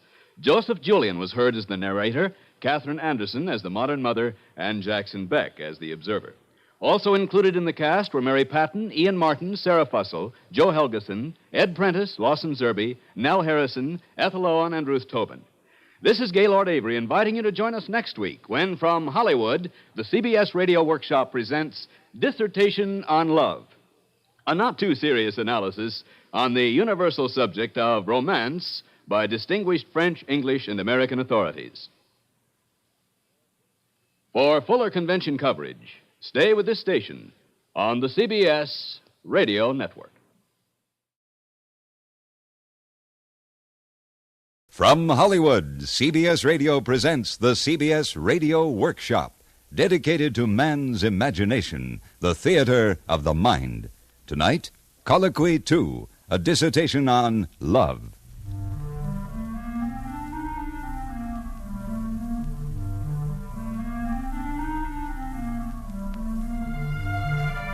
From time to time, the workshop presents discussions or colloquies on matters of general interest. A few months ago, workshop listeners heard Colloquy 1, in which Dr. Frank C. Baxter interviewed William Shakespeare in an effort to determine whether Shakespeare had indeed written the works of Shakespeare. Tonight, we turn our attention to a more universal subject, one that has intrigued both scientists and scholars throughout the ages, love. And to moderate our discussion, we have an eminent scholar indeed, Dr. Frank C. Baxter, Professor of English of the University of Southern California, who will in turn present Colloquy 2, a dissertation on love, or boy meets girl. Dr. Baxter. Good evening. Thoughtful men and women the world over agree that the peaceful future of mankind depends on mutual understanding and the free and unrestricted exchange of information on every subject, from nuclear fission to the care and feeding of infants. It's in this spirit that our colloquy is being held tonight. For if it is indeed true that love makes the world go round, then it's of the most vital importance that the world understand just what love is. To this end, we have invited here 3 distinguished authorities in the ars amatoria to join with us in this dissertation on love. From London, Sir Eustace Ponsonby, scientist, scholar, and student of human behavior. Good evening. I must say that I'm looking forward to this evening's exercises. We had a similar do on our wireless, on the third program, of course, about 12 months ago. It was very stimulating. Yes, exceedingly so. Good show. Thank you, Sir Eustace. We'll do our best to emulate the BBC, if not to surpass them. And from Paris, Monsieur Lucien Durand, noted author and critic. Bonsoir, mes amis Americains. Though considerably later than my compatriot Lafayette, I am no less happy to be here, and I am particularly happy to discuss the subject of love. For, as you know, love is to Paris what automobiles are to Detroit. Yes. And from another city where love is a commodity, from Hollywood, with the American point of view, one of our brighter young leading men, motion picture star Tuck Flint. Well, love, it's a great subject. That's what my next picture is about. With an angle, of course, very offbeat. To plagiarize Mark Twain, love's like the weather. Everybody talks about it. But unlike the weather, everybody does something about it. And what they do about it is the subject of this meeting tonight. In order to begin our discussion, we should have a definition of love. What, we might well ask, is love? Mr. Flint? Well, love, that's what makes money at the box office. It's what the best-selling books are all about and the hit tunes on the jukeboxes. Without love, we'd be out of business. Then love's nothing more than a commercial product? Well, I wouldn't go that far. Oh. Well, I see. Monsieur Durand, would you care to hazard a definition of love? Ah, l'amour. L'amour, c'est la raison d'être, la raison de vivre. C'est le bon vin de la vie. C'est... Yes, of course. I'm sure it's all of these things. Sir Eustace. Well, let me see. Well, we must realize that a man has many loves. His horse, his dog, his regimental comrades. Yes, and sometimes even his wife. Oh, sir, it would appear, Sir Eustace, that the British, in finding so many objects for love, are inclined to spread their love too thin. My God, sir, I'll have you know there's nothing thin about the way an Englishman makes love. No, very subtle. A race which boils its mutton could scarcely be expected to kiss the hands of its ladies, huh? Absolute rot. Kissing hands never won an empire, sir. Ah, but he whose kingdom is a woman's heart craves no wider realm. Gentlemen, if I may. Of course, yes, sir. It would appear from your attempts to define love that it's perhaps an emotion unsusceptible of definition. Right. If it makes money, why knock it? Well, gentlemen, in lieu, then, of some satisfactory definition of love, suppose we approach the subject by example. Oh, well, how do you propose to do that, Doctor? Well, by observing how love works. Now, let us see what happens in the first phase of boy meets girl. Well, Doctor, everybody knows that. Boy meets girl, boy loses girl, boy gets girl. It's my next picture, but like I said, with a new angle. Oh, boy gets girl. With your typical American efficiency, you have reduced love to a formula, Monsieur. Excuse me, I believe that Dr. Baxter is ready with the demonstration. Thank you, Sir Eustace, thank you. Now, I present for your consideration now an American girl.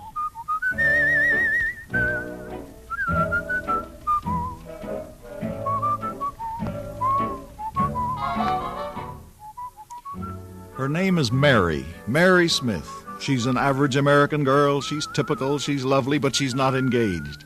She sets her hair with Marvell, brushes her teeth with Star Allure, creams her face with Glamour, keeps healthy with Vita Glow. But still, she's not engaged. She needs a head shrinker. Doctor, how old is this girl, by the way? Almost 22. Probably something to do with her psyche. I know a guy in Beverly Hills. He's pretty expensive, but I'm sure he could be a... Wait. Mary Smith won't be an old maid. For at this very moment, she is about to embark upon love's supreme adventure. She is about to meet the man in her life. But as she works at her switchboard in the offices of the legal firm of Green, Brown, White, Black, and etc., little does she suspect what bliss awaits her beyond the opening of a door. Oh, yes, this is the legal firm of Green, Brown, White, Black, and etc. Oh, I'll connect you with Mr. O'Brien, our attorney. Enter the boy.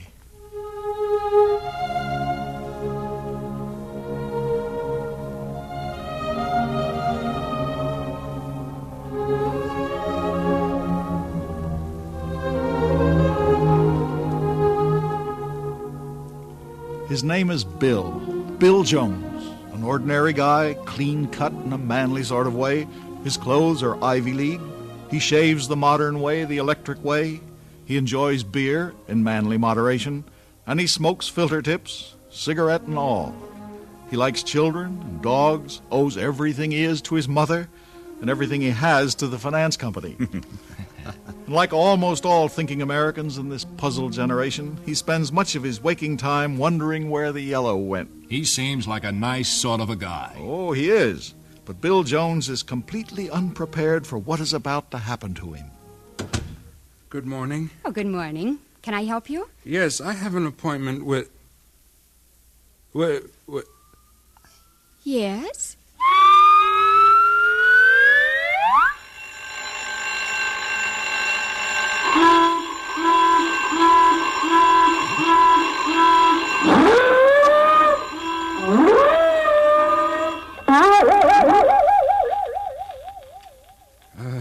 Say, how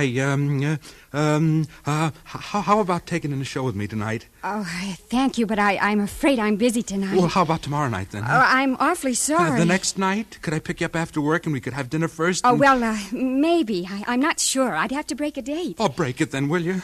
I'll try. I'll pick you up at 5:30, okay? I guess so. See you then. Oh, gee, I nearly forgot something. What? What's your name?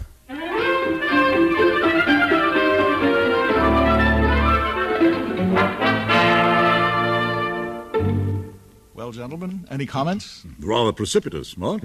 It would seem so, but that's what we call love at first sight. Well, you'll be interested in what a rather noted Britisher, Mr. Rudyard Kipling, had to say on this subject. Mr. Kipling said, and I quote, "It takes a great deal of Christianity to wipe out uncivilized Eastern instincts such as falling in love at first sight." Rather clever, huh? Yes, and a certain Christopher Marlowe also said, "Whoever loved that loved not at first sight." Yeah.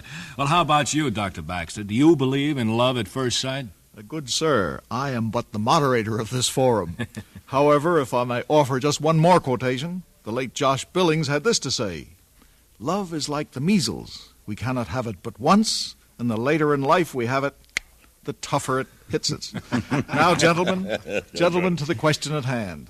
The boy and girl have obviously fallen in love. Yes, Doctor, but if it were really the grand passion, if they felt all of those things which you so charmingly hinted at, the bells in their heads, the feu d'artifice before their eyes, the throbbing of their titillated hearts, why did the girl not agree to a rendezvous immediately? Because she's a nice, well-brought-up American girl, and she has to play hard to get. Oh.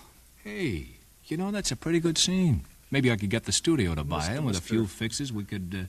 Mr. Flint, please. The accepted technique is to make the boy believe that the girl is very, very popular. Dr. Baxter, you have already pointed out that despite her allegiance to all the accepted brand names, she has remained unhappily unengaged. Ah, you know that, Monsieur Durand. I know that.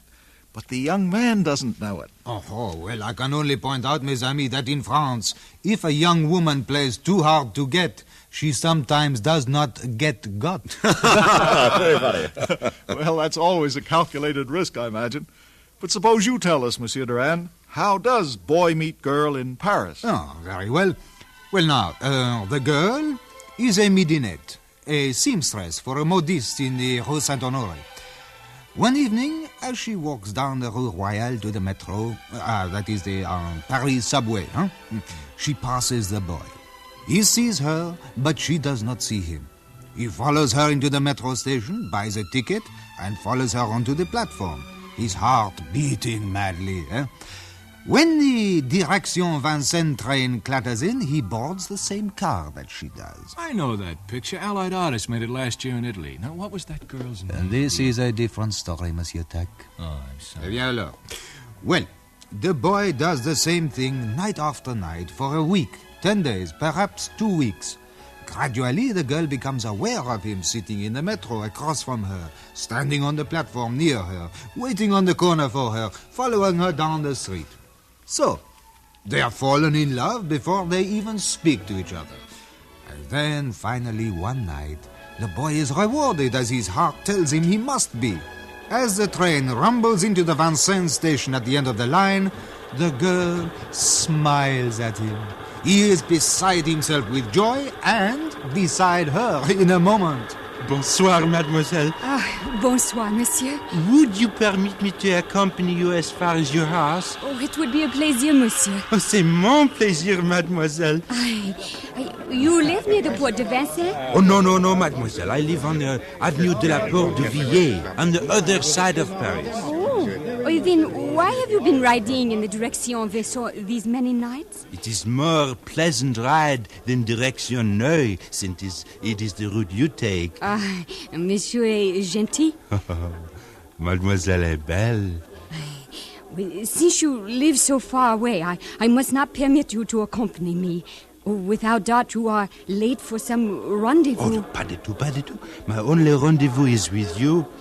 But I must not detain you. Undoubtedly, you are expected. Oh, no. Only for dinner. Besides, I told Mama I had a feeling I might be detained tonight. Very interesting, Monsieur Durand. But still rather irregular. They weren't properly introduced. Well, not cricket. Oh, Sir Eustace, do you English make love by the rule book? Well, no, that's to say, but dash it all, my dear fellow, there are some things that just aren't done in England. Apparently in England the most interesting things are not done. Dr. Baxter, must I endure the captious comments of this amoral apologist for a decadent and immoral nation? Sir Eustace, France is much more than a nation. France is a state of mind, a way of life, a civilization. Our subject is love, sir, not civilization. Gentlemen, please. Suppose we pursue our investigations into Phase 2, boy gets girl. By that, Doctor, I take it that you mean the courtship. Yes, I believe we may call it that. And Sir Eustace, since we've heard both the American and the French points of view in the first phase of love, perhaps you could show us this second phase, the courtship, from the British point of view. Oh, I should be charmed. Well, shall we begin? At your service, sir. May we have some appropriate music, please?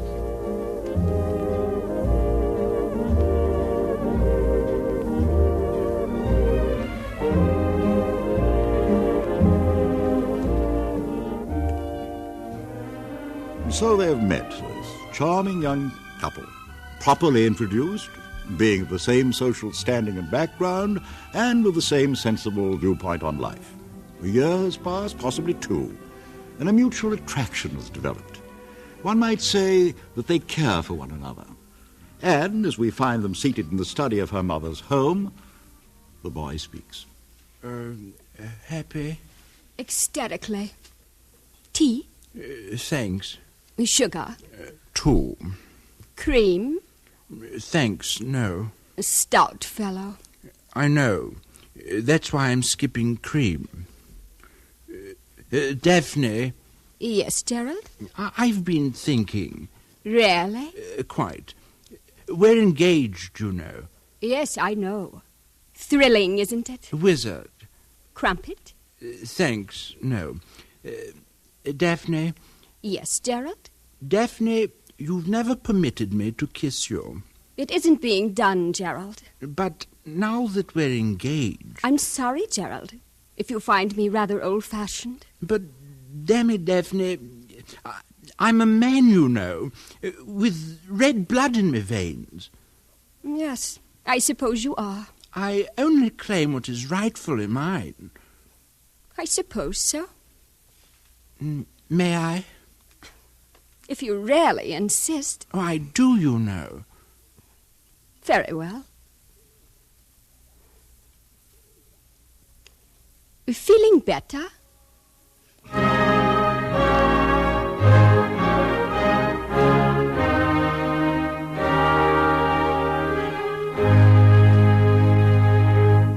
No wonder those British movies lay a bomb at the box office over here.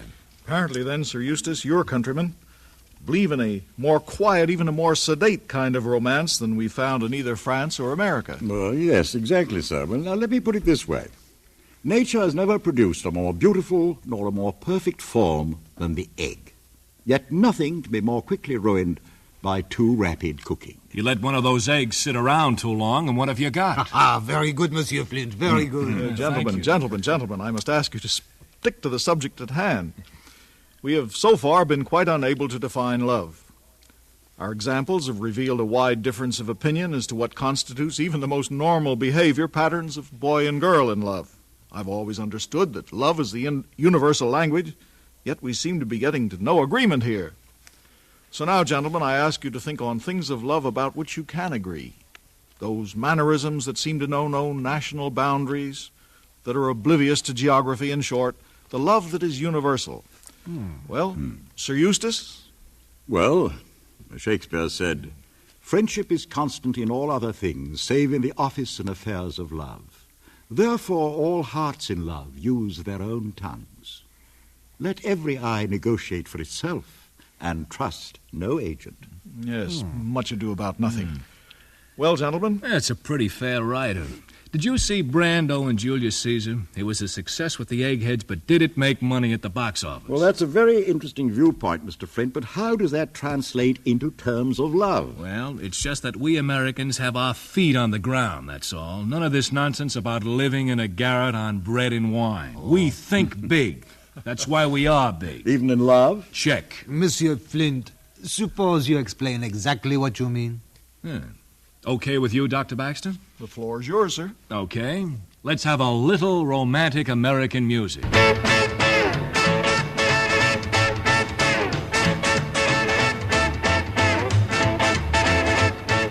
Oh, darling, I could go on dancing to this music forever. Yeah, they're playing our song. Oh, just think, as long as I live, whenever I hear them play Rock Around the Clock, I'll remember they were playing it when you asked me to marry you. Yeah.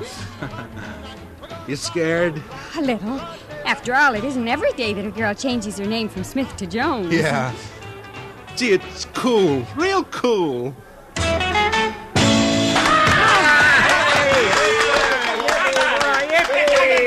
Let's go somewhere where we can be alone and talk. Oh, that sounds wonderful, darling. We could drive up to Lake Waxahachie, the view from the hill. Everybody drives up there. Well, we could drive down to El Meadows. Oh, everybody says that's filled with mosquitoes this year. Yeah.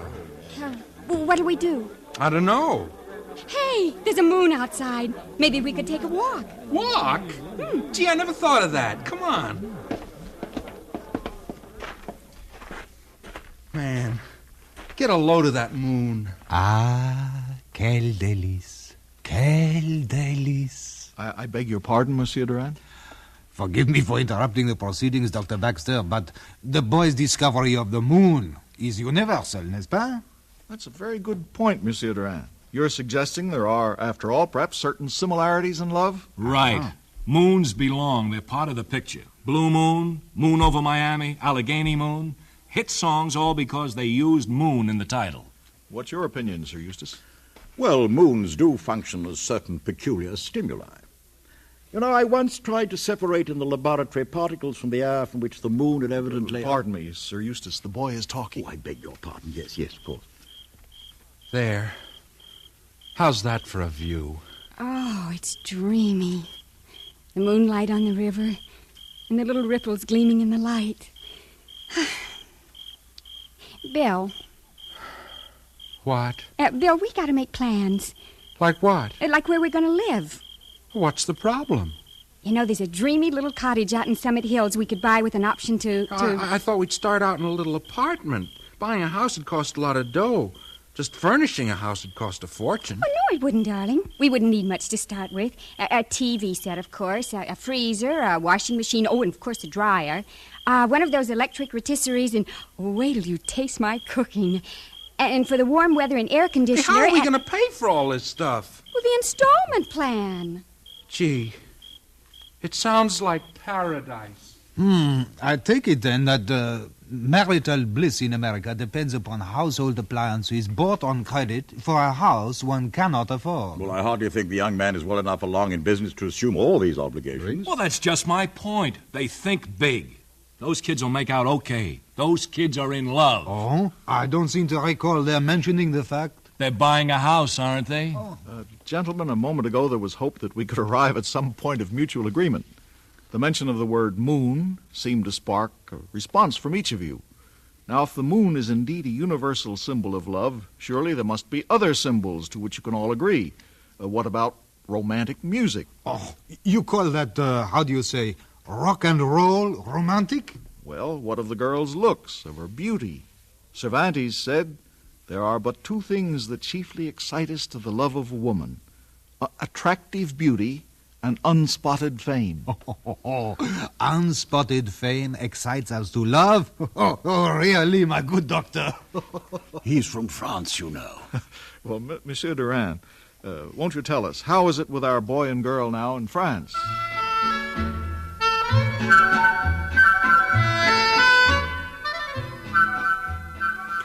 Well, gentlemen, a Parisian boy and girl who met on the metro, the subway, they got along fine. Now let us pay a visit to 1.5 rooms on the 6th floor of a 400-year-old building in the Rue de Faubourg, Montmartre. The building is very historic, which is to say, there is no elevator. It is also, in some respects, quite modern. There is running water. Cold water, naturally.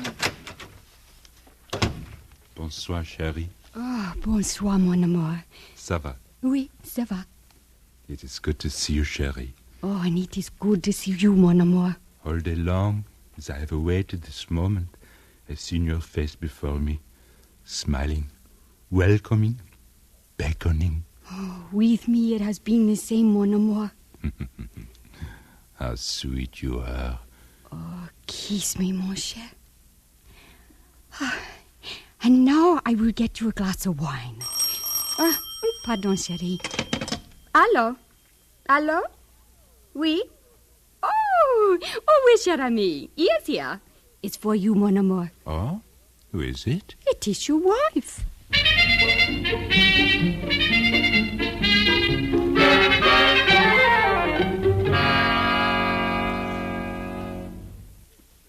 Well, French seem to be a very understanding race.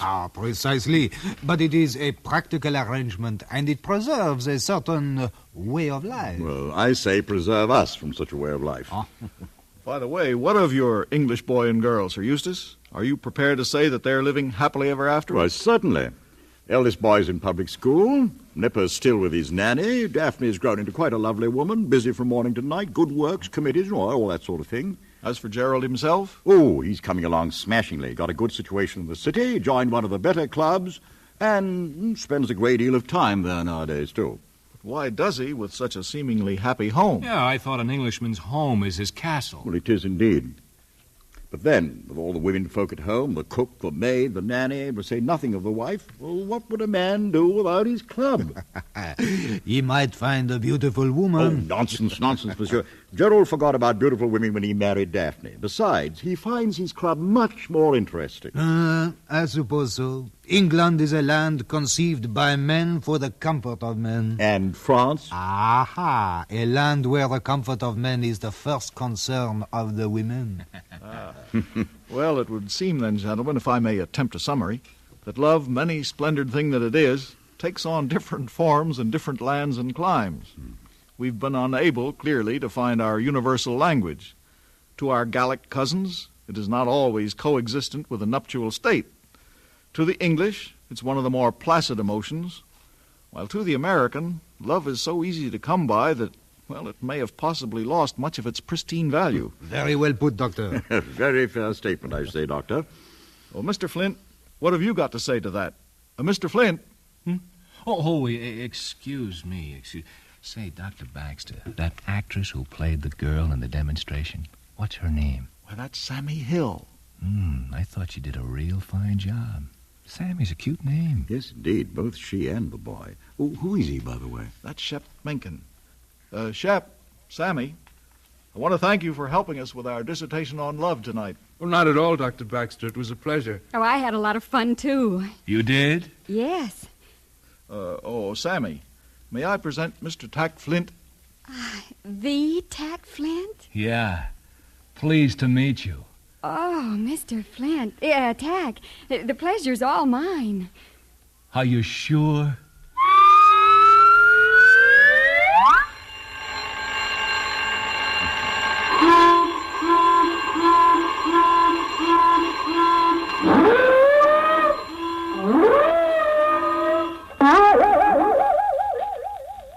Ah, vive l'amour! Well, at least they were properly introduced.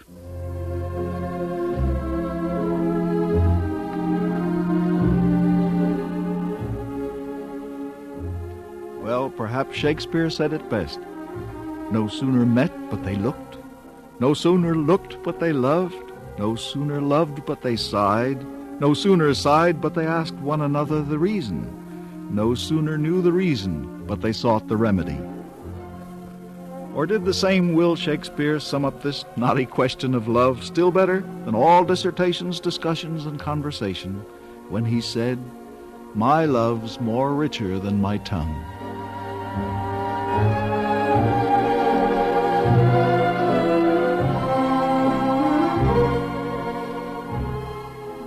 From Hollywood, you have just heard the CBS Radio Workshop production of Dissertation on Love, starring Dr. Frank C. Baxter as moderator. The CBS Radio Workshop is produced in Hollywood by William N. Robeson and was directed tonight by Sam Pierce, written by Mr. Robeson and Jess Goldstein. With Dr. Baxter tonight were Ben Wright, Shepard Menken, Ramsey Hill, Peter Leeds, and Sammy Hill. This is Hugh Douglas. Next week, from New York, the CBS Radio Workshop will present Figure Fallop's Billion-Dollar Failure, the story of a pollster who accepts an assignment from a minion of the nether regions and comes a cropper.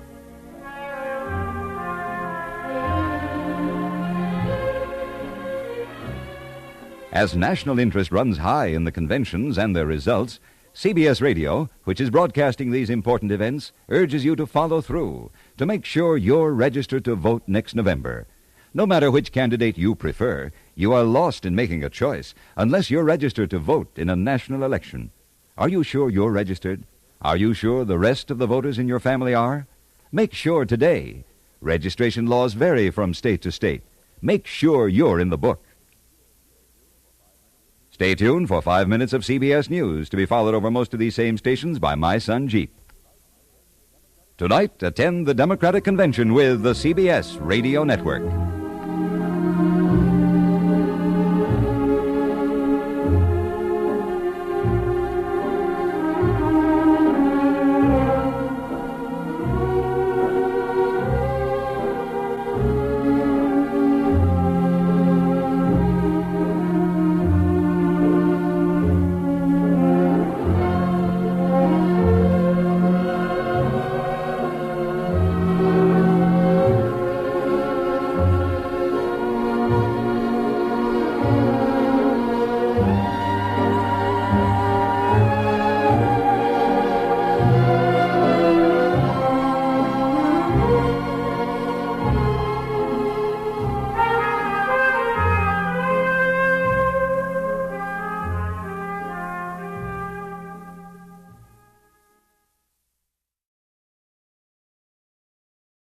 The CBS Radio Workshop, dedicated to man's imagination, the theater of the mind.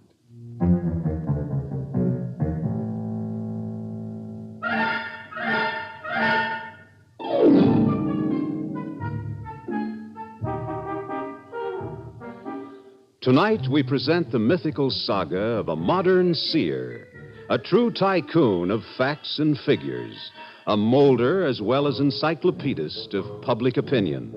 A man who, for more than a generation, had reason to pride himself in knowing what people thought and wanted, even before they actually thought or wanted it.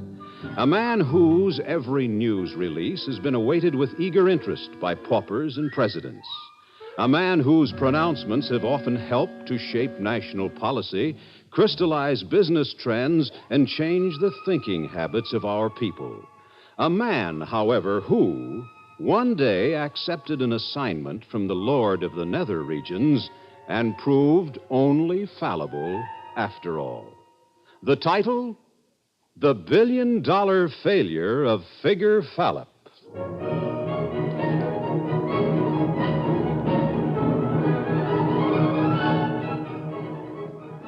Our story centers in one of the many tall, teeming buildings which seem to reach for the sky from each side of New York's Madison Avenue.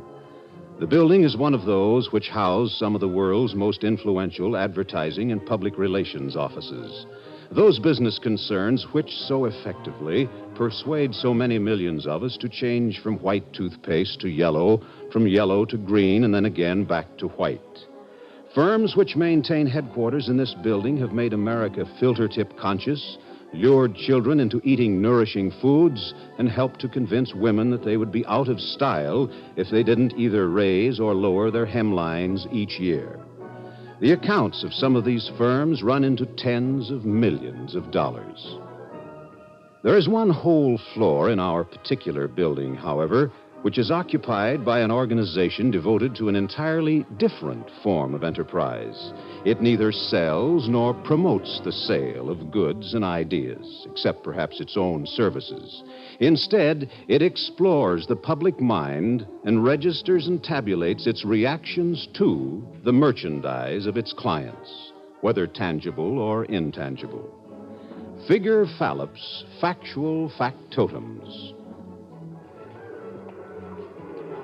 As our story begins, Mr. Argus Goody, the vice president in charge of operations and executive secretary of Figure Fallop's factual factotums, is entering the busy lobby of our building. Paper. Tough presidential campaign predict. Hello, Joe. Got my papers? Sure, Mr. Goody. News, racing force. Shh. You wouldn't say that so loud, Joe. There might be potential clients around. They don't always understand. Sure, Mr. Goody. I'm sorry. Morning, Mr. Goody. Third floor, please. Yes, I know. Oh, no, it's an outrage. Sir? Swaps at Santa Anita. You know what? They're paying 1 to 5. Yes, sir. Third floor, Mr. Goody. It's a disgrace. Oh, thank you. Yes, sir. Morning, Sheckle. Good morning, Mr. Goody. Oh, Sheckle, what do we got? Well, there have been a bunch of calls. Well, that reminds me. As soon as we're through, call Casper for me. Find out if he can't get me better than 1 to 5 on swaps this afternoon at Santa Anita. Tell him I'll put 100 on him, but at better odds. Yes, sir. Swaps 1 to 5, 100, Hialeah. There was a call from Pretty Skin Soap. Could we do a survey for them that would show... That can wait. We got too many soap surveys now anyway. What else? Glowworm lipstick. Let it wait. Well, there were half dozen more like that in the mail, and I guess they can wait, too. Oh, somebody from the Republican committee called from San Francisco. Could we find out how Mr. Nixon stands in Wyoming? Oh, well, we might have to do something about that. They have some money. Call them back, Sheckle, and tell them we'll take the job in principle, but they should wire us exactly what they want, and we'll wire them our acceptance and price. We better have something in writing. Call committee, accept in principle. Wire requirements, will confirm, quote, price. Well, I guess that's most of it, Mr. Goody. Have you heard from Mr. Fallop yet? There your word. The old boy must be really living it up, wherever he is. I'm really looking forward to meeting him someday. You know, Mr. Goody, I have been here for nearly 2 years now, and I've never even seen Mr. Fallop. Neither have I. We're in constant touch by phone. Oh, I forgot. There's somebody waiting for you in Mr. Fallop's office. Look, Sheckle, I've told you time and time again, I don't want to see people unless I know who they are and unless they have an appointment. Oh, but he's a doll. Just a doll. Seriously, Mr. Goody, I don't think this is the sort of man even you would want me to turn away before you can talk to him. I told him you never saw anybody without an appointment, and then he said something about millions of dollars. Millions of dollars? Well, yes, Mr. Goody, that kind of talk is kind of persuasive. Did he look like a nut or something? Oh, no, Mr. Goody, I tell you, he looks like a real doll. Smooth, if you know what I mean. And kind of important looking. Well, I guess I better see him. Sheckler, what's this joker's name? Oh, he wouldn't say. Oh, one of those. How do you do, sir? How do you do, Mr. Goody? That is correct, isn't it? Goody it is, Mr. Sit down. I'm afraid I haven't had the pleasure. I suppose you mean my name. I didn't think I should explain to your secretary because, well, you see, it is a bit out of the ordinary and it does require an explanation. Actually, if I may say so, I called to see Mr. Fallop, but I'm told he's away. Yeah, he's been away quite a while. We're in constant touch, though. Yes, so your secretary, a most efficient young woman, has told me. So I decided to wait for you concerning a matter that is most important to me. Oh, my name, yes. Well, I prefer Lucifer, Mr. Goody. Just Lucifer. It was my original name, you see. Lucifer, huh? I have been called many other things, of course. Satan has been a very popular number. The Arabs make it Shaitan, 2 dots on the I. I've also been called Asmodeus, Asmarotti, Beelzebub, Samael, the Old Nick, Old Cloty, and several hundred other names in many languages. The devil, huh? Yes, Mr. Goody. That is another name people often apply to me, but I still prefer Lucifer. Okay, Mr. Lucifer. Maybe we better put it on the line. Now, what can this firm do for you? This organization, I should have said, since we have branches and correspondents all over the world. Yes, I know. That's why I came to you. You've been most highly recommended to me by one of the inmates of my establishment, whom I happen to be on a rather friendly personal basis. He was once in charge of a rather major project, I believe. A nationwide survey as to the number of men and women who prefer to wear only the tops or the bottoms of their pajamas when going to bed. Oh, Charlie Faxwell. Yeah, I heard he passed on. You may be happy to hear that Mr. Faxwell is now one of my most valued assistants. Oh, what do you know? Good old Charlie. I always knew he'd make good someday. Yes. Well, Mr. Faxwell told me something about these new methods of ascertaining what human beings think and believe and what they're likely to do. Yes, those we've got, Mr. Lucifer. Why, our organization predicted within 6% what Monaco would think of getting a new heir. Yes, that's so. However, I frankly don't quite see in what way we can be of service to you, Mr. Lucifer. Well, it is a little complicated, I admit. Generally speaking, though, my problem could be described like this. And I shall depend on your advice for any additional findings. You see, Mr. Goody, during most of the thousands of years during which I've been in my unwanted position, due to a mistake I once made, my duties have really not been too arduous. A predictable, slowly increasing number of children were born upon this planet each year. Of those who lived into adulthood, a certain fairly predictable percentage went astray, and thus became my charges. Uh-huh. But ever since your species has acquired a certain mastery over the physical forces, ever since you have acquired knowledge which perhaps you weren't ready for, in other words, ever since you've become civilized, as you call it, my establishment has been a madhouse. Why, in some years, millions upon millions of souls stream past me, and I don't have adequate facilities for them, nor an adequate staff to deal with them. In general, I seem to be in for a hectic time. And when I mentioned my problems to Mr. Faxwell, he told me about your polls, which had been so useful to him, and he suggested that I see Mr. Fallop. I suppose we down below should not neglect modern aid such as yours. Excuse me, Mr. Lucifer. I don't know which one of us belongs in a bug house, you or me. But I'll play along with you for a little while longer. Now, I ask you again, just what did you have in mind? In mind? Well, it's quite simple, isn't it? I would like you to make a survey, or a poll, or whatever you call it, which will tell me with reasonable accuracy how many new arrivals to expect during each of, say, the next 20 or 30 years, so that I can plan my expansion program accordingly. Look, Mr. Lucifer, that would involve the whole world, wouldn't it? Of course, sir. And just how would you expect us to get you this information? I don't know, Mr. Goody. That's why I came to consult your organization. I understood from the late Mr. Faxwell that practically any question is now subjected to the test of a survey, and that your methods have been perfected to such an extent that you're capable of handling any of the normal difficulties you may encounter. Well, look, Mr. Lucifer, just suppose that we agreed to undertake a survey. How would you expect us to go about it? I'm sure I can't give you any advice, Mr. Goody. That, I presume, to be your business.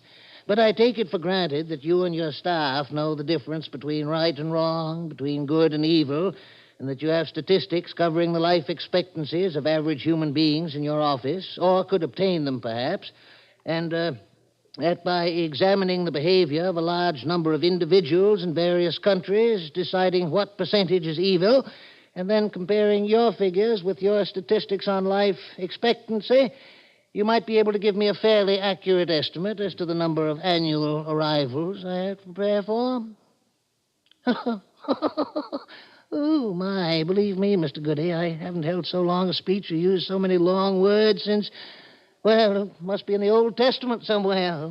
Mr. Lucifer, do you have any idea how many people such a job would take if it's supposed to cover the whole world, and how much it would cost? As to the number of people you'd need, I'm no expert, of course. A good many thousands, I should think. As to money, well, Mr. Goody, I'm quite prepared to believe that a project of the magnitude I have in mind might cost up to, say, $1 billion. Excuse me, Mr. Lucifer. I mean, would you mind repeating that? Why, I merely mentioned that I would not be unprepared to pay $1 billion for a survey of such scope. A billion? Why, yes, more or less. I hold a great deal of the currencies of various nationalities, you understand. Money which I was obliged to collect from new arrivals during all this time. Since you'll have to operate all over the world, I thought we might utilize some of this currency for the necessary expenses. I also have a fair store of gold coins, and I thought that some of those, perhaps, might be useful in countries for which I have insufficient paper currency on hand. You know that gold is illegal. Not to receive it, I believe, only to keep it. But perhaps you can find a profitable way to part with it. Okay, Lucifer, you got a deal. How do we make out the contract? Contract? Oh, you know, Mr. Goody, the only contracts I ever signed are signed with the blood of the other party. And I only do that because some writers of stories about me insist that that is my method. No, we don't need a contract. What I had planned was to make an initial installment of, say, $100 million to you. $90 million, as I thought of it, in various governmental and bank notes, and perhaps $10 million in gold for emergencies.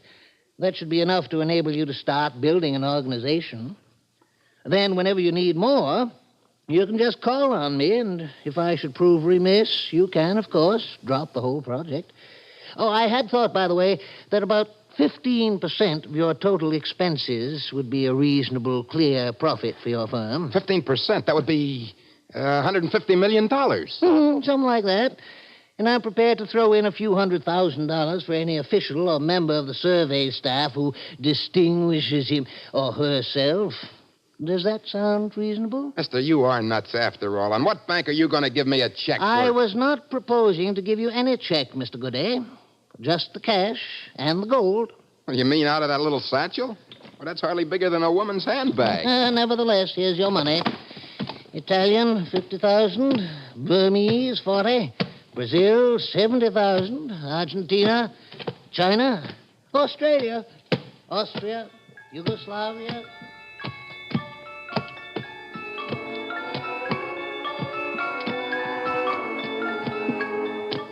Siam, Nepal, Formosa. Well, that's the lot, I guess. Count it if you wish.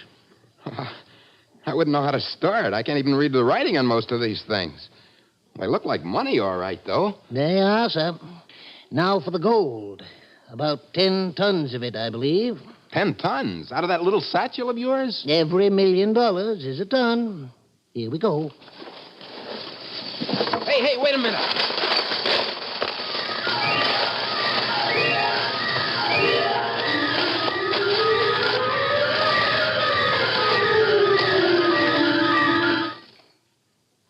And now, goodbye, Mr. Goody. I shall expect a report from you. And my regrets to Mr. Fallop at having been unable to make his acquaintance as well. Oh, no, thank you. I shall find my way out.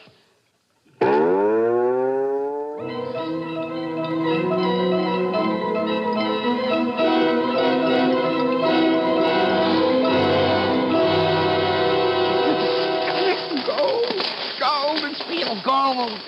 10 whole millions. Hey, Shekel, come here a minute. What a mess. Money, Shekel. We got the biggest job that's ever been done, Shekel. Look at it. $100 million. And this is only the beginning.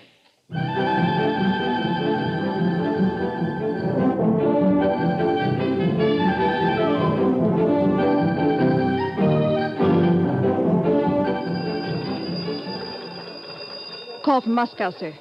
What's the matter? Did Khrushchev get tight again? Give it to Mr. Ashburn. Hail from Hong Kong, sir. 439, repeat 439, residents jailed for theft and burglary, week ending today. 2321, repeat 2321, women and girls arrested for immorality. List of name follows airmail. Thanks. Give it to Mr. Ross over there, will you?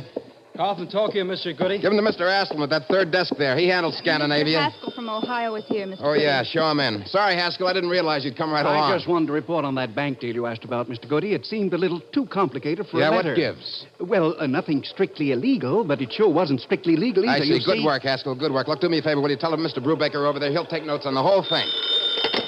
Yeah, this is Goody. Okay, shoot. Yeah? Survey of 525 London women indicates adultery up 31% nationally in the last 10 years. Yeah, I got it. Thanks, Bill. Hey, Shekel. Yes, sir. I think we're really getting there. You know that idea of mine about borrowing a flock of Mr. Lucifer's girls? Well, that was a doggone near stroke of genius, if I do say it myself. What they did to Boston and Mason City. Yes, I know. And to a lot of other places, too. What's the matter, Shek? You ought to be happy. Don't you want us to make a good record? Well, sure, Mr. Goody, but... Stop being silly, Shek. When a client gives you a job, he wants results. If he sells soap, he wants you to prove to him that people like his soap better than any other kind. If he runs a camp for kids or old folks, he wants you to find as many kids and old folks who can afford to go there as you can find. So what's the difference if we help some people along where they're going anyway? Mr. Goody, there's a gentleman to see you. He's waiting in Mr. Fallop's private office. Well, who let him in? I did, sir. He's our client. Our client? You mean Mr. Lucifer? Yes, sir. Well, come on, Shek. Let's give the big boy the word. Hello, Mr. Lucifer. Nice seeing you again. How do you do? How do you do, Miss Shekel?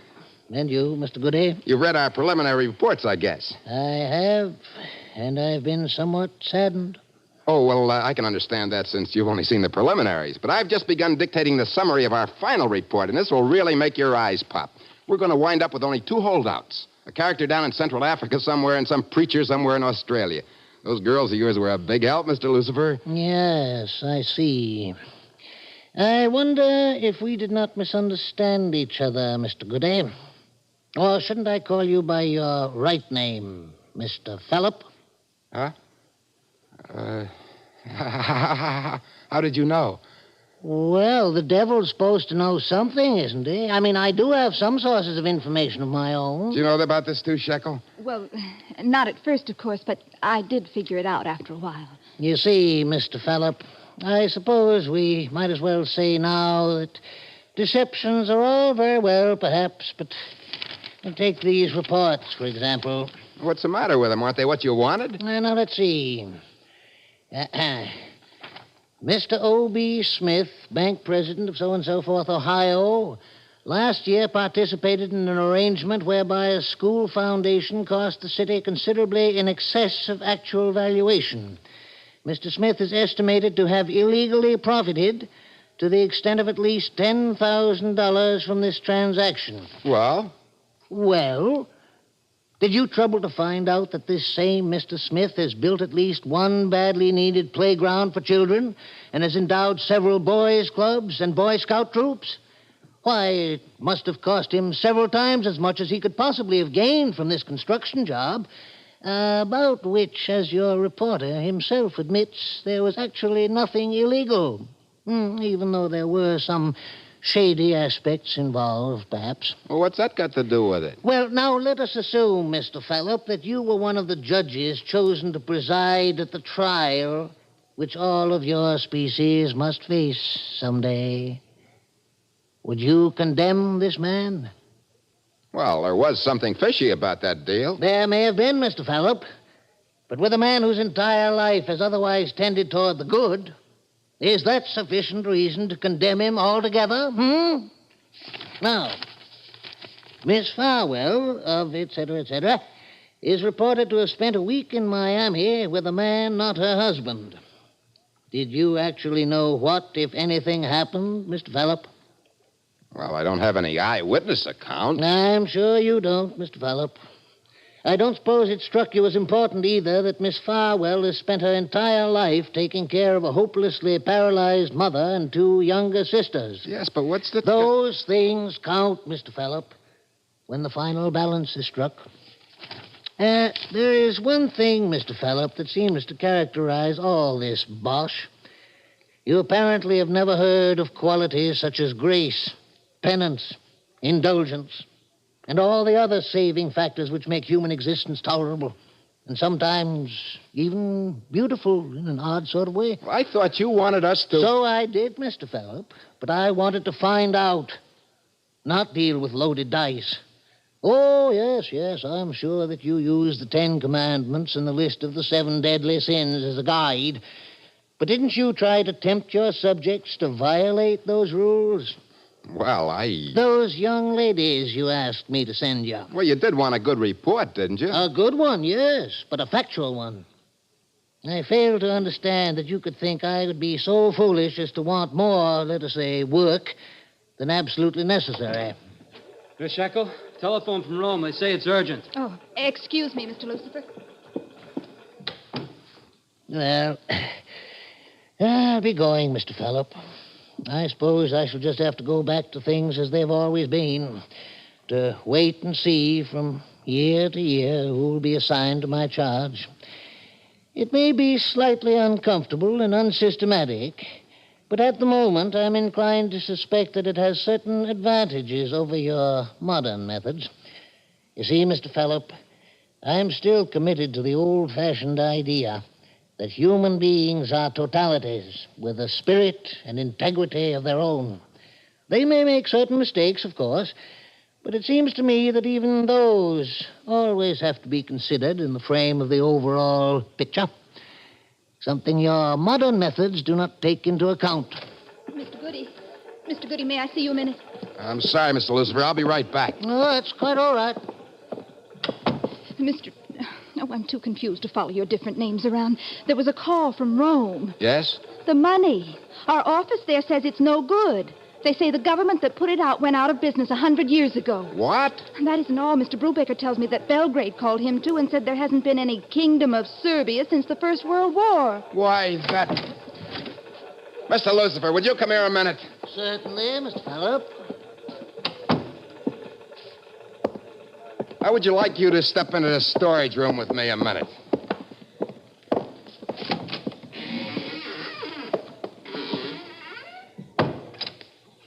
About this money. Let me see. Here's a pretty one.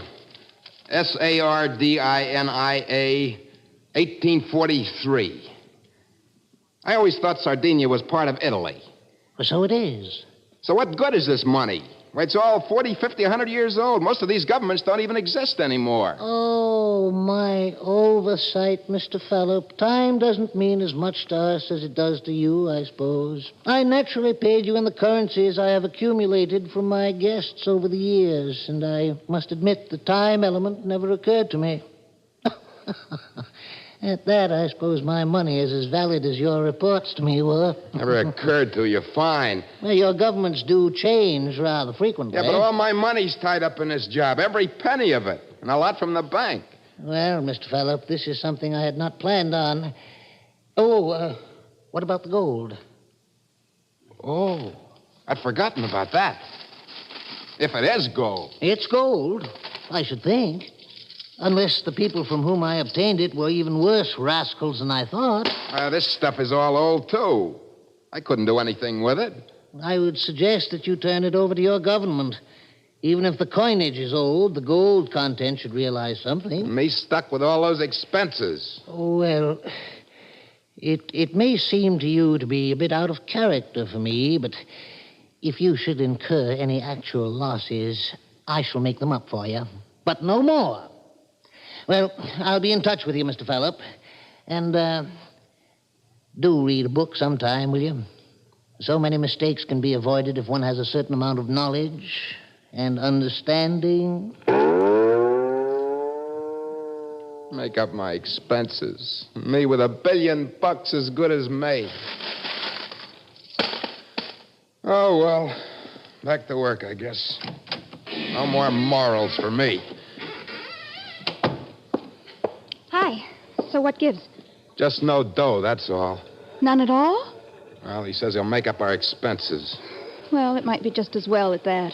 A man from the Treasury and an FBI guy were here, asking about some big money they heard we got and hadn't reported. Tell him to forget it. The stuff's no good. I'll call him. Oh, by the way, Eisenhower and Nixon got nominated again. Yeah, so I hear. We were right on that one anyway. Yes, but the National Committee called up. Would we pull Arkansas and Vermont for Nixon? Tell him no. I don't want any more of that kind of stuff. And the Barbers Union called. They want to know, will we make a survey, how women like to be kissed by men with beards, seeing as how beards are coming back and all. Yeah. I guess that's more our speed, Shaq. Sure, tell them sure. I'll call him, boss. And, oh, yes, there's one more thing. There's a man waiting for you in the private office. Oh, no, Shekel, no. I told you not to... Oh, but he's a doll. I just couldn't say no. All right, I'll see him.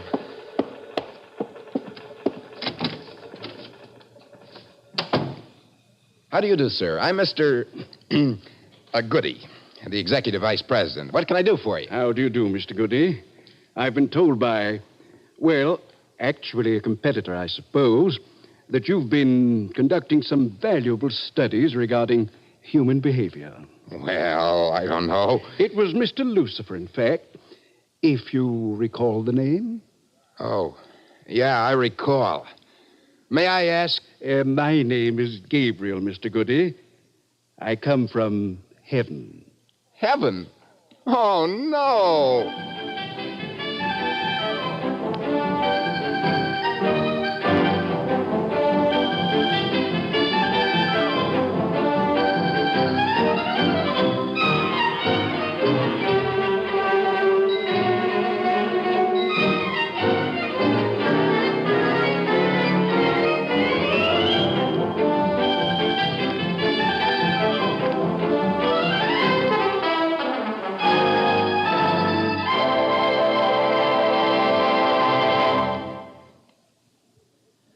You've been listening to the CBS Radio Workshop and the billion-dollar failure of Figure Fallop, written by Henry E. Fritsch, with Joseph Julian as Mr. Goody, Bob Dryden as Lucifer, and Elaine Rost as Miss Shekel.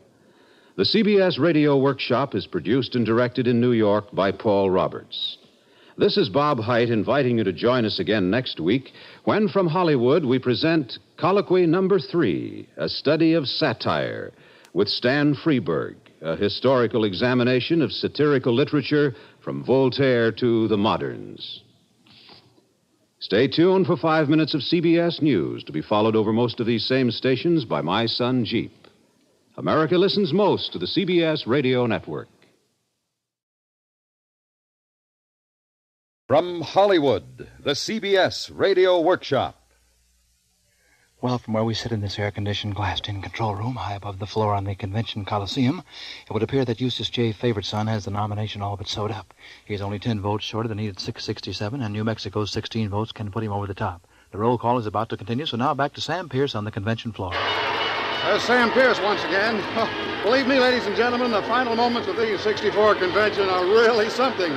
Well, Larry Thor is here on the floor with me. Larry, do you have a comment? Yes, I do, Sam Pierce. It seems to me that the final moments of this 1964 convention are really something. That's how I would have put it, Larry Thor. Chairman Cal Porter is pounding the gavel for silence now, and it's my guess New Mexico will throw her entire 16 votes for Eustace J. Favouriteson. Right, Larry Thor? Right, Sam Pierce. The convention will please be in order. Whereas in previous years, many delegates complained that they did not get to wave a sign in front of the cameras and thereby missed the opportunity of obscuring the television audience's view, this year, all delegates without signs to hold have been given balloons on long strings. This way, everybody gets to hold something. But this morning, 2 states got into a fight over civil rights, and Alabama broke an Oregon balloon with a lighted cigar. Now, balloon breaking is the kind of thing that can split our party. So let's have respect for the other fellas' balloons, at least in front of the television cameras. Now, New Mexico. New Mexico, 16 votes. Mr. Chairman, New Mexico, home of the pinto bean and the land of 10,000 lakes, proudly casts its 16 votes. In a moment, the result of those votes. But first, Mother and Dad, thinking of sending the kids to camp this year? Don't you do it. Bring the whole family to fabulous, colorful New Mexico, home of the pinto bean and land of 10,000 lakes. Say, you can bet your bottom dollar. that when Mr. you Chairman, I rise to a point of order. May I remind the chair that under the unit rule, I have a full minute for my state commercial. That is true, but your slogan is home of the pinto bean and land of enchantment, not land of 10,000 lakes. Mr. Chairman. The chair recognizes Minnesota. Land of 10,000 lakes is Minnesota's slogan. I know, but I like it. All right, New Mexico, that will do. No, if I can't have land of 10,000 lakes, I don't want home of the pinto bean. Oh, well, then take home of the jumping frog. That hasn't been used. Mr. Chairman! Chair recognizes California. Before the chair gives away jumping frogs, I would like to call attention to the fact that the original jumping frog, which Mark Twain immortalized, was an amphibian from Calaveras County, which is in California! Order! Order! Order! Mr. Chairman? Order! Mr. Chairman? The chair recognizes the delegate from Missouri. May I remind the delegate from California that the birthplace of Mark Twain was the little town of Hannibal on the banks of the Mississippi in the great and glorious state of Missouri. Order! Order! All right, Missouri, sit down. New Mexico won't use your old frog. I will if I want to. I got to where I like it now. New Mexico, home of the pinto bean and a jumping frog. New Mexico? New Mexico, you can just hand me your balloon. This is Sam Pierce again. The delegate from New Mexico is visibly shaken by the chairman's rebuke. He's relinquishing his balloon now. Oh, this is a tense moment, ladies and gentlemen. Anything can happen now. Anything. Mr. Chairman, are we here to squabble over slogans or nominate a candidate for the presidency of the United States of America? First things first. Now, New Mexico. How about home of the western meadowlark? That has a nice sound. Mr. Chairman, the western meadowlark is the state bird of Montana. Well, you could share your bird with New Mexico. That's the American way. I won't do it. All right, then. Here, New Mexico, here's a dandy. New Mexico, overflowing with the milk of human kindness. Point of order. Point of order. Mr. Chairman, Wisconsin is America's dairyland. Oh, sit down, Wisconsin. Sit down. Sit down. Now, this convention will come to order, or I will take away all of your Musketeer hats. Hey, what'd you turn the set off for?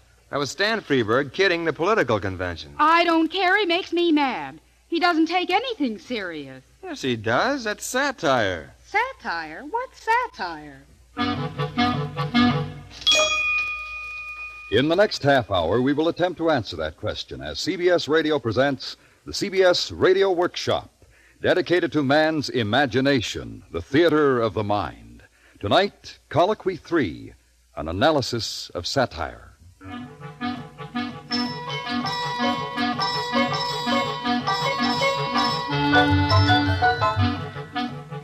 What is satire? How does it differ from wit, from humor, from criticism? Is it all of these or none of these? To help us answer this question, the CBS Radio Workshop is proud to present one of the most penetrating young satirists of our time, the Capitol recording star, Stan Freeberg. Thank you very much and good evening. Well, what is satire? That's a good question. Well, there are all kinds of satire. We opened the show tonight with a political satire, for example, Yes, and it was an outrage to right-thinking Americans everywhere. Well, just a minute. You can't come bursting in here. Oh, yes, I can. I am the censor. Oh, you mean the network censor? Oh, no. Censor with a capital C. I represent society. With a capital S? No, lowercase. I represent public opinion. There are some things too serious to be kidded, too sacred.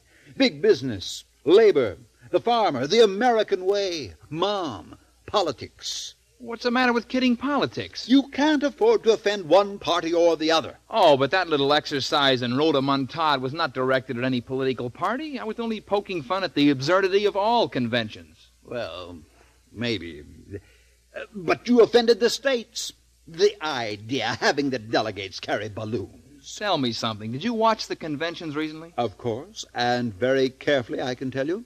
Well, then, honestly, didn't they look a little like big, rowdy kids? Sort of a ding-dong school with delegates? That's a slanderous statement. I might even say a dangerous thought. Oh, come on. All I suggested was this could be a convention of 1964 if they keep on at the rate they're going. What do you hope to gain by such impertinence? Gee, frankly, I don't know, but I can't help myself. A lot of things and a lot of people strike me as being funny, that's all. And by holding up a satirical mirror to them, maybe in a small way I can help them to laugh at themselves. And then everybody might be a little wiser. And even maybe a little happier. Yes, but you went too far when you put Mouseketeers' hats on the delegates. Now, that is defamation. No, it's not. It's all in fun. Where's your sense of humor? Besides, our political conventions are nothing more than glorified Mickey Mouse cartoons anyway. Watch your tongue, watch your tongue. That's not my tongue. That's Will Rogers' tongue. I don't believe it. Will Rogers was a great American. He wouldn't have said anything like that. Well, gee, I'm sorry to argue with you, sir, but in September 1932, he did say it. Listen, this is what Will said. Well, our national political conventions, if you have ever attended one or heard it over the radio, are nothing more than glorified Mickey Mouse cartoons and are solely for amusement purposes. Unquote. I just can't believe that 100% American like Will Rogers could have gotten away with it. Shocking. Simply shocking. Why, it verges on the seditious. Well, look, if you don't mind, I'd like to get this show on the road. All right, go right ahead. Please. But I warn you, I'll be making notes of everything you say. Fine. Be my guest. May I borrow your pen? Oh, certainly. Here you are. Oh, I hate ballpoints. Aren't you afraid you'll offend the ballpoint people? Don't you get smart with me, young man. All right. Sorry. Now, where was I? Oh, yes. What is satire? Well, it's a lot more than pointless fun-poking. Satire is criticism, first, last, and always. But criticism disguising itself in the bright robes of barbed wit. The jester may insult the king, so long as he does it with a laugh. So criticism, arm in arm with humor, glides confidently past the censor. Well, you're not gliding past me, young man. I know. Satire is as old as man's pomposity. More than 2,000 years ago, Juvenal pierced the stuffed togas of ancient Rome with the same weapon Alexander Pope used to clip the powdered periwigs of 17th century London, or Ogden Nash to puncture the tinsel bubbles of Park Avenue's pretensions. But long before these viewers with alarm, there was a playwright named Aristophanes, a Greek. He didn't think much of the works of another playwright named Aeschylus. In fact, he seems to have come to the conclusion that Aeschylus was one Greek who didn't have a word for it.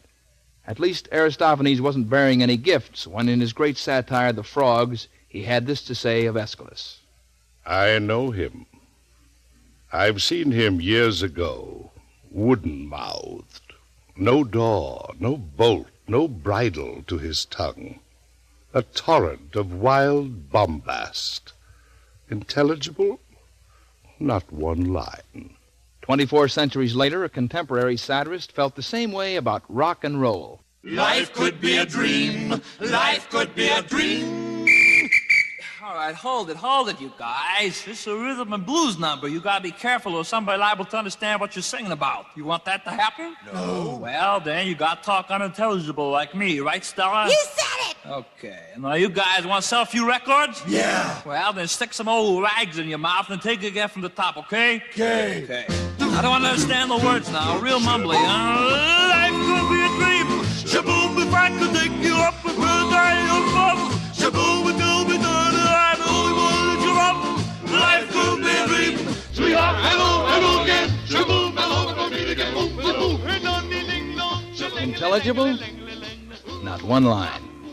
But satire's weapon is the same, exaggeration. There was another top tune a while back that came marching out of my radio so often I began to think my set had been made in Texas by Texans. Remember?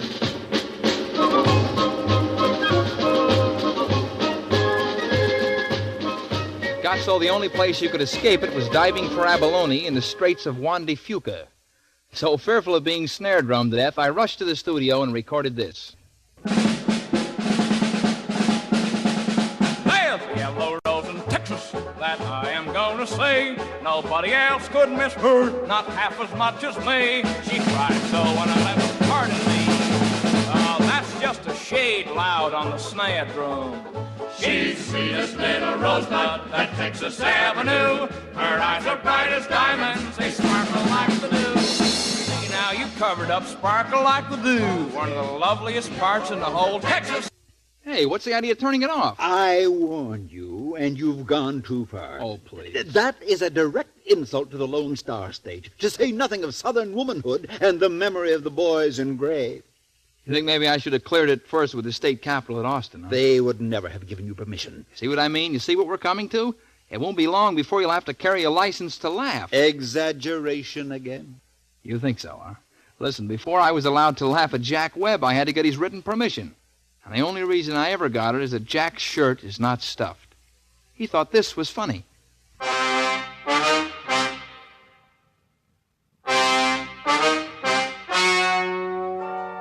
The legend you are about to hear is true. Only the needle should be changed to protect the record.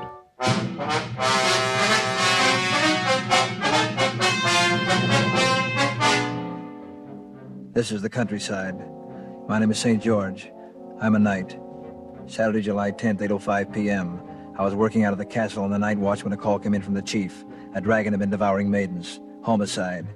My job. Slay him. You call me, Chief? Yeah, it's the dragon again, devouring maidens. The king's daughter may be next. Mm-hmm. You got a lead? No, nothing much to go on. Said you take that .45 automatic into the lab to have them check on it? Yeah. You were right. I was right? Yeah. It was a gun. Do you really think you can get away with that? Why not? It makes fun of the police, and the police preserve law and order, and anyone who is against law and order is against America. Oh, come on. However, no good American would buy such a scurrilous record. But more than 1 million of them already have. Maybe we better call them back. Oh. Well, it's anti-British, too. I'll bite why. It lampoons St. George, the patron saint of England. You don't leave me much to satirize. That's not my problem. There's got to be a censor to keep you fellows in line. There always has been. Maybe so, but he hasn't always been as tough as you are. Just this year, the world lost a great satirist who knew the bitterness which is the lot of a man in mid-century America who refuses to take things too seriously. You remember his acid sarcasm? California is a great place to live if you're an orange.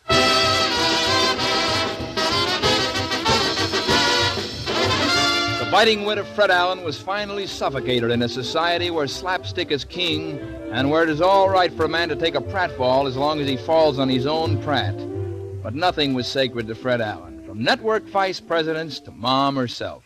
For 20 years, my mother kept a light burning in the window for me. When I came home, my mother gave me a royal welcome and a gas bill for $729. Can you guess who got sore at this little interchange?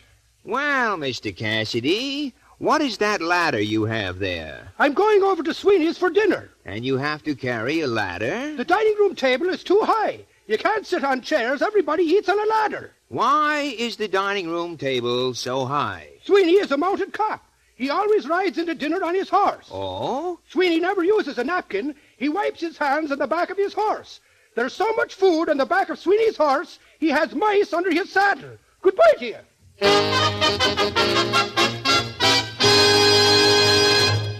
Well, who do you suppose beefed about that innocuous scene? The mounted police? The American Society of Ladder Manufacturers? Mice? No, the Irish. Or at least a small, militant, vociferous, and humorless group of Irishmen. So finally, Ajax Cassidy was written out of the show. It seems to me that today only two mediums remain where the satirist may operate with the widest latitude: books and the theater. Elsewhere, there are restrictions of one kind or another. Even in phonograph records, which sometimes end up in locked vaults instead of music store shelves. Here's part of a satire which Dawes Butler and I wrote, but never recorded, and which you are about to hear for the first and last time. In the Blue Ridge Mountains of Virginia, on the trail of the lonesome pine, well, Hawaii, Hawaii, Hawaii, gee whiz, it's a nice day. That's right, Arthur. Well, you look like you had a good night's sleep, lad. That's right, Arthur. It's a pretty tie you're wearing. That's right, Arthur. That's right, Arthur. Oh, I just cleared my throat, is all. See, I was over to the Douglas factory the other day. They had a 1-cent sale. You buy one DC-3 for $100,000, you get the other one for a penny. I think you folks can still get in on that if you hurry right over. That's right, Arthur. Say, how about a tune from Frank? You want to sing, Frank? Yes, I do, and my name is Frank. Well, it's Frank as far as I'm concerned. Frank.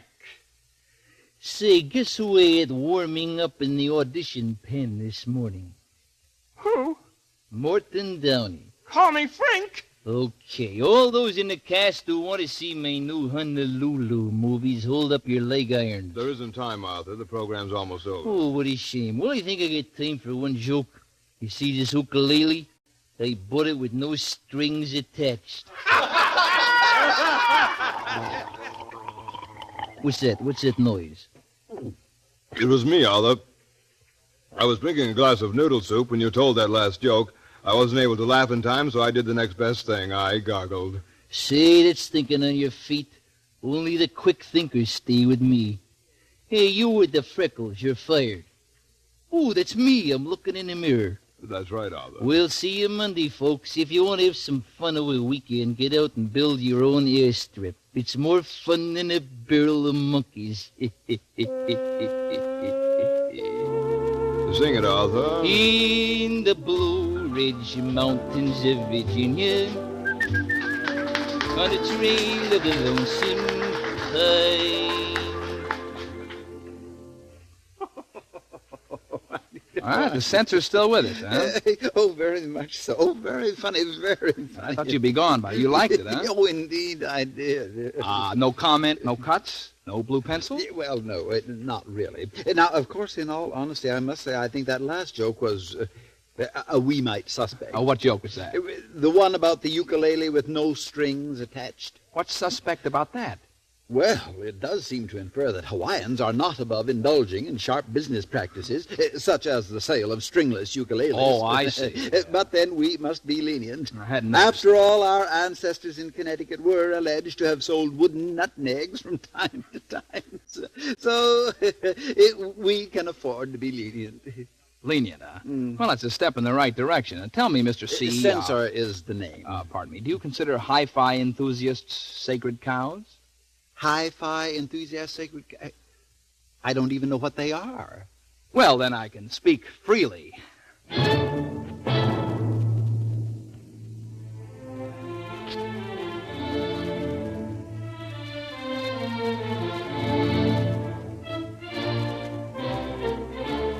Radio station WHIFI-FM, serving the greater Milltown area, is once more proud to bring you at this time your weekly high-fidelity forum of the air. And here is your moderator, Feedback Frugal.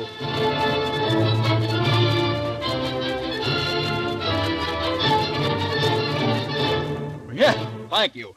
Well, every week at this time, I have to ask all you people listening on anything less than a 15-inch speaker with an 8-inch tweeter to tune out, please.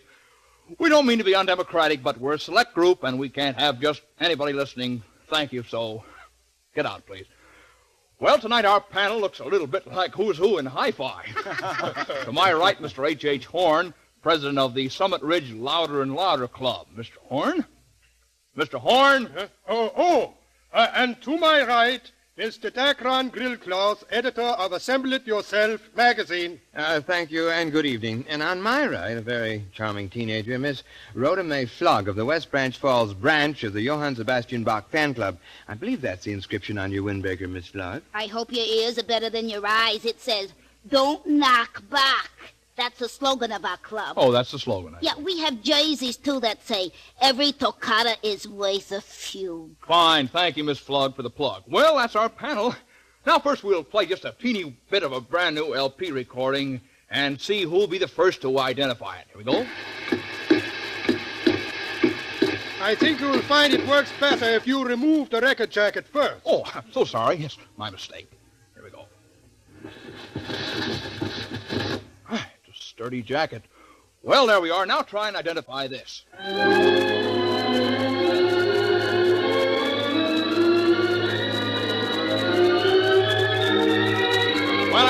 enough of that, I guess. Whoa, sorry. Well, my arm slipped, I'm sorry. Now, do you know who that was? H.H. Horn had his hand up.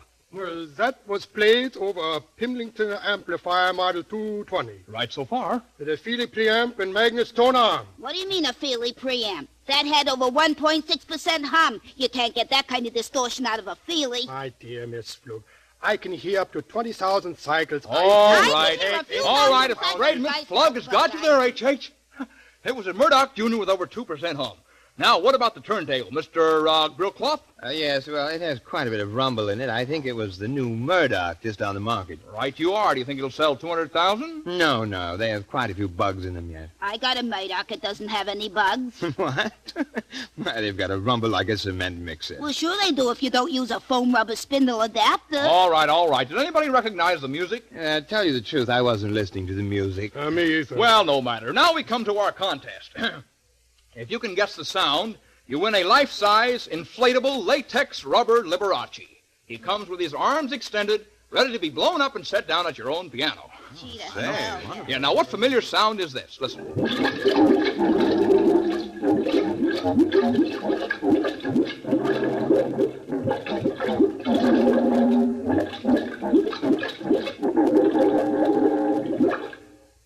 Well, I don't see any hands.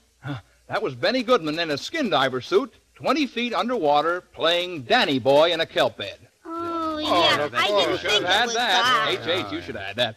Well, now one more just quickly here.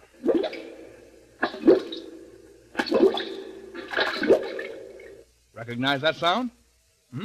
I think that was, no, I give up. Yeah, what was it? That was King Farouk in his skin diver suit, 20 feet underwater, applauding Benny Goodman. Oh, well, if you'd played that on something beside a lousy Murdoch turntable without all that rumble, What I do you think mean, that I would lousy Murdoch? I'd like to hear your turntable. All right, Miss Flug, you'll have an Yeah, opportunity right now. Mr. Grillcloth has assembled his home hi-fi kit here in the studio, and we're all going to get a little listen, right, Doctor? Yes. As advertised in our magazine, assemble it yourself. Now, of course, in order to prepare for our kit, you have to rip out all the walls in the interior of your house. I see. Next, our acoustical walls go up in sections. Prefabricated. More or less. One wall is solid tennis balls. The other asbestos. The third, wet bathing suits. And the fourth, sort of a foam rubber bas-relief mural of the Pickens sisters in repose. Some acoustics, right? What about equipment? Well, I use 521-inch speakers in the ceiling, as you can see here. I have it all set up there. Plus a 10-foot horn enclosure in each corner. I have a Stylemaster preamp and a Fomroy turntable. Oh, the waste one he could have picked. Listen, madam, people who own Murdoch turntables should not... All right, now. How much does all that equipment cost? I know our listeners will be anxious. Yes, well, I'll tell you. Find out the cost. Yes, please, I'll tell you. Fine. $5,499.50 takes it home. Of course, the cost of building the railroad spur right to your house, which is essential, is not included Not included in the price. Well, could we hear a little music through your system? I see you have it all set up. No, I'm afraid it wasn't designed for this studio. Oh, that's a shame. No, the room won't stand the stress. Oh, I think it would, but I'm sure our listeners would have enjoyed hearing it. I would have enjoyed hearing it, too. No, not me. This way I don't have to hear that more than 5% turntable rumble in that lousy Fomroy. Just a minute, All Miss right. Smart Aleck. Yeah, you All just right, played the panel. play, that's Here, all. Mr. Blogg, put your windbreaker back on, please. All right, you want to hear a little hi-fi, eh? Well, listen to this.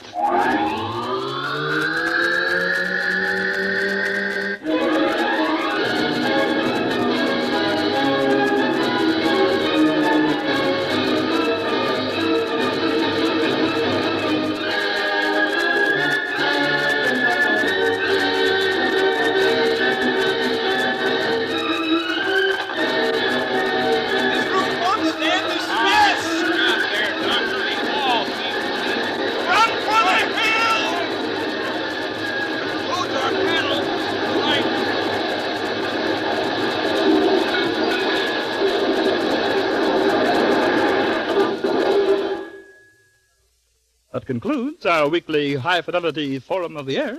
Now back to the frothy beat of Claude Hopper and his boys.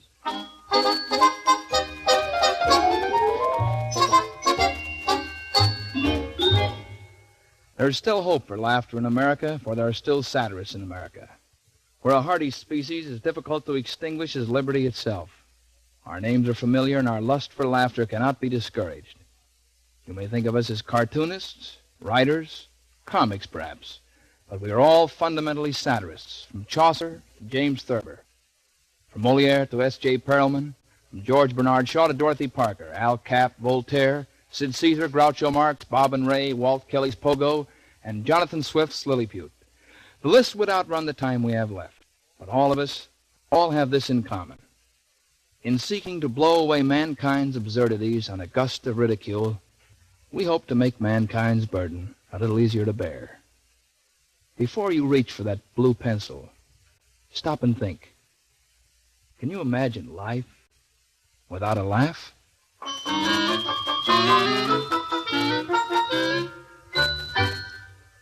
You have just heard the CBS Radio Workshop production of Colloquy 3, an analysis of satire, starring the Capitol recording artist Dan Freeberg, and produced and directed in Hollywood by William N. Robeson. Colloquy 3 was written by Mr. Freeberg and Mr. Robeson, with music by Lynn Murray. Included in the cast were June Foray, Dawes Butler, Sam Pierce, Larry Thor, Parley Bear, Alan Reed, and Bill Thompson. Next week from New York, the Workshop will present the radio premiere of The Hither and Thither of Danny Dither, a modern morality play in which a very young angel upsets a celestial efficiency expert's efforts to streamline heaven.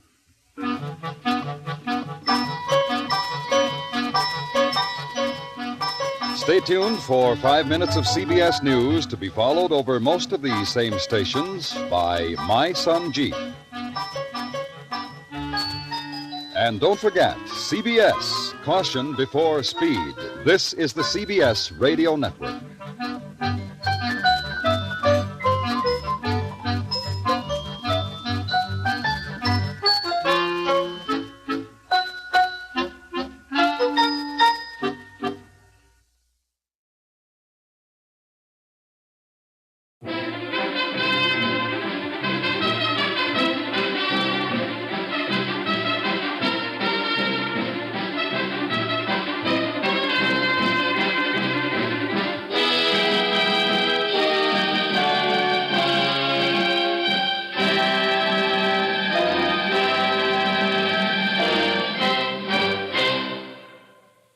The CBS Radio Workshop, dedicated to man's imagination, the theater of the mind. Tonight, a musical play dedicated to both children and grown-ups, with music composed by Alex North, book and lyrics by Jeremy Gurry, and adapted for radio by Draper Lewis. The CBS Radio Workshop presents The Hither and Thither of Danny Dither.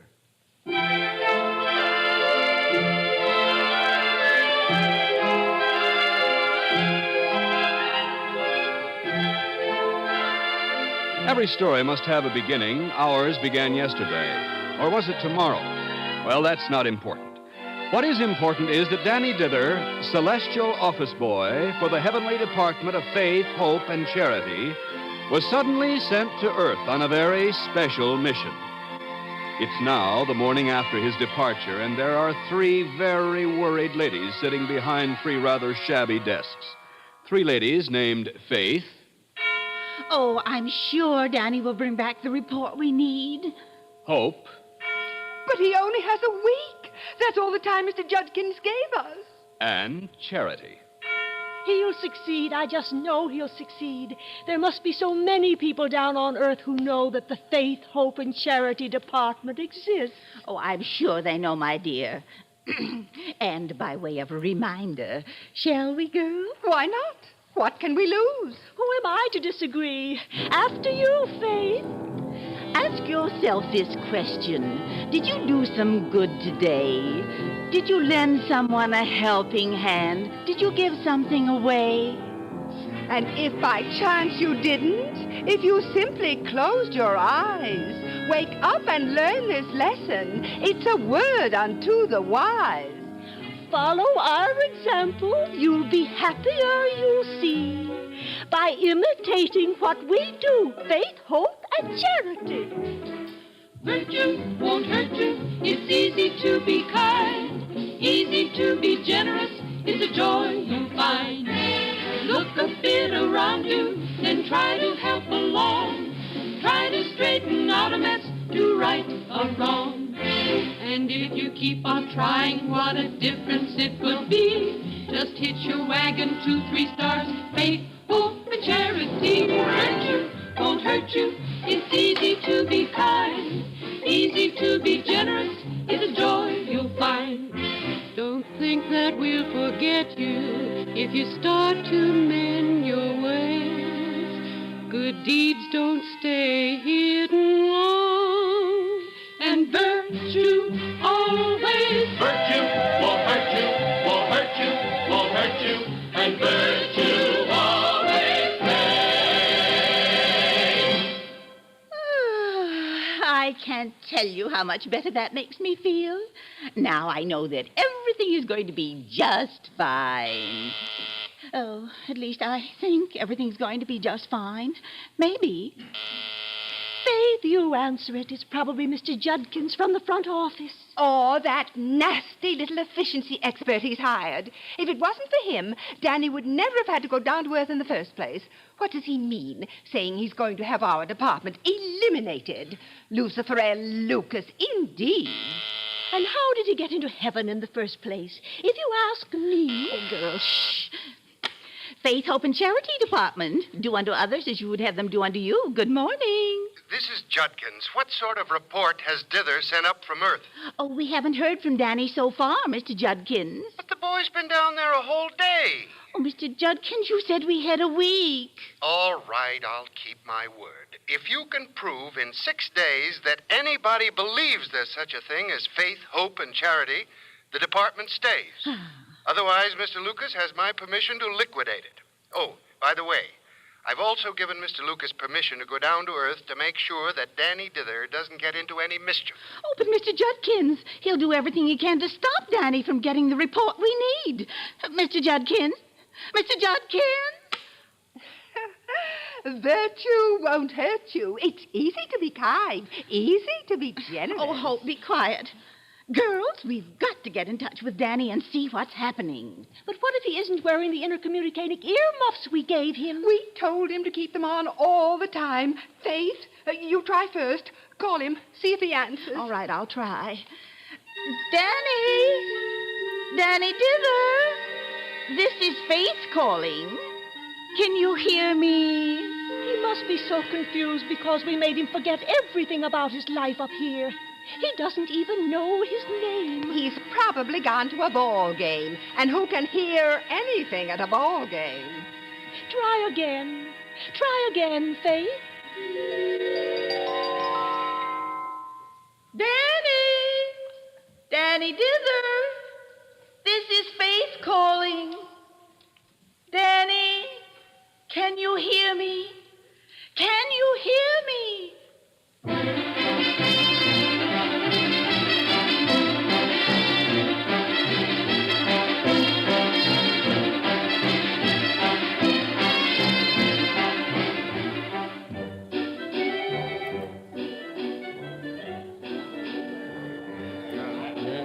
Gee, I can hear someone calling me. Plain as day. Danny! Danny Dither! Excuse me, sir. Is my name Danny? Oh, you can't prove that by me, son. My name must be Danny. What do you want? Wait, I'll look. Yes, I have a notebook in my inside pocket. What shall I do with it? Sure, that's easy. All I've got to do is wander around and write down beautiful deeds in this notebook. Faith, hope, and charity sort of deeds. What? Money? What do I need it for? Oh, well, where do I get it? Okay. Will someone please give me some money? Now, there's a new approach if I ever heard one. You better try that story on someone else there, son. Gee, maybe this won't be so easy after all.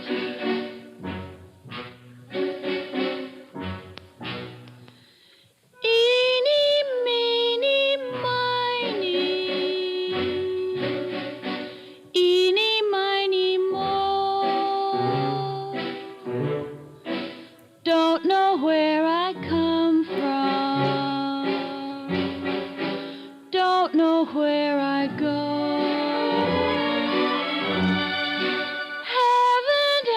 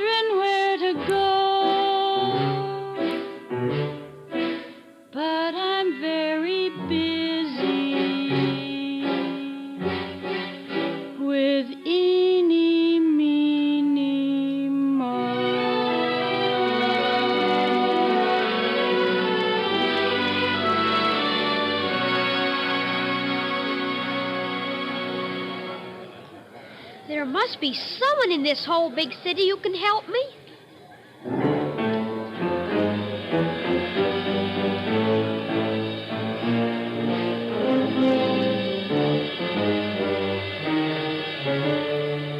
Hello, Danny. Hello. Who are you? You don't know me. My name is Lucas. Lucifer L. Lucas. I don't think I've ever seen you before, but I'm not sure. What a pity. Who knows? We might have met as recently as yesterday, but what are you doing on Earth? I'm collecting beautiful deeds. I write them down in my notebook. No, who told you such nonsense? No one does those things, Danny. Come along with me and have some fun. Forget about looking for beautiful deeds. No, I don't want to. Well, at least let me get a little money for you. All you have to do is ask for it. Isn't that right? Why, sure. Just watch this.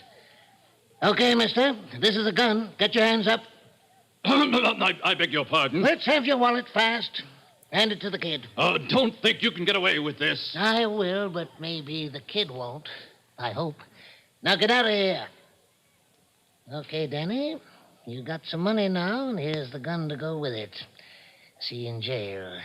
In jail, Danny. Man, oh, man, did you see that operation?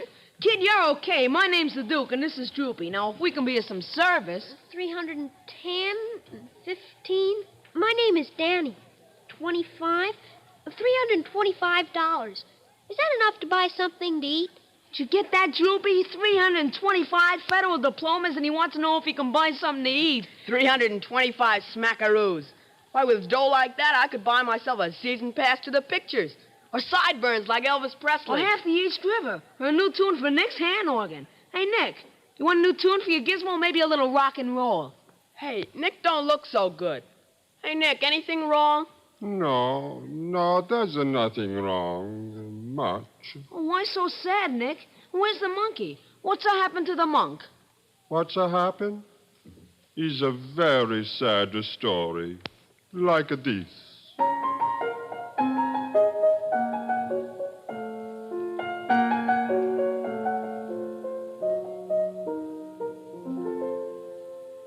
Pietro Cristofero Fiorello Giuseppe was the name of my monkey, but for short I call him Bep. His coat had bigger buttons and his tail was very long. He sat upon the organ while I play all my song. He tip his hat, he make a bow, he look very fine. He jump on the organ when you give him a dime. He climb up, he climb down, he make a funny scene. I no like him to scratch himself, I try to wash him clean. He make a much noise, he run away, he shake all his feet. But pretty soon he come back when he wanna to eat. But now he won't come back no more to walk around the town. He go to monkey heaven and he won't climb down.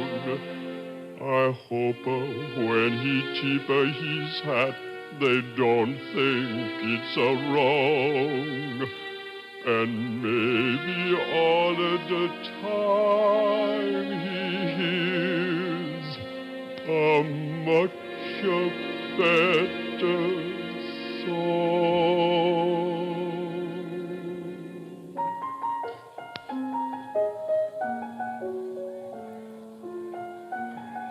Gee, Nick, I'm sorry to hear that. But if you need some money for a new monk, Danny here has lots. He's got $325. Who has $325? Daisy, what you doing sneaking up on a guy like that?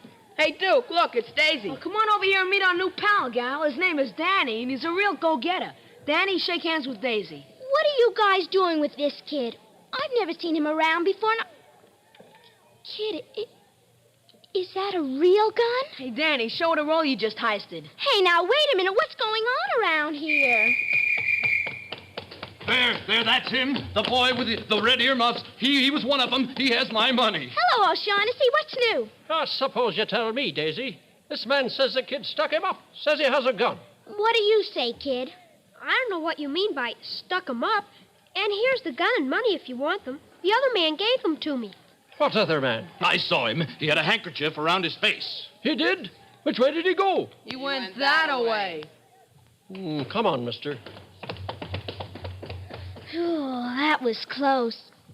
Look, Danny, that's no way to get money. It's dishonest. You almost got us all into trouble.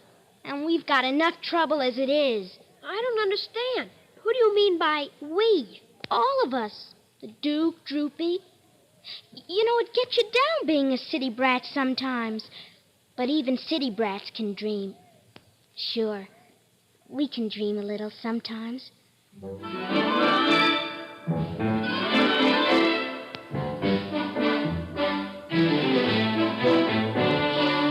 Sing this little tune when you look for June, and all the springtime will come dancing to you soon. But don't forget the song, without it things are wrong, and every happy day just passes right along. Far away the birds forget the city, but we kids can't fly, and that's a pity. So we'll sing our little song and wait until the day when somewhere we'll wake and see the day. No buildings in the way, meadows and mountain tops and everything so gay. So sing this little song, and cross your fingers and just hope it won't be long. Gee, if kids can hope, maybe grown-ups can too. I better write that down in my notebook. I'm looking for a young boy named Danny. What's the matter, mister? We hear he doesn't know who his father and mother are, where he comes from, or where he lives, and that's a case for the immigration authorities. But, Danny, you must know where you came from or where you live. No, I don't. Come out right this way, young man. The chief of the Immigration Bureau wants to speak to you. Well, here we go again. City brats, right this way. Let's follow Danny and see if we can help.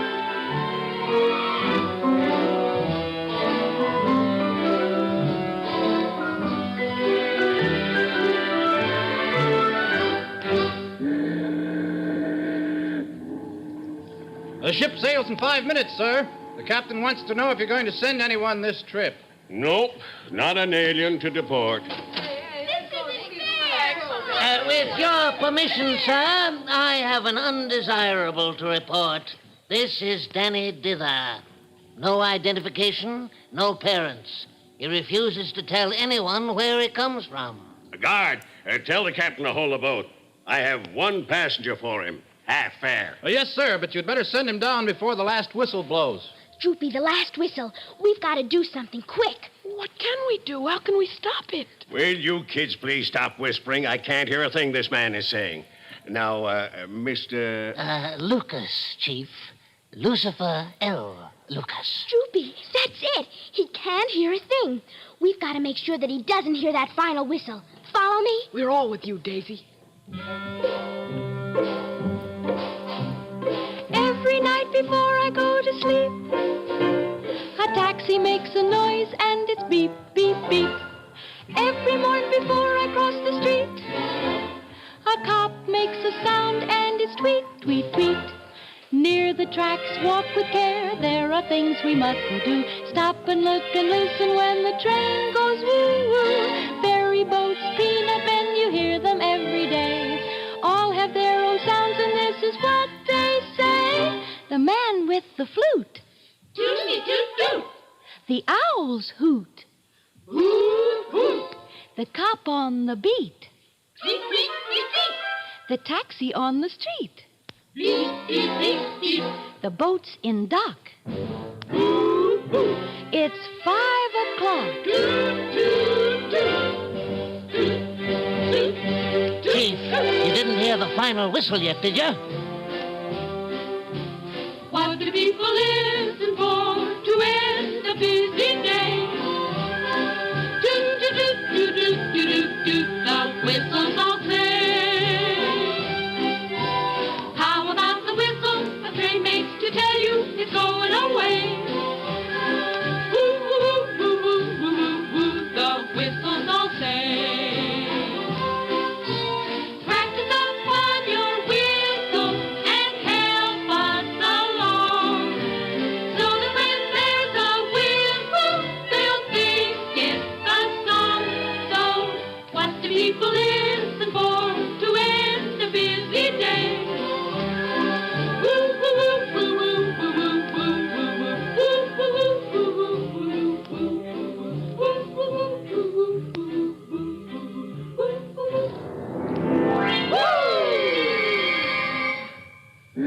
All right, guard, take him away. It's too late, Chief. They've pulled the gangplank. The last whistle blew 2 minutes ago. Daisy, it worked. We did it. Danny, come on. We better get out of here while we can. Danny, this is no time to be writing things in your notebook. I'll be right there, Daisy, but this is important. Now I have a really good deed to report to Faith, Hope, and Charity. It becomes increasingly apparent that I must somehow manage to lay my hands on Mr. Dither's little black notebook. Increasingly apparent. Come on, Danny, let's go.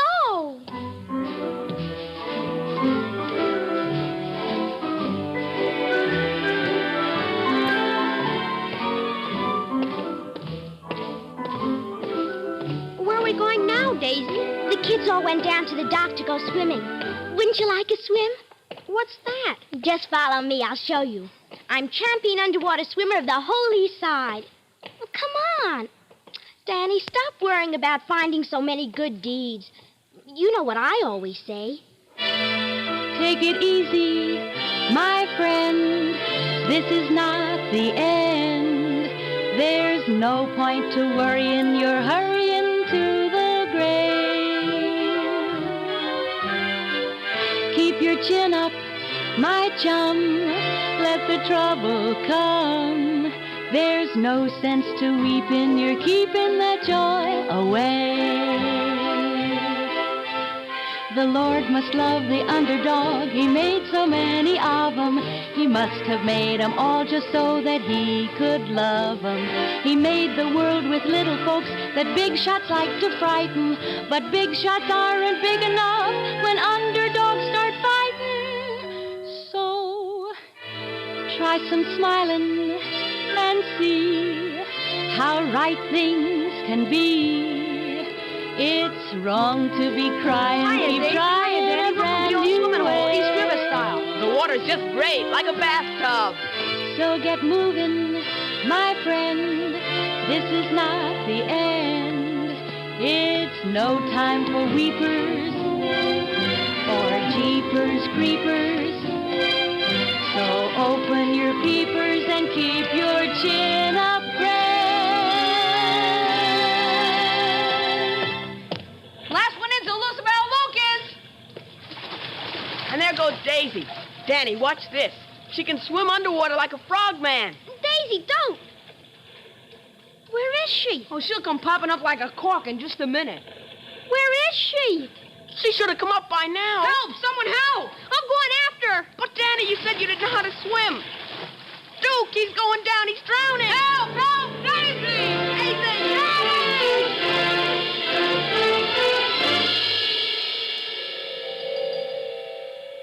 Danny! Daisy! Danny! Daisy!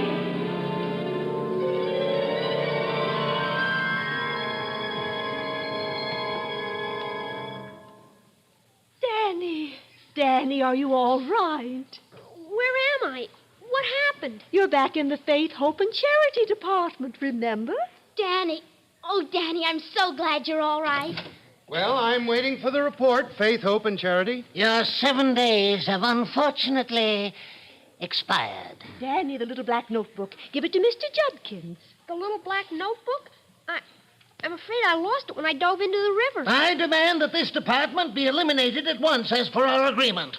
Danny, doesn't he look familiar to you? Daisy. I remember everything now. He's Lucifer L.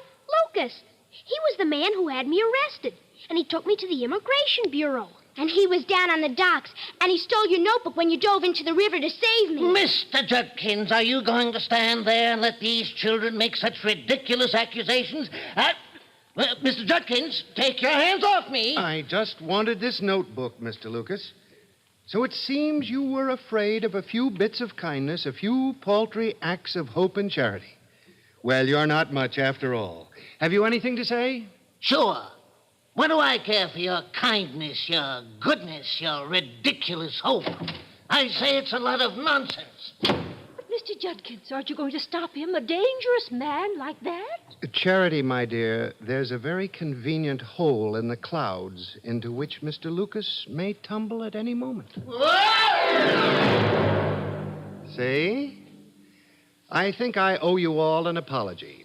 We've been treating this department as though faith, hope, and charity were only ideas. But they're not. They make life livable. They bring happiness. And that's important, very important. Do I make myself clear? Yes, sir. We'll all get started right away, Mr. Judkins. Thank you, Faith. And you, too, Hope and Charity. And now, Danny and Daisy, I have a special job for you. Yes, sir? Anything you say. I'm sending you back to Earth because you can do more good there than here. And while you won't remember anything that happened, there'll always be something deep inside of you that will say, be kind, be thoughtful, be generous. Well, let's not waste any time. All of your friends will be looking for you. Right now, they're standing on the dock by the river, hoping and praying for your return. Goodbye, Danny, dear. You'll only need your earmuffs now in the wintertime. Goodbye, Danny. Goodbye, Daisy. And always remember what we taught you. Hurt you, won't hurt you. It's easy to be kind, easy to be generous. It's a joy you'll find. Don't think that we'll forget you if you start to mend your ways. Good deeds don't stay hidden long, and virtue always pays. Goodbye, Danny, Daisy. Danny, Daisy, Danny, Daisy.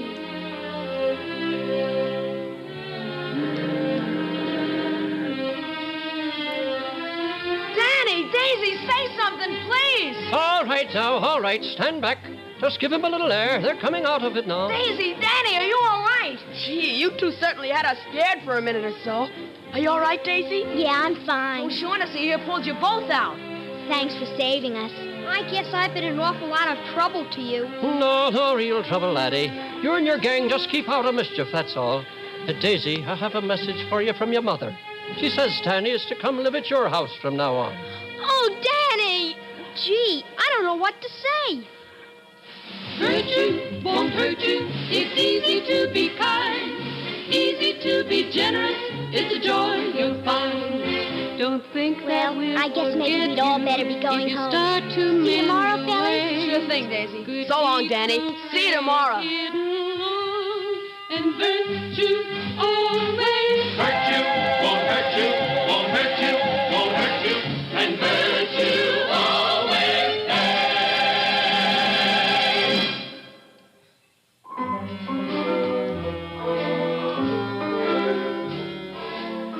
You have been listening to the Hither and Thither of Danny Dither, with music composed by Alex North, book and lyrics by Jeremy Gurry, and adapted for radio by Draper Lewis.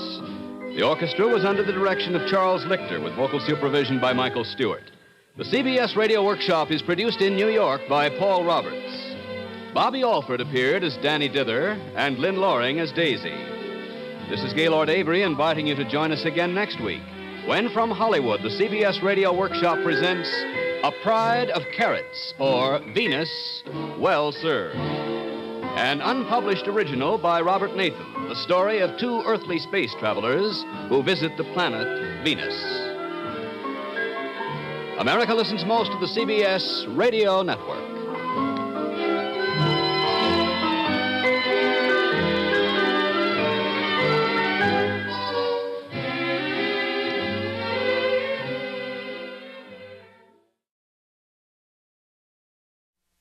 Ladies and gentlemen, Miss Lorene Tuttle and I have been having a little argument as to the relative merits of... Having a little discussion regarding two different schools of literary thought. I've been maintaining to Mr. Price... You may call me Vincent. Oh, thank you. You're welcome. Vincent. I've been maintaining that our whole lives are enriched by the warmth and beauty of romanticism. Romanticism, my dear Lorene, is for those weak, lily-livered individuals who haven't the courage to face the realities of life. Realism is life. Now, I'll take Eugene O'Neill any day in preference to Winnie the Pooh. And I'll take Cinderella any day rather than Hedda Gabler. Cinderella. Now, she's exactly what I mean. A smudge-faced juvenile delinquent, if you ask me. It's only one of the most beautiful fairy tales ever told. I defy any realist to tell such a moving story. Oh, you would, eh? Well, very well. To prove my point, I'll tell the real story of Cinderella. Very well, but ladies first. Please. To prove my point, I'll tell the romantic story of Cinderella.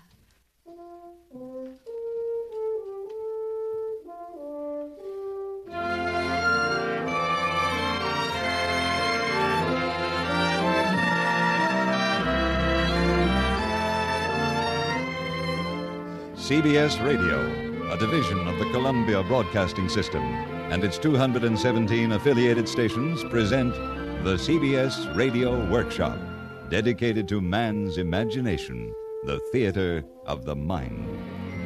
Tonight, Ed Verdier and Don Clark's dramatic excursion into the realm of realism versus romance, as the workshop presents Speaking of Cinderella, or If the Shoe Fits, starring Vincent Price and Lorene Tuttle. Special music composed and conducted by Jeff Alexander.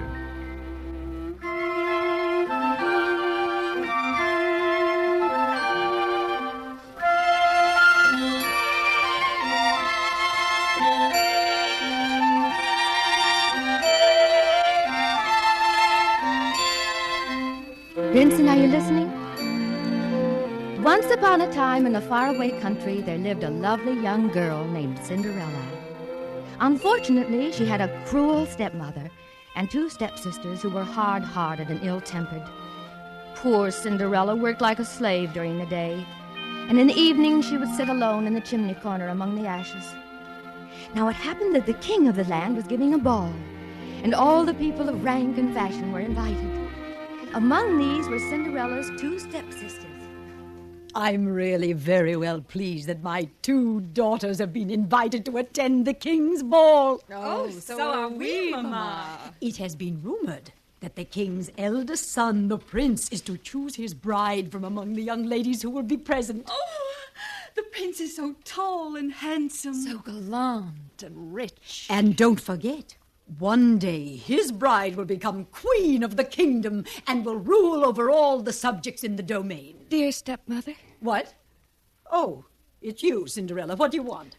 Dear stepmother, could I too go to the ball? What? You? Have you taken leave of your senses, girl? You have no clothes, only those tattered old rags you're wearing. There are ashes in your hair. Your shoes are broken and scuffed. With very little trouble, I believe I could make myself quite presentable. You, a scullery maid, presentable. Well, I've never heard of such conceit. I beg of you, stepmother, a simple little dress. I could wear a flower in my hair. That will be all from you, you impertinent ragamuffin. Back to the kitchen. Do you hear me? Back to the kitchen this instant.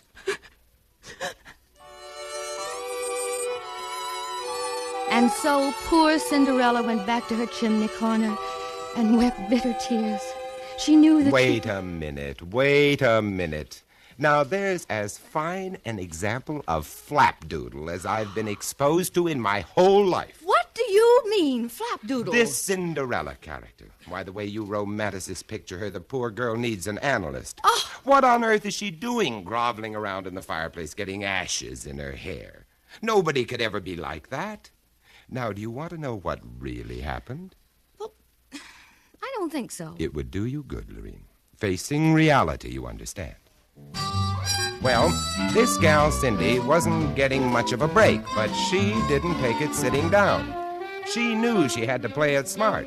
So when a rich man in town sent out bids for a big wingding he was throwing, Cindy was all ears. I'm certainly glad you girls have been invited to Mr. King's party.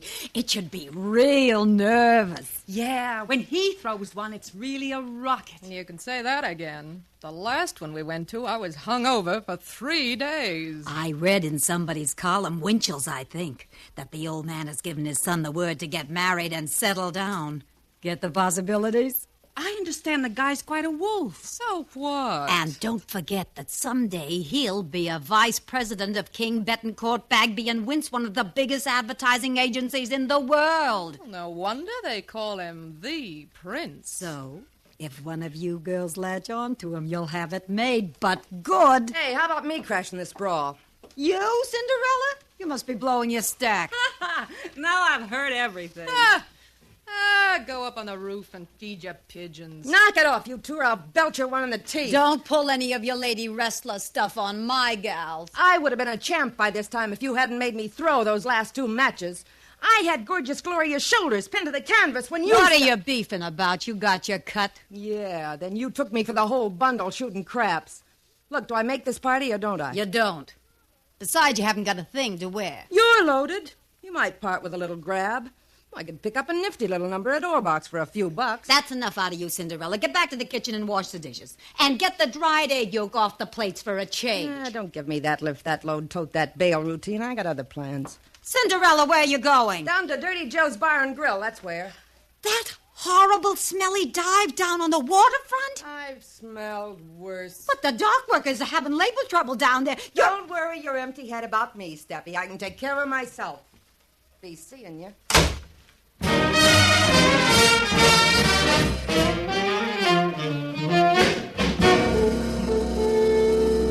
Oh, I have never in all my life heard anything so outrageous.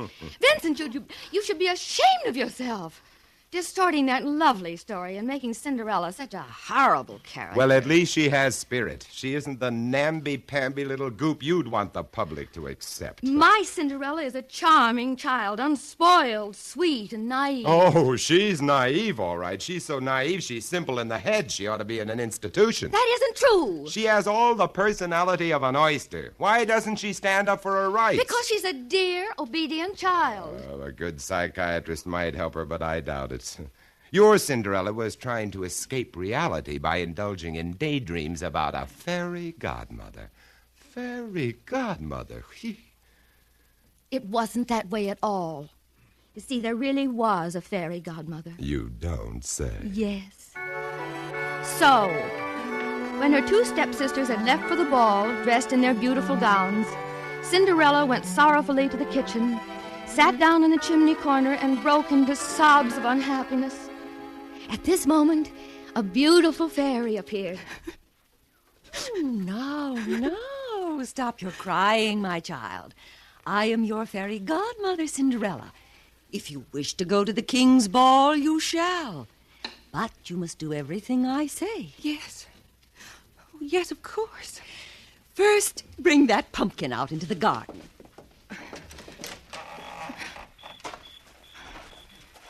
Where shall I put it? Right there. Yeah, that's right. Now, I'll touch it with my magic wand like this. And there. Oh, my. A splendid coat, all gold and silver. Now, bring me those 6 mice in yonder trap. Yes. All right.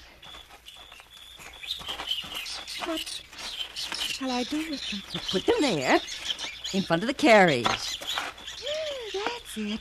So, a touch of my wand and... 6 white horses with golden harness and red and blue ribbons in their manes. Fairy godmother, it's wonderful. Oh, well, my dear, is this not a fit equipage to take you to the king's ball? Indeed. Indeed it is, but I have no suitable gown. All I have are these tattered rags. Oh, yes. We'll soon take care of that. Oh, how lovely. A white satin gown, covered with pearls and diamonds, and tiny slippers of glass, spun as fine as gossamer. How can I ever thank you, dear, dear fairy godmother? By being happy. But hear me, there is one condition. You must not remain at the ball after the clock strikes 12. If you do, your coach and horses will all return to their natural forms, and your fine gown will again turn to rags. Oh, I promise I'll leave the ball at the very first stroke of 12. Then off with you, my darling, and have a merry time. You've been so good to me. So very, very good.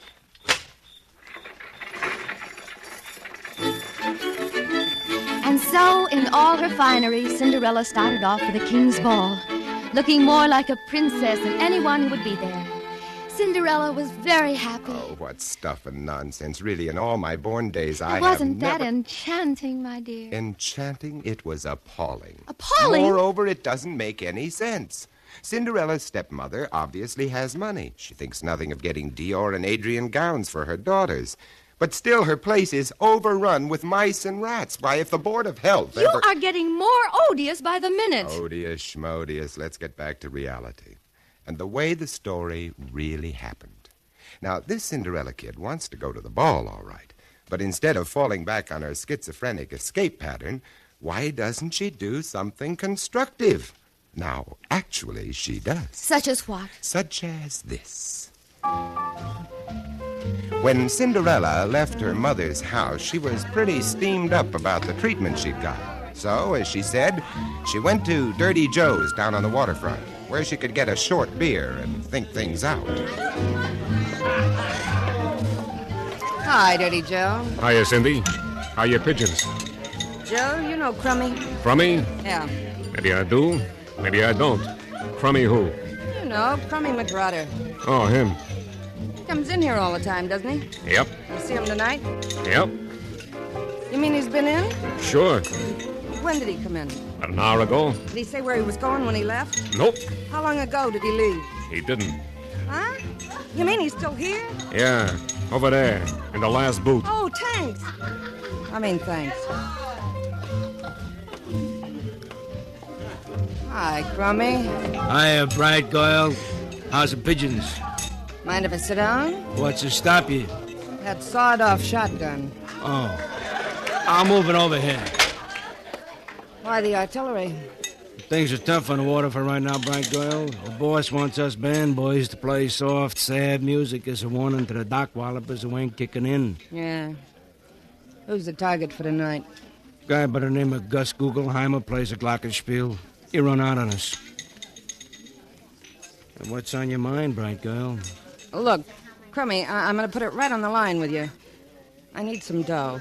Oh, sure. Who don't? I need a slick drape and I'm sorry, bright girl. You can't put the bite on me for nothing like that. I don't need much, Crummy. Just a couple of C notes. Hey, what do you think I am? Your fairy godmother or something? If you need some scratch, get it from your old lady. She wouldn't give me a dime. That's too bad. Now, the way I hear it, she keeps plenty of ice around the place. Hey, the wall safe. Crummy, you got something there. You know how to crack a safe. You ain't just beating your gums, baby. I got 10 years in Alcatraz to prove it. All right, then. Now, here's what we'll do. Listen.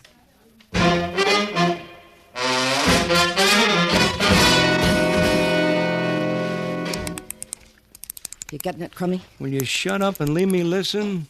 One thing I've got to remember. Yeah, what's that? Except for the bracelet I'm going to give you for this caper. I've got to put back all the rest of the jewels before midnight. There's a time lock on this safe, and it's set for 12 o'clock. I got it open. Hey, there's plenty of loot in here. Wait a minute. Get your cotton-picking hands off that stuff. Oh, no. Here's a bracelet. Must be worth $1,000 at least.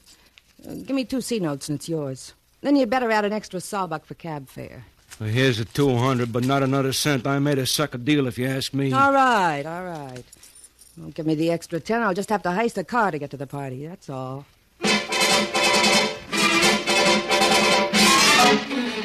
Code 3-768-W43798 HF22. Be on the lookout for a pumpkin yellow Cadillac convertible just stolen from the corner of 4th and Spruce Streets. Repeating, code 3-768-W43798 HF22. You see what I mean? My Cinderella is a realist. She has spirit. Oh, really, Vincent? You know this whole thing is impossible. I don't quite agree with you. Your version of the Cinderella story is impossible. Mine is possible. But continue, my dear. Well, I'm not sure that I want to, but I suppose I must if any semblance of dignity and decorum is to remain in this lovely story. Well, when Cinderella arrived at the king's palace, she was surrounded by courtiers who led her into the ballroom. All eyes were directed toward her, for everyone was struck by her grace and beauty. No one knew who she was. Even her cruel stepsisters did not recognize her. So rich and splendid was her dress. All the king's courtiers, one after another, asked Cinderella to dance, and they were all highly pleased with her grace and elegance, as well as enchanted by the wit and brilliance of her conversation. The prince himself arrived quite late. Seeing Cinderella, he so admired her appearance and manners, he immediately offered her his hand to the dance.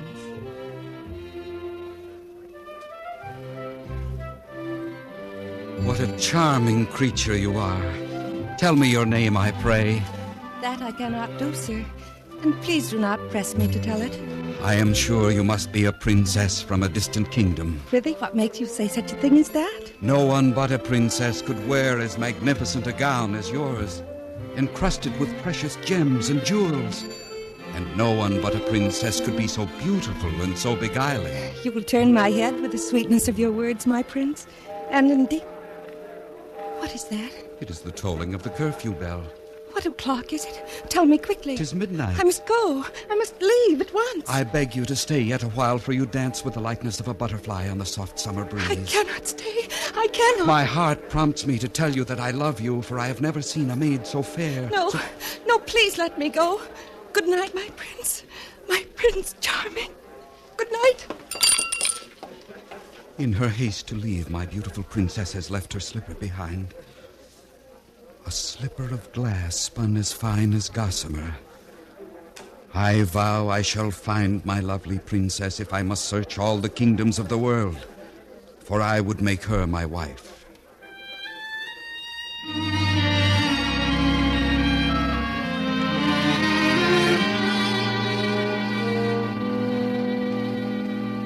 Now, there's a real basis for a successful marriage. The prince has one dance with Cinderella. One dance, mind you, and he wants to marry her. But why not? I wonder what a marriage counselor would say about that. Must you be so literal? And she is such a bird brain, she runs off leaving one of her shoes behind. It was a slipper of glass, spun as fine as gossamer. And those two stepsisters of Cinderella's, they can't be very bright. They're right there at the ball, and they don't recognize her just because she's wearing a new dress. Now, I ask you, what sort of an IQ would those two have? Now, you take my Cinderella. You take her, and you can have her. My Cinderella has moxie. She goes after what she wants. No fairy godmother nonsense about her. When she arrived at Mr. King's party, the place was really jumping. The minute she wiggle-walked into the joint, all the cats began to yowl. Get a load of a babe. Wow. Hey, it's a doll. A real living, breathing doll. Hey, looky. Hiya, Cookie. Get away from me, short, fat, and repulsive. Come on, sweet mama. How about pinning on a G? Let's live it up for real. Drop dead, cornball. What's with you, beautiful? You mad in this mad world? Mister, I'm just not playing the field, that's all. What I'm looking for is the favorite. Where's the prince? In the rumpus room, lapping up some corn squeezes, I suppose. Thanks, chum. See you around the bowling alley sometime. Man, dig that crazy walk. Real cool, man. Cool.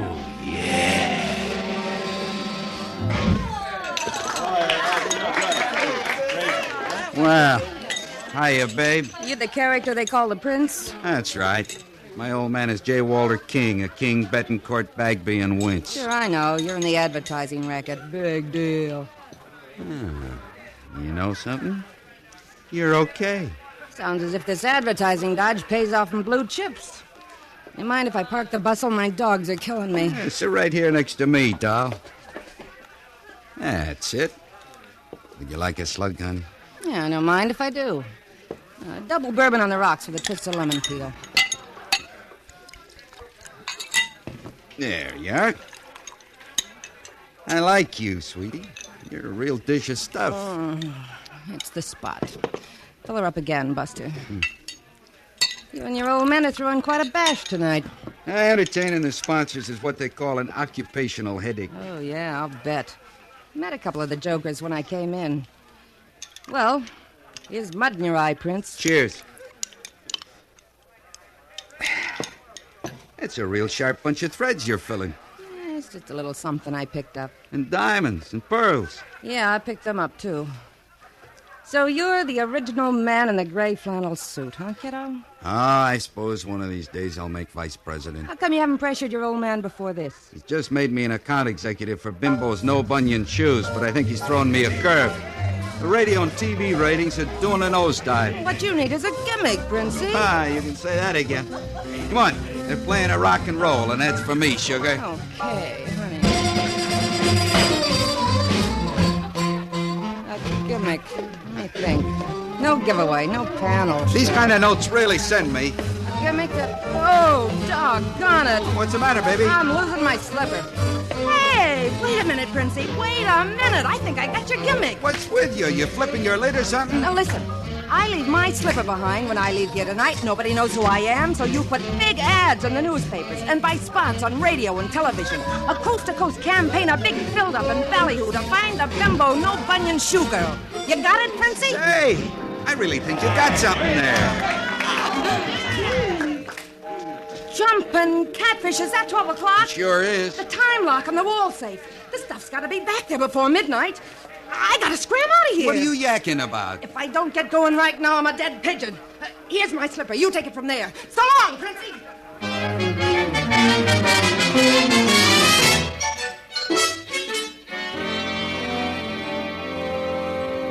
Do you see how competent and constructive my realistic Cinderella has turned out to be? She's scheming and conniving and actually dishonest.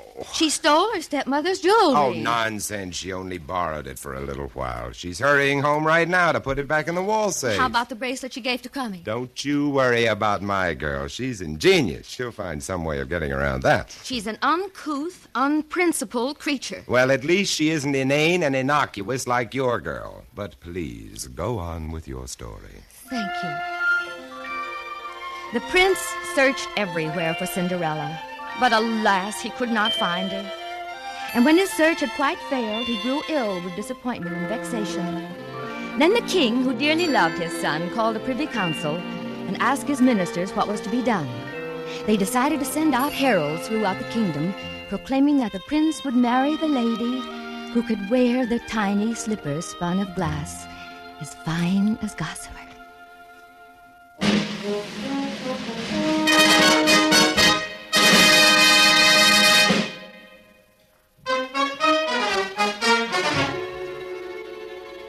The slipper does not fit you, my lady. Dear, I'm so disappointed, Prince. Let me try, sister. I'm sorry. It does not fit you either. I felt so certain it would. Let the modest little girl who is standing back there come forward. Why, it is you, my princess. Despite your modest garments, you cannot conceal your identity from me, for I see you through the eyes of love. Now, we'll try on the slipper. Yes, my prince. It fits. The slipper fits. Come to my arms, my darling, my own true princess. My prince. My Prince Charming.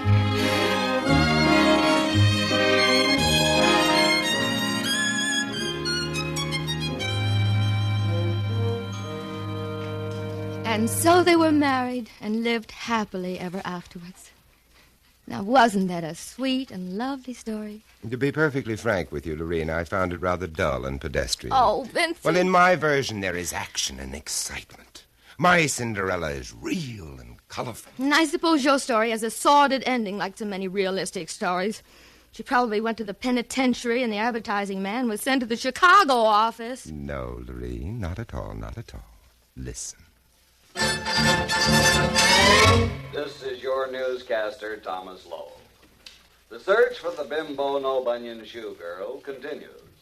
She has been reported seen in St. Louis, Altoona, and Tibet. Cinderella, turn off that radio. There are rumors that... I'm sick to death of hearing about that Bimbo No Bunion Shoe Girl. That's all you read about in the newspapers, all you hear on the radio, all you see on the television. And that singing commercial. Where is the bimbo girl and who is she with the no bunion shoe? Bunion shoe. Driving me nuts. Keep your hair on, kids. It'll be all over tomorrow.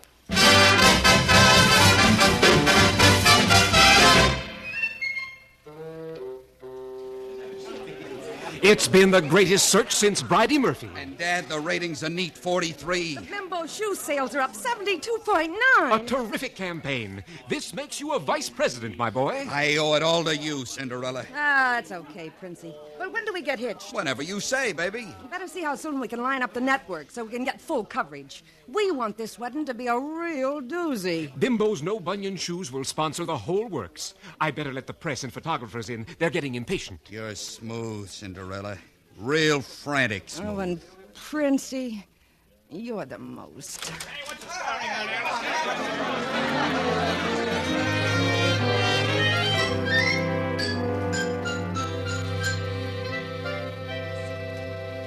Well, Vincent, at least you had a happy ending. Of course. You see, Lorene, there are all sorts of Cinderella stories. They happen every day, but they all end in exactly the same way. Even today, the beautiful girl can marry the handsome prince, and of course, they'll live happily ever after.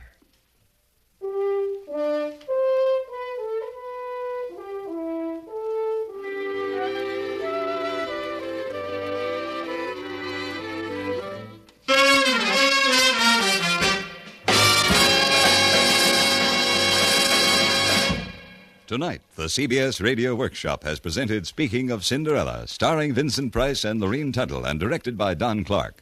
Original script by Ed Verdier and Don Clark. The cast included Virginia Gregg, Jeanette Nolan, Louise Arthur, Jean Bates, Vic Perrin, Irene Tedrow, Harry Bartell, Sam Edwards, Peter Leeds, Jack Crucian, and Byron Kane. Original music for tonight's program was composed and conducted by Jeff Alexander. The CBS Radio Workshop is produced in Hollywood by William Frug.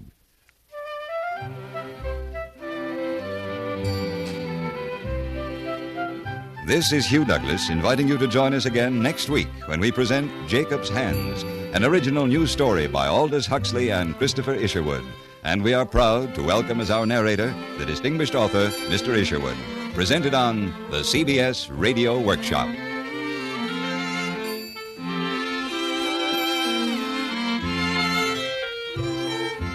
Sunday, over most of these same stations, the New York Philharmonic Symphony will be heard playing the Brahms Piano Concerto No. 1 in D minor, with Guido Cantelli conducting and Rudolf Firkushny as soloist. Stay tuned for 5 minutes of CBS News, to be followed on most of these stations by My Son Jeep. America listens most to the CBS Radio Network.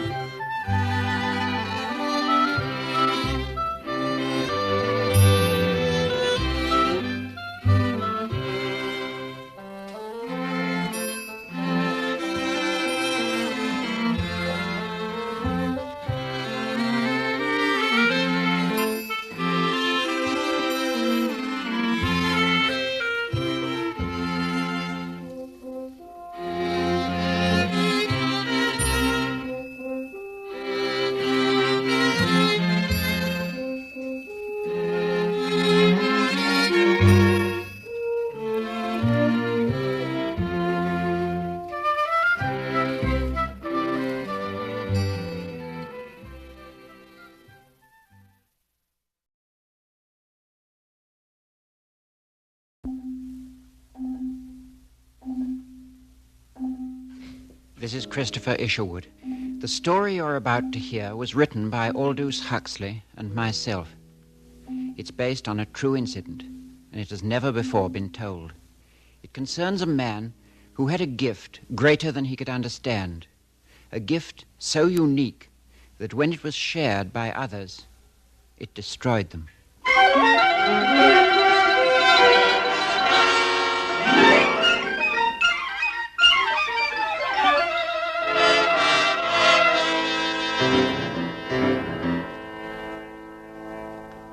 CBS Radio, a division of the Columbia Broadcasting System, and its 217 affiliated stations present the CBS Radio Workshop, dedicated to man's imagination, the theater of the mind. Tonight, Jacob's Hands, an original new story by Aldous Huxley and Christopher Isherwood. We are proud to have Mr. Isherwood as our narrator. Original music composed and conducted by Jerry Goldsmith.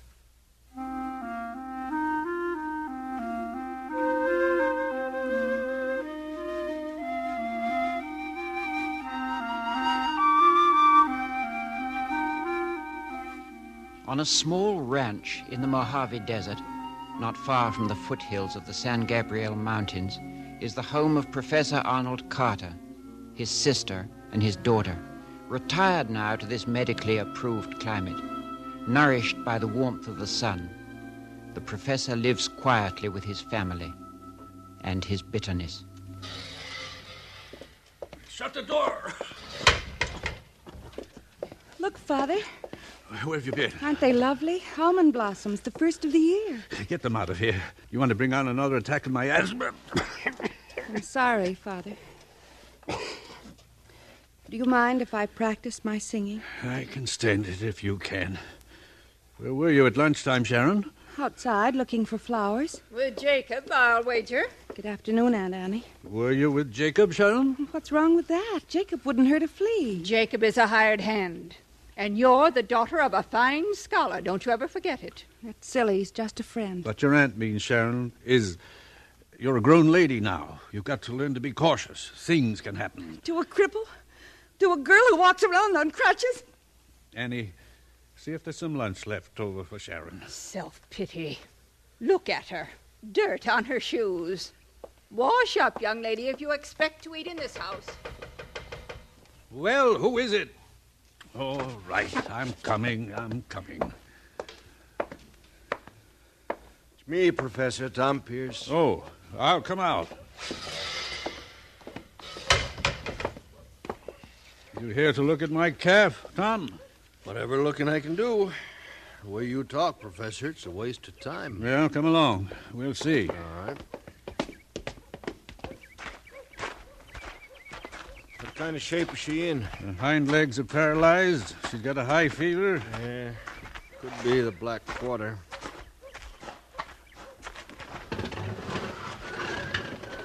She's over here, Tom. Tried to keep her away from the other animals. We never can be sure. Jacob! What are you doing with that calf? Just looking after her, Professor. Didn't I tell you to leave her alone? The disease might be contagious. Here, let me have a look, Jacob. She's been collapsed like this long? Since yesterday. Well, I guess that's it, Professor. Black quarter, all right. All right. Jacob, get the rifle. Jacob! Sharon, stay back at the house. You can't shoot a thing just because it's lame. Did you hear me? I said go back to the house. You better go back, Sharon. It isn't pleasant. Before you do it, Professor, can I keep her for a minute? What? Can I hold the calf? Are you crazy? Get my gun. Let's not hear any more of this claptrap. You're not going to die. I won't let you die. Why? Why are you touching her, Jacob? I won't let you die. I won't. Take your hands off my calf. Do you hear? You won't die. You won't die. Jacob, the calf's on her feet. What did you do to that calf? I demand to know. I don't know. Well, you must have done something, Jacob. She's on her feet now. Her hind legs move. It's not anything I did.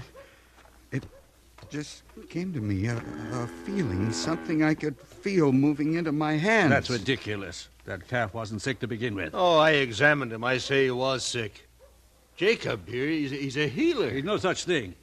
You think as a scientist I could Just accept... the same, I'm going to try him out. Listen here, Jacob, I got me a lame dog down at my place. You try it on him? I guess so, if you want. Yeah, and there's others around here might like to see this thing work. Nonsense. You're making too much of it. Jacob, give that calf some water. And you, Sharon, come in the house. And Jacob healed the dog and a cat from another nearby ranch. And the following week, a colt said to be suffering from an incurable disease. And the editor of the local newspaper. Jacob, open the door. There's a man here to see you. Ed Burton from the paper. I'd like to speak to you, Mr. Erickson. All right. There's a lot of talk around.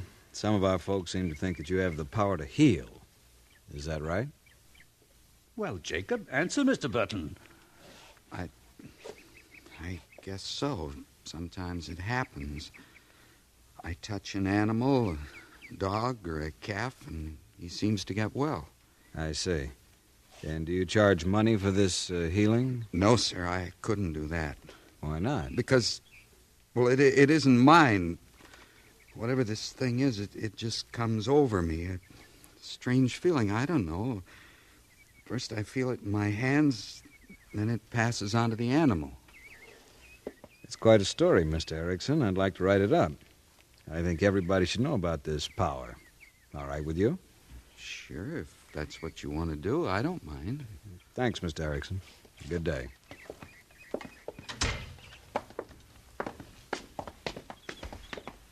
I'm going to write some friends of mine in L.A. to drive up. Prominent doctors, both of them. I think they could settle this whole business once and for all. A good idea. I'd like to do a follow-up piece when they get here. Ed, do you really believe in this nonsense? Now, Professor, do I believe in Santa Claus?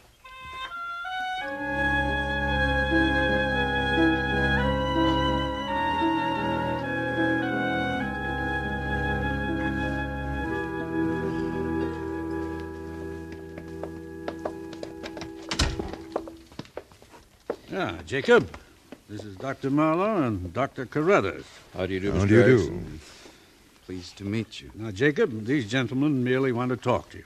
As doctors, they're naturally curious about your power to heal. We certainly are, Mr. Erickson. Dr. Carruthers is an outstanding psychiatrist. My field is neuropathology. Professor Carter and I were at Chicago University together. Before the loss of my health, I was professor of biology at Chicago. You didn't know that, did you, Jacob? No, sir. Mr. Erickson, I'm frankly skeptical about so-called miracle cures.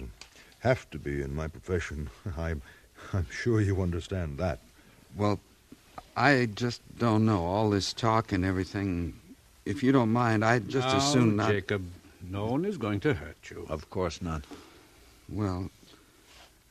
All right, Doctor. You may proceed. Mr. Erickson, here we have a rabbit. Oh, not just any rabbit. This poor little fellow happens to be quite ill. Cancer of the lung. But, sir, Please, let me finish. In most cases of so-called faith healing, we find the illness to be hysterical in nature. That is to say, though there is an actual and very real physical illness, its basic origin is in the mind of the sufferer. Release the tension, and you often release the illness. Hence a so-called miracle cure. Now, Mr. Erickson, we obtained this rabbit from a laboratory. We know the animal's disease. It is entirely organic in nature. We ask you to cure it. But I don't cure things. It's this feeling that comes into my hands. Yes, we understand all that, Jacob, but whatever it is, you seem to impress some people of our neighborhood. Why not let these two gentlemen in on it? They're men of science, Jacob. Yes, sir. Only I don't know if anything will happen. Sometimes it doesn't. There was a hen last week up at Tillman's, and We